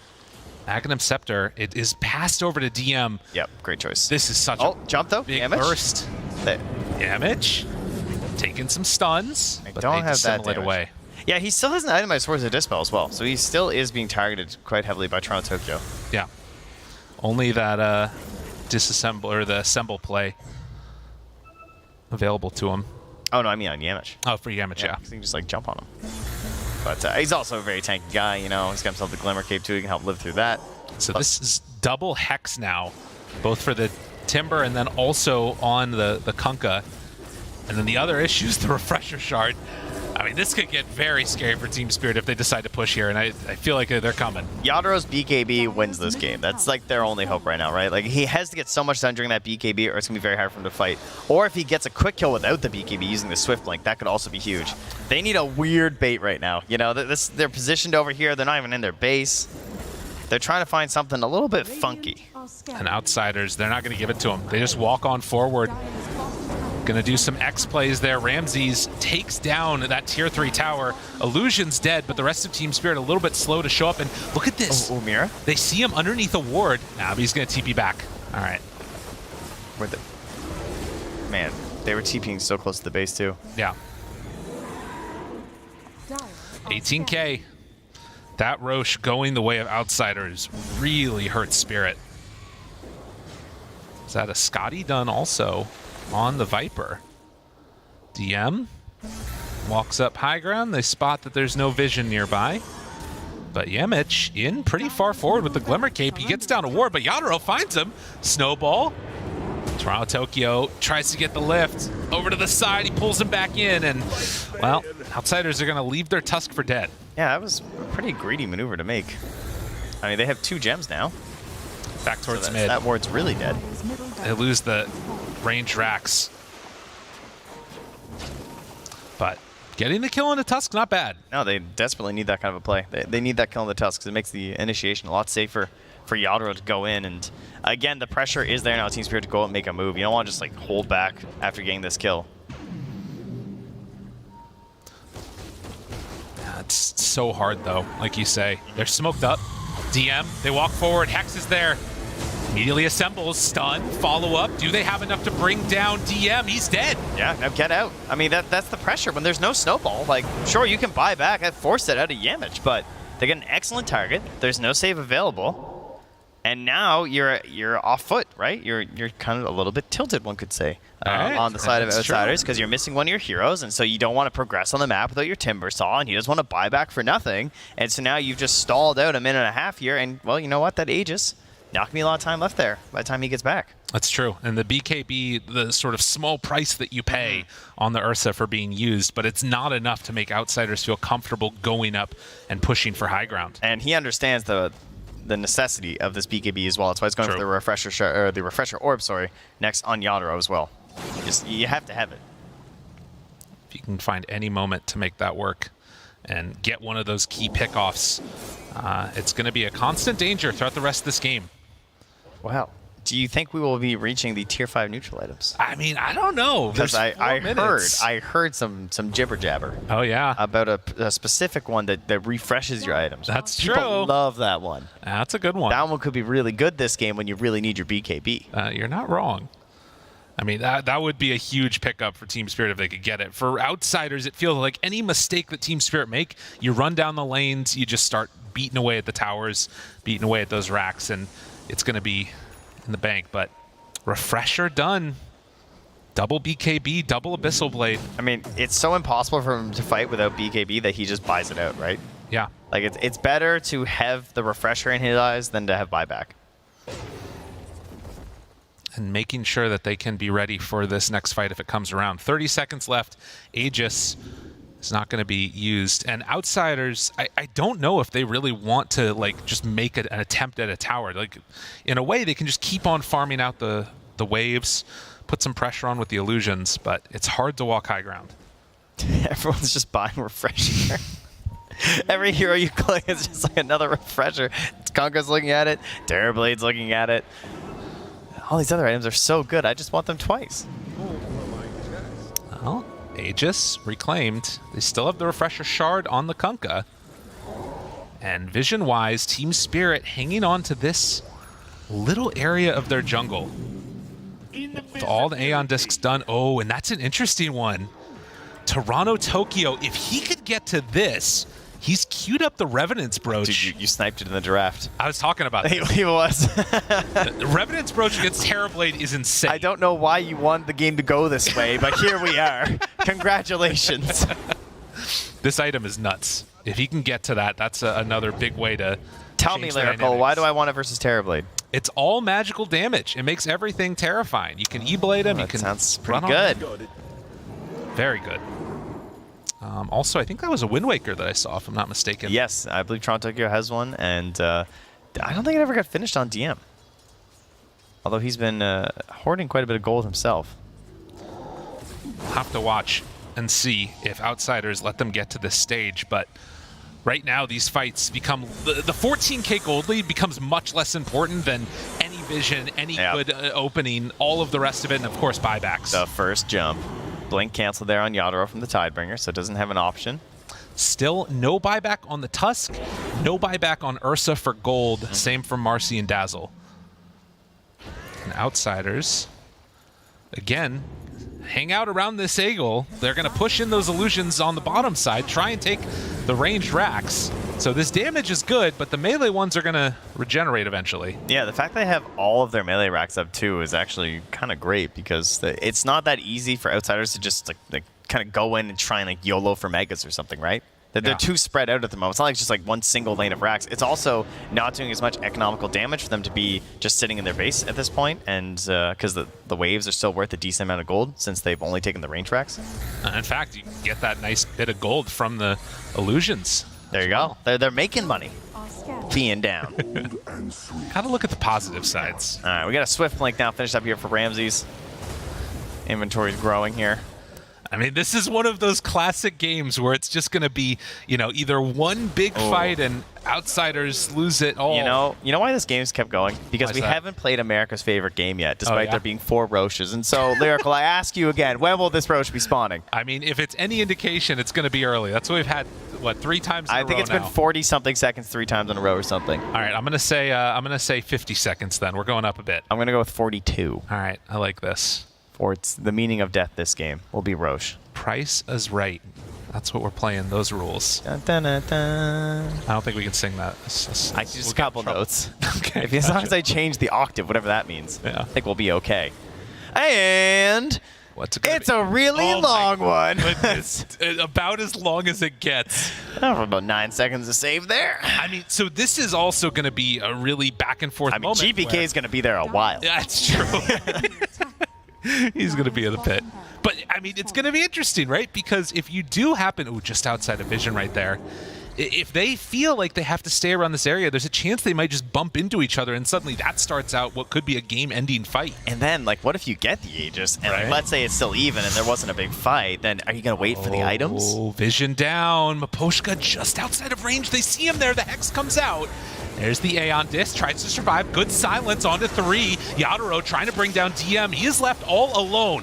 DM slowed down, and Ramses just jumps forward, blows up 1. The Hex comes out, but it's a bit too late. GPK down low, but the snowball save to keep him alive. Can he get out afterwards? It doesn't quite look like it. Invis the cheese passover and the eat. Oh, that was pretty. That was very pretty. Spirit, they lose 3. A buyback already on that Dazzle. Yadaro's trying to chase. Can they do it? Ah, it's so tempting. It's been early Roches. They don't know that it's not the pivotal fight right now. They can back out and still not lose out too much. And the Hex there as well in Toronto, Tokyo. Just so many tools at this point available for Outsiders. So well played in that fight. And finally, Yamich gets his chance, right? He's been targeted down so many times in the later stages of this game, but gets in there for the snowball save. Unreal. And yeah, Yamich not only the snowball save, but then passing over the cheese to the Kunkka in the midst of all that chaos. Very well done. And then Toronto actually had Wind Waker there too, and didn't go for the save on Miposhka because he had it too. So I was like, oh, he's going to save his Wind Waker for some of the more important targets. But here we go, back in the real game. Snowball right on top. There's the Hex onto 2. Toronto Tokyo follows up. There's the turn onto Yamich. Dead again. The boats come down. Yadaro tries to back away. He's slowed. The Grave is there. Has to turn to fight. Has to do something here. The Hex onto a couple from the low ground. Collapse doing some good damage. But the Torrent there for the lift up. Yadaro tries to back away the Enrage, but it's not enough. Dead for 2 minutes. Does have buyback. Toronto Tokyo jumps in again, Collapse, trying to bring down this big bad Terrorblade. Ramsey's running away. He still has Thunder. Hex, he does have it, but can he get it off in time? A couple more Hexes, but Toronto Tokyo's there. He had the damage, finds the kill, and a buyback. And on the high ground, they find him. He caught him. Jump forward dead. What was that angle? He just aethered him. Oh my goodness. And Roche 16 seconds away. That long spawn ends up favoring Team Spirit here. The buyback's getting forced out here now. Yeah, they deward it. Oh, Roche, a couple more seconds is all they need. They buy back on the Tusk, 70 seconds on the Terrorblade. Okay. They need that one too. Who's Collapse Viper? Why is he making plays on Viper, by the way? TM goes in. Hex, they didn't have vision here. Got him under control. Yadaro jumps forward, tries to bring him down, but there's the control. The Hex is out, misses on the chains. Yadaro, he's taking so much damage from the double chakrams, and the buyback already came from Ramses. They are not going to have the Ursa in this fight, as he drops with no buyback. Collapse wanting to escape, but actually will. There's no X, no nothing left. Tokyo, he got Hakoda in the back as well. So no Sky, but obviously still looking very good for now for Outsiders. Yeah, Miposhka goes down. Mira also caught, and Mira going to be killed. Yamich made the rundown happen. They reclaim the gem, and 3 heroes dead for a very long time. And what is the call? Did you have the count here? Do you know, Outsiders? Did you count 5 bullets or 6? Where are they at? Do you feel lucky? They buy back on Marcy. They need everything right now to hold on to this. And it looks like they're going to give up the Mega Creeps. But do Outsiders push for it all? They've gotten the racks. Do they want to just try and end it here? 59 minutes into this game. Will they take the chance? Ramses, he wants it. Wants to end it right now, goes forward for the tier 4 towers. They dispose one, try and bring them down. The Hex out afterwards. The fight looks pretty good so far for Outsiders. Toronto Tokyo not able to bring down anybody. Ramses being whittled down. And has to Wind Waker away. They pull back in Collapse. He's in trouble. Collapse is dead. Has the buyback available. Marcy down 2. It's 2 against 5. The glyph is there, but I don't think that they have enough damage, as Team Spirit can only look on, try and find DM. Maybe they can bring that Timbersaw, but the Glimmer Cape is there. They find Collapse again. And with that, only one remain. GG called. Outsiders, they hold out.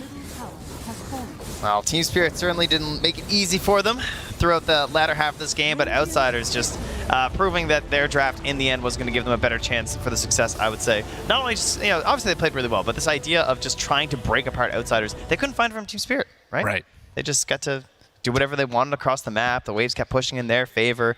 Very difficult for Team Spirit to find a way back into this one. Despite some excellent ganks and the utilization of that burst potential of the Ursa, couldn't quite get there for the W. No, and it was a couple of those moments where, you know, neither team has all the information that they need to make the right decision, and it just starts getting a little bit too wild in the pit.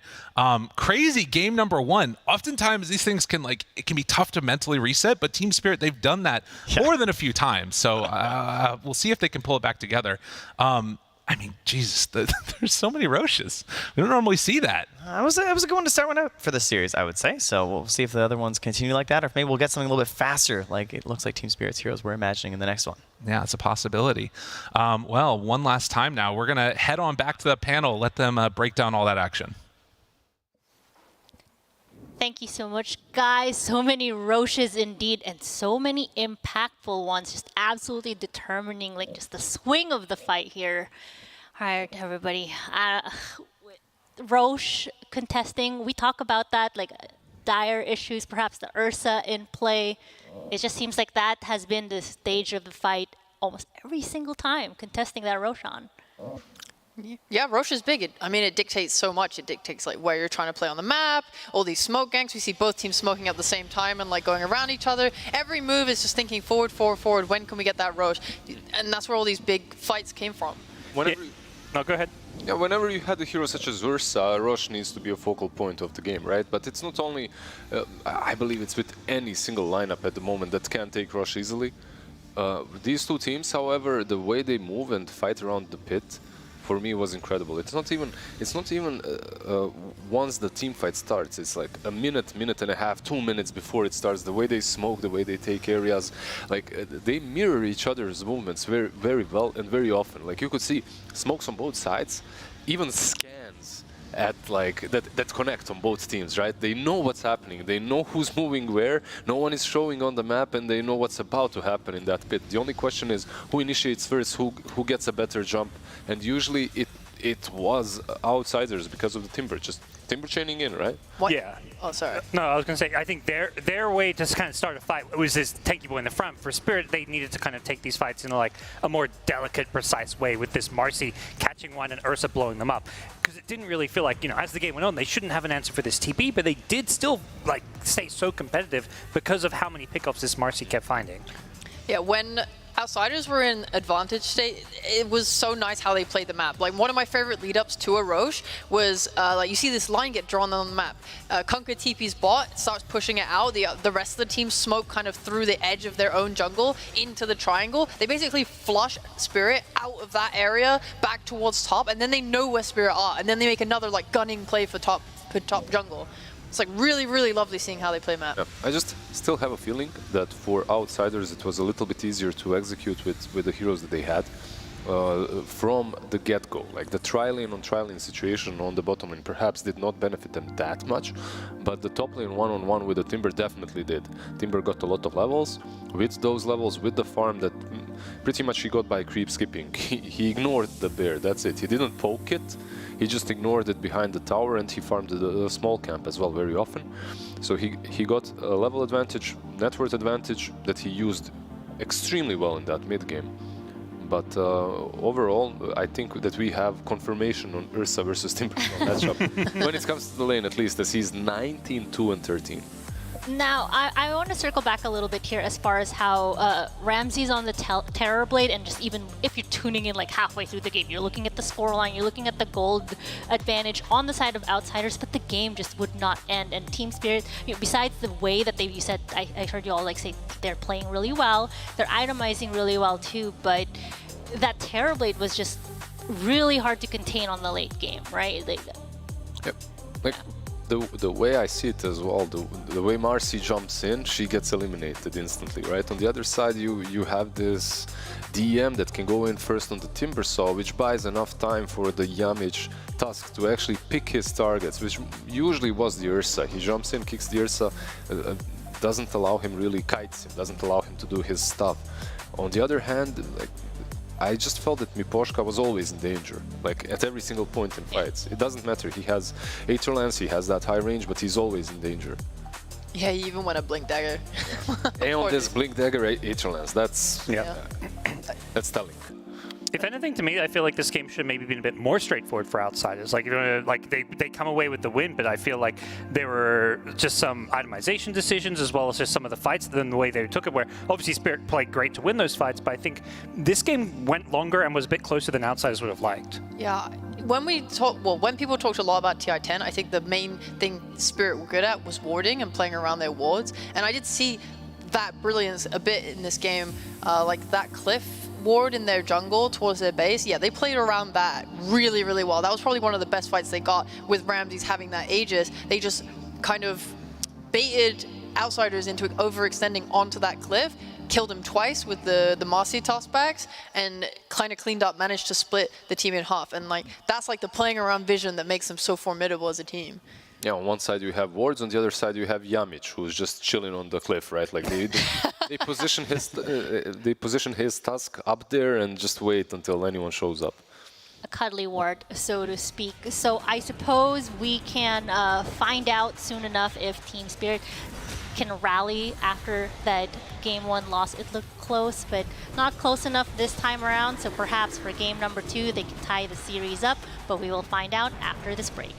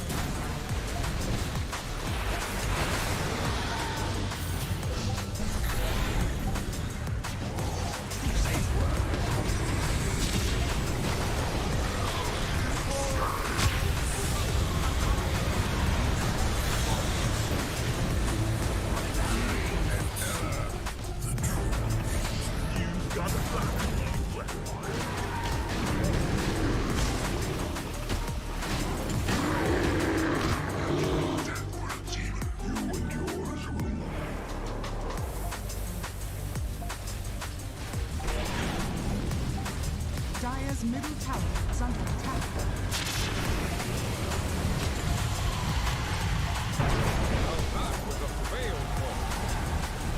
Dire's middle tower has fallen.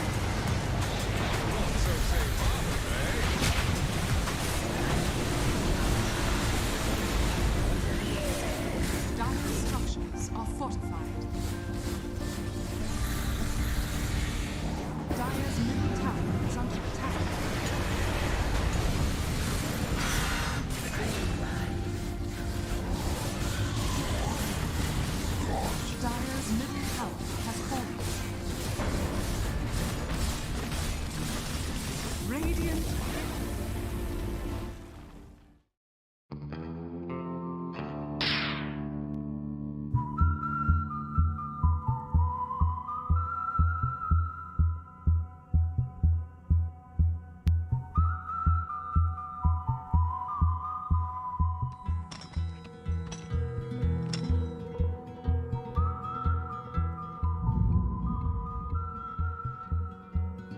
You stole my whole creep wave. That's what you got. You got me, son, in this town. You'll drop it.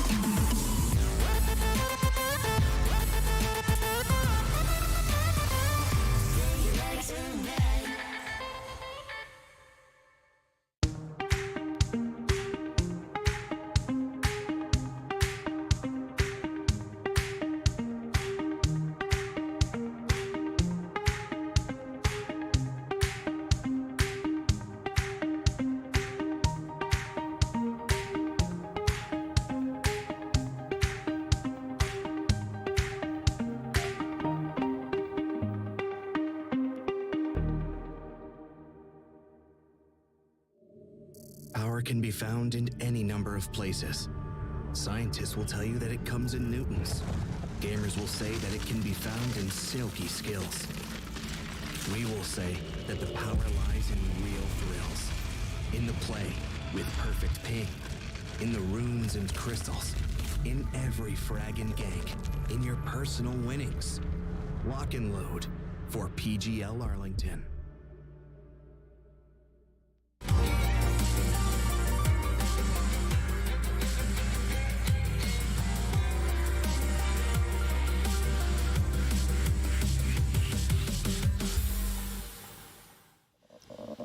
Welcome back, everyone. We just saw Outsiders take down game number 1 against Team Spirit in this best of 3 of the upper bracket. Looks like we're going to try and see if Team Spirit can make a comeback here, take us to game 3. For that to happen, my lovely panel, what do they have to do? I feel like, hello? Hello? I feel like one of the nicest things for them to do is put Yatoro on the last pick so that he can actually counter and not get countered, right? Like the issue that was thrown at them was this Timber Saw, and I think they reacted to it a little bit too much with a very early Ursa pick, right? Yeah, when they picked it, they didn't see he knew his lane matchup, but he didn't know what the enemy carry or mid was, so Outsiders get the chance to pick 2 heroes that can be difficult for an Ursa to deal with. Yep. Well, I mean, do you think that kind of comes into play here as we're waiting for both teams to do their picks and sides? Like, for Team Spirit, they started off in the Dire, so they knew that they were going to be getting first pick. Is that going to be a concern coming into this for this draft? Are they second pick now? I think, yeah. Yeah, because Outsiders was second pick last. No, obviously, it changes the draft a little bit, right? For both teams, the bans might be different as well. So we'll see how they adapt to it. Perhaps Marcy will not be first phased, and then they can combo it up instantly with Marcy +1. But I have to admit that that was one of the weaker Marcys that I've seen in this tournament. I'm not saying that Mira is bad on the hero. On contrary, like he's really good, but in that specific matchup, it just didn't feel like it worked. He jumps in, he disappears before I even see him. Right. Sometimes the hero he would dispose would die, but he would always die. Yeah, that was like without guarantee. And on the other side, you have this Tusk that just feels better at what he's doing, right? Like he jumps in, he snowballs, he saves for long enough for the teammate to, I don't know, pop the cheese like the Kunkka did, or get out safely. Meanwhile, Marcy, you jump in, that's it for you. There's always this fear in the draft that like they might not take the hero you're prepping for, but if they had first pick again, maybe you could take the Viper first instead of the Marcy, and then you have more of a flexibility there if they do take the Timber again. Like I know Mira's a very good Rubik. You could always throw out the Rubik as a response to the Timber because you get way more damage, a bit more control. Is Timber maybe, what do you think, Sheep? Is Timber something that they might even consider banning after this first game, or is it something that you are just thinking about possible answers to in the future? I'm just thinking of possible answers. I don't know what if they want to change things. DM is a flexible offlaner. His Timber is definitely one of the more fearsome things in his arsenal, but he's willing to play many other cheesy heroes. Like he's got a Lycan, you know, he can play the Necrophos, he's got the Visage too. Like he's got a whole bag of cheese, all different types. You can't just ban one hero and be like, all right, we're good. So he's your kind of... oh, hell yeah, I love that. Give the cheese out, yeah. Yeah, I agree with all that, but I think the Timber personally is still worth banning just because these really good Timber players, which it seems to be DM and MR, they just can't be countered, it feels like, in these games. Like, doesn't matter what hero's on the other side. There's an Ursa, there's a Viper, and he still just has this huge game where he pops off, farms a ton, has a huge impact. Like, I think it's just worth banning. Make him play one of those other heroes. Like, yeah, he can play like a huge wide range of heroes incredibly well, but Timber is just, it's so hard with what it does to your draft because it forces you to pick certain things to deal with it. And some teams versus OG, like you mentioned, have been banning out Timber, so... Everyone. He's played, I think he's had one game the entire tournament where he played Timber. Every other game it's been banned. Some teams. 99%. At the risk of banning out that Timber slot, right? You give up a ban slot, and we saw the Puck banned out like during the first game, so is that something that you're going to want to let through? Or perhaps the Tiny, or any other of these favored heroes coming into this meta right now? And is that maybe something you'd be like, you know what, we can deal with this more than we can deal with that? I personally find Puck worse than Timber to deal with because he's just so much harder to catch on the side lanes when he's split pushing. Like we've seen Timber in unfavorable games where they're on the back foot a bit and it's like just way riskier for him to do so much, whereas Puck just always feels like he has the advantage over you. So, but you got two bans, you know? Ban them both. Two bans, hell yeah. There's nothing else that's good in Dota. And then just tell them to ban Tiny, and then you don't like ban Tiny, Bristle, ban Dazzle for us, please. Like just could you just ban half the hero pool in the first phase? Yeah. I saw some discussion around adding the 3 bans at the start of the game back. I'm down. I'm sick of Puck. I'm sick of a lot of heroes. For me, it's kind of team killing for some teams that have individual players that are really good at a couple of heroes, like 3 heroes. You ban all 3 out, and then you pretty much end their career and you force them into being a streamer. So, who are you talking about here? No, just hypothetical. It's hypothetically. It's not real. Gods. No, he probably saw it in like a TV show or something. Exactly. Yeah. I mean, like, kind of speaking about like banning some of the heroes. I like when I was looking at the bans, I know that Spirit there was like a bit of a target on a lot of the heroes on GPK, for example, just because they feel like, oh, enable the mid or not enable GPK, but then you let a lot of the Ramses heroes through. You all talked about how strong Ramses has been on the Terrorblade, and strong he was. Early Scotty managed to just like contribute to the team fights and just get a lot of kills and farm those supports, I suppose. Like you mentioned, he was really strong on the Terrorblade, but they also enabled him very well. Not only with the heroes that they have drafted that complement him very well, but also with the heroes that they've banned out. Like we mentioned, instantly Parker was, just before it was picked, he wanted to say Zeus, he didn't. But Ember as well afterwards, like all these heroes that can actually deal with Ramses' Terrorblade were out. So obviously he had a good game because of it. Yeah, absolutely. And I mean, I suppose like the question for this as we like get ready for the draft, you know, hear the nice fancy music. For Team Spirit, are they just going to try to do another similar like timing thing, just play hyper aggressive as they did the last game? Or are they going to try to maybe find a little bit of balance, like secure that late game, just because they did not have something that kind of went toe-to-toe to that Terrorblade that Ramses had, right? Just start by having a good draft. Yeah. This time they have second pick, so they're going to get the counters on second and last phase, which is great for them.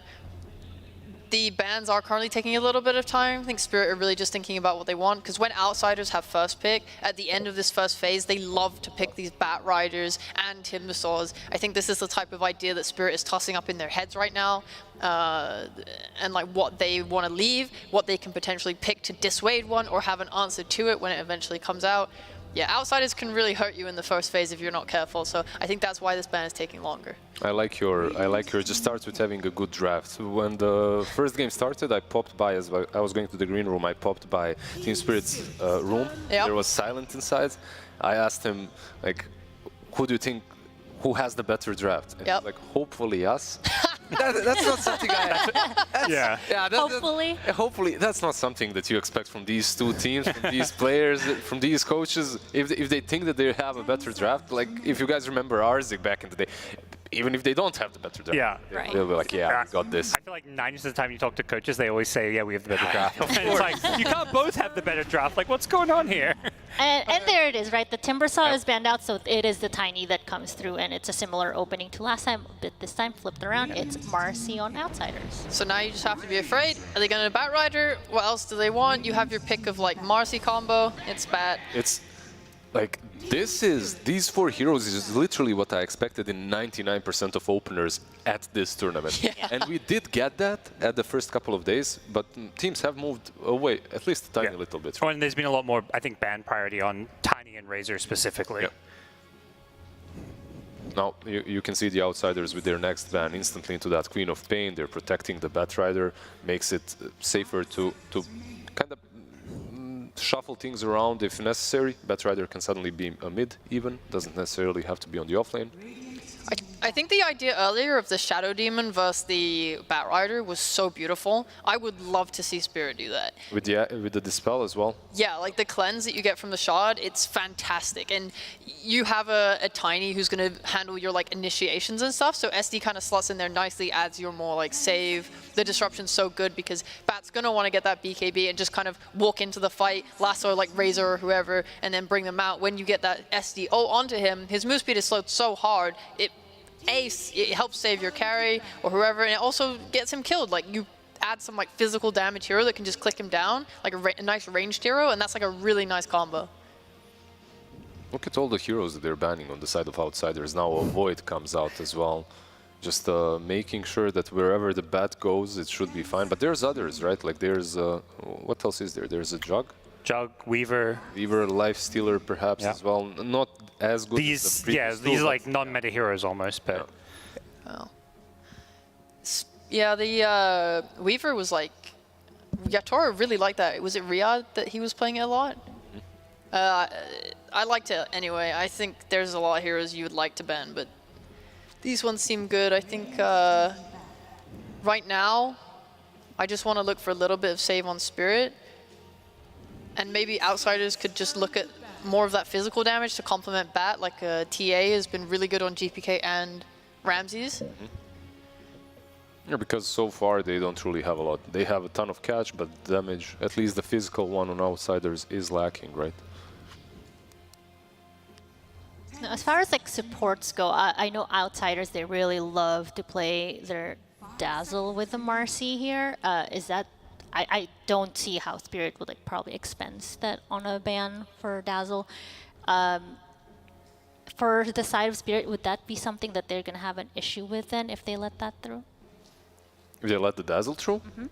It has been done. Like the hero has been banned in previous series. Like Dazzle, like there's a reason why he has a high win rate, high contest rate as well. So if you think that if you've seen the hero picked with these two, and if it's something that Outsiders are comfortable with. Yeah, the other option is you take it yourself, because Spirit get the first pick coming out of this phase, and generally this is where you just want to pick your 5 and reveal nothing. Like you get 2 basically last picks, 2 counter picks coming up, so picking a support here just reveals the least to your opponents. I think it's really dangerous for them right now though, because if they do take like a Dazzle or like a Shadow Demon type hero, you become very susceptible to getting Zoo'd.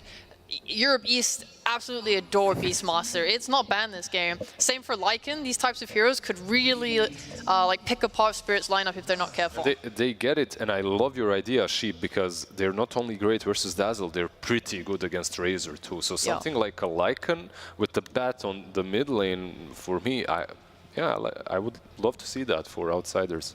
And it's a style of play that they love. Like DM's really good at it. So if they don't pick it, I would be a little surprised on what their other ideas are. I think it's a tricky position for Spirit to be in because you have to pick this. It's a support. You're picking it blind. You kind of just want to pick your support, leave your counter picks for your cores. You can pick, like, let's say, a Wyvern in preparation of a Zoo, but then they don't pick Gozu. You pick the Dazzle because it's like a stronger laner, just better all around. And then, yeah, maybe they pick heroes that are good against the Dazzle. So you can't cover all your bases, but you can't cover all your bases because you didn't expend any of the bans on these Zoo heroes, right? True. So that's already kind of a setup that didn't go in their way. That opens up this draft for outsiders to abuse. Yeah, definitely the hope is that with that mid and carry last picks, that you can, get something that answers anything outsiders throw your way. Nature's Prophet, that's a very favored matchup versus the Razor. It's not necessarily full Zoo, but I mean, they're trees. It's good. Yeah, they're little treants. They kind of count, little minions that follow you around. I mean, I think like the strongest thing about Nature's Prophet is just this 15-minute shard timing. If you get it, it's very hard for most heroes to deal with how tanky they are and how much damage they do. You send that down a lane, someone has to deal with it, or you're losing your objectives, your towers, sorry. And outsiders, meanwhile, can just fight on the other side of the map. Also, they have amazing setup here. Marcy and Bat can both find and catch heroes, and Nature's is always going to be able to be there with the TP. So now if you're looking at Spirit with their last pick here before the final phase, I mean, there's not a lot. I think they still have to kind of worry about, is this going to be, I'm expecting, what, is this a Ramsey's Prophet? Who he most likely, yeah. And whenever I see the Prophet that's most likely position 1, it's still possible offlane. I think about Spectre. I think about these heroes that can get on top of him easily. That's not a Spectre, but it is a hero that also deals well with the Bat. If the Bat Rider is on his lane, Phantom Lancer should do fine against him. It's a decent combo with the Dazzle. Overall, do I like PL? I don't. I hate the hero. But if there's a game for it... If there's a game for it, this looks like a decent one. Yeah, this hero has struggled when teams not named LGD have picked it. LGD opened the group stage going 2-0 with PL, and then they're like, yeah, we're done with PL. This hero is, we had to sweat a bit to win with PL. They baited everyone into thinking that the hero is actually good. I know Spirit's played it once or twice, I believe, but I don't mind the pick just because of what you see here and what you need to play. Like, this is the kind of game where PL makes sense. And then one of the big issues they had last game was just that in general, that late game scaling where they showed that they can't, like, Spirit are so good when it comes down to the high ground defense. It's something we've highlighted. So, like, we even saw that in game 1, but what were they defending for? They didn't have the better late game, so it just feels like they want to make sure they come into this game with that better late game carry. I think, like, when I see this PL, though, it scares me a little bit because outsiders have not picked their offlane yet, and they also don't have last overall pick of the draft. So Spirit are meant to be using these 2 picks here to counter outsiders' whole draft, but now outsiders still get a lane counter. Or in the offlane, there's quite a lot of different ideas. You have, like, the Underlord. You could see someone like Faith Beyond picking Koto offlane. Like, Koto core is pretty damn good against a PL. There is a lot of choice here for outsiders, so the lane matchups might not be in Spirit's favor. I love your ideas, and you can see the Team Spirit, they are already trying to protect themselves from some of these, like Lashrak and the Doom. Lashrak more so than the Doom is amazing versus PL, but Doom as well. You itemize properly. You get that early Shivas, and suddenly the PL truly struggles to have an impact in that mid game. But I do like the Underlord. I do like something like a Tide, like you said. The Kotl is a bit wild and out there. It's a little bit crazy. Yeah, I would rather see a full front line, kind of an offlaner, if that's what they're getting. A Necro as well was a decent idea. Oh yeah, DM's very good at that one. Oh my God, it's a Darkseer, baby! Okay. All right, Lyrical's gonna be so happy. Oh, this is fantastic, yeah. Like, you're just going to be ion shelling your Mossy, your Bat Rider. They're going to be running in and doing so much damage. This wall has the potential to absolutely destroy Spirit. They don't have any disengage from wall. God, if they get hit by a 4 or 5 man vacuum, oh my God. Yeah, right now for Spirit, when you're looking at this draft, what do they need? They need a playmaker from that mid lane. Spirits that are left in the pool, they go with the Pango instead, okay? Well, the big wall teamfight combo comes down. You've got a Pango to maybe try and disrupt it. You know, I think it's a good pick, and it makes sense here, especially when you have a hero that can have a lane mid against the Batrider, even though it's the melee hero. You shouldn't be dying to the Batrider with the swashbuckle out. So it solves a couple of their problems as well. Most importantly for me is the Nature's Prophet split pushes, right? Like it's much easier when you have that Pango to be able to defend against the shard that Shippo has mentioned just a minute ago. Right. Now, do you feel, final thoughts here, has Spirit addressed the holes from their first game to tie this series up? Do you guys think that they still have problems, still have issues, and that it's much easier for outsiders seemingly to execute here? Like the PL versus the Nature's Prophet matchup is good, but everything else there that connects it is perhaps a bit weaker. Yeah, they've just gone a different direction. Like they adjusted based on what kind of caused them maybe to lose game one and said, okay, we're gonna pick this better late game carry, make sure that your Toro can at least counter some of these heroes and not pick his hero too early in the draft. I think I'm okay with Spirit's draft. I think Dazzle is such a good lane secure that I don't think they're gonna get run over by this Darkseer in lane. But if that lane doesn't go well, things can look pretty bad for Spirit. I don't know. I think if Darkseer and the Marcy are both shelled up and Marcy rebounds onto Dazzle, it's really easy to kill him, and PL's not going to be able to protect him. That's not what he can do in lane. So it's a bit scary for me. I'm just excited to see how DM does. It's kind of all on that for me. Well, there you have it. It's going to be a bit scary, but perhaps if any team can do it, it's going to be Spirit. But for now, we have casters, Lyrical and Trent. Take it away. Thank you so much, Nikki, and the panel. And we do indeed have the Darkseer again, kind of brought out by DM. Yeah. Gotta love this hero. You do. Also, I really love his, if you can see right behind Trent over there, his double thumbs up. He's like, hey, what's happening? He's got a great I got Darkseer. Yeah. Is that his mood with this hero this game? Is it a this Darkseer game, or is it like a time will tell? I think that the panel was right, that it's going to depend a lot on how that lane goes and if they're able to make it work. I've seen it go well, I've seen it go bad, and DM definitely one of the best on this hero in the entire world. And can they try and shut down that PL? It's going to be something we watch for as we get ready to go into this game number 2. And again, so much on the line for these two teams here. If outsiders win, it is a direct spot for them into TI. They don't have to play through those really terrifying Eastern European qualifiers. So we'll have to wait and see how it goes. Well, as every draft, you were calling for the Darkseer. The second this guy sees an Agi carry, they could Darkseer. Those are always the words out of his mouth. And this time he was correct. Right. But immediately you were saying, there are some issues here. Particularly the Dazzle can be kind of a frustrating. If your Surge is down, that can be bad, right? In the laning stage. Yeah, in the laning stage, you just get punched by the poison. But then you were saying that Shard, that's a big change to this matchup now. That's right, and that's the one that's the most painful, is that the wall is always so valuable, but with Dazzle, you just throw out that poison touch, you get the Shard, and all of the illusions are gone instantly. So hopefully they're still standing in the wall. That would be great. Then the Dazzle's helping you, but exactly, there's a chance you just lose all that bonus damage as they're making their way away from the wall. This is the long con, DM, he already knows that they're going to be going to TI. He just believes in that team that much, and he's trying to get it buffed before TI comes around. All right. That's what's going to happen. So someone else is going to tank another L for Darkseer's benefit. All right. Thank you. No problem. But the other hero that we should definitely watch out for a lot is going to be this Ramsey's Nature's Prophet, as everybody heads on over to the side. The toss back onto his own team, and Image runs into all of them. Mira now in trouble. That is going to be a dead Tiny. So the toss back did not work. Outsiders, let them know how they feel about it. Yeah, the tips have found. DM, the only one who's not BM. He tipped bad. That's good. Is that a misclick or? That would be quite the misclick at that point. But yeah, Ramsey's Nature's Prophet. This is something that we did not get to see very often through the DBC. Because, once he just started showing off on it, because there was a point where he was being first phase banned. Yeah. Where you just did not want to deal with this at all. And traditionally, I don't know if they had some crazy lane idea or some sort of a concept that I was missing, but this is a matchup that most Razor teams would want to avoid right away. It's true. So they got Razor in the first phase, and then with all their bans in the second phase, they just left this in, assuredly knowing that he would pick it. Yeah, I mean, this has been, it's no secret in the region, it's no secret from other teams not in the region, that this has been one of his go-to heroes. It's made so much happen, but maybe feeling like they've come up with an answer for it that just exists outside of just that lane.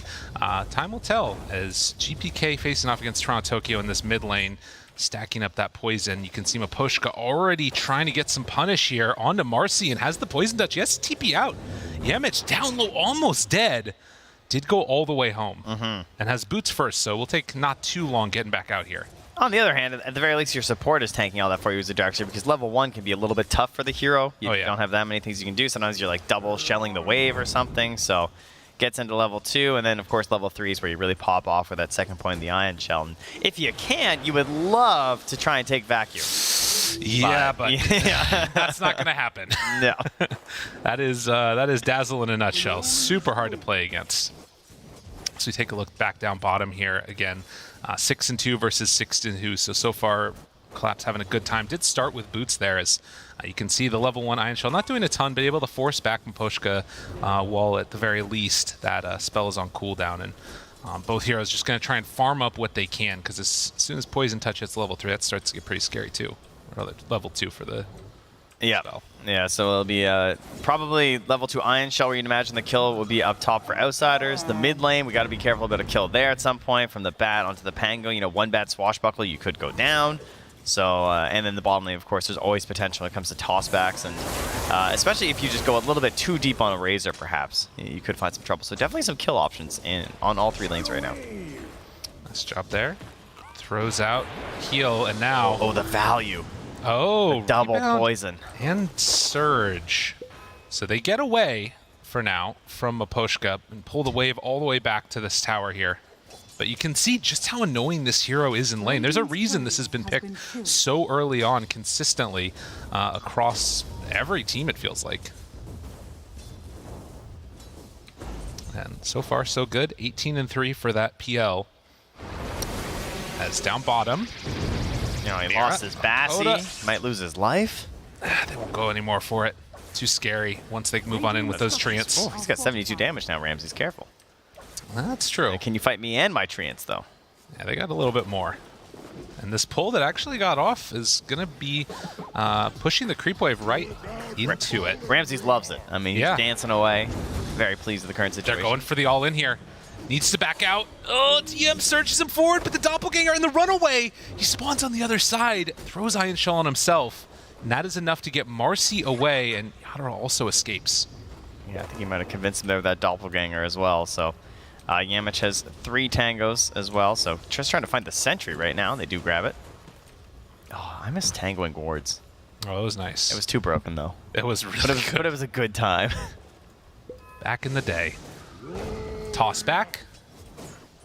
Keeping Hakoda away from Mira and Collapse, but will still tank some of that liquid fire as the movement comes over, and Mira might pay for this. And in fact, gonna TP in with Ramses. Oh yeah, over and gets it. Oh, courier. Oh yes. Oh yeah. Mira will take that.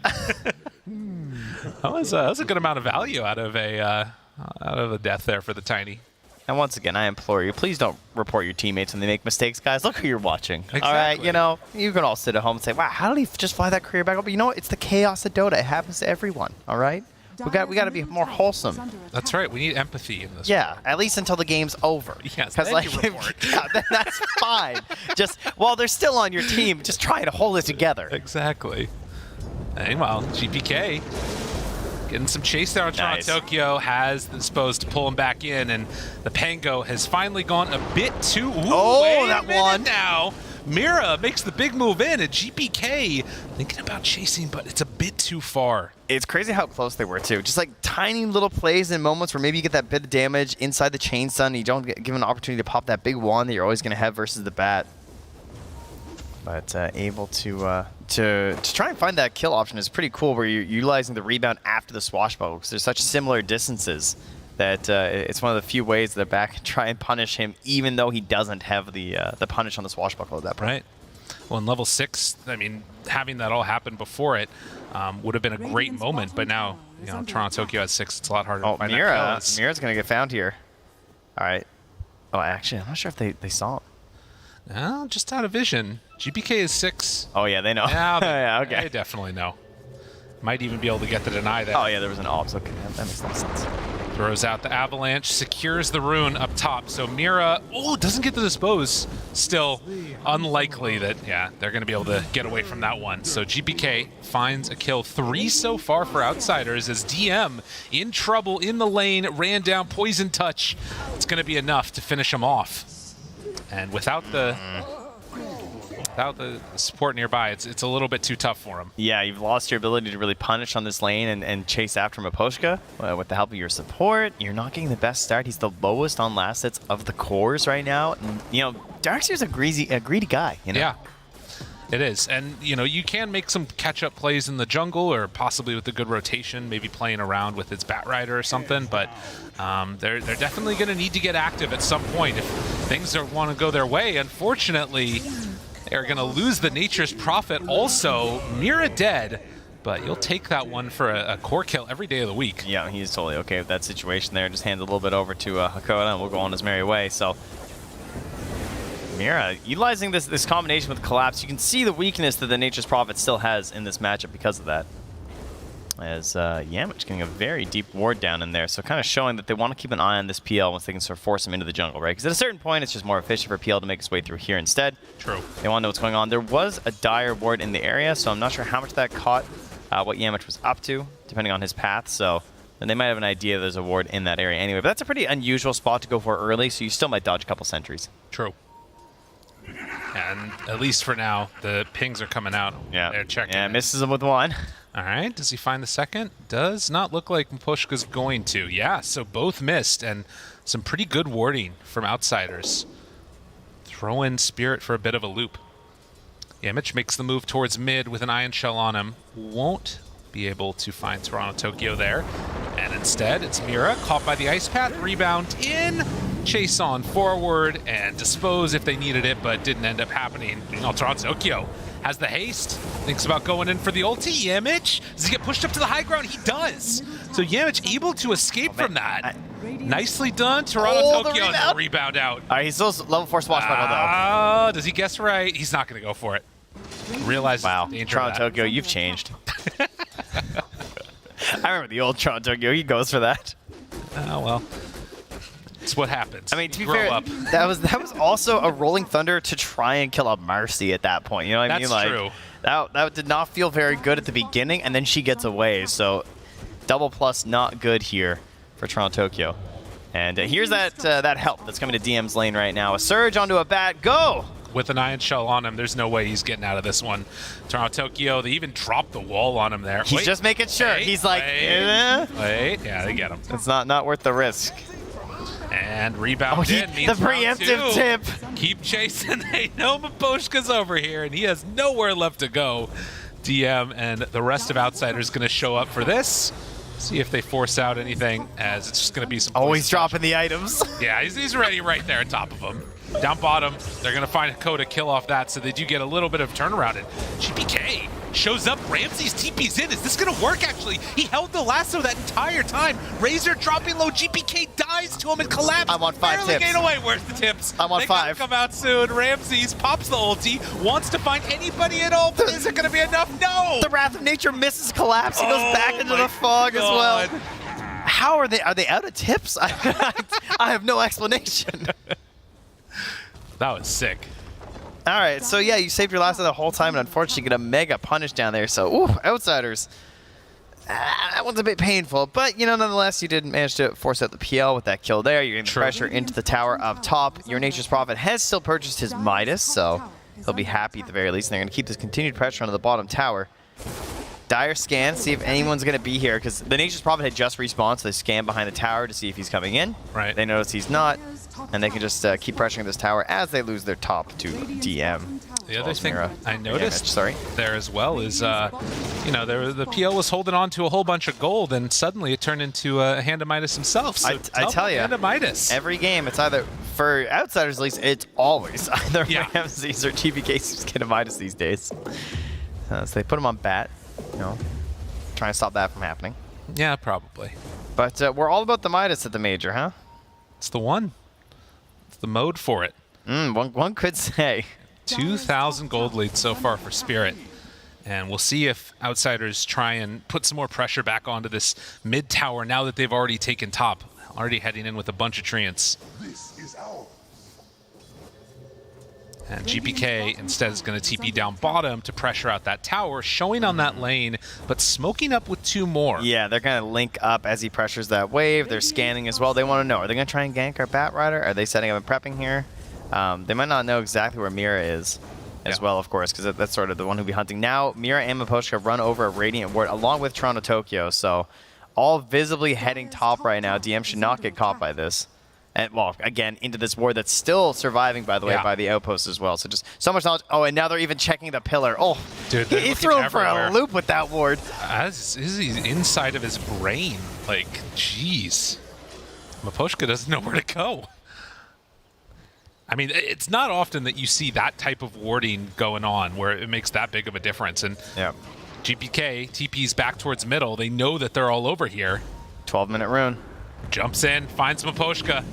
I mean, they have to know that he's under a ward right now, but he feels bad. TP's out. They use the vacuum, cancel it. And the Dazzle dead into some tower pressure.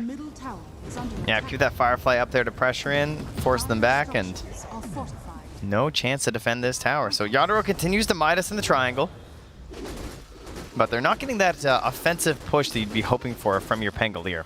He needs some help from his supports, and, well, Tiny needs a little bit of time before you really feel like you can do much. True.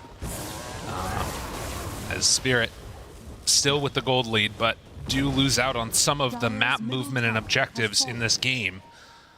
We'll see what they do besides just trying to buy some more space for the PL. It feels like that's pretty much the game plan at this point. Vanguard fully completed on Darkseer now, so he can tank through a lot more of the damage. And I wonder, because he had the Vanguard, and he had Blink queued up. I'm like, is that really the end of this game? Right. Like, is that the pacing that they need from this Darkseer? I would prefer the Aghanims, but we'll see. He might change his mind back again, just depending on how these next couple minutes go. Like particularly maybe like around the Roche pit, if they feel like they need to advance themselves a bit further, if they want to try and contest that. But for now, everyone's just farming on Outsiders. Even the supports, you can see GBK is taking an Ancient stack right now with Bat Rider, so trying to get into that BKB so they can give that space to Ramses, because Ramses, I'm sure after this Maelstrom, will probably just be going to a BKB himself.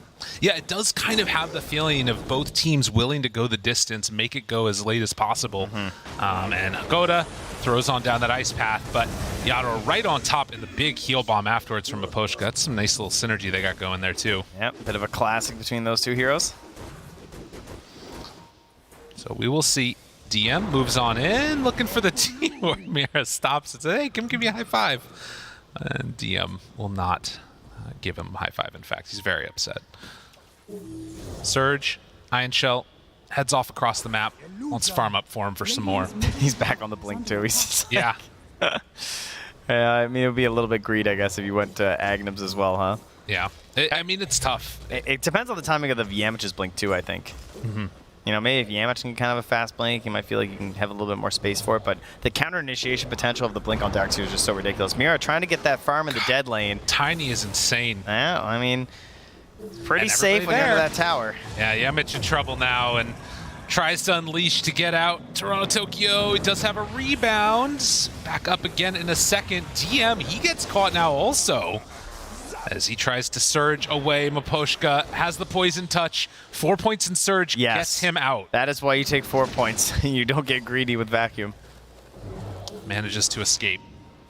But a big rotation up top side. I wonder if also part of the reason for the blink is, you know, feeling like they need to make these moves happen with the Midas PL and just the danger of the late game scaling that Team Spirit has.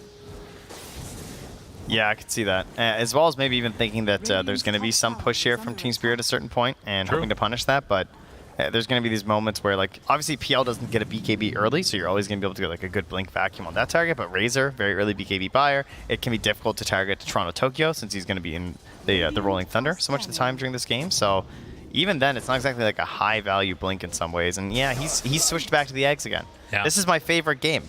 This is even better than America's favorite game of guessing Roche. It's what will DM buy first. I'm voting for... Oh, I'm voting Ags. I think he buys so. Ags. I mean, GPK is also finishing his BKB right now, so that's kind of the problem, I guess. But you can also get a lot done with just that 4 points in Surge and running them into buildings and heroes as they pressure out mid a little bit. And Spirit willing to absorb this pressure, keep the gold lead very small, and just get that PL as farmed as possible for Yadro. Where's my smoke with Tiny Blink? This is unacceptable. I've watched a lot of Tiny games this major. There have been so many of them. It's coming, I'm sure. Dire's middle tower is under Oh, attack. there you go. Toronto needs to take a couple swigs here. You know, he's low on mana. True. Oh, and there's a BKB. Okay, this is the time.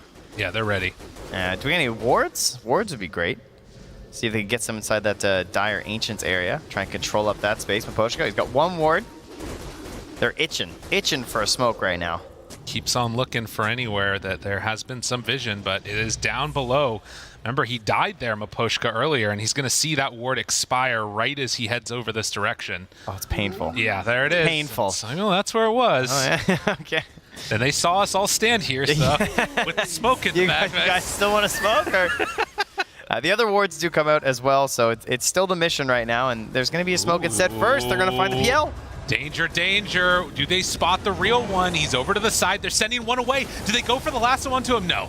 They will hang on to that and finally go for the kill, but Toronto Tokyo runs in.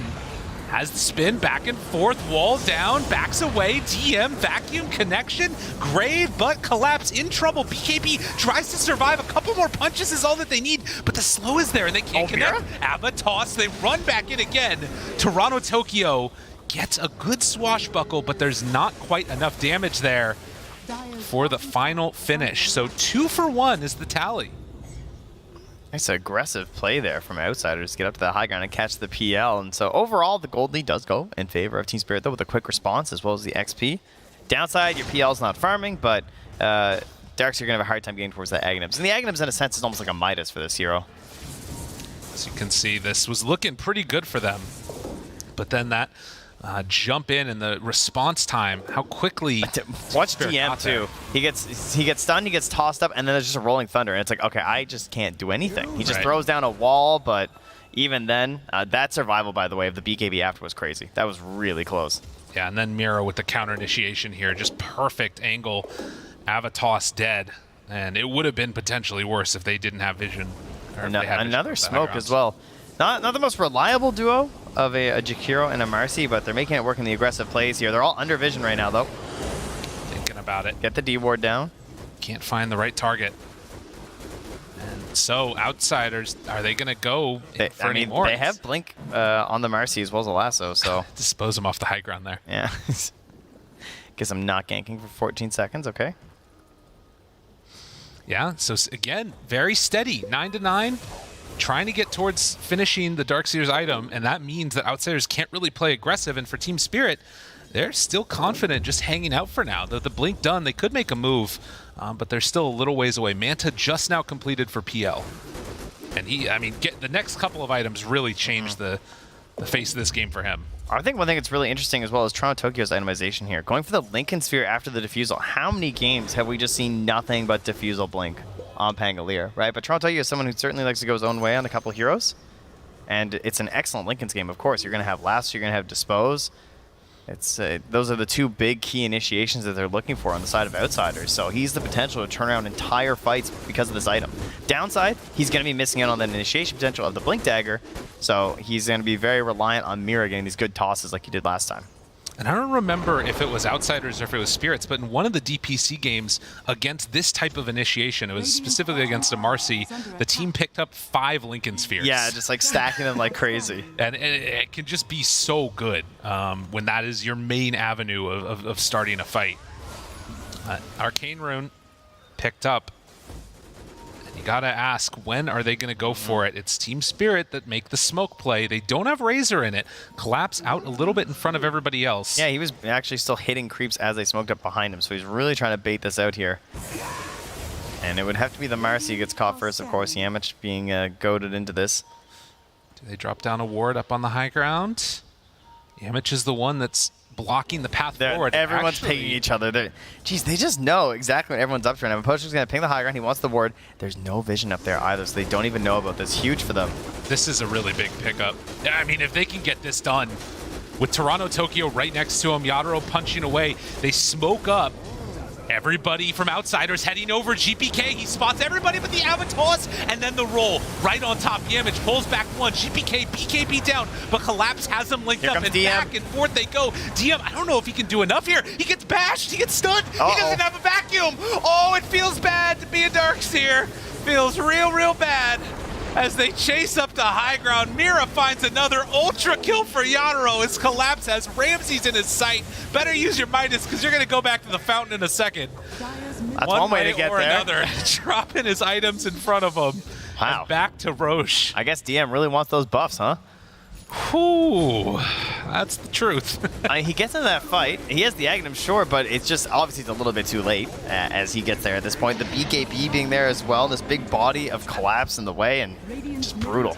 Was it a bash or did he just get clipped by something? I couldn't quite see.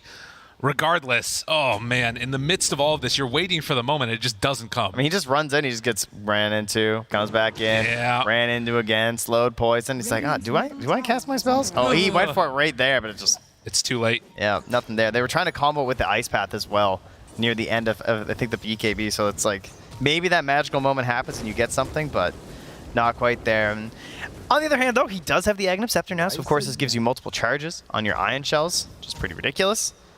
So increase the duration, you can help split push these waves quite a bit. So his gold will increase, he's going to get that Blink Dagger a little bit faster because of it, but he still has to deal with his BKB on Collapse.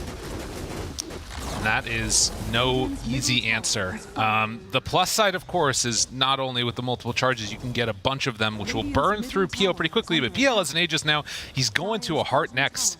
I mean, this game is really starting to look a bit grim for Outsiders. And with the reliability of Mira, like needing him to get these big initiations, he has Blink and Force Staff. So you see someone like this, oh my, I cannot believe he just lived. Great Force Staff by Hakoda.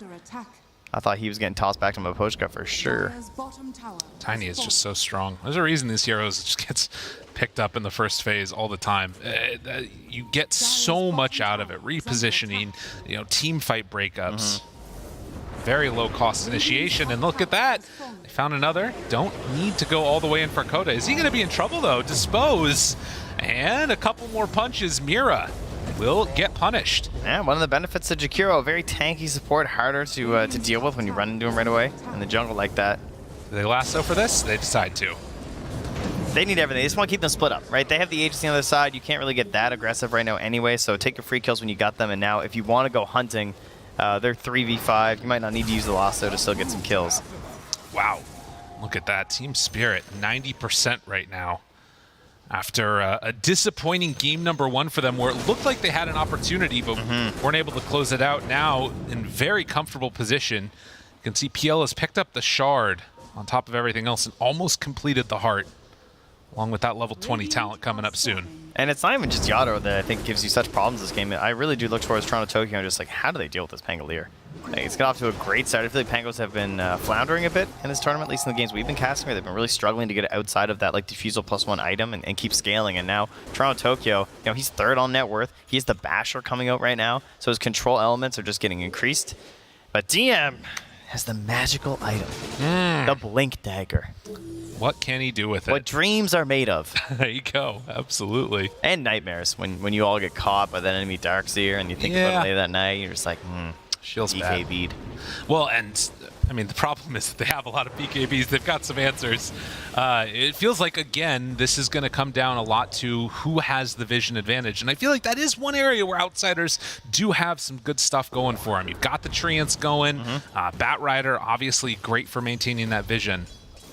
Going to need to make the most of it. But 25 minutes in now. And does not feel good at this stage of the game to see the PL at the top of the net worth chart.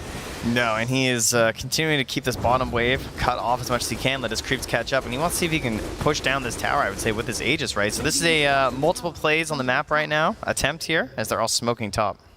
A minute left on the Aegis. And they're going to head up here towards Yamich. Ramsey's in They're the area. baiting the fact that they're like behind PL bottom, but now that's why Bat's so scared to come out. Good blink away, but Mira finds the target afterwards, saving the avalanche and dispose.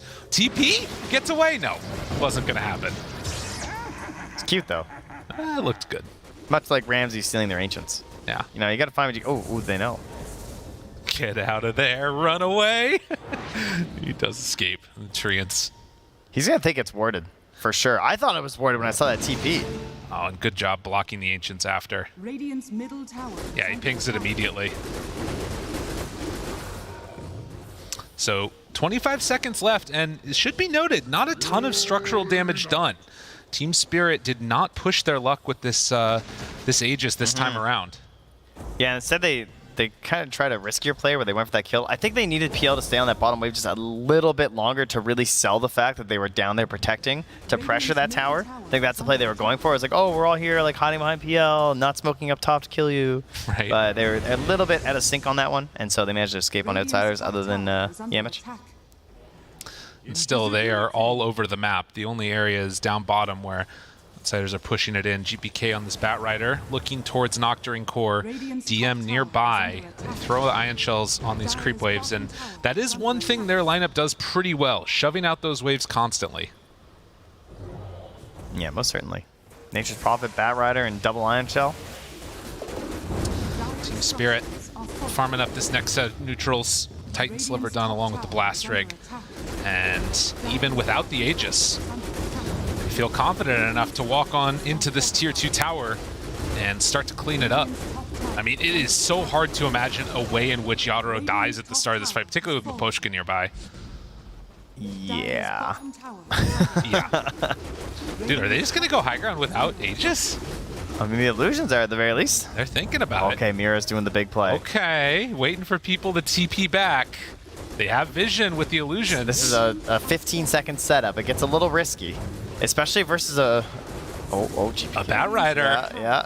And a GPK, Jakiro. they're TPing in, but they don't quite have vision. If they pop that Firefly, they'll spot the Tiny. Hakoda reveals himself. Avalanche toss. Somehow it manages to work. They do lasso on the PL, though. Get an illusion for him. Vacuum round 2. Yadro down to about half HP. Meanwhile, Yamachi can't get the dispose. To pull back in the dispose. He pulls him into the macro-fire. It's enough. No, Yadro, he gets graved. Runs away, and they don't have the damage. He hides off to the side. GPK gets the pushback. A couple more punches is all he needs, but they know that's all he needs. They can't find him. DM hopes for a dream. He's trying. Collapse. It's not quite there. He got graved again. Again, he survives. Up at the top, Yadro running, hiding, and DM has to pull off the pursuit. All your friends are dead. Oh, DM blinks out, but that one hurts. The PL was so close to dead. He went for it all, and the double graves by Miposhka. I mean, that's one of the things when there's just this like centerpiece of a target, and he's the only one that needs to grave. It's a pretty good Dazzle game. Oh, they took such a risky route on that fight too by going all in for the PL and almost worked. But the problem is, like, if you try to ignore the PL and target these other heroes, he just gets out of control. There's just too many illusions. It feels impossible to engage versus him. And starting out with a pretty good vacuum wall, doing so much damage at the beginning, but so many things just weren't in their favor, right? Like Ramsey's level 19. Yeah. So he doesn't have the root, but then they got the dispose anyway, so he didn't even need to try and doppelganger his way out of it. Well, Macro Pyre's back up, but they can't keep the PL, well, unless he just walks into it like that, whatever. Ramsey's is just farming up. They know this Rax is gone. They're going to have to play for a little bit later situation. But there it is, level 20. So he has the Sprout Leash's talent. Certainly a necessary thing to get in this matchup versus the Phantom Lancer. And with Mjolnir done, has the Shadow Blade, there's a Mindbreaker that gets picked up. Yeah, it's just, it's hard to imagine a situation where the fight could be more perfect than that, unless you can find like the Dazzle at the start, but Miposhka is very much playing behind. Yeah, I mean, they saw Trontogia coming on this ward, so. He doesn't have Shard either, so this could be a potential kill, leashed up. Normally you can just shard through this and survive, but no such luck this time around. He manages to get pulled around, but did he gets just killed off. last on the Lincolns? I think that happened. Buddy, it's been a while. I think that happened. That's all right. Had to make sure, I guess. Oh, wait, he's the Psychic Headband. All right, now I'm just confused. Well, regardless. Yeah, well, either way. 17 to 12, and a minute 45 until Roche is back up. Is there anything else that's going to be coming out between now and then for these items? I guess Basher is on the docket with PL. Scotty still gone for 2 minutes. So in the timing, he won't. That Roche is going to be back up. They won't actually have a Scotty on PL. DM also finished off a BKB. That is huge. He needs that to actually just play Darkseer, right? And this is where it actually comes back the other way, where he hasn't built the BKB onto the Pangolier. So if he gets off the Rolling Thunder, he's safe, but at least he won't be able to punish the Darkseer. And if he doesn't have the Rolling Thunder, he doesn't actually have a BKB right now to deal with this. And neither does the Phantom Lancer, because PL doesn't really build BKB. So it is still the case that despite it being 31 minutes into the game, you only have one core on the enemy team you have to be like mega concerned about in terms of BKB for the Blink Vacuum. So might be able to catch something decent here, particularly if they can get that leading vision. Yeah, that's going to be the most important part. And there is that other dynamic now of the Dazzle Shard, which is done, but the smoke, as they head into this area, Collapse leading the charge. They know there's a ward there, but they don't want to take it down yet and reveal themselves. Chasing, looking, Mira finds, but the blink away. They blink out on DM, they blink out on Marcy. Outsiders dodge that gank. That was insane. I can't believe they all got out. And of course, it's versus the Nature's Prophet. So Ramses continues to send these Trants down bottom and maybe steal their Ancients. Oh, he's so greedy. He wants him. Goes back, makes it happen. And this is what they need to do. Roche respawning 7 seconds now. Oh, we might get a courier here too. Be big. Oh, yeah, right there. No, yeah, got him. Nicely done. No Yules for you, Mira. Well, Outsiders want to take the fight as Ramses hangs out in this area. Oh, he actually had the Yules done. That's a big punish. That's now 2.5 minutes where Mira doesn't have a Yules that he actually had enough gold for. That feels really bad. Yeah, that's kind of crazy. So no Yule Scepter for the Tiny. And that bottom lane, it's had so much like pressure onto it. The tier 3 tower is almost dead. Kind of getting a repeat of what we saw in the last game, although this time it's, you know, Team Spirit that are a little bit ahead. Seems to be whoever has the better global lane shove is having a bit of an easier time here when it comes to setting up these Roches, as you'd expect. Well, got his Blinkus. GPK. 1 second away. That, oh my god, the gem spotted him. That is scary. And, well, last I brought him in, guys. Are we going to kill him? Where's the follow-up? The wall misses completely. I am not sure. I am not sure about that one, Trent. It's, you know, you're not sure how many allies are nearby. You kind of grab it because you don't want to die, because he might just die if he doesn't last on BKB instantly there. And then they come through with the Sprout. They can't connect there either, so. Oh, scary. Right. On the ice path. Roche is, well, starting to get burned down. All right, so have wall. What do we have versus the Sprout? We have the Pike on Collapse. We have the Force Staff on Mira, and then we just have like straight up, well, if he gets they dispos just hit level 20 on Darkseer, so the damage is almost doubled. They're taking that bottom tower. If they can load up a bunch of Ion Shells, maybe they can make something work there, but it's really tough GPK with no BKB. It's hard to come and contest this. Pushes everybody out of the pit. Yamage dispose onto one. They have the Rolling Thunder, jumps forward. DM tries to take it, he snatches it. DM TP's out with the BKB. Oh, DM, the thief, gets away. And look, they're losing rats too. Oh my god. Outsiders playing the outsides of the map right now, it would seem. Very interesting. I'm not sure. I mean, that gives them a huge window right now where at the very least Team Spirit aren't going to be able to take advantage of that Aegis. Yeah, they're just not a PL Aegis right now. He just TP'd into him. Wait a minute, that's not good. Hex, they're in trouble. Ramses, that's not how it's supposed to go. The vacuum back. The Aegis is not on the Nature's Prophet though. Keeps on punching, looking for more. Collapse in some trouble there. They turn on to another one. Can they get him? Force Staff, double Force Staff. Yemich trying to chase. They jump in with Toronto Tokyo now. DM, he's going to get bashed. Yo, punch him again. Ice path down. Oh, he's disarmed. He can't punch him. Can they do it? They have the wall afterwards. Meanwhile, GPK and a fourth. Gets killed up in the jungle. Oh, my goodness. All right, we've sort of entered a bit of madness over the last several minutes. We most certainly have. They steal the Aegis. They take some barracks in the bottom lane. He just dropped his Midas in the river. Wait, what? His courier's coming. Okay. All right. I was a little bit concerned there. He's a busy guy. It's no time for this. Meanwhile, Mira's courier is back, so even though he's dead, his Yules will now be complete. So that's one more tool in his arsenal. These fights are so chaotic. So that started with Ramsey just being ganked. And by ganked, I mean ganking himself. But it kind of worked. It did. It sort of looked like it was going to be all right, but they didn't quite have all their tools up at that point. DM currently does have the blink, the vacuum, the wall. And a couple of heroes not nearby. The normal punch. They don't have Dazzle with them, so he can't kill the illusions when they respawn like that. That's true. Ice Path down, Doppelganger's into it, and Team Spirit with no Batrider, no Nature's Prophet, they feel comfortable at the current moment just taking down this tower. Keeps the pressure on, Miposhka there for the heal. It's not the fastest siege, though. Range Rack's dead. Melee. That's all he can do. Gets a little hit. Vacuum, wall, onto Yatoro. Do they go for any more? Toss back, they have the control. It's onto one, but do they have the damage that they need? The normal punch comes out. They have the dispose, but no! He gets pulled out. Yimage chasing. Yatoro gets away under that grave. They have the leash on Tokyo's roll, though. He doesn't have any way to get out of that. Oh, it's so painful. It hurts real bad. Meanwhile, Mira gets punched again. Have the ion shells on him. Burning to death. Yataro's coming back. Bit by bit. Can they get him? Yatoro runs forward, finds GPK, kills him. They have buyback in a couple of these different heroes if they need it. Ramses, DM, they're both in the area. Vacuum onto both. The wall, it's not quite gonna be there. They have another illusion created with the normal punch to try and send back into the PL. And he's just gone. It's too hard to fight that guy. He just zips away. It's just not enough damage. It does really feel like Ramses is the only one who can stand there and do stuff. You know, you can see in the damage numbers during the engagements, like he's comfortable just TPing, staying behind them. I mean, getting obviously the Sprout onto the Pango, pretty brutal.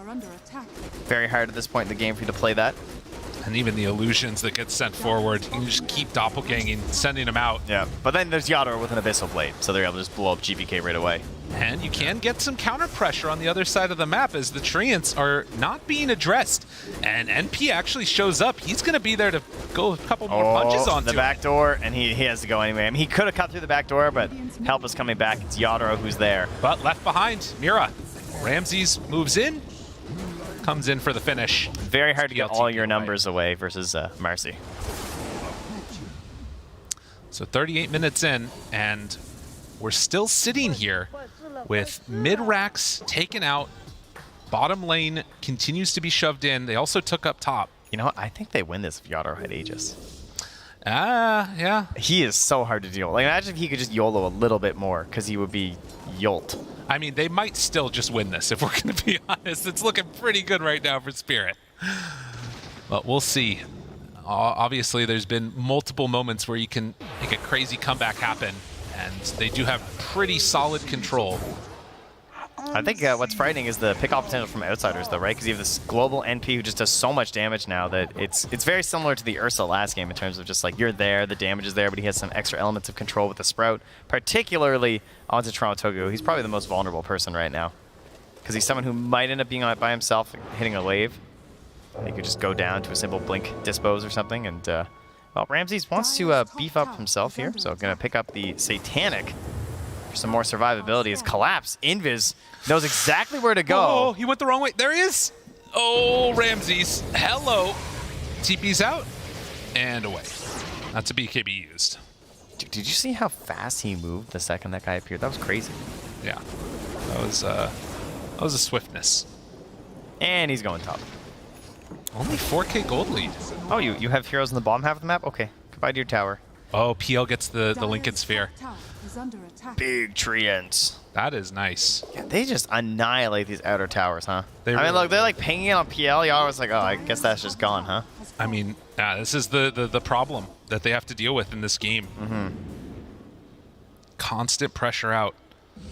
And again, for Spirit, that constant pressure sort of lingering in the back of your head, you know that the game could be turning into a base race at some point or something like that. So GBK currently not holding a Lincoln Spurge. He's going for the Stormcrafter instead. Ooh, look at this wraparound though. But they just got Witchbane as well. But 5 heroes together. There's a Lincoln's on Yatoro. It's dangerous. They see it at the moment, and outsiders looking for the wrap. They've had he Lincoln's the Razor. Wall. It's good.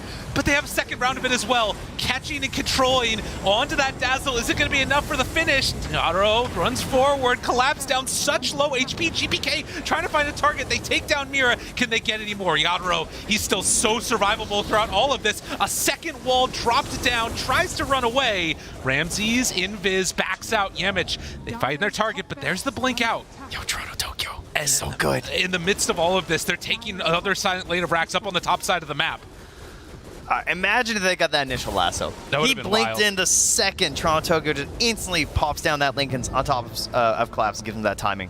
That was crazy. Or else he gets grabbed right away and has the force of the refresher so fast. How do they stop this? DM jumps in for the punch. It's not there for the disable, but he does get the illusion. DM burning through mana. Yadro, it's the real one right on top of him. He didn't know.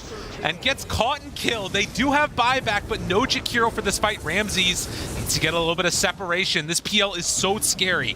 DM throwing more ion shells wherever he can. They need the damage to slowly burn this guy down, but this PL is just too large. We knew this timing could come eventually. You're seeing the backdoor that's going on right now from Ramses, sending in these treants consistently, but I don't know if Team Spirit are leaving the base. No, they don't plan on going home, that's for sure. They want to end this game now. They've got the Megas. They're going to keep their mid-tier 2 at the very least, protecting the rest of their base.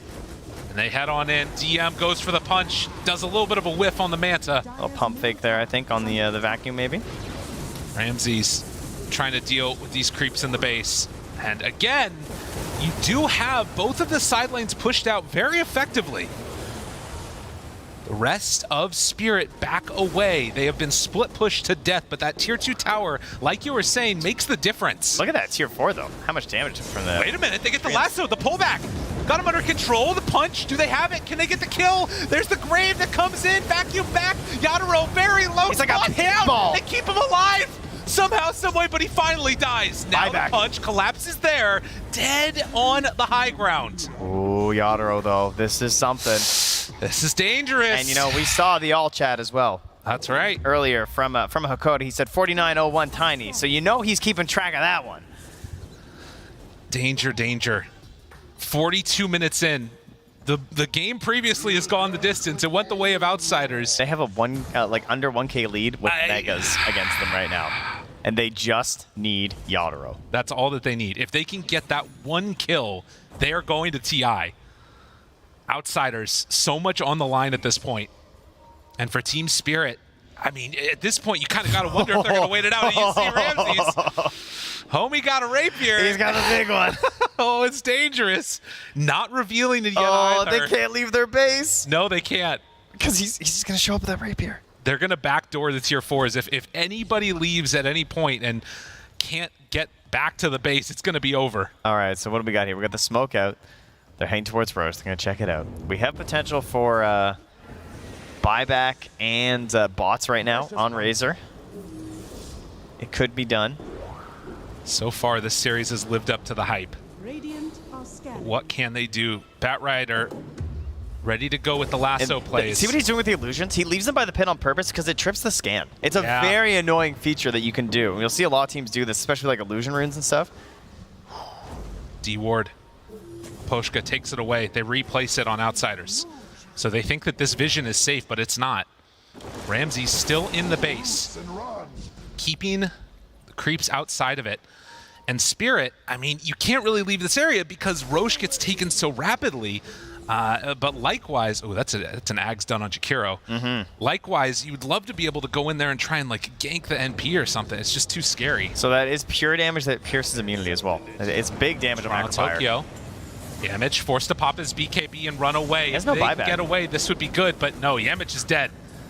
Gotta be careful about this movement. They need him. Toronto Tokyo could have gone up the hill a little bit more. Shadow amuleting away from this. DM gets a lucky bash on the last hit of that swashbuckle. Roche's respawned. It's got a refresher shard. Dude, they're trying some crazy stuff on Spirit. He's like toss, no targeting, the rolling thunder. Yeah. Mira's been waiting for this moment, it would seem. But, I mean, the fact that Yamich went basically just means that he thought that was the moment. You know, he thought that might be their opportunity to do it, to just like end this game, or at least get that big kill that can put them in the driver's seat. But losing him is very painful. So 60 seconds without the Marcy.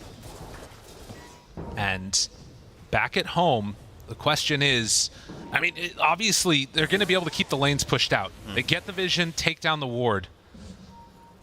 For Team Spirit, do they feel comfortable making a smoke move themselves? Again, your PL still has no buyback for 5 minutes, and it looks like right now, Outsiders, they're just going to give up the Roche. As soon as they lose that vision, they back away. Yeah, it is tough, though, because you can't get the same backdoor potential, like this idea of the split push going, obviously, because of the Mega Creeps, right? Even a Nature's Prophet can't keep it pushed out far enough where like, there's a serious pressure. So I still have to wonder, like, how much does this damage have to be that he can present a serious threat over backdoor? And I don't think it's really there. I think he's going to have to actually fight them.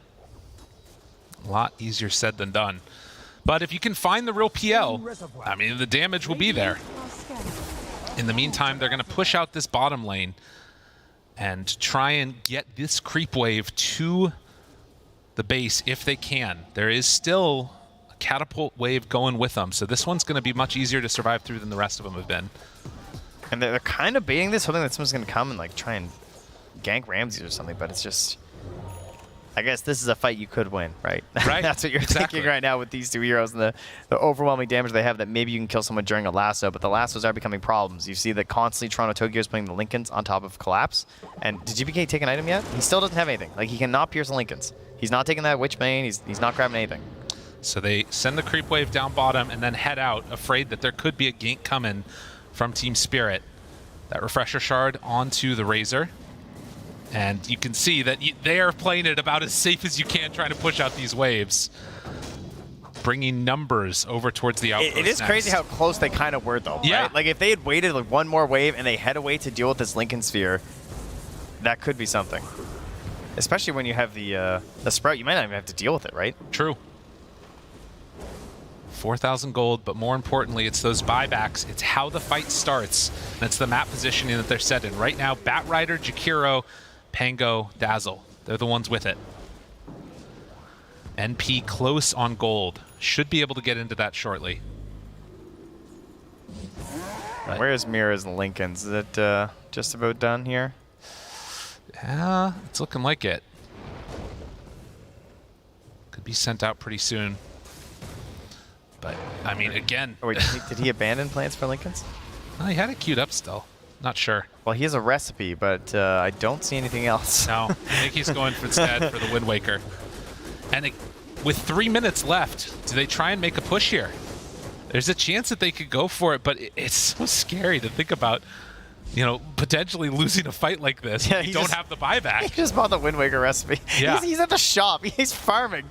Dave, I'll be a minute, all right? I changed my mind, all right? Just give me a second. Okay, here you go. He gets the Mystic Staff, so. Jumps in, finds him. Where's team? Where is team? Yadro down to half HP. They back away. That's a bit frightening. I mean, if they wanted to go right there, GPK could have potentially caught him. But that vision down, making a big difference. We'll see if they find another opening like that. And so many tools now with this Wind Waker and this Grave. Man, that is such a missed opportunity, not finding the PL and bringing him down. Rapier. Up on the high ground, Ramses is there. They're all together. Ramses still spots him. Gotta run away. My dude, you're in trouble. Pulled all the way back out of there. The control for the moment, but DM vacuum wall onto 2, tries to bring him down. Toronto Tokyo in the midst of all of them. Yamich wants to control and bring down that Pangolier, but he manages to jump out. 2 walls down on top of both. They find and kill the Razor. Yadro, punch. They've already bought back on 1. Can they kill him off? That's 1 time. All right, Sprout when he comes up. Can they get him? What do they have for saves? They have 4 staffs on the Pango. Tries to make the escape. They miss the Sprout. They don't get him. Yadro over to the other side. 4 staffed away, keeping him out of there. Oh, what could have been. Wind Waker away right now on Mira, and the rest of them retreat. So they burn through the Aegis, but they couldn't quite finish the job. I mean, they don't finish it all the way, but still. Forcing back Team Spirit despite having the Megas and taking down Collapse with no buyback. It's one of those things where as Spirit, you've sort of got enough luxury now that even though your Razor's dead for 60 seconds with no buyback, there's enough space that these little mistakes, these little hiccups can not be punished as heavily. So did you see the replay so, of this one? Obviously the plan worked. The plan was to bait Ramses, right? Like put him out there, hope that they would go for the jump on him and give that big setup for DM to get for the vacuum there. And obviously he has that tank ability that he feels comfortable doing this on Ramses because he's going to have the Satanic, the Rapier, the big right clicks. And then Yadro gets caught here, I think, by an Ice Path as well, right afterwards. So just like stun into all this damage. You have that pure damage burning through the Macropyre, cutting through, but not able to catch him on the way back up here. He sprouted on, oh my god, he accidentally clicked the Razor Illusion. Yeah. A little bit of a misplay there, and that's the face. Yeah, the moment. Unfortunate. Unfortunate. Now, keep in mind there were actually still quite a few saves available. Like Toronto game maybe could have came with like the 4-staff or something there too. So it wasn't like guaranteed, but it definitely didn't happen when that happened. It's that's not gonna let it work. We need like the hoodwink right click, right? The ground target. True enough. We got a couple more things now. Level 25 for the Darkseer, which means refresher. This is 4 walls parallel. Trying to build towards that Shiva's guard. Can make a little game of tic-tac-toe with Pain in the middle. But again, oftentimes what this is coming down to is the buyback. And now they have buyback on PL again. I mean, with the next Aegis, if they want to wait that long, that could be the next moment that we see another big fight. But Team Spirit, like, again, moving on in the upper bracket matters so much. If they could find a way to win this game and then win the next one, you're going to TI. You don't have to worry about any more of the placements and the direct qualifiers. Scary stuff. Smoke out. This is a bold play. All the waves are in a pretty decent position for outsiders, and PL is heading right over. Yadro, he just used Doppelganger. They just run. I mean, they're under a ward, too. That's fair. That's fair. That fair. fight would not have gone very well, I think. that was scary.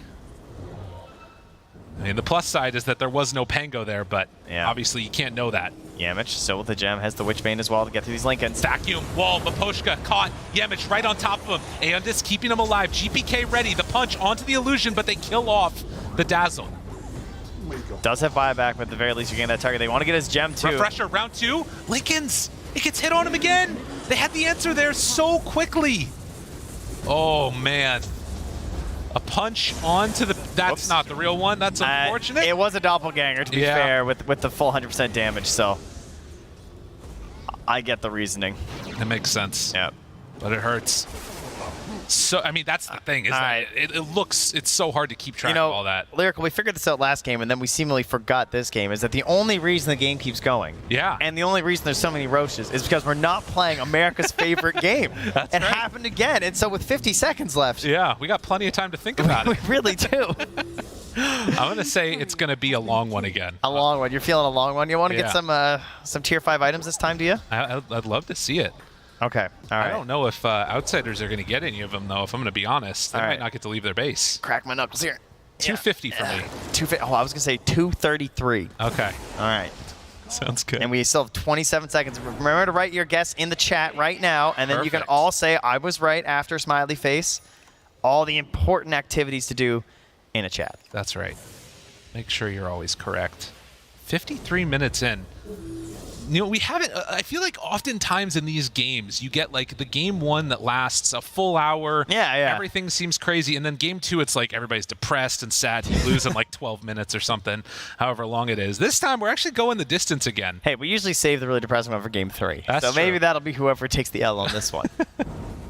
Oh, 240 something. What were you? I said that. I was right. Yeah. I don't know. 240 something. You said 250. Sure. No, you were really close. Okay, thank you. I appreciate that. I mean, we were really close. We were. We haven't practiced. They heard us. All right, coded it into the game right there. Radiant's courier has Thank you, employees. GPK's courier are going to go down. So we just might make it to tier 5s this time. Shiva's done. Double Shivas. This could be the win that they need. I mean, he has gotten, like you said, very farmed. With that Aghanim Scepter, it really accelerates the farm, if not always the levels. But the question is, will it make a difference? I can't believe Ramsey still has his rapier. Yeah, right? That's the wildest. I don't know what he gets next either. I feel like he just needs another one. Maybe you just get another one. Yeah, it's definitely what you hold the gold for, I think, at this point. Although there's also still like moon cherries and stuff too, which can be kind of tempting. That's true. I think that once you go rapier, you kind of have to keep getting rapiers. Need or that to get slot Pirate gets Hat. real ugly. True. That would be big. I'd also like a Book of the Dead, please, if I can put my order in nice and early. Full vision? Yeah, both teams knowing this. Yamich. gets it taken away, but Spirit not willing to come on over and contest that. Yadro just sitting in the camp too. They're playing this so safe. Outsiders still smoked up on a couple of them. Check my feed, they're just, none of them are moving. No, they're not. Oh, he just jumps in. The image. It was not a catch. The dispose did not come out in time. And they've already gone with They got the Rolling Lincolns. Thunder. The lasso up on the high ground. Can they bring him down? Round 2 pulls him in even closer, but he doesn't have him in the sprout. Tries to bring him down. The punch, the damage. They need more. They need more. Can they kill him? No! The grave was there, but Pochka, the captain, always on point. And now the last right there on top of him. Is it enough to survive? The doppelganger trying to run away. They can't find the real target. Eventually, he falls. Rapier on the Razor, though, collapsed. He stole it away. And that makes everything all the more dangerous. Collapse with a triple kill. Oh, Ramses wants it back. Look at the damage. They run at him, but another grave. Collapse tries to survive. He got it. It happens. Toronto Tokyo turned upon now. The Hex is out from Pochka. Oh, somehow, some way, he made it all work again. Oh, but Yadro's here. Now turns a couple more punches, and 4, 5 dead. Everybody's gone. Team Spirit even up the series. Unreal. Oh, well, once again, we don't get there. We don't quite make it to those last neutral items there. As Team Spirit will even us up here at 1-1, and oh, that was a good PL game. That was one of the ones you're terrified of whenever you see this hero. I don't even know, man. Those last couple of minutes were just insane. Toronto Tokyo not left hanging by Collapse, gets the high five, and Outsiders head on back to the back room trying to figure out what they need to do in game number 3. That's right. We are going the distance, Trent. I don't know if my heart can take it. Those last 2 are wild. That game had acts. Love it. You know, there was like Act 1, you know, like the landing stage, and like they got their lead over there on Team Spirit, and it felt pretty good. And then there was like Act 2, the delay. Right. And it's just like Ramses all over the map, and then the Rapier was like the end of Act 2, and then Act 3 was just like eventually the saves are too much, and Yadro was a bit too much, and the Lincolns, the stackings, and again, special shout out to Toronto Tokyo. I think going off of this typical paper cut, you know, build of just like, I'm going to make sure that I get my little Blink Dagger because I need it on Pangolier. It's the only way to play this hero. They need that Lincolns. It was huge. And it got them exactly where they needed to be. But game number 3 right around the corner. Let's head on back to the panel. Let them break down the action and hear what they thought of that crazy game. Thank you so much, guys. Absolutely crazy it was. A nail biter. So many things to break down. I don't even really know where to start. But first of all, Spirit, tie things up. Sheep, first thing I guess I want to touch up on, that Darkseer wall in the end after a rough early start. My God. Bro, these late game fights, I don't know what I'm looking at. There's just like 1,000 illusions on my screen. I'm like, there are heroes somewhere in the middle of those. Like this double wall refresher, like this late game is like the dream of what you think about as a Darkseer when you pick the hero. But the sad reality is you're like 1,800 net worth when the enemy PL is like 3,000 or something. And he kind of had a really terrible game. I'm not entirely sure why top went so bad with the Marcy. I think they didn't maybe fully utilize like their kill threat with her. And it did turn into like this rotation game on mid lane. It was very active for Runes with both supports on Outsider's side, so they did sack the Darkseer a little bit. But maybe it was all pre-planned, Sheeple. You make PL stronger so that your illusions actually hit harder. Oh yeah, my but God. who has more illusions? Big brain. You know, you're trying to fight fire with like a little baby kindling candle or something. You know, this PL, he's the big boss. You know, you don't have enough illusions, enough firepower to deal with him at a certain point. Yeah, for me, this game was a game between two Midases. On one side, you have the Prophet, on the other, the PL. But I don't think the Nature Prophet should be going for the same item build that PL, as you should be setting the tempo. That's how I feel about it as well. At least in the Chinese region, when you're doing the PL versus Prophet, you go for, I don't know, Maelstrom Witchblade, and you're just constantly attacking, constantly assaulting, trying to win that early game. Because the moment there's heart online, the way you play teamfights is completely different. Up to that point, yes, you can deal with the PL, you can win fights, but the moment Heart is online, it's just so difficult. Like even if you do get him low, he gets graved, he resets with Doppelgang, moves away and comes back into the fight. You just can't take a single normal teamfight because you don't have enough lockdown. They had to wait for so long until they had a refresher on the bat, and after 2 lassos, you follow up with Ice Bat to actually kill him. Yeah, and they're throwing all of this, and it felt like, you know, I think rightfully the PL's like the big problem, but it's not just the PL scaling. You've got this Pengo who's getting a lot of late game items, and Razor. This is BKB, Refresher, Razor in the late game. He does way more damage than this PL. If you look at some of the hero damage, like, he's as much of a carry as anybody in this game. Yep. I also want to give a bit of shout out to that Dazzle just prolonging these fights, making PL and pretty much like anybody he's trying to keep alive just impossible to kill with the Graves, the heals, and it's been rough, right? Now, kind of talking about some of the itemization, since you mentioned it, though the big one in the game is that Rapier on Ramses.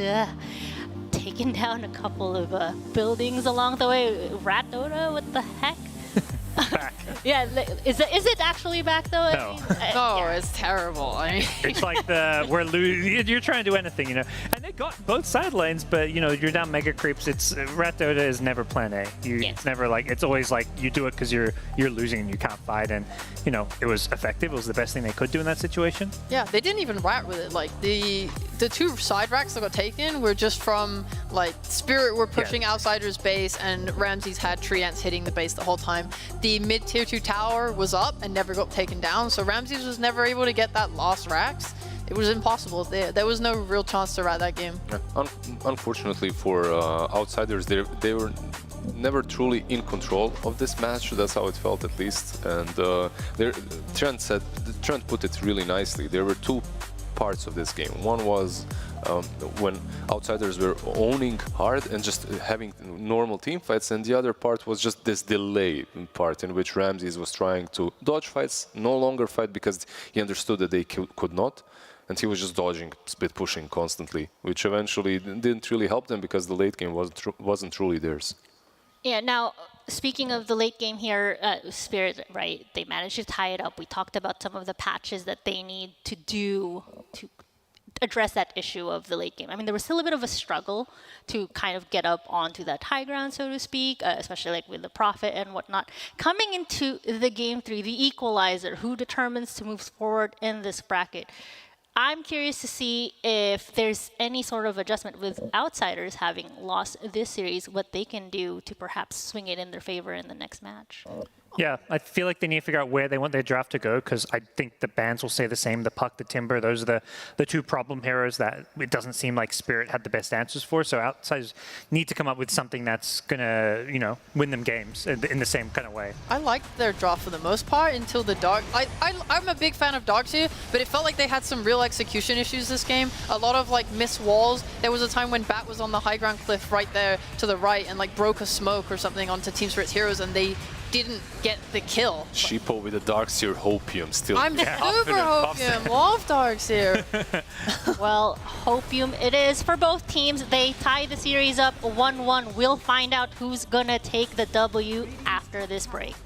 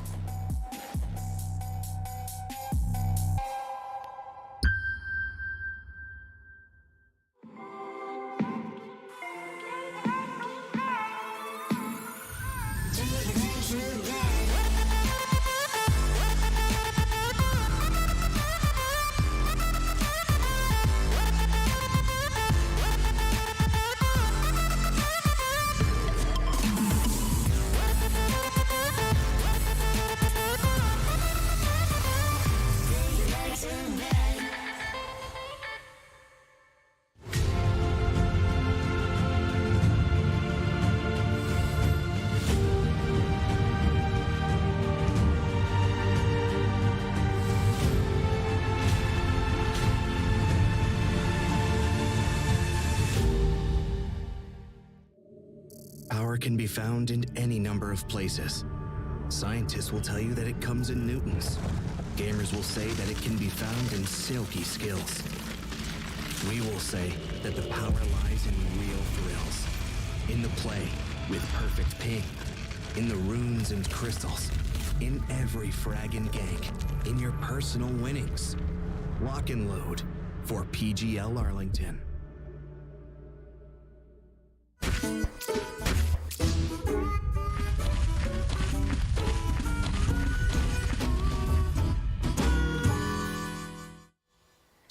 Welcome back, everybody. It is game number 3 between Team Spirit and Outsiders, and we do have some exciting matchup here because whoever wins this looks like they're going to be locking their spot for TI. But I want to break down first how well Team Spirit played that last match with my good gal over here next to me, Sheepo. So my arms in the shot. It's your, yes, that's good. It's fine. Yeah, I mean, I do want to talk about that because you said that they played so well. Is this something that they absolutely need to carry into this game number 3 to secure that slot? Yeah, God. We keep, like, the theme of first match was, oh, do they need to ban the Timber? I think the theme of the second match is, do they need to ban the Dazzle? The positioning on Spirit in general was so damn good throughout that game. Like, this Dazzle just did not get caught. Only 5 deaths is insane. And the amount of, like, saves in general they had 4 4-stars. You're playing against a Nature's Prophet. Obviously, you need the forces to get them out of the Sprout. But it just was like a constant ability to reposition each other, never get caught. Like pre-Megas, I think Team Spirit never really got caught in like a 4 to 5 man wall vacuum like ever. They were just fantastic. This was so good from them. Watching game 1 and game 2, would you guys agree that these two teams are very similar when it comes to their power level? Yes. Yeah. Absolutely. Mm-hmm. Yeah, because for me, it felt like in that game 1, it was Outsiders that had that ultimate win condition, right? And it felt simple for them to just defend until their ultimate win condition, which was the TB, came online. In this game 2, it was the other way around. Team Spirit had the PL, and they could stand their ground until PL got that heart, and then it was smooth sailing, more or less. They still had to deal with all the ratting, but it never felt like a game was out of their control. Yeah, and we've seen both teams even play really well from behind. Like these teams have seem to be in these unwinnable positions, but they still drag the game out, find a couple fights or key pickoffs to make it look like there may be a way back into the game. So honestly, very hyped for game 3. Hopefully, it lives up to the first 2 games. Mm-hmm. Are we expecting live up to that? I'm curious. You talk about perhaps banning the Dazzle, banning the Timber, but again, that just opens up those slots. And Puck has dodged 2 out of the 3 games so far. Hopefully, it's 3. Hopefully, it's 3. Well, so what are our options then as far as what the openers? They've had the Marcy opening for both sides so far, and not the most favorable for whoever has opened her up yet. And I'm curious, I guess I'll ask you this one, Gods. Not good anymore? Questionable? Shaky? I'm definitely not sold on Marcy being this must first phase hero. She seems like to be one of these heroes where some teams really will first phase Marcy anytime it's in the pool, and others just completely ignoring the draft.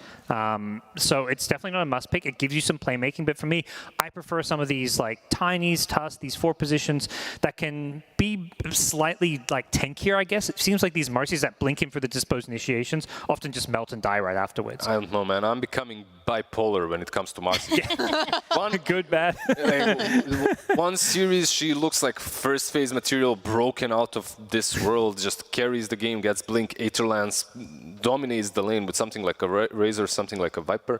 And then the next series, Marcy is has no impact. It has impact, obviously, but nowhere nearly as much as in those earlier games. I'm a believer. I don't know. When it looked like how Outsiders wanted to use it, it made sense. They brought the Marcy mid a lot. It really enabled GPK using his advantage from mid. He goes top, he kills the Phantom Lancer. This all seems to kind of go according to their plan. I think Outsiders just kind of hiccuped when they went and took that poor fight bot. Their cores died, and they were just set back, and that kind of turned the game into this passive farming where everyone's trying to get their BKBs.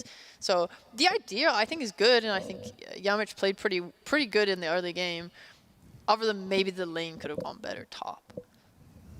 Yeah, I think that's just a tough lane, and maybe that's just, I think that's more the downside picking Darkseer more than the than the Marcy. Like, because typically where Marcy's look best has been with those Razor type heroes and Visages in the offlane.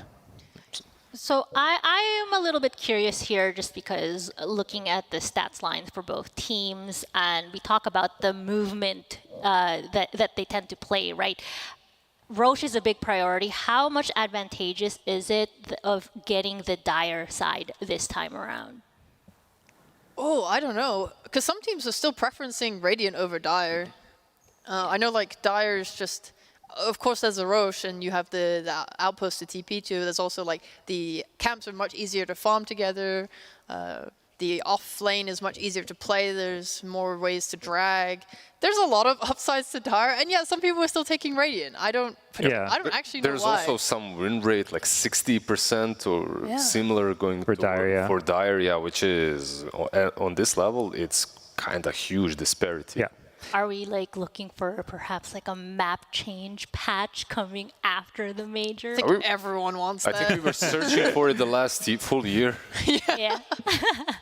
I actually love the current map, but like I understand people who are bored of it. I'm more of a hero change person myself. I mean, they said that after this major, there will be 7.32. It's not a minor patch, so copium, guys.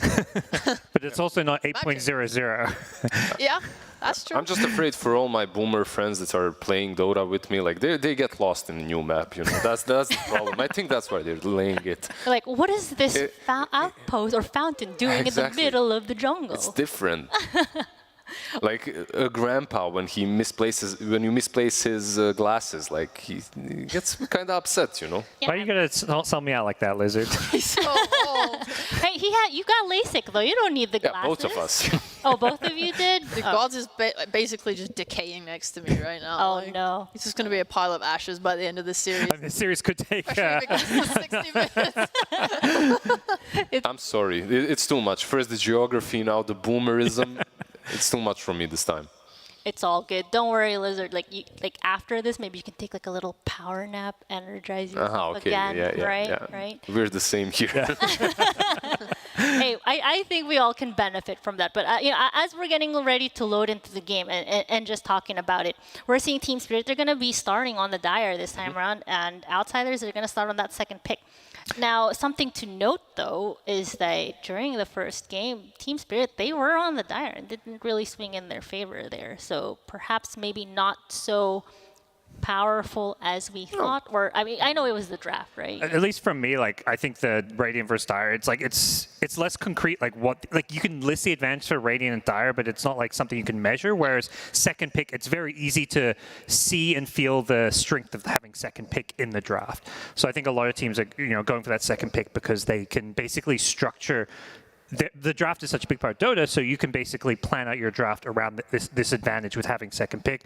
Whereas I think with Dire versus Radiant, it's a bit more philosophical. Right. Like, okay, Radiant has this, Dire has this better jungle. Let's maybe pick heroes around that. Radiant, you can slightly control Roche better, but it's not something you can game plan around. Whereas first and second pick, you actually get to game plan around. Yeah, and I mean, even for looking at just the storyline of how impactful this game is, like, yeah, sure, nobody's getting eliminated just yet, but like we said at the start of the show, this is going to be the slot for TI, right? So we're both teams are probably just like looking to just secure that thing, and with that last pick, perhaps like some pocket strats coming out. I'm curious, but No, this one looks like a huge regional finals for the Eastern Europe region, right? Like regional finals with that slot for TI on the line. Both of these teams are not messing around. This draft will be the best they've got, these two drafts that they're about to. Yeah, as the audio comes in, we're already seeing that Timber Wyvern ban, a little bit of a different as far as the Wyvern now finally like first phase banned out. Is there's perhaps something on the side of Outsiders that they're thinking about here? It's just Wyvern. Hero's super good. Yeah. Outsiders are also a cheese team that enjoy, they can be a cheese team that like to pick a lot of Zoo. Europees talked about how they really love Beastmaster, Outsiders love Lycan. Wyvern's just a good hero to get rid of for them. You also have not the first pick, right? Like you have the second two. So if Shaker Razor goes through, like you can go Shaker Razor, you can pick that Chen afterwards because Wyvern is banned out, or you can open up with something like a Chen earlier as well. But yeah, I completely agree with Sheep and what she said. They do like their Lycans, the Beastmasters, these kind of offlaners too. So Spirit have chosen not to ban Puck. That's the big change here. To me, this suggests Spirit may want to just first pick it.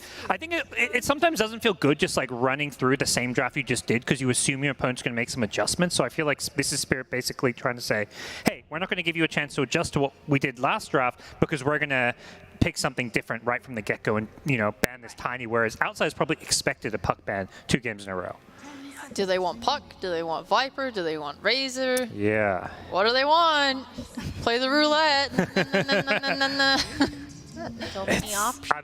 After what's happened game 1 and then they ban Puck, to me it's just like, yeah, Razor and Viper are good, but are you really willing to lose to Puck 2 out of the 3 games? Do you guys remember the support that was picked in the first phase of the first game?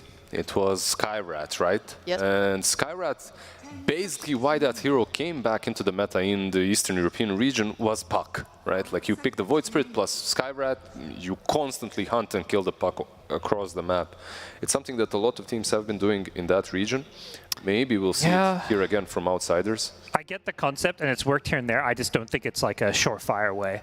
Like everyone was picking Void Spirit into Puck, and honestly, it wasn't working. It didn't feel like it was Without working. the Sky, though. Like True. the hero itself on his own lonesome does not work, right? Yeah.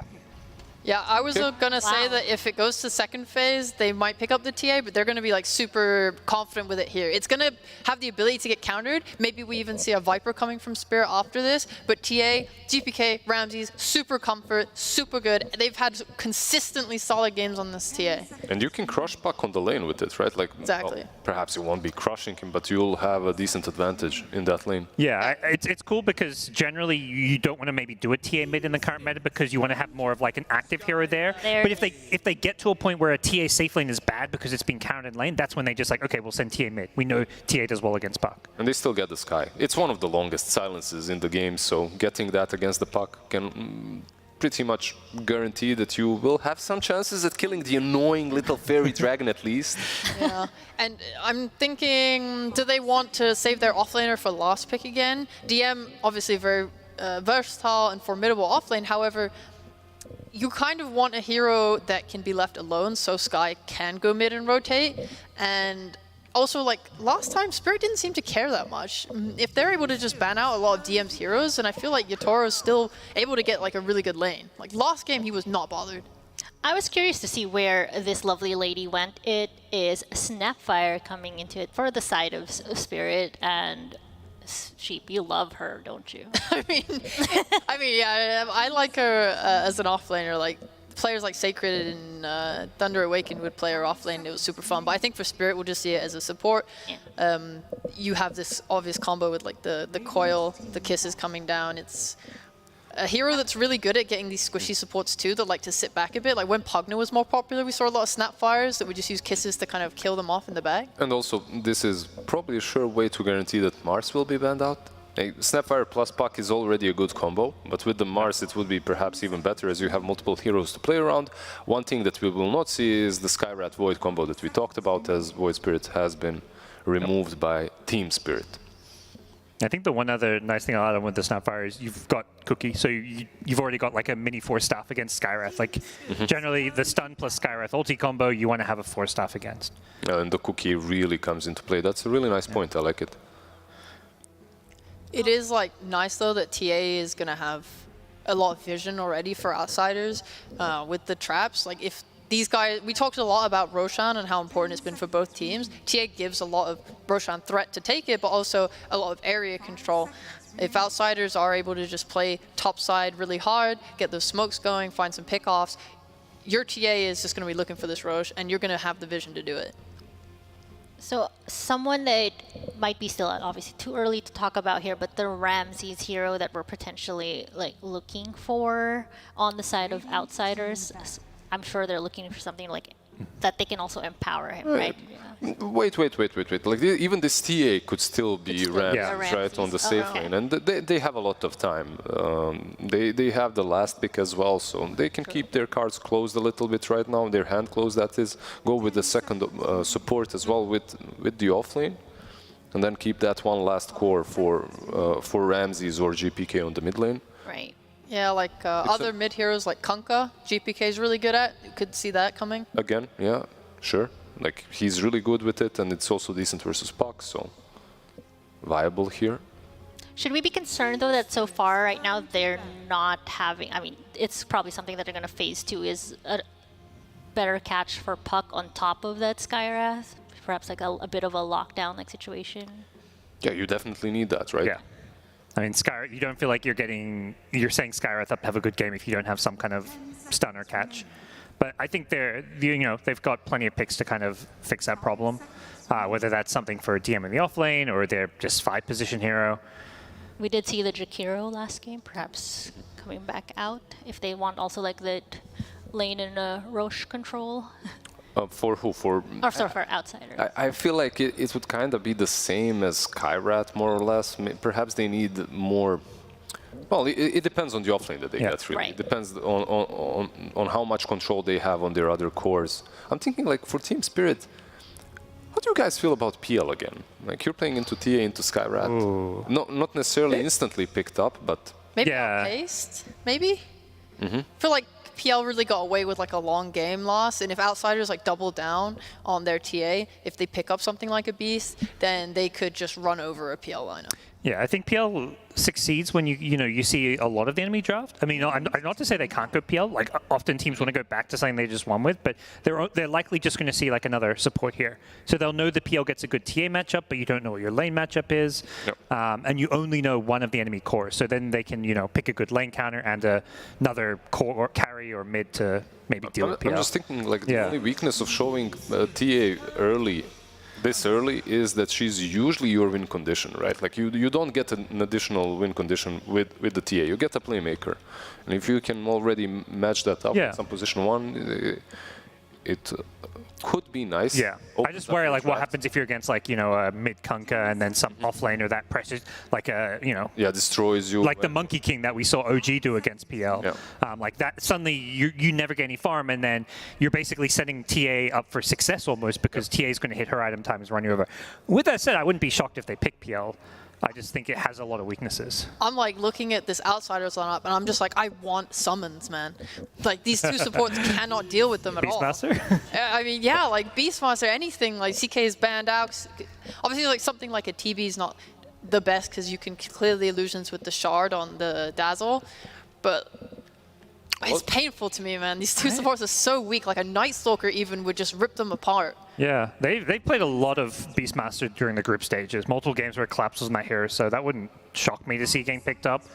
I mean, it's BKB piercing disable against the TA, summons against these supports. Another Razor. No, Razor again. Okay. Yeah, Collapse had a really good game on it last.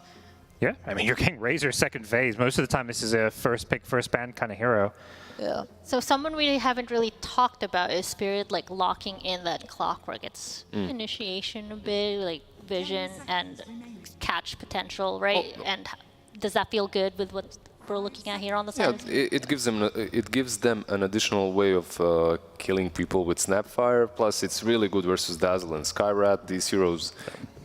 Basically what they want to do, as Shippo said, is they're these outskirt roamers. They're never truly in the team fight, they're just kind of roaming around it, and Clockwork is one of the best heroes to go in. What he sucks though is dealing with Beastmaster and all his summons. So this is a really nice frontliner from the Outsiders. Ask and you shall receive. I asked so much. I'm like waiting for it. I'm like, this is Europe East. Where is my Beastmaster? These teams were like first picking it during the tours. I don't understand like where the hype for it went. So thank God. And they have the TA. Beastmaster is like a classic combo with it. You provide her with the aura. You both go take objectives really well together.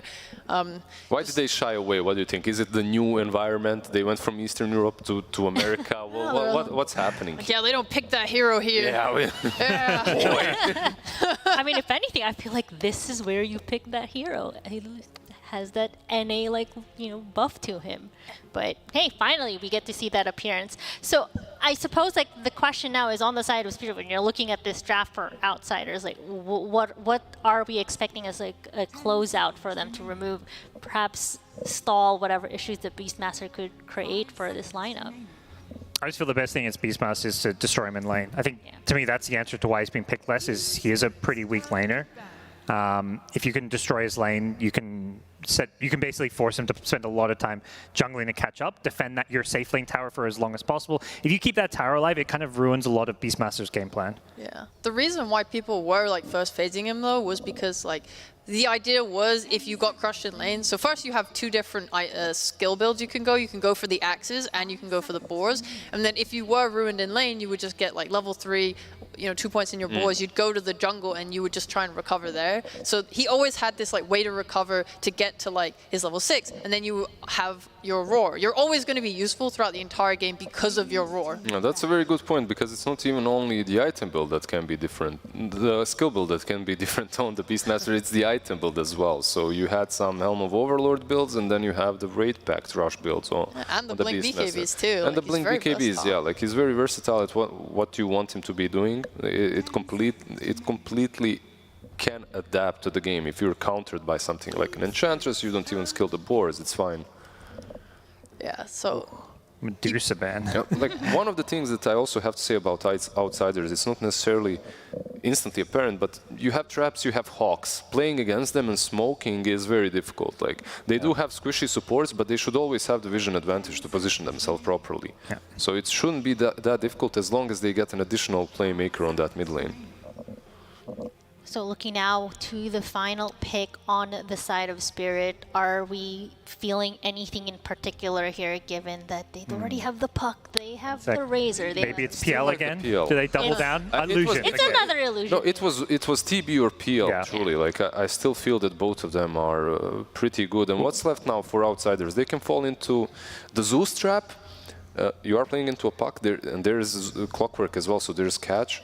There's Ember as well, that's an option, right? That sounds better than the Zeus to me. And or the other options, you do TA mid and you pick up a carry, but more of the TB counters are played in the mid lane. Yeah, you could do some semi-carry-ish stuff. Like if you put your TA mid, she is your win condition, maybe you just throw like a Viper in your safe lane just so it can like win its lane and do okay. Maybe you have, I mean, we've seen these weird Dooms that aren't really carries, but I probably wouldn't want to see that. What are our thoughts? Like I know like GPK's played the Death Prophet before. Is this something that would be viable for this sort of matchup? Gives them a lot of push and tempo. Does seem viable. Like you kind of try and beat the TB's timings. It just doesn't. You're not like giving Death Prophet that counter mid matchup, which is typically where you want to, when you want to play Death Prophet mid. Well, there's always a potential for like a Bloodseeker if they just want a carry that can get involved if they are looking for a carry. Just like kind of early, you just kind of run in, throw out a Rupture. If you're able to just keep the TB in place, you could maybe like drag the rest of his team off to the side and take like the fight you want. Are you guys coming from like seeing this TA might struggle on that safe lane versus Razor and Clock, and that's why you put her mid? I thought they just wanted the puck matchup. Yeah. I personally think TA safe lane is okay here if they have like a mid in mind they want. Yeah, like because I'm expecting something like an Ember, like a Zeus, yes, kind of spirits, right? Like I'm on the same page. I could see that for sure. I could still see that Conka. I could see any of these things. They are. That's probably why this pick's taking 4 so long, seconds left on that reserve. Like who wants to play TA? And it's a Dawnbreaker instead. We were all wrong. High fives around. Good job. There we go. Good job. Very nice. It's a Dawnbreaker carry. Yeah, Dawnbreaker. All right. They're going hyper speed gaming. Yeah. Man. If this goes past 40 minutes, it's over. I think I've seen this story before. So far, all the games we won by like who has that better late game. Right. I've seen this story before and I didn't like the ending. It's Dawnbreaker fell off very, very quickly in the game. It was, I believe, versus OG that the team picked Dawnbreaker on that position 1, and then they just managed to maneuver around her early game presence by dodging those ultis. And Spirit have been so good at defending their high ground and just objectives in general. Like this is an outsiders draft that can snowball, take every Roche, win the game, but it requires like flawless execution.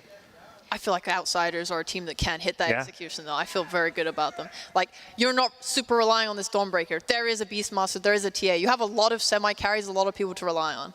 Well, it's looking like we're pretty split here as far as who we want to take this game number 3. We got our casters, Lyrical and Trent. Oh, mumbled that a little bit, but it's all good. It's game number 3. We're hype. Take us away. It is all good, Nikki, and we are hyped. We are so ready for this one. I can't wait. I love Dawnbreaker. Well, we've been prepared for this as we got to cast Eastern Europe quite a bit this year. Ramsey's had one particular series where they lost game 1 or game 2 to a Dawnbreaker, and then he had the good pleasure of then immediately playing Dawnbreaker after and then being interviewed by us. And he had a lot to say about Dawnbreaker. Yeah. Not a fan in the sense of just like, man, this hero is so, he died like, what, 4 times in lane as Juggernaut or something? It was bad. Awful. And then he just played Dawnbreaker next game and won. So that's kind of the story of the hero. Yeah, she's really, really good in the laning stage. But we've actually seen this matchup versus the Razor before, and it didn't go well. No, it didn't. It can go really back and forth. You get caught up, you get linked. It's a problem. But do you remember why it didn't go well? Why didn't it go well, Trent? Because there was a Nyx assassin with a spiked Carapace, and that's not there this time. So will they be able to interrupt the ability to escape from the link, or will she get away every time with her hammer? You're doing a lot of movement over there. Let's get into I got to get it in while the camera's still here. Just take us away. Just go. No more. Get ready for this. Game number 3. So much caffeine. I love it. It's the amplification that we need. The real reason was because my headset was falling off. I had to adjust it, so I need to get off camera for a second there. But now I've spoiled it all, which is perfect. Thank goodness they didn't hear any of that. That would have been embarrassing. Yeah, Mitch does have his ward already placed down with those starting boots on the Skywrath Mage and getting down one very quickly. Let's see if they can manage to de-ward it anywhere. Oh, and now he walks back in afterwards, pretending he doesn't have one. Love it. Love it. Very good. Yeah, Mitch knows what's up. And you can see there a very different win rate disparity. Radiant's 37% and 70% on Dire. She's got a nice win rate on the Dire, though. Well, if only they were playing Dire. We'll see if it makes a difference or not. As the wraparound, Hakoda's down there. They ping. They know they're over here. Oh, who's coming up to high ground? Who's walking up this way? Hakoda. Hakoda, don't take another step. It's terrifying over there. That was kind of insane. Yeah, I hope they didn't hear me. Probably not. As GPK heads over to the side. DM, he's going to get caught. That's a battery assault. Poshka runs him down. It's Toronto Tokyo, the one that picks up the kill. But that might mean all 4 bounty runes going the way of Outsiders. I guess they didn't know, huh? No, I guess not. All right, well, in, and we'll see if he manages to get out. There is a battery assault. No, he's away. They can't catch up to him. Well, he has battery assault, though. Well, that's true. So if he goes for a TP, you see. I guess that's fair. But now he has to guess. Which way is he going? Oh, and it's broken. All right, there you go. So even though Outsiders do manage to get 4 bounty runes, it will be Team Spirit that was so managed to find 2 kills. He does have Grave if he wants to skill it up, but that would brief his game. Dude, they are just taking a walk together. He is taking a long walk. Hakoda's going all around the world here, buying so much space. Right. Run, get out of there one more time again in a second battery assault. That does mean that at least one of these lanes down bottom, they've been able to zone it out. DM gets a good start. And Clap's like, yeah, that's great. That's great. I have no HP. Yeah. I hope you'll be coming back with a salve from that first blood. Please. I feel like I'm owed. Indeed, he will be. Salve picked up by Maposhka here to bring home. Unfortunately, it was Claps' own hard-earned gold he'll have to spend. Yeah, very frustrating. So yeah, that actually ends up not favoring them at all, the early rundown over there. A little bit tough. See if we end up making up for it in a little bit here.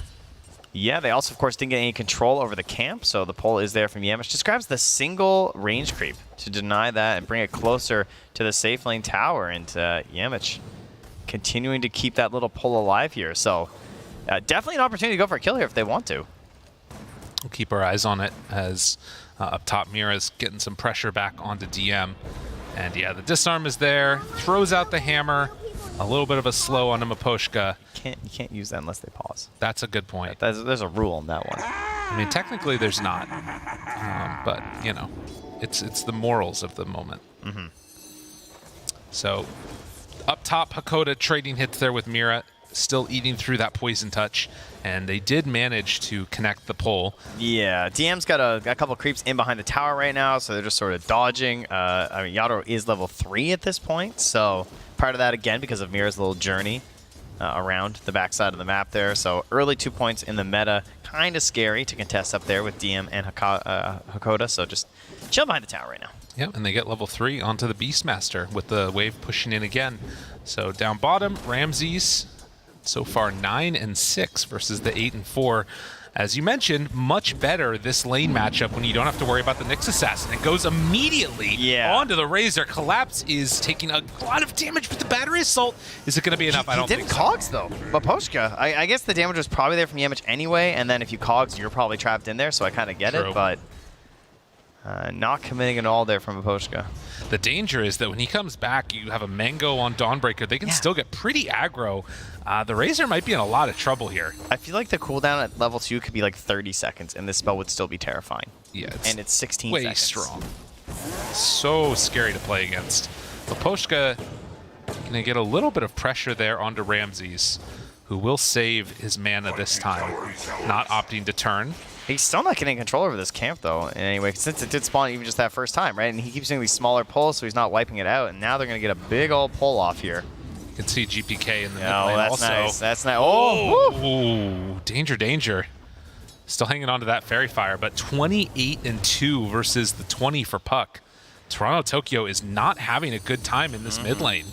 Yeah, and this goes back to the way that they prep this whole thing through the draft from outsiders, right? Getting this TA nice and early. Sure, it's kind of risky to show it early, but because of this new hybrid Templar Assassin that we have these days of the ability to go safe lane or mid, and always having that option versus the Puck when it's introduced so early. Oh my god, dude, he is getting in his head. He brings the Dazzle mid, tips him as he doesn't get a Water Rune, has to buy a salve, and then also glyphs the wave so he gets another range creep deny. Like, GPK is just a bully right now. Yeah, they're just shutting down any options for this Puck right now. And, you know, DM's just surviving through. He doesn't need the assistance to that point. He got up to the helm. Yeah, this is very tough. Meanwhile, Ramses is trying to bait high fives down bottom. Just saying, "How did you want to come to lane?" Not so much. Couple punches, Hakoda in trouble. Yadaro able to come on in for the kill. So Team Spirit make a little bit of an example in that top lane of him. As down bottom, Ramses level 4 tries to clear through the pull action that was coming his way. Does have the Soul Ring, soon to be flying out. Oh my god, GPK. He just keeps hitting these side blades too. God, Toronto Tokyo is just, he's getting worked. When the bottle's in the backpack, you know, you got the branch in there trying to help out. Good cogs pushback. Couple more right clicks coming from Yemich. Meanwhile, Hakoda has made the move back top, but Mira able to clean up. So in spite of just replay, or play, is he just dying again? I mean, that's pretty much it, right? Moves on through. The orb is out. Ooh, there's a battery, or rather a rocket flare that came in there too, it looked like. But you can see that outsiders, I mean, already just having a really, really good time in the mid lane. And Puck gonna need to sort of catch back up with some rotations maybe around this level 6. Yeah, and the last hits though down bottom at least still going relatively okay for the Razor. I'm sure having to spend some on regen is still gonna hurt you a bit in terms of your overall net worth, but now the fear is there with the Soul Ring, right? You can just spam like this, throw some spells a bit willy-nilly, and there's just no recourse. Oh, it's so much pressure. As level 5. The Bassi aura even too. Although this is nice. Yeah, get a little bit of punish there when the hammer was down. Maybe make a move now that it's already used, but we'll see. Mira TP out, denies the haste rune beforehand. So of course, the downside that Dawnbreaker has is that when you're missing that damage, your Starbreaker's not going to do as much. No, interrupted there before he gets the last hit out. And Ramses now too far forward. They can punish him. Ramses in trouble as Collapse comes in for the kill. Maposhka and Collapse working together for that perfectly. Maposhka doesn't have another cooldown for any extra battery assault or cogs. Am I crazy? Does it not work like that? I can't believe he went for that Starbreaker. He was missing 55 damage. Yeah, it was bit bold. Damage also gets punished. Oh, Collapse. Nicely done. Yeah, high five the tower on your way out of there. That's really well done. So does come back to lane now with full mana regen. Yeah, so the point there, in case you're maybe you're new to Dota, you don't really understand, basically, he just wants to die. He's still going to give up a gold bounty to the enemies, but he's not going to give them any experience because they're dead while he's just doing that. GPK needs to run away. That, oh no. Oh no, that was not how that was supposed to go.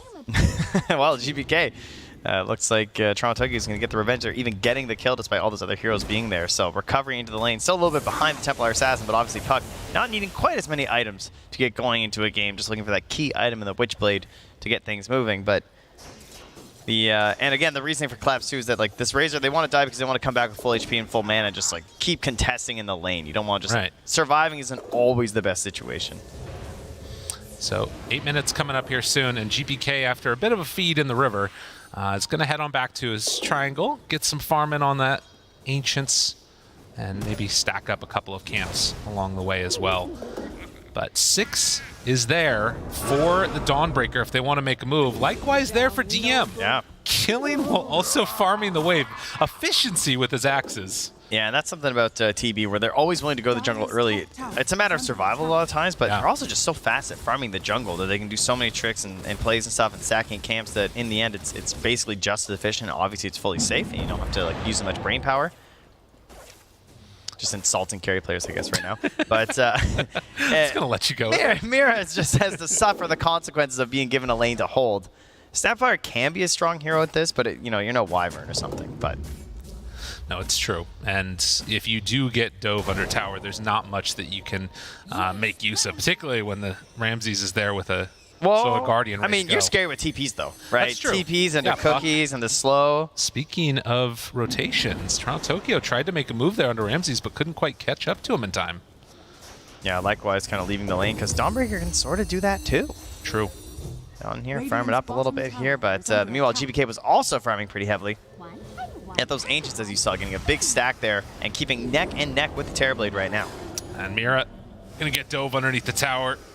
Tries to get away, has another couple punches from the pine cone, hides off in the trees, and actually manages to escape. Down bottom, Ramses gets ran at. Coil is out, and that is a kill for Toronto Tokyo. After the early pressure that was mounted at him, he is really pulled back into this game. Yeah, I gotta say, Ramses very bold to TP back to that tower. After farming in the jungle with 0 mana, he used like his last 75 mana basically to TP in there. So you got the Soul Ring sure to work with, but that's gonna reduce a lot of your options, right? With the Solar Guardian escape or something like that. And you can see the pressure Team Spirit wanted to place on this bottom lane because they've left this Observer Ward here to try and account for anyone underneath this tower coming through. So they're going to keep this pressure up. Collapse returns and just saying that we want this fully abandoned. But likewise, Beastmaster doing Beastmaster things.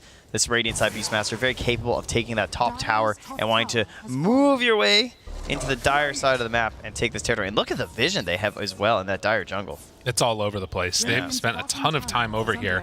And while that is very scary, the one other thing that they've got going on the side of Team Spirit is the level 6s. Clockwork hits it before 10 minutes.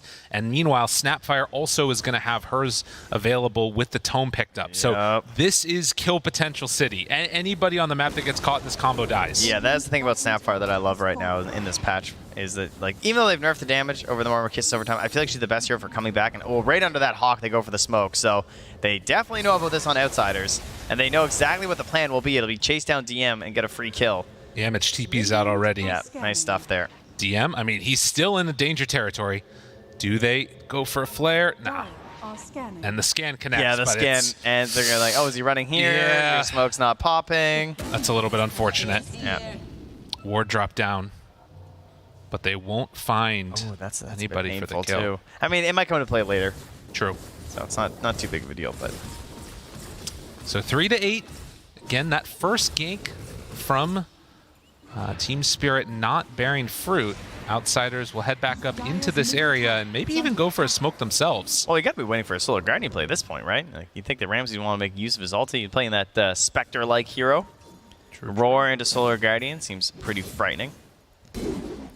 Mitch still not level 6. Maposhka heads over this direction. We got the Deso done for GTK too. It's a lot of them. There is DM in the area, but Vision, Cookie runs away. Meanwhile, the Mystic Flare is out. Maposhka down low HP, but they get the kill on the Helm of the Dominator. Mira's like diving in there. I'm coming.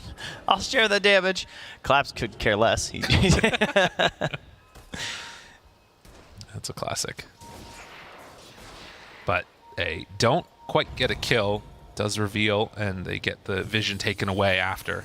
Yeah, speaking of vision, GBK working in here, setting down some traps, of course, with the Deso. Yeah, as a possessed mass, might want to start putting a couple traps near that Roche pit as well. It definitely is a case where outsiders have drafted for this vision again, whether it's the Hawk, whether it's the creep sent around, or those traps. They should always be able to find that first jump, unless, of course, there's a flare coming out from Maposhka. On the other side, though, you also have the best first jump in the game, it feels like these days, in that Puck, too. So we've seen a lot of Puck versus Dawnbreaker. They have a very interesting relationship, I would say, because it tends to be when you're initiating as Puck, you're obviously looking for these coils, and it takes generally a little bit of time for your teammates to get there, and that's when that Solar Guardian can come through and try and get the big saves. But at the same time, it makes it so you can gank the Dawnbreaker when she's by herself and bring your teammates for those first kills. As Toronto Tokyo is hunting with the Invis Rune now, he's looking for Ramses, but he's not here, as the rest of the team up top for Outsiders is trying to find Team Spirit. Yeah, they get a couple pings. They think he's over there maybe, but won't be able to get any kills in the dire jungle either. DM makes the move over with the help of the Dominator. And Maposhka, like, still here with Hookshot, with a Snapfire but here. He's underneath the Eagle. The Hawk's there, and the spots ward. it all out. Silence, baiting some extra energy going his direction. Hookshot is there. Yeah, Mitch just going to get punished and killed. Meanwhile, back towards mid, they find the coil connection, burning down GPK, the heal, the grave. It's all there to try and keep that TA alive, and she will manage to escape, but DM, he might not be so lucky getting burned down bit by bit. Chase with the puck doesn't jaunt. Ramses was there. Be a bit too dangerous for Toronto Tokyo to chase that far, but with a quick little couple kills, Team Spirit happy to take mid. I am so surprised that he survived there. Misses on the hammer. No illusions hit, but the axes coming out from DM can start to get a bit scary. He's bringing in the troll. They're a bit far forward.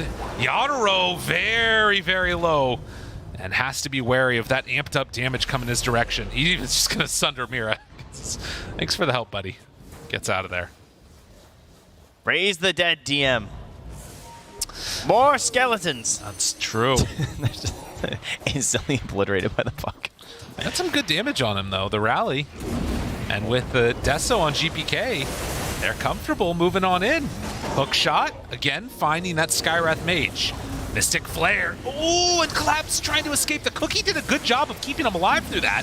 Ramses hammers forward. Claps tries to get a little bit of separation, and there is the coil laid down. Ramses super low on this Dawnbreaker. DM trying to finish off that Razor, but it's not enough. They're in a little bit of a dangerous spot. Ramses, Grave coming out at the last second. Hakoda keeping him alive. Toronto Tokyo chasing. He wants this kill so desperately. There's the illusion rune. Dodges, but the luminosity.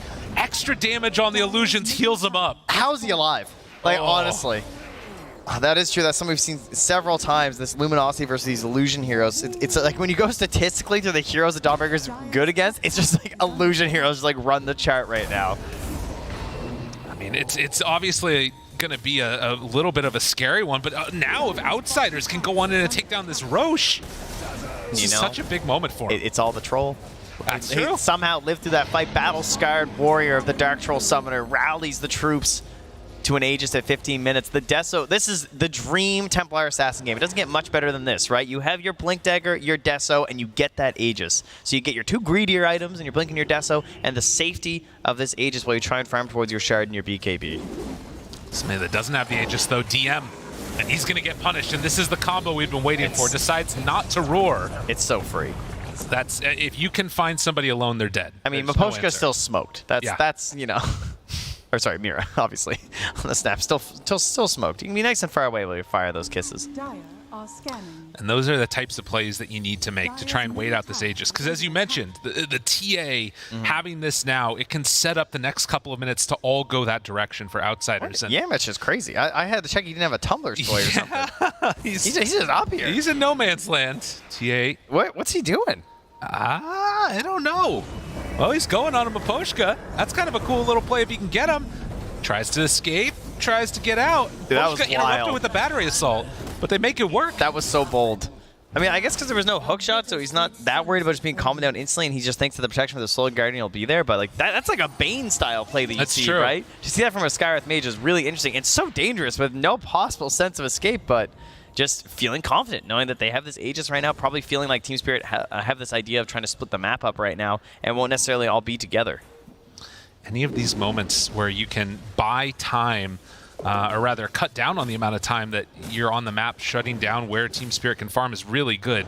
If this Terrorblade gets to the late game, has all those big items that we've seen in the last couple of ones, Yadaro is going to be a menace. And Outsiders wanting to keep this one on the shorter side. 17 minutes in, next round of neutral is going to spawn.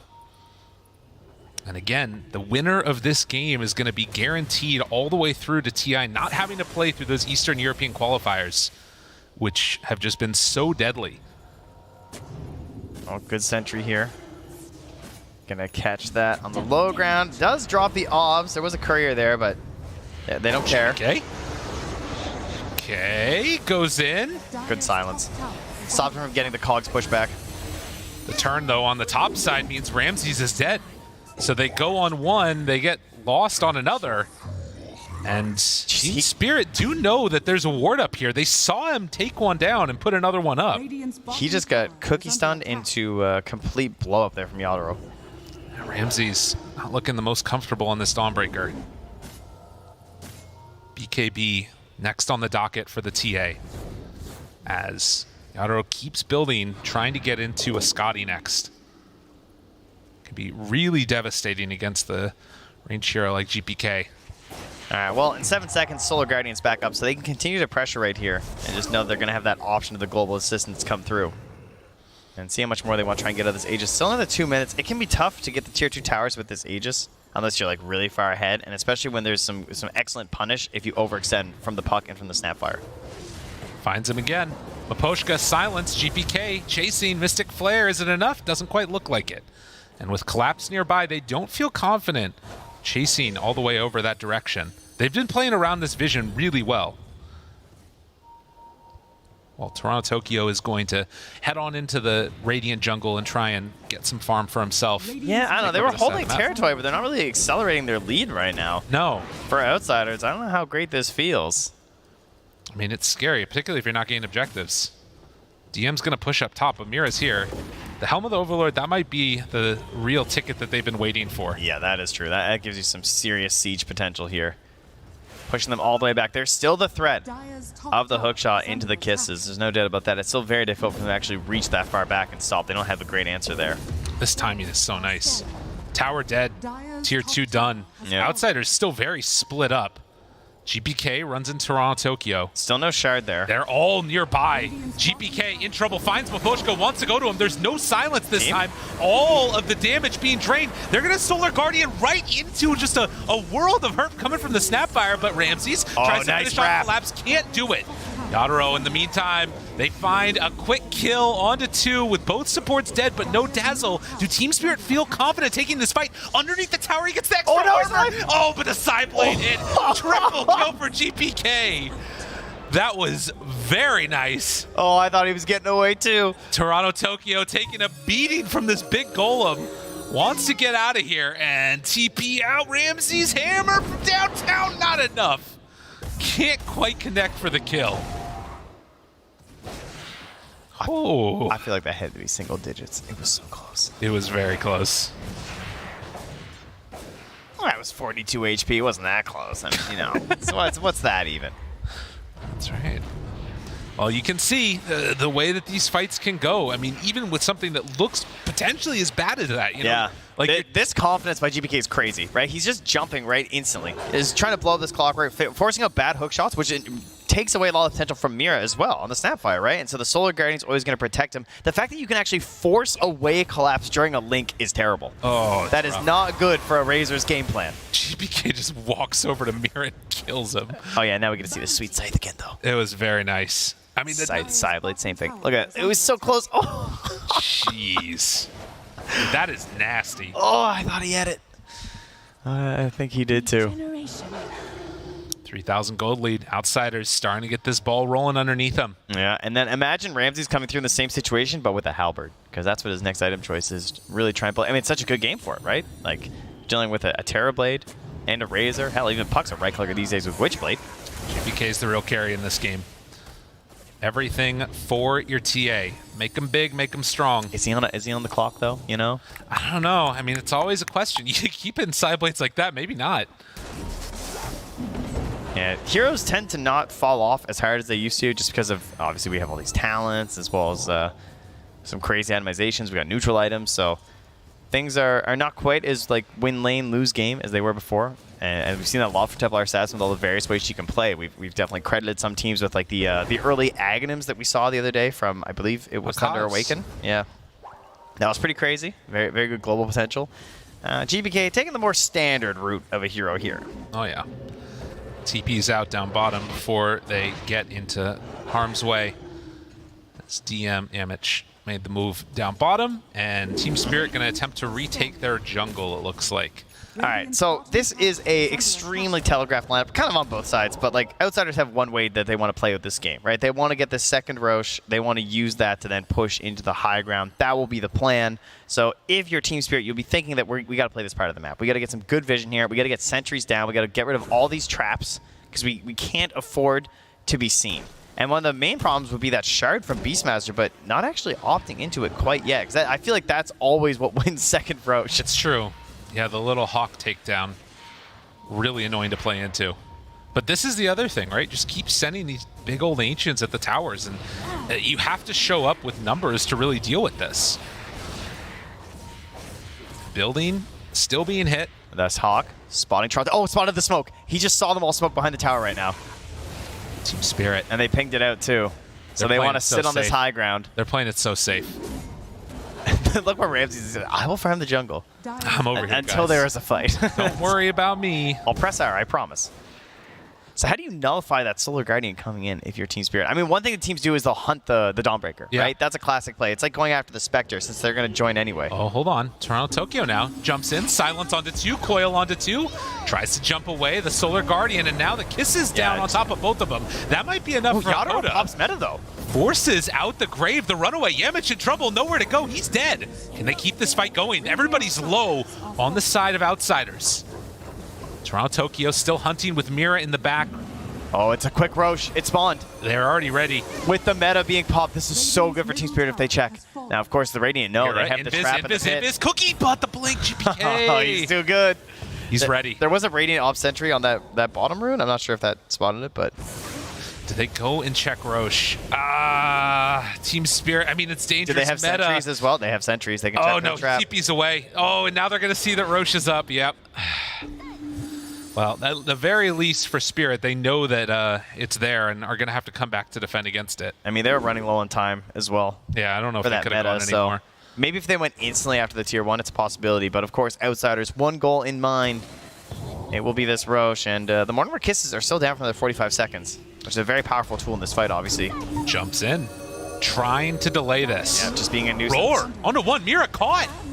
They were not ready for that one at all. Maposhka does have the hook shot, but doesn't want to have to use it. They actually had vision down bottom of Yadro running through. They knew they weren't full numbers. Has to back out. He's taking so much damage, dude. Look at these creeps. They're beating the crap out of him. Maposhka, get away. It's the ice ball. GPK finds 1. Still looking, has a couple Psyblade connections onto that Razor. The BKB is used, so a lot of these elements taken down. Ramsey's just trying to catch this. Oh, with the Hex. The Hex, the jump. Ramsey's just swinging at ghosts while this bucket's face shifted.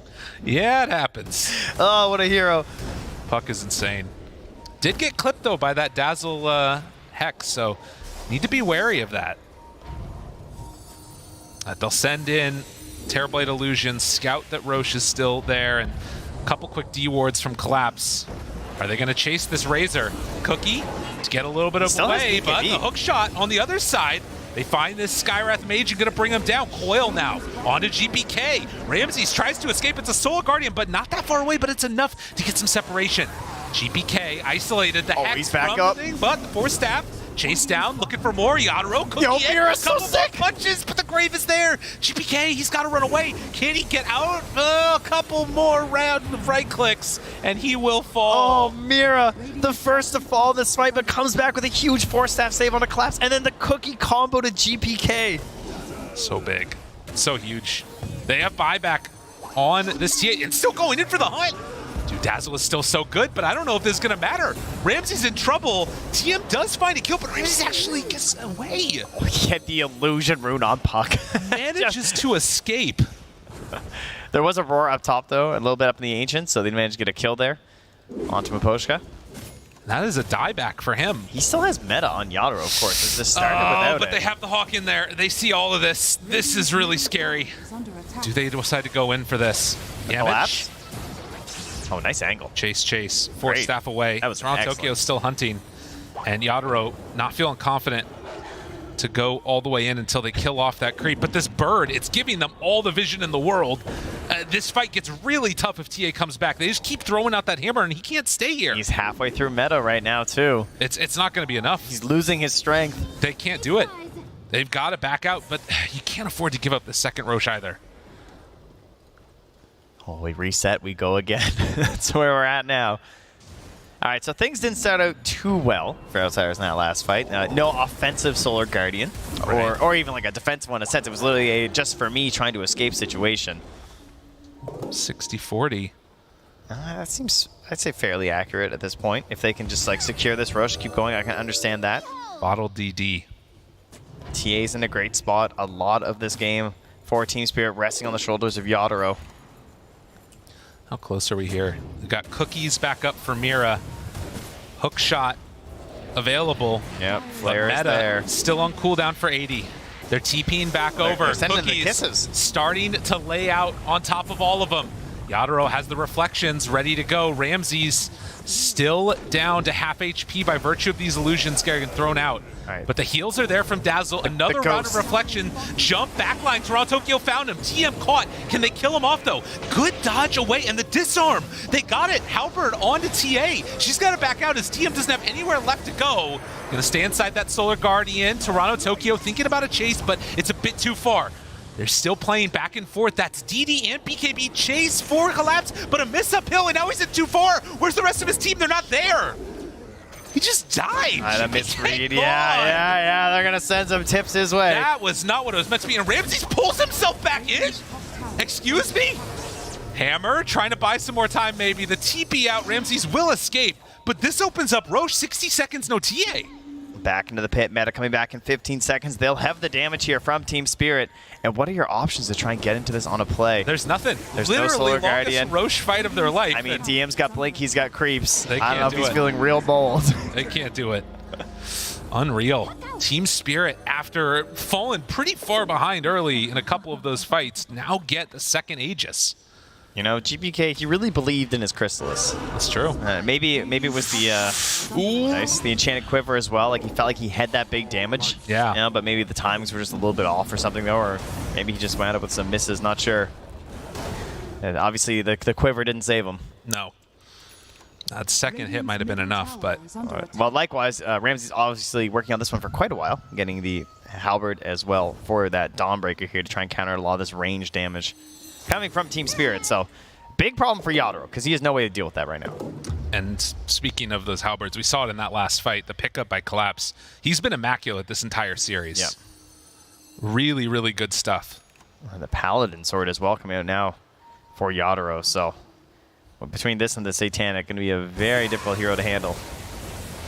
Collapse finally posing a bit of a threat to this DM, and, well, they got him back behind. They're going to chase down and kill this Beastmaster. Miposhka might actually die. Also, nice cogs. Manages to survive through that as they kill off Creep to boot. He was so quick on that Force after the hookshot, too. Oh, yeah. He knew the block plays were coming out there. I think there was vision in sort of the area, too, and an idea what was happening. Miposhka will have to head all the way back home because of that, and picks up the ceremonial robe. 31 minutes, 13-17 in a series that has gone very much back and forth from game to game, from minute to minute, it's felt like. And you can see that the big numbers that are going to start coming out will be from that TA, from that Terrorblade. Can they find the right targets? Stay on target. Interesting that they went for the shard on Snap too, right? Yeah. Out of all their heroes, too. Because I could see Yadro taking it on the Demon Zeal, but they're just really prioritizing that stun. Which, I mean, it makes sense. Obviously, there's not that many BKBs to contend with, right? That's true. In terms of, like, you only got, what, I think TA and Dawnbreaker, so, like, controlling the supports, still an option. Poshka, Force Staff. They find Yamich on the back, keeping Ramses under fire. There's that pushback. Stun. Does get pushed by the Cogs after, so they can't get the full combo, and Agoda, he's dead. Ramses also in some trouble, missing a couple kisses, but might not matter. This Collapse connects, they force it. Oh, that was close. But not quite able to get it. Yeah, get out there a little bit too fast. And still 2 minutes left on this Aegis if they want to press a bit forward here on Team Spirit. But again, not having the Demon Zeal, so you don't have that little bit of pressure on the tower if you want to. They can show up, though. It's meta available. And if it turns into a fight, it won't be a bad one for him. As Tier 2 tower going to fall. Are they really going for more? I mean, this would be a bold play. Maybe they're just going to force him back to the base, but I guess AC is done on Collapse. They are confident with this. I mean, they are showing on the waves. There is no answer. Team Spirit. They see DM under a ward top. They know he's still not there. They can't do anything to defend against this right now. They're taking one racks. They're going to take more. Hello? Oh, Outsiders, you got to come back home. At some point, Ramses, he's just going to die. Force Staff away, trying to survive. Collapse jumps on him, but is it all a bait? Okay. He bought a lot of time. Away from him there. DM with the biggest wraparound of all time. This is very scary. Toronto Tokyo might get roared here. He's thinking about it, looking for a big jump, but they've already taken now 2 No, they know. racks. They're pinging him. DM, he's got to get out. Blink away. Toronto Tokyo still chasing, but they're getting separated. There's the Hex onto Yadro. They won't go anymore. Ramses wanting to chase. I mean, getting out of this might be a little bit scary with no more meta. So they coiled out onto DM. It forced him to BKB and TP back home. So no coil, but also no BKB available for DM right now. As they push back outside of the base. The Solar Guardian is there if they manage to get a catch. And so often in these Spirit games, what it's been is the decision-making late game. That call to take the Tier 2 to go up high ground, it netted them 2 Raxes. Yeah, 2 melees too, like the second lane being taken there. It's very painful economically for Outsiders. They're just going to be on the back foot this whole time now, and as if they weren't already a little bit rushed this game, they now need to push things even faster. And you're tempted to wait till Roche to try and fight for that, but that is at least 3.5 minutes away. Oh, and that is interesting. I mean, this game is like, again, blown wide open over the last several minutes off the back of this Aegis. And I didn't think it was going to be this huge of an opening, but Outsiders unable to deal with people just walking at their high ground. And Team Spirit just on the brink of being able to go again to TI, the returning champions. Poshka looking cool, calm, and under control. Taking a little breather here while we fix a PC issue. Always good. Make sure they're at the top level. That was GPK that disconnected, right? Yep. Okay.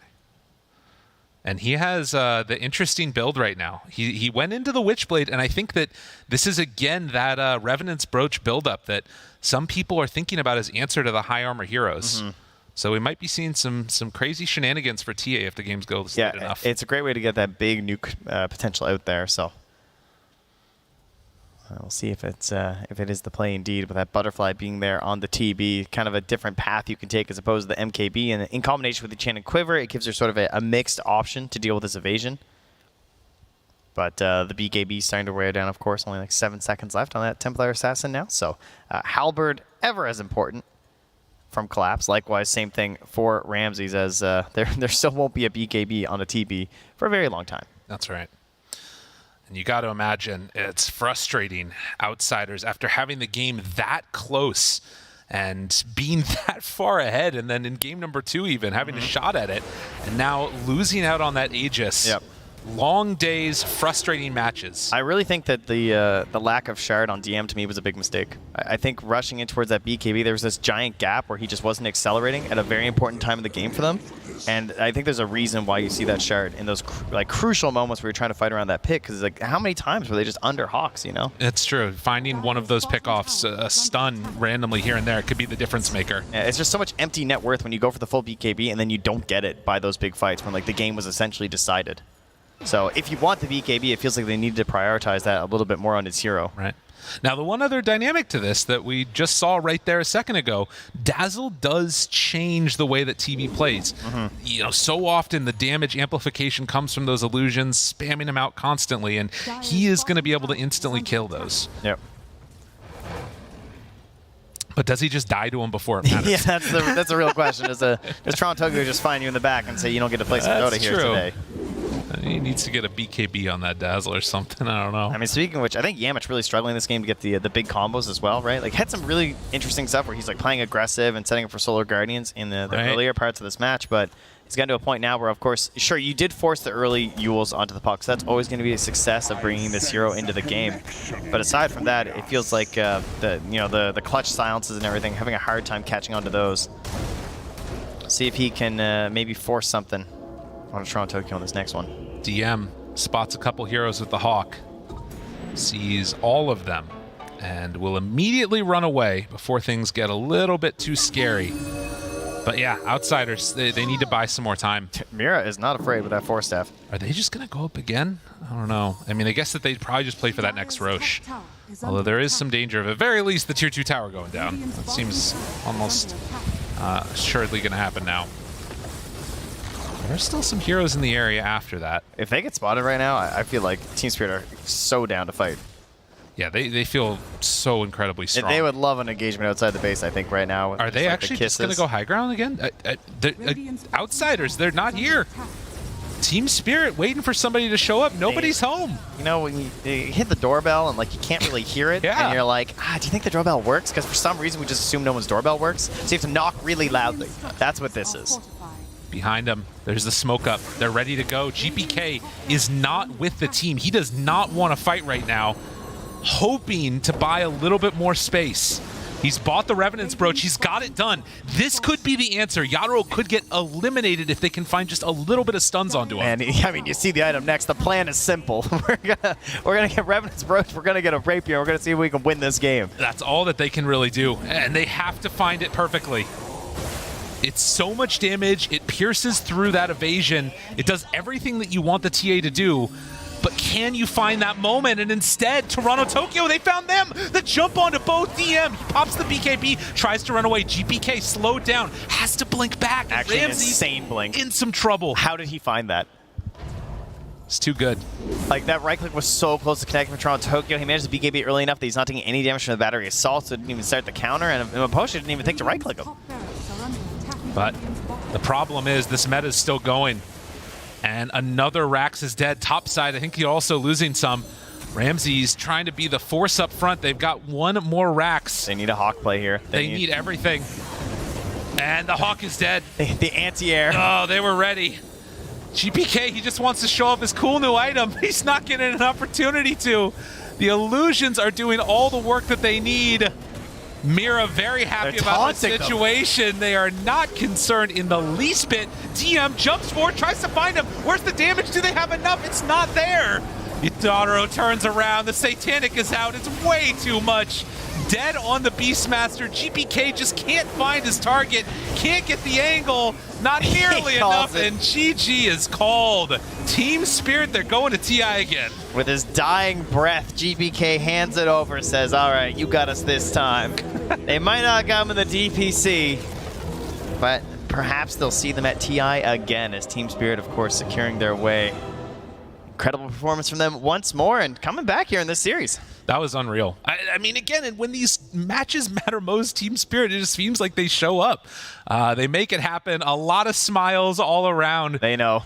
They're ready. They're feeling good about it.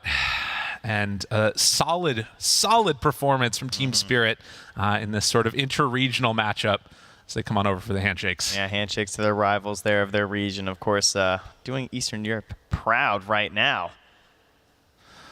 Goodness gracious. What a series. We went the distance in all of them. This one a little bit shorter than the previous two games, which were an hour apiece. But definitely saw that, you know, it could go on a knife's edge either way at any point. This very easily could have been a 2-0. Yeah. Very easily could have been a 2-1 the other direction. How about Collapse Game 2, Game 3 Razor? Yeah. That was pretty incredible. Excellent couple of games. It was from him. so good. And Mira Snap back. You know, speaking of going to TI, Mira Snapfire, Exactly. I mean, that was a TI hero. It looks like he hasn't lost a step at all, as we just saw in that match. So that's Team Spirit. That's what you expect from the champs, right? Absolutely. And I think that looking forward to them, like there's been some questions, right? They haven't been able to show up fully, put on the same type of performance. I think in this tournament, they've looked really good. They're going to continue on in the upper bracket. And this is one of those teams that if they catch fire, that's how they won TI, could very easily come away with another championship right here. And now Outsiders, of course, I mean, they're still in it for the run, right? They can still get their points, but they just got to battle through a couple rounds of that lower bracket, keep going, keep climbing if they want to join their rivals at TI, at Singapore. This was the easy route to be able to win it up here in the upper bracket. I mean, maybe not the easy route because you're playing against Team Spirit. How insulting. I know, it's true. Wow, but, live on air. But it was the route that they would have liked to go. Regardless, we're going to head on back to the panel now, let them break down all the action. So let's take it away. Thank you so much, guys, and a big congratulations to Team Spirit taking this series and taking themselves a ticket to TI with that win. Outsiders not necessarily down and out. They dropped to the lower bracket, and they do still got a shot depending on how they perform down there. But panel, let's break down Dawnbreaker, Carry, Ramses. I wasn't feeling that, honestly. I wasn't either. And it felt very awkward. You saw as the game went on, I was kind of like, why is this Dawn really struggling with her damage? It's because she can't buy a Deso. When you're pairing her with a TA as a duo core, TA is the one buying the Deso. The Deso is what allows the Dawnbreaker to scale. Instead, she's going a Halberd, an Echo. It just feels really bad. Like, because you can't buy a Daedalus or any other damage item like that. You already have a crit. So Can we stop doing these two semi-course things when we have Ramses and some god carry on your side? Just give this man the ultimate win condition and let him carry you. It works, right? It's hard because they have TA though. Like, what do you want them picking a hard carry with TA? No, that's exactly what I meant. Put him on the TA and put the playmaker mid lane. Make your life easier. Don't make this TA go full god-like forehead mode into Revenant's Broach later on to actually deal damage to a TB. That was a really nice item, right, Gods? I liked it. I feel like, it was like a last-ditch effort to try and get your way themselves back in the game, but there was too much GPK need to do. Like, it goes back so much to the Dawnbreaker and just the fact that TA is it's not just like they're all in on this TA carrying the game, it's that TA is up against a Terrorblade as well as a Razor, and it's just a really tough matchup for him. yeah, like so much is on his shoulders, and like poor Ramses, on top of having like a rough game in terms of itemization, he's getting ganked over and over again. Like, he has the saddest early game of his life. His net worth is like just scraping above the supports. You couldn't ask for a worse start for a game, and you're meant to be the aggressive carry that's doing a lot of early game plays. So with that, we do have James Banks on the stage here with one of the players of Team Spirit. We do have to give it up for Mira. Thank you very much, guys. Yes, I've got Mira with me, as I got a very happy Mira next to me. He's smiling away already. And okay, finally a win over Outsiders, right? A tough team for you guys across the DPC season. But what is it that's so tough to play against them? Finally, we win against these guys. I think they are a very good team. They play like really good. But in my opinion, we had a better draft. Like in every single game, we picked better heroes. And we know what they're gonna pick, like exactly. So like everything went by our plan. It was. I'm really happy that we managed to win them because they played this series well, and it was very hard to win. Yeah. It definitely was, right? Some long games, some tough fights in there. But between the games, right, what is it that you guys were talking about as a team to change to make sure you could get this win? That we need to focus, we need to play better, because first game we played just super bad, super bad. Especially me on Mars, it was not the best performance. I don't recommend you to watch it again. This replay, first game was bad, and then we talk a bit, I meet some snack, drink some water, and second game it was a different game, so it was much easier. That's how. That's what it's all about. Get that refresh in there, get pumped up and get powered up and ready for it. Now, also this game qualifies you guys back for TI, but because of that, right, because you know this game was important in that sense, did you feel extra pressure from it? I don't know about pressure, but we really wanted to win it super hard. We we spent the whole day yesterday to prepare best picks, and thanks to Miposhka and our coach Silent, we have a significant draft. So. And we really needed this win, and we're happy now. Finally, we got to TI, like in the end of the season. But still, it's super big for us. It is big for you. Got a big smile on your face as well. And the previous TI winners are back to TI, and that's what it's all about. So let's get ourselves back to the desk. Thank you so much, James. Thank you, Mira. Well, he said it right.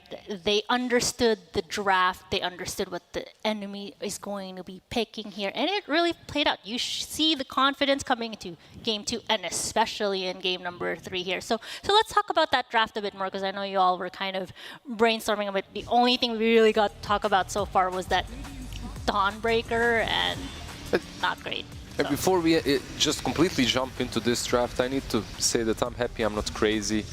And he said it himself, the Marcy and the Viper didn't have the best game. So it is about the play style sometimes. Sometimes it's not only about the draft. Most of the time, actually, it is the players that perform well or perhaps a little bit subpar.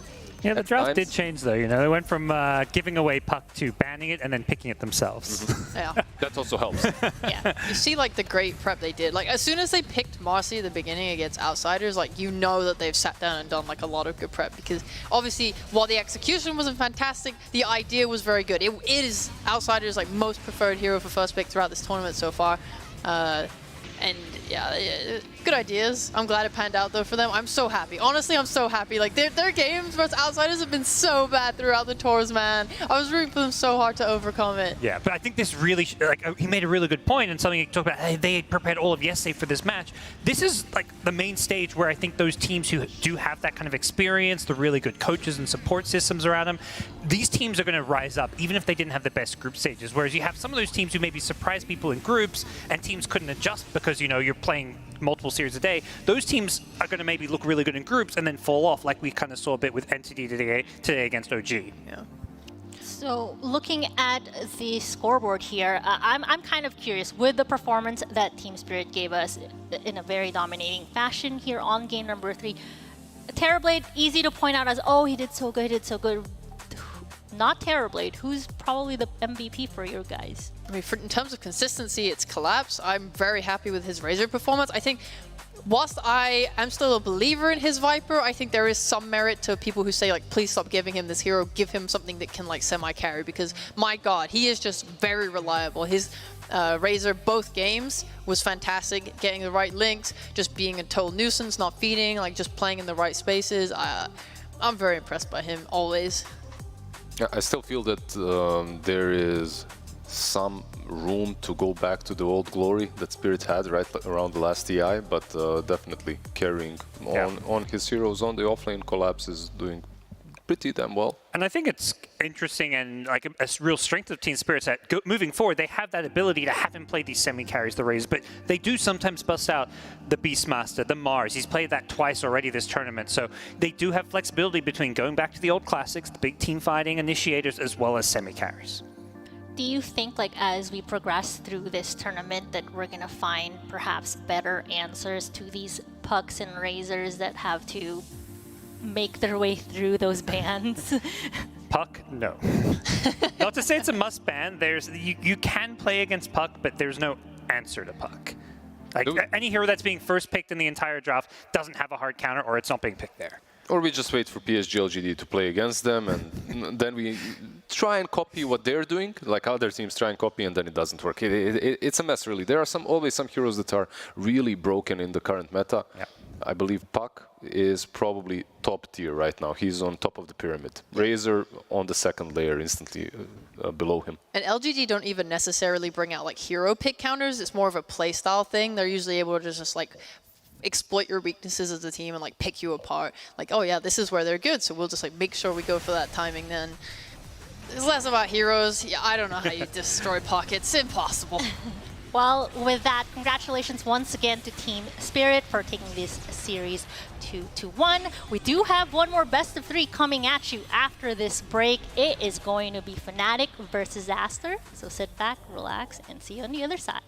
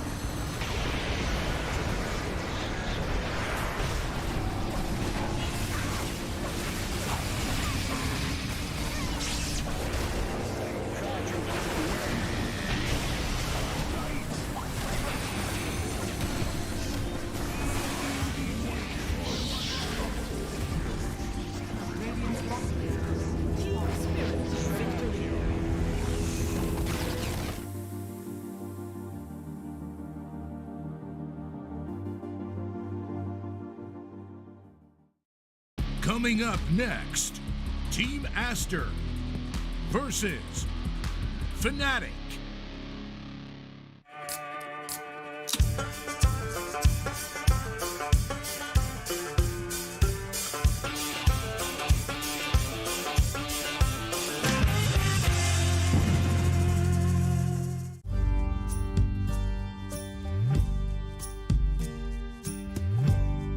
Now, of course, you can do all these things here at the Stockyard to understand what it's like to be a Texan on the inside, but you gotta have a Texan on the outside. We gotta get you kitted out. Okay. Now look at you right here. We got walkers here, those shoes. Yep. Black pants. That's not Texas. Black black shirt. pants. That's not Texas. These are blue jeans. Those are pants, young man. Okay. Look like you're about to walk around a British alleyway getting a fishing chip. Let's buy you some clothes.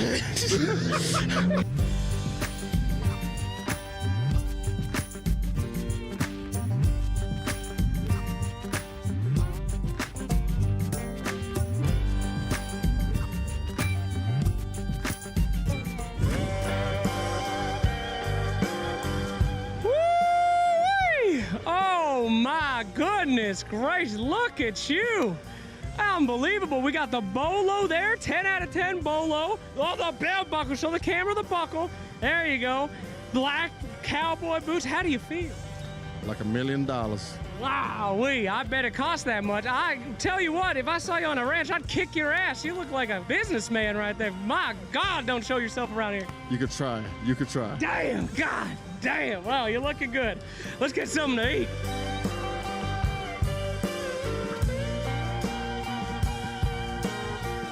All right, James, and for your last expenditure here to become a real Texan, a real American. No, we're not. It's called the Dine and Dash. No, I'm just kidding. We brought you to an authentic steakhouse. Now, this place was built in 1942. Are you lying again? I'm not lying again. It's cool. out on the sign. Thank you. And when we got you the biggest steak, this is a porterhouse steak, all right? Cooked medium. How do you like your steak? Medium rare. Medium rare. A little bit, but you know, This probably guy- George getting it wrong again. This guy's a real American right there. Medium rare, that's right. Now, of course, we order the biggest steak in the house, the porterhouse.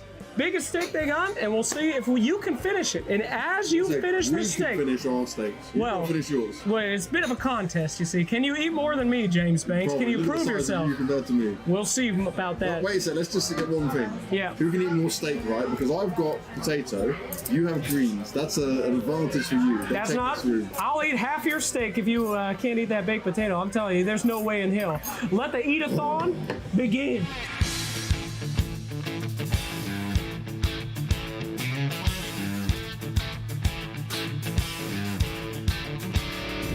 Not only do I win the 28-ounce steak challenge, Yep. you even just had greens and no potatoes, and I still won. Yep. I bow down to you, James Banks. You are 100% true blue Lone Star American. Congratulations, sir. No, not just American. Yep. Texan. That's right. That's even better than being an American. That's the end.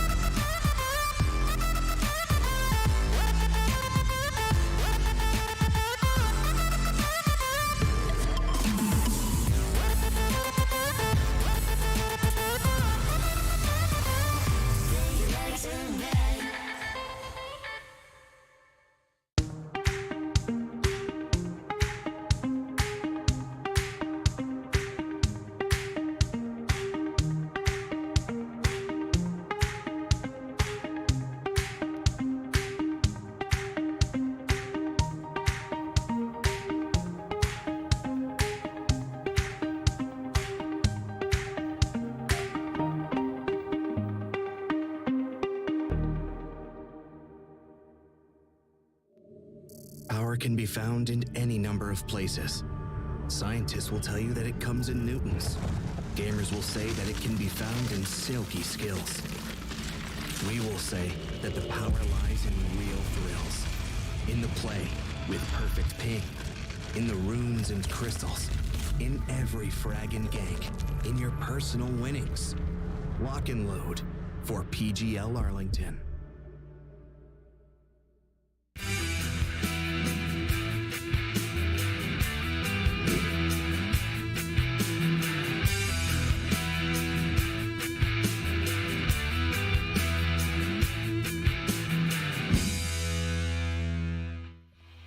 Hello everybody, it is the final series of the day here at the Dota 2 Arlington Major. I am your host, Sajidine, and joining me on the panel this time around, we got Mr. Trent Paxovere coming down from up above. There. Right? Yep.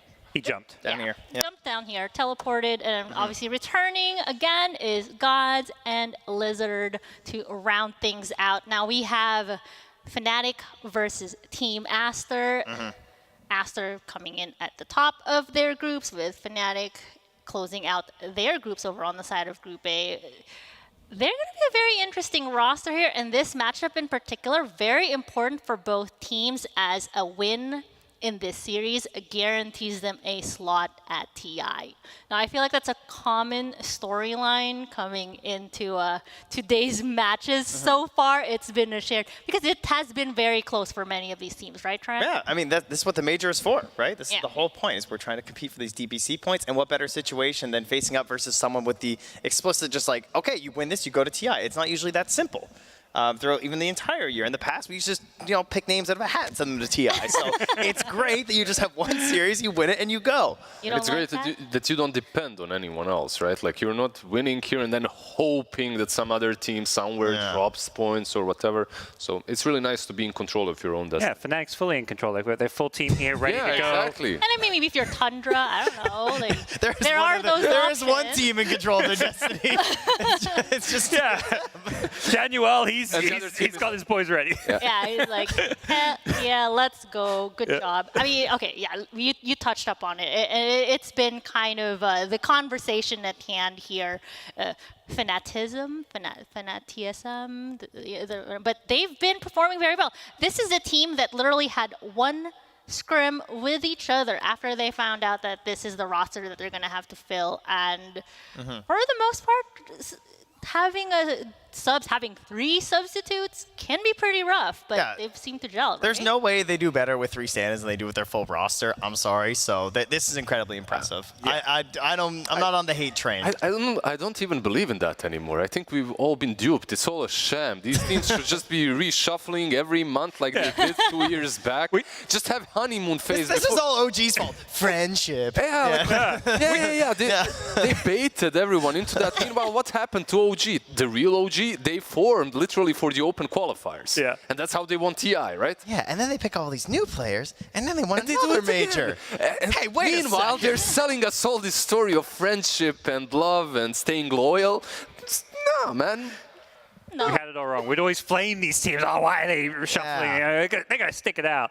But no, anyone who doesn't make the TI, you hear it here first. You got to disband. Oh man, that's a lot of pressure, a lot of pizza parties and stuff. A little bit of boomer reference at this point, Dota boomer. But I mean, let's take a look at the side of Aster here. A very strong team. Another team that is coming from the Chinese region. First appearance in a LAN in forever and a day. And they've been performing very well too. Everybody likes to talk about PSG.LGD. Team Aster, they're doing just as good on the side of their groups. They're probably the team that any one of us that were covering the Chinese region would call like the only ones that are able to take PSG.LGD down and win against them in multiple series in a row. And the Aster overall in the region, like we said multiple times so far, they performed really well. They're strong. They feel relaxed. On LAN, they didn't do too well. So far, they've been extremely good. Like the groups, they strolled through. Can they continue doing that in the playoffs? Now's the true test. True test. And I mean, you have all of these other teams from very different regions keeping an eye on teams like Aster, like LGD, trying to figure out, well, we haven't really seen them other than their online performance. What metas are they bringing into the table, such as that lovely Pudge situation that I've been seeing? Like, I know they love that guy, that Faceless Void. They love that hero in China. They got all kinds of wonderful combos. I mean, they've been doing Faceless Void Death Prophet for what feels like forever at this point. It feels like those 2 heroes really synergizing, and that's still a strength that they like to use. And there he is. Lanham. Lanham, the great Lanham. I saw some tweets from Tomato in preparation for this. You guys can check it out yourself, but he's in fear. Is he forcing them to pick Shaker? What do you think? He mentioned some words about his Shaker, I'll tell you that much. Now that the Earth Shaker is back in the meta, Seb made it look good. In the beginning, it was kind of questionable. As we're going to pull up here, this is a head-to-head with Tomato and Monet as far as the heroes that they have played in the group stages so far. Quite interesting as far as what they share and what is a bit different to them. It's definitely an interesting playstyle, I feel like, whereas Tomato, he's played mid before, and I find that looking at his pool kind of gravitates towards something that is a bit of a crossover. You see, this is like one of them Venn diagrams you see out there if you're a little confused. The ones in the middle, they share. I was just helping my panelists out. I was trying to figure out what the bottom right here is, but yeah, that's Naga. That is Naga. Yeah. She's taking a swim. He's pretty hot out here. Probably the only one that played it as well, right? Like in the tournament, I think we've seen one Naga, and he played it. Overall, it's a decent hero. They can. It's just a testament to how versatile they are on Aster, because if they are able to make a game work with the Naga, they can make anything work, right? It's a completely different playstyle at the moment from what everyone else is doing. Hey, wait a second. That looks familiar. His most played hero was Faceless Void too. Is that accurate? Wow, we're going to fight over Faceless Void this series? Is he going to be a bit of a flex here, is what you're saying? So, okay, another thing that I found very interesting, since we did talk about the fact that both teams, they're going to need that win to advance. The team that loses and drops down to the lower bracket has to beat Beast Coast to advance, because Beast Coast, they're already in. So that matchup, it's going to be an interesting blocker here. So I would say there's a lot of pressure on the line for this particular matchup, this best of 3 coming into this. Now, Nerves, who do you think, is there going to be a bit of less pressure if you're a team of stand-ins? And stand-ins? Yeah, probably. Yeah, I would think so. I think, well, I mean, for the 3 TSM guys, they've qualified for TI. They have no pressure. Yeah, there's zero pressure on them other than, just not embarrassing themselves on LAN or something, I feel like. 2 Fnatic guys, DJ and Japs, I just think they're 2 guys that don't get pressure. They've been there before. Yep. DJ's played so many big stage matchups. I just don't think they're likely to feel that pressure. I think what else is interesting too is that they look very comfortable in the games because they're just playing their lane, right? And when you just watch Fnatic as a whole, a lot of the game runs off of how DJ and Jab started the game and the moves they're able to make, because DJ's obviously known as a pretty big mover and shaker in these matches, and same thing with Jabs. He moved from the support back to the core role because he just wanted more control in these matches, and it's been working out for them. So even though they've got 3 stand-ins, them in their little island on that lane are still performing extremely well. Yeah. Meanwhile, on the other side, there should be a lot of pressure. There's definitely a lot of experience as well. Yeah. But you don't. Are you guys aware how good Chinese memes are? How brutal they are as well towards the player, especially towards Aster. Yeah.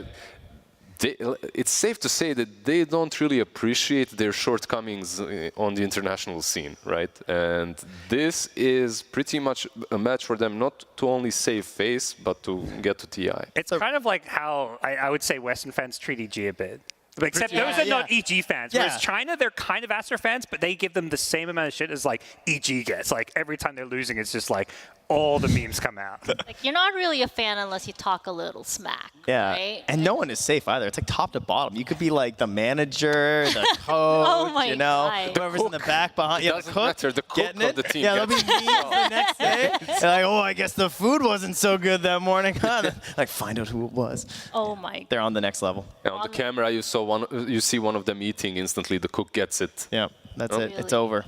Well, that's a lot of pressure to be a part of a Chinese org right now, I suppose. Now, I know everybody tuning in, trying to figure out what is going on. We got a bit of an update for you. We're trying to get ourselves into the game, but there is a patch being downloaded. And I can't see from where I am how big of a file this is. Well, they're hotspotting off my phone, so it should just be a little bit. Oh, yeah, okay. I got it, guys. Don't worry. I can't see the size of the patch, but I do see that they're downloading it with quite a low speed. This is measured in bits.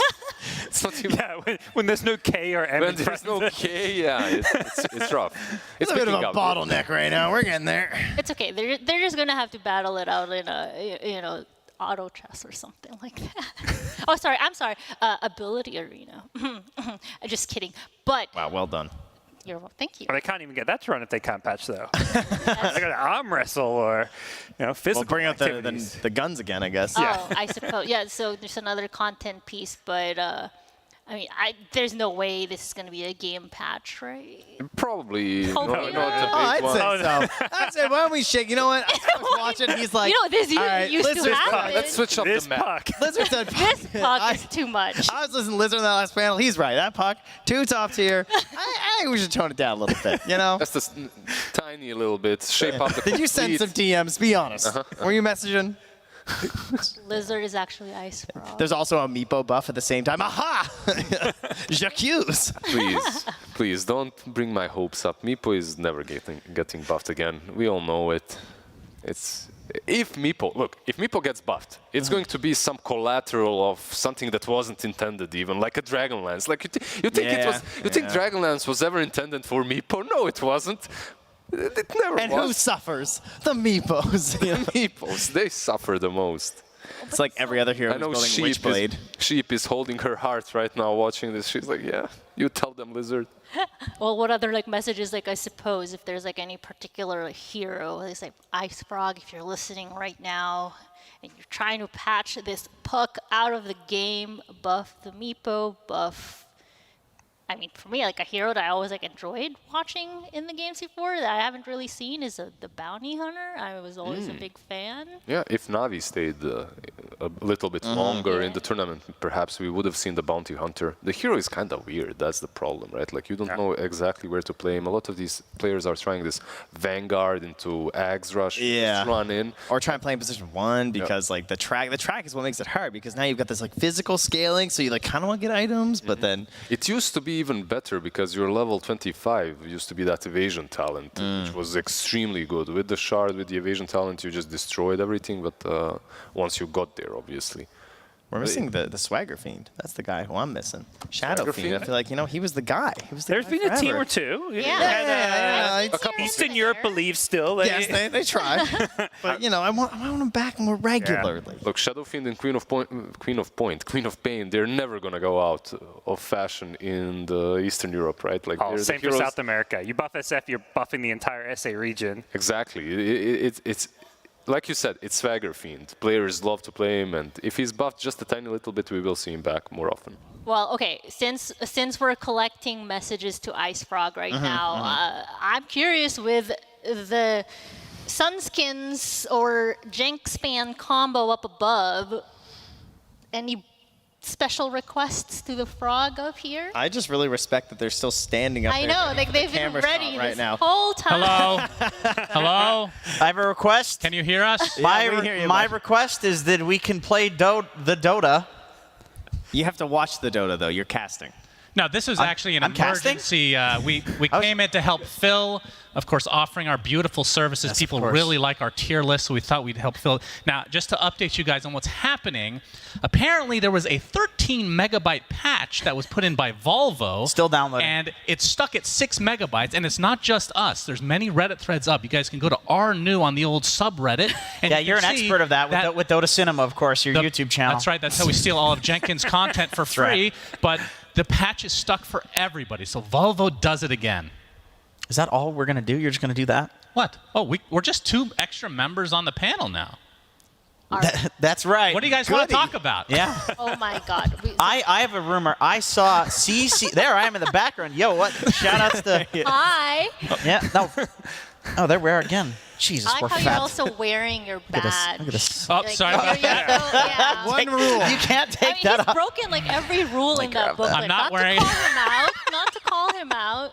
I specifically said, did you read the talent booklet? And he's like, nah. Yeah, it said business casual, and I conduct my business in a T-shirt. So no I don't see what the issue is. You conduct your business casually. Well, I think logos are okay if you're trying to sell your own stuff, which the podcast in the past, and of course our announcer pack, which is on the workshop now. Valve, please put that into the game. We really appreciate that. That's what the patch is.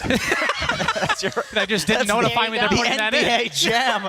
That's the greatest segment for you ever. Very nice, very nice. So we have a 6-person panel now. What do you guys want to talk about? We can talk about anything. Absolutely anything. The largest major panel ever. This is pretty exciting. Groundbreaking Is that a fat joke? here. Exactly. Is that a fat joke?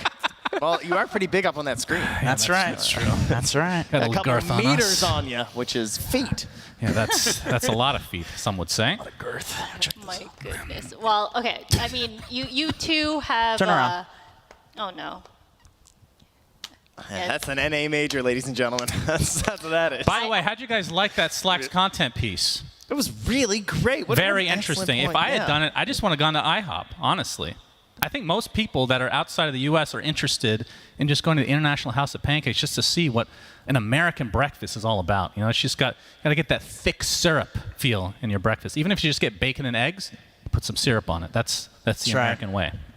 I actually found that funny because, like, the other day, Lizard tried a churro for the first time. Oh, what was that experience like for you? I don't know. I think I've already gained like 5 kilograms just by being here. You've gained what? Sorry, you've gained what? It's 5. You're Canadian. You know what a kilogram Trent, is. shut up. Lizard, you've gained what? Don't try this. You know what I mean. You know, I think Blizzard. He gained one stone. Okay? Blizzard pretends. One stone. Blizzard pretends not to like sugar, but we had a little birthday today, and there was some chocolate cake. You tricked me. I did trick him. I said it was rude not to eat cake because he wasn't going to partake. But then he ate some, and he really did not regret it. I had some Scooby-Doo gummies as well, and he was sniping those. Yeah, the watermelon Twizzler things. You had half of mine. And you ate all of that churro too. I was a witness. You said in this one is, bite. Okay. To be fair, it was like 3 bites. Okay, I'm not gonna start the churro and then leave like half of it there, right? I'd like it was sorry guys, I have an announcement. The patch has not moved. It's still stuck on 6 megabytes, so we can continue this conversation without fear of any content replacing us. Okay? Thank Here's you. the announcement. There is no announcement. That is right. Oh, okay. Okay. That's Monkey. That's our cat. That is our cat. Can you rate your cats? They're not watching. Monkey is a 10 out of 10. Monkey's a 10. Yeah, it's but Monkey's this is the birthday worst today. tier list. Oh, is it? Really? I want you to both rank them because I feel like I got your ratings, but Nikki was a little quiet during those ratings. Yeah, she doesn't like. She pretends that she doesn't have favorites, but you know. No, yeah, I do. It's a pretty easy ranking system, honestly. Are you guys having kids anytime soon? God, no. Why is this conversation about that? So rate your Trent, Trent's got plenty of kids for all of us. 3 beautiful children. Yeah, how are they doing? Wow, this is where we're at, huh? Kids are great. Thanks for asking. I had to deflect. Trent, what's your address? While we're at it. Oh my. All right, I have a question for everybody. We can get a little bit back onto the Dota subject, okay? Sure. What is everybody's favorite patch? Do you have a favorite patch? Easy for me, unfortunately. The ho ho ha ha patch. What is your What's favorite? your favorite? Yes, I was a sniper main. What are you sick?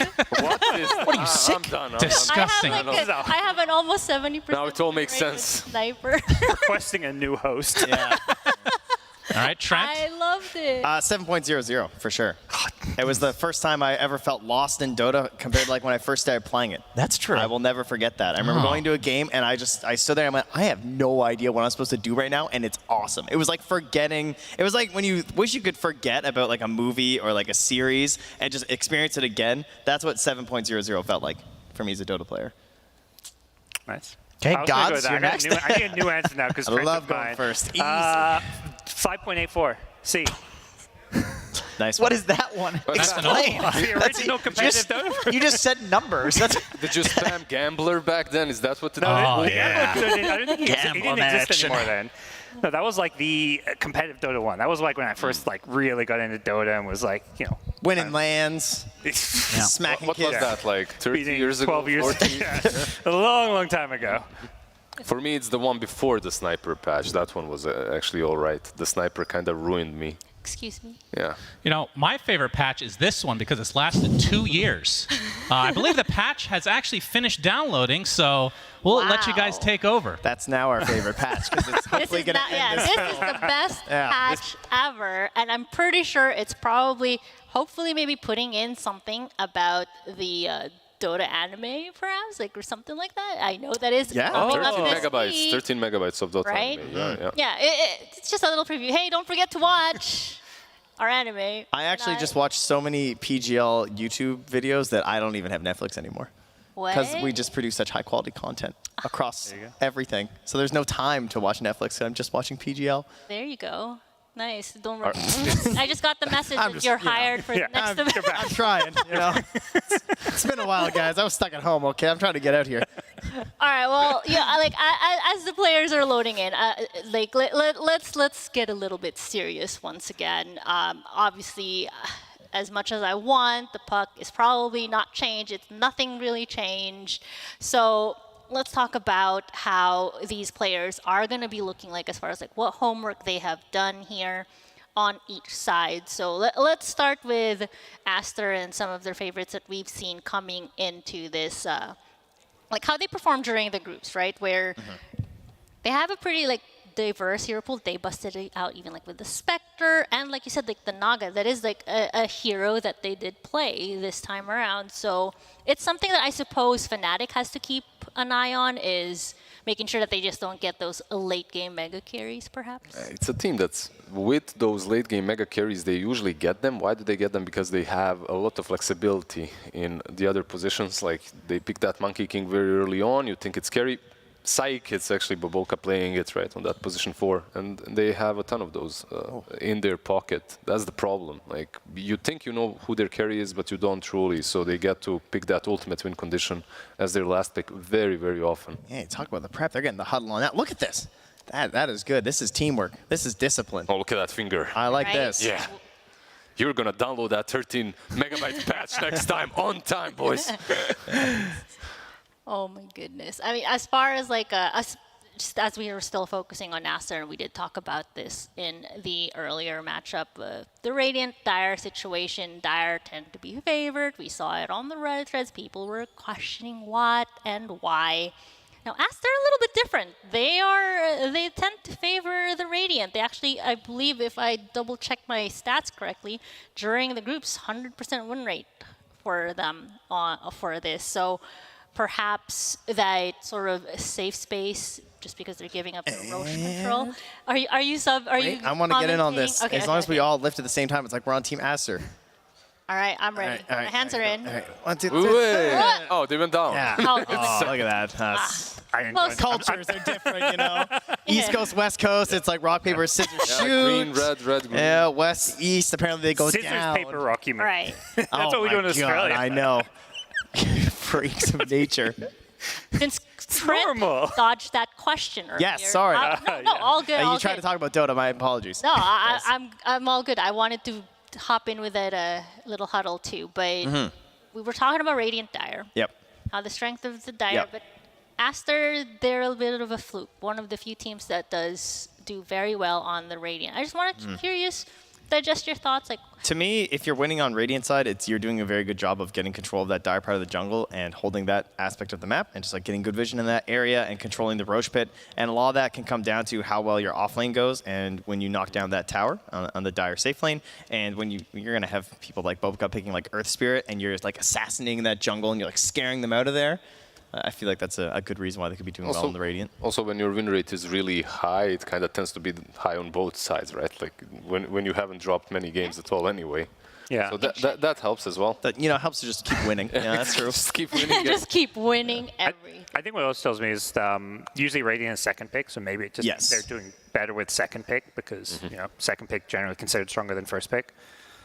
So that's where they're getting away with a lot of these hard carries. 55.56 on the Dire for them is what I'm looking at. Wait, on Dire they have win rate of 55%.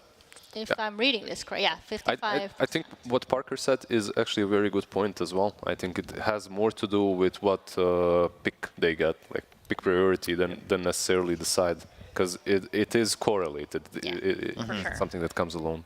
Yeah, it's never like that one-to-one discussion, but I always want to bring it up just because I know it's been quite observed right now that conversations have been popping up on it.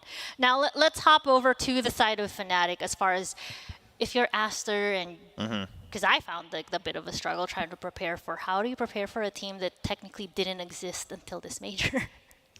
Yeah, you get to look at the players and like what they're comfortable with, and I feel like that's what Fnatic's been going for. You know, I'm seeing a lot of the same heroes that I would expect from these players on their own team, and it's like morphing into this one homogenous style. Super team now. Yeah. So Dubu Warlock, we're getting in there. A little bit of Tomato Monkey. Yeah. I think they like the aggro stuff too. I think that's been one would think that if you're playing with stand-ins and like one of the things that we all know well is like the pub style mentality of just like. I feel like things are much easier to coordinate in the early and the mid game than it is in the late game because you have better senses and feelings because that's the part of the game that you've repeated the most with like just like muscle memory as well as just like game sense. So to play that faster pace with these heroes like the Monkey King for Tomato and then just like keeping it going with the way the jabs and DJ like to get things moving, I think that's pretty successful. Or those snowball, stalwart, slow heroes that anyone can play and plays around very well, that every team practices, like the Necros and the Bristlebacks, right? You know exactly how, you know what your win condition is. It's to get that Aghanim's BKB on Bristle and then you just roll over the map. So Kotl Bristle is another example of what they really like to play. They've really drafted a lot of snowball stuff. Like even like some of the fringe picks, it's like Pudge, you know, it's like they're not looking to go late game with their Pudge. They're doing a lot of off-lane Death Prophet. You look at DJ, he's playing the active playmaking fours, a lot of Tusk from him, so... Jabs had the sickest Pudge game. That was a fun one, yeah. It was so good. I hope I mean, between these two teams, there's a good chance of Pudge could make an appearance here. It hasn't yet been picked here in the playoffs, but... No, I'm missing him. Yeah. No. Never thought I'd say that about Pudge. You're missing the Pudge? Yeah, you know. Well, this is definitely could be the game for it. The fact that like Aster can flex their Pudge, for example, and like you said with Fnatic, right? That is something that I wanted to interject too. Is with the stand-ins that Fnatic have, there has to be like a huge benefit in the fact that their stand-ins are playing the roles that they're well versed at already from their other team, right? Whereas some of the Saberlight situation with the off, which isn't that bad, it's even not for right, them, yeah, right? for this meta.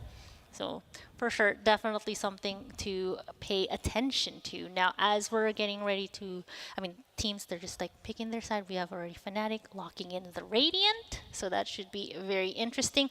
Another question that I had, like as we're talking about the sides favorable, Fnatic, as you all talked about, they are also pretty even on their win percentages. But this is a bit of the young team that is Fnatic against the very well-established Aster kind of coming into this.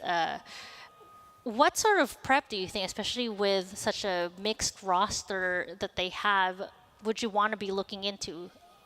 I think first and foremost you focus on yourself. If you're Fnatic, you just go with what you've practiced throughout the tournament and you focus on your strengths. When you look at Team Aster, you have to pick your poison.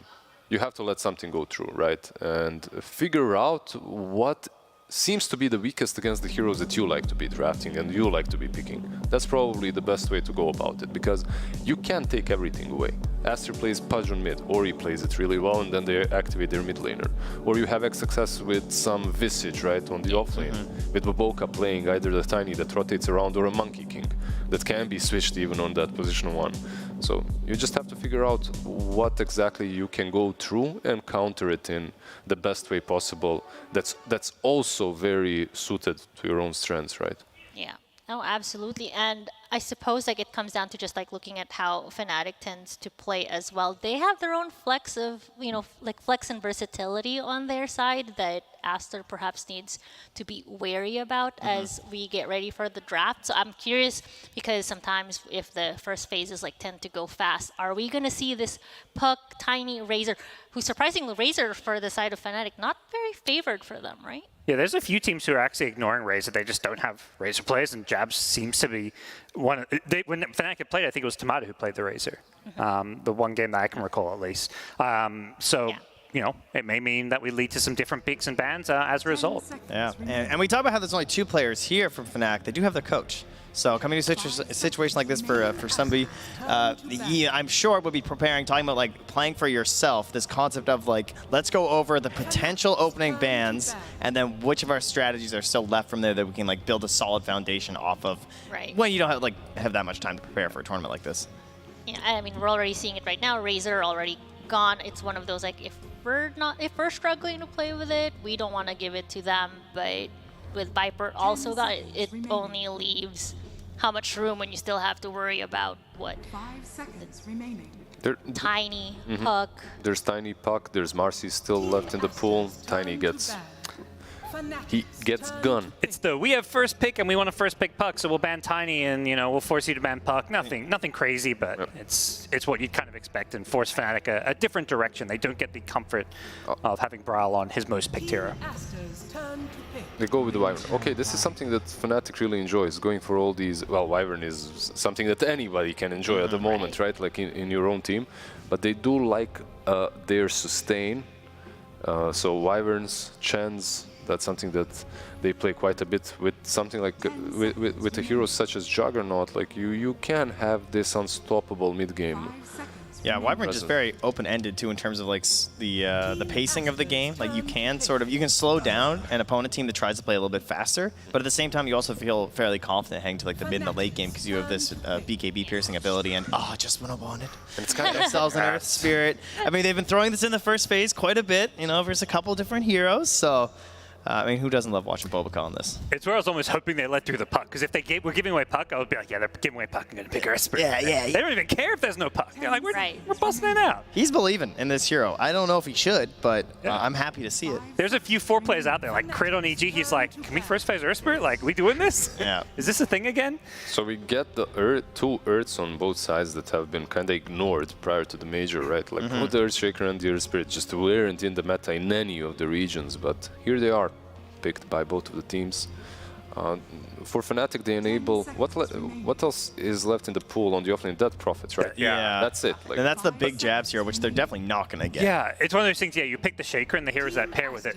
And now it's like, it kind of telegraphs what they should ban. Viper's already banned. Yeah. So and then the Razor's already banned. So he'll find something. I mean, you theoretically, Shaker can secure any lane, even like some of the melee heroes, but it definitely shines with these heroes that benefit from the fissure block.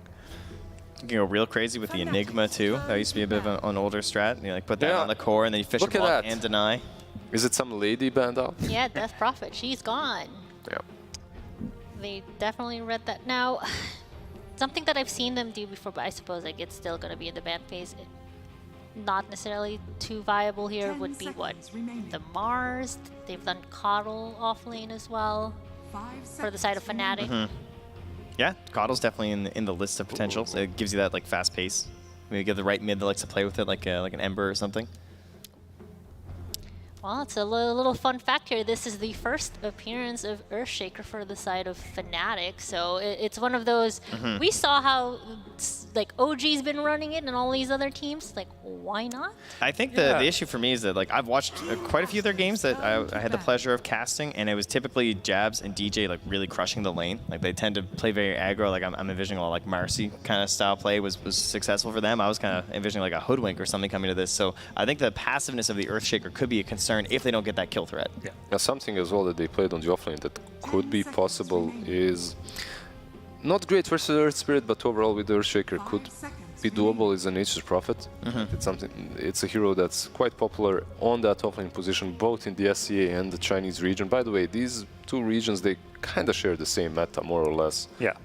As the players are playing each other quite a lot on the same server at the moment. Yeah, I've heard about that. Yeah, I think the thing I don't love this Earthshaker pick is because if you look at where most teams are picking it, it's like with this clear like either lane in mind or a lot of Shaker with Chen. Like Shaker, Chen, Razor. That trio has been picked like 4 or 5 times together, and when it's not Razor, it is those Death Prophet Vipers. And I just feel like Fnatic just like picked Shaker without any kind of combo in mind, just with this like, okay, it's going to be good against the Earth Spirit as like a counter initiation. Someone gets gone on, maybe we fissure block and save him, but I don't think they've set their lanes and overall draft up for success with this pick. I'm just going to throw it out there. Maybe it sticks. Wyvern as well has been played on that mid lane, right? So it's not set in stone that these are our 5 and 4. Even 100%. Though most likely it is, Wyvern can be that mid laner as well. And we do have the ban into pick now for Aster, so kind of leading into that toughest part of the draft for Fnatic after this. Aster likely to take a little bit of time here to try and set something up good, and they're going to ban that Coddle, so take it away. Yep, goodbye, Mr. Lightman. So I guess for the side of Aster then, as they're going to perhaps like look at what their phase 2 is looking like, this is a pretty strong opening for them so far. Are they looking to perhaps secure their off lane to start, or? You'd love some flex. I mean, it can be a bit tough at this point in the draft to keep it, but ideally it's something at this point that can go numerous places. One of the things that this Winter Wyvern might be preventing is a Visage pick, right, for Aster, because you pop that bad ulti on the Visage, he kills himself with the birds, so perhaps that's one of the reasons why it was first phased by Fnatic. It is a hero that prevents you from taking, let's not say some heroes, but some strategies. Yeah, they're going to get rid of that Bristle, so something they've been going towards, and yeah, it's not flex at all. They love their Storm, though. They're 3-0 in this hero. This has been like a real bright spot for them. Like, for all the talk about Puck, there's a few teams really bringing Storm back into the meta, and Aster is one of them. There's a few teams that are banning Storm as well because of their success, because of Aster's success on the hero. And when you look at Shaker, when you look at Wyvern, like this for Storm, it just instantly feels good. Yeah, and like the lane could be okay for Wyvern because of the distance you have, but do you really want to be a core Wyvern versus a Storm Spirit in a game who was just hunting you? You don't want to be a Wyvern in that game. No. You just don't want to be playing versus Storm Spirit. Yeah, core or support doesn't feel great. Yeah, Aster is looking really scary right now as far as just how mobile they are as well when it comes to initiation, team fights, going in, going out. What sort of catch perhaps does Fnatic have that they need other than landing that fissure, getting like a Winter's Curse coming in? Like, I don't know. I could see like the Monkey King build, perhaps, something like that. Although I don't know if they would be willing to play it on the 3 in case they can flex it later for like a decent lane. I guess you're into a Dazzle, so that's kind of tough too. I'm thinking like some like Orchid builder, something that's a little bit weird on the side lane maybe. I don't know if you want a hard commit for an Enigma at this point in the draft. Yeah. I also think like catch-wise, like Shaker does bring enough catch on itself. Having more is definitely nice, but I think more than anything is they need to pick heroes that aren't punished by the like catch and pick off potential of Storm or Spirit. Like if you pick some greedy jungling heroes that like are going to lose their lane but then try catch up in the jungle, that doesn't work because heroes like Storm and Earth Spirit are perfect for like invading enemy jungle. Guys, so you need to have a good early game. We have an IO Lash here picked We do. So I think that's a bit of a duo there. So this is certainly a hero that Fnatic are known for, right? With the IO, like this idea of these strategies coming out.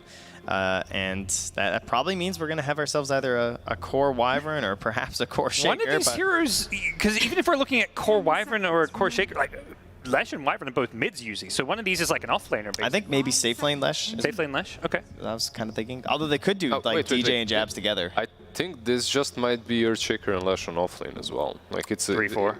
Yeah, or 4-3, like Shaker support, right? With Leshrac being the offlane. That's something. It kind of fits the same idea with Vipers, with Razors, and it has some synergy as well between the two stuns. So another fun fact, trivia time, so to speak, and maybe it's a concern even, is Fnatic have not played that Lesh IO combo either in the groups here.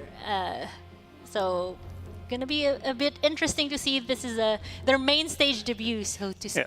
I honestly think Fnatic picking new heroes is like not an issue. Yeah. It's like they're this just They're new just so team. Like it's more about picking heroes your players are comfortable on because you're already like it's less about doing stuff you practice or scrim because they haven't been able to practice in scrim. By the way, are they trying to confuse the Storm by picking too many heroes that are bad against him so he doesn't know which way to go? Smart. It's like That the Doom count. next level plays right there. Okay, let's talk about this Timbersaw though, locking in on the side of Aster, because that's a big boy. Lots of magic damage from a Leshrac, of course, can be kind of nice in situations, but you know, this Timber game looks totally fine to me.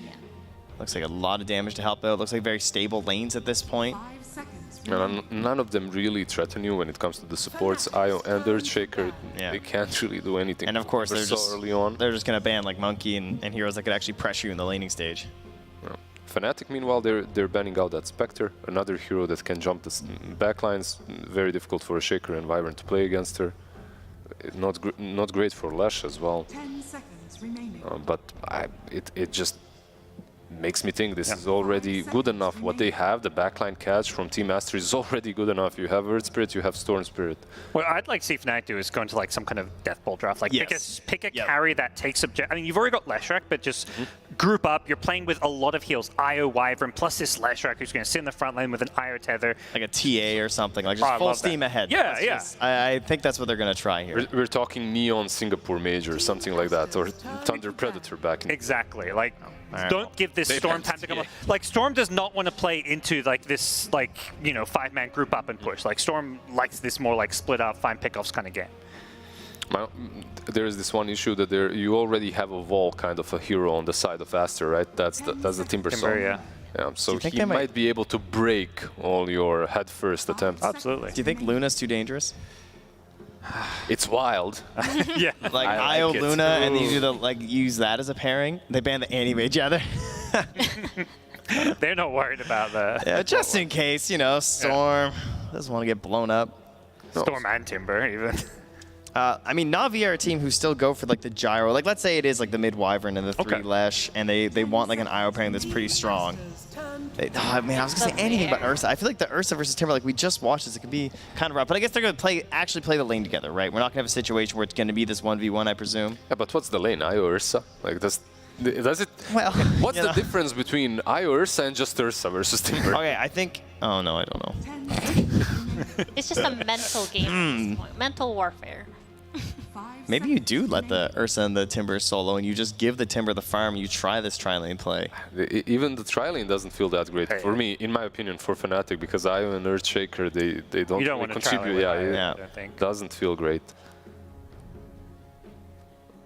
On the side of Team Aster, what do we need? We just need this hard carry against the Ursa, right? Yeah. Illusions can be good, or just something that isn't going to get eaten alive with the. I don't think they have to go Naga, do they? Don't go that I was intense. going to say Terrorblade Bandit. Nope, he's picked. There he is. Hey, he's picked into a Leshrac. And the Wyvern, like there are some good things for Fnatic. Okay. Jab's going to take it. We'll get the 3 Wyvern. I mean, that makes sense, right? Same idea, same concept. Just do, because you definitely want them together in the lane too, right? That's a pretty important idea. So at least you're going to have DJ and Jabs together. We talked a lot about what we didn't like about the mid Wyvern, like how it's not the best game for it. It's still core Wyvern, but it's more priority onto Brawl and Leshrac having a good game. They need big IO saves. From whoever like Storm zips, there's going to be this pressure on Dubu to try and get this relocate save. And then hopefully like save the Wyvern, so then Wyvern can get a different save with the curse. Yeah, that's the good point, right? Like there are multiple saves on the side of Fnatic. They have ways of disengaging with the Fissure, and then you can Winter's Curse, Cold Embrace, relocate. They can outplay Team Aster, but I think it's still way simpler and easier for Team Aster to actually execute. They're kind of looking at teamfight execution, and when you're a new team and haven't played together long, that could be an area where Fnatic's just not going to excel, but I think their draft is definitely good enough to win this game. It's winnable. It's snowballing. You get the stuns, Ursa blows them up, you keep going, keep moving, get the towers down with the Leshrac. So all 3 for Aster, I got it. Yeah, Gotcha, perfect. exactly. Yeah, a little bit of hopium or copium in the panel here, but it's really going to come down to the gameplay. We got game number 1 for you, Sunsfan. Jenkins, take us away. Hi, we're back again. Not fired quite yet. Sunsfan here with Jenkins for... This is going to be a pretty cool best of 3. This is going to be the final one of the day. And, of course, it is in the upper bracket first round. So the winner of this series will play against Team Spirit and secure themselves top 6 of the Arlington Major. And, obviously, Fnatic 4th in the groups and obviously coming in. There was a lot of question marks with the 3 members of TSM, how they would perform. Not too bad. I mean, upper bracket, that is definitely something to be proud of. And on the side of Aster, they've looked like I mean, they were top of their groups. Not as good as LGD, but that's basically the same for everybody else. Yeah, we will see here today if they have actually broken the curse. Of course, they are upper bracket to start. Yep. But winning this would basically mean, yeah, the curse is officially broken. They're not just eliminated in the first stage of the bracket, of the actual playoff bracket. Yep, that'll be a big change for them. That will be. Because That's right. things have not gone according to plan in their past, but through the DPC, they have crushed it consistently. Yep. And I think so far it's translated really well. Obviously, getting first in their group is a good step for them. But getting to this specific game, the lineups themselves, we see a Lesh pick with an IO. I thought it might have been kind of the IO pick at least, a bit of a takeaway situation because you picked a Storm as 3rd. You need some sort of a mana battery usually to feel a little bit more comfortable these days. But then the Terrorblade is last picked against the Lesh, which historically is not a great matchup when you get to the mid game. Actually, really, Terrorblade has a very good win rate versus Leshrac. That's weird. Because it is not a hero that can... Leshrac is not a hero that can burst TB before it gets Sunder off. And TB likes to play into heroes that want to like man up versus them. He's like the best hero at doing that. With that being said, I think where Leshrac shines versus the TB is when you have enough stun that Lesh can do enough damage to actually take down TB's HP before he gets the Sunder off. And Earthshaker is a hero that actually provides that. As, by the way, we see a safe lane solo Winter Wyvern versus a tri-lane. That's interesting. That's a nice little twist to start the game. Jabs on the Wyvern, position 3. He's going to be accompanied by DJ now. But again, it is against an early tri-lane from Aster. Monet, I'm sure they're going to give him a little bit of extra XP so he can end up getting some levels at the very least, but he should be secured farm as XXS in the top lane, the solo Timbersaw, who, again, against pretty much any lineup, once you get to a certain point, he's going to be fine, but it is an Ursa, which is one of the few heroes that he truly fears. However, However, the win percentage of Timber versus Ursa is very high. That is not what I sound like. Okay. And also, that looks like the patch actually removed packets from the game. Okay. Okay, there we go. Good. Re-download it. When you're playing a safe lane Timber, you get level 2, level 3 very easily. You're getting solo XP. The wave starts right in front of the tower, and I do feel like Timber, once he's got 2 levels in the chain or 2 levels in reactive, especially against an Ursa who's got somebody soaking his XP, you're perfectly fine with this. The one downside to safe lane Timber is that you can't wave cut, and I feel like the way that you beat an Ursa with Timber is you cut the wave. So I would imagine that at some point Aster will rotate these lanes fairly quickly and put the Timber bot. The question is when, as there's some very weird shenanigans going on bot. Yep, this is definitely not a normal laning stage to start things. No, it's not. As DJ, he's going to find Siamese Cat in the trees. Actually, maybe didn't see him there. But Baboka, he's going to potentially go on to Jabs. We're going to see the Poison Touch to start things out. Fissure from DJ, but he's going to get slowed up. Cold Embrace going to keep him alive a little bit longer. And with no real follow-up from Aster, they're going to leave him be.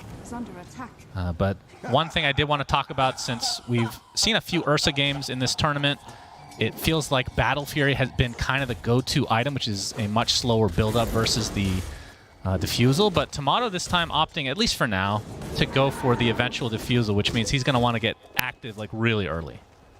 And I think a reason behind that is because when you have Io and Lesh, like, really these 2 heroes are going to be the carry of the team. I think Io Lesh is like the current strongest Io combo.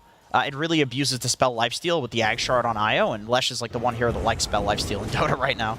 Yeah, Monet gets off that meta. Jabs trying to get to the other side of the cliff here, but that was weird. Won't be able to do too much with that, as First Blood goes the way of Baboka and Aster, which, again, not a huge surprise considering they do have 3 heroes here. Yeah. This is a like old like suicide lane sort of scenario. Ooh, Ori actually blocked off a very nice fissure from DJ. Starting to right click, he gets off the stun onto Bryle. You can see the TP support from Siamese Cat is here, but Bryle not really able to find the distance to get that split earth.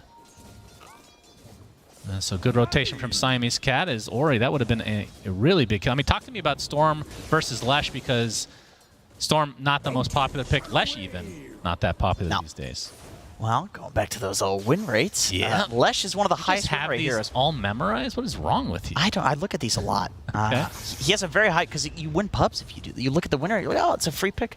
Yeah, it's a very high win rate versus Storm. It's a hero that likes to play the lane, standing on the creep wave. Obviously, as we saw there, Lesh can punish that, especially with some rotations. Does connect the second Remnant. Yep, Lightning Storm into the split earth. Dubu's here as well, and Bryle getting really low, but he's going to get the kill onto Ori instead. So with the rotation from Dubu, as they're going to get the Water Rune bottom. And it looks like the top one is taken by Baboka, though, to deny. Yep, so to answer your earlier question, that happens when Storm tries to man up on the creep wave versus Lesh. Oh, there was also an IO. Yeah, there's an IO, but it's a 4-minute rune. Like, there's, rotations from both supports. But it's like you can set that kill up on him because of how Storm likes to play. Okay. And then Lesh will eventually get a Yule Scepter, which is great setup on Storm. It's hard to time your zip so that you... That's not even a timing thing. It's like it's on the Lesh to make a mistake. Where you can actually zip after the Yule's combo. And then the question I haven't even gotten to ask you yet, since we've been talking about worthless stuff until now, but of course, like win rates and whatnot. 5 minutes in, do you have a preference for one of these lineups? If we look at the GG bet odds, I'll go ahead and say Aster. Preference for one of these lineups. Yeah. As Siamese Cat ends up dropping to DJ. I'm going to go ahead and say Fnatic. Dota win probability comes up. Stop showing me things I can cheat with. What's wrong with you? All right, if you hadn't seen Let's move on. Let's move on. I need to know your real answer, please.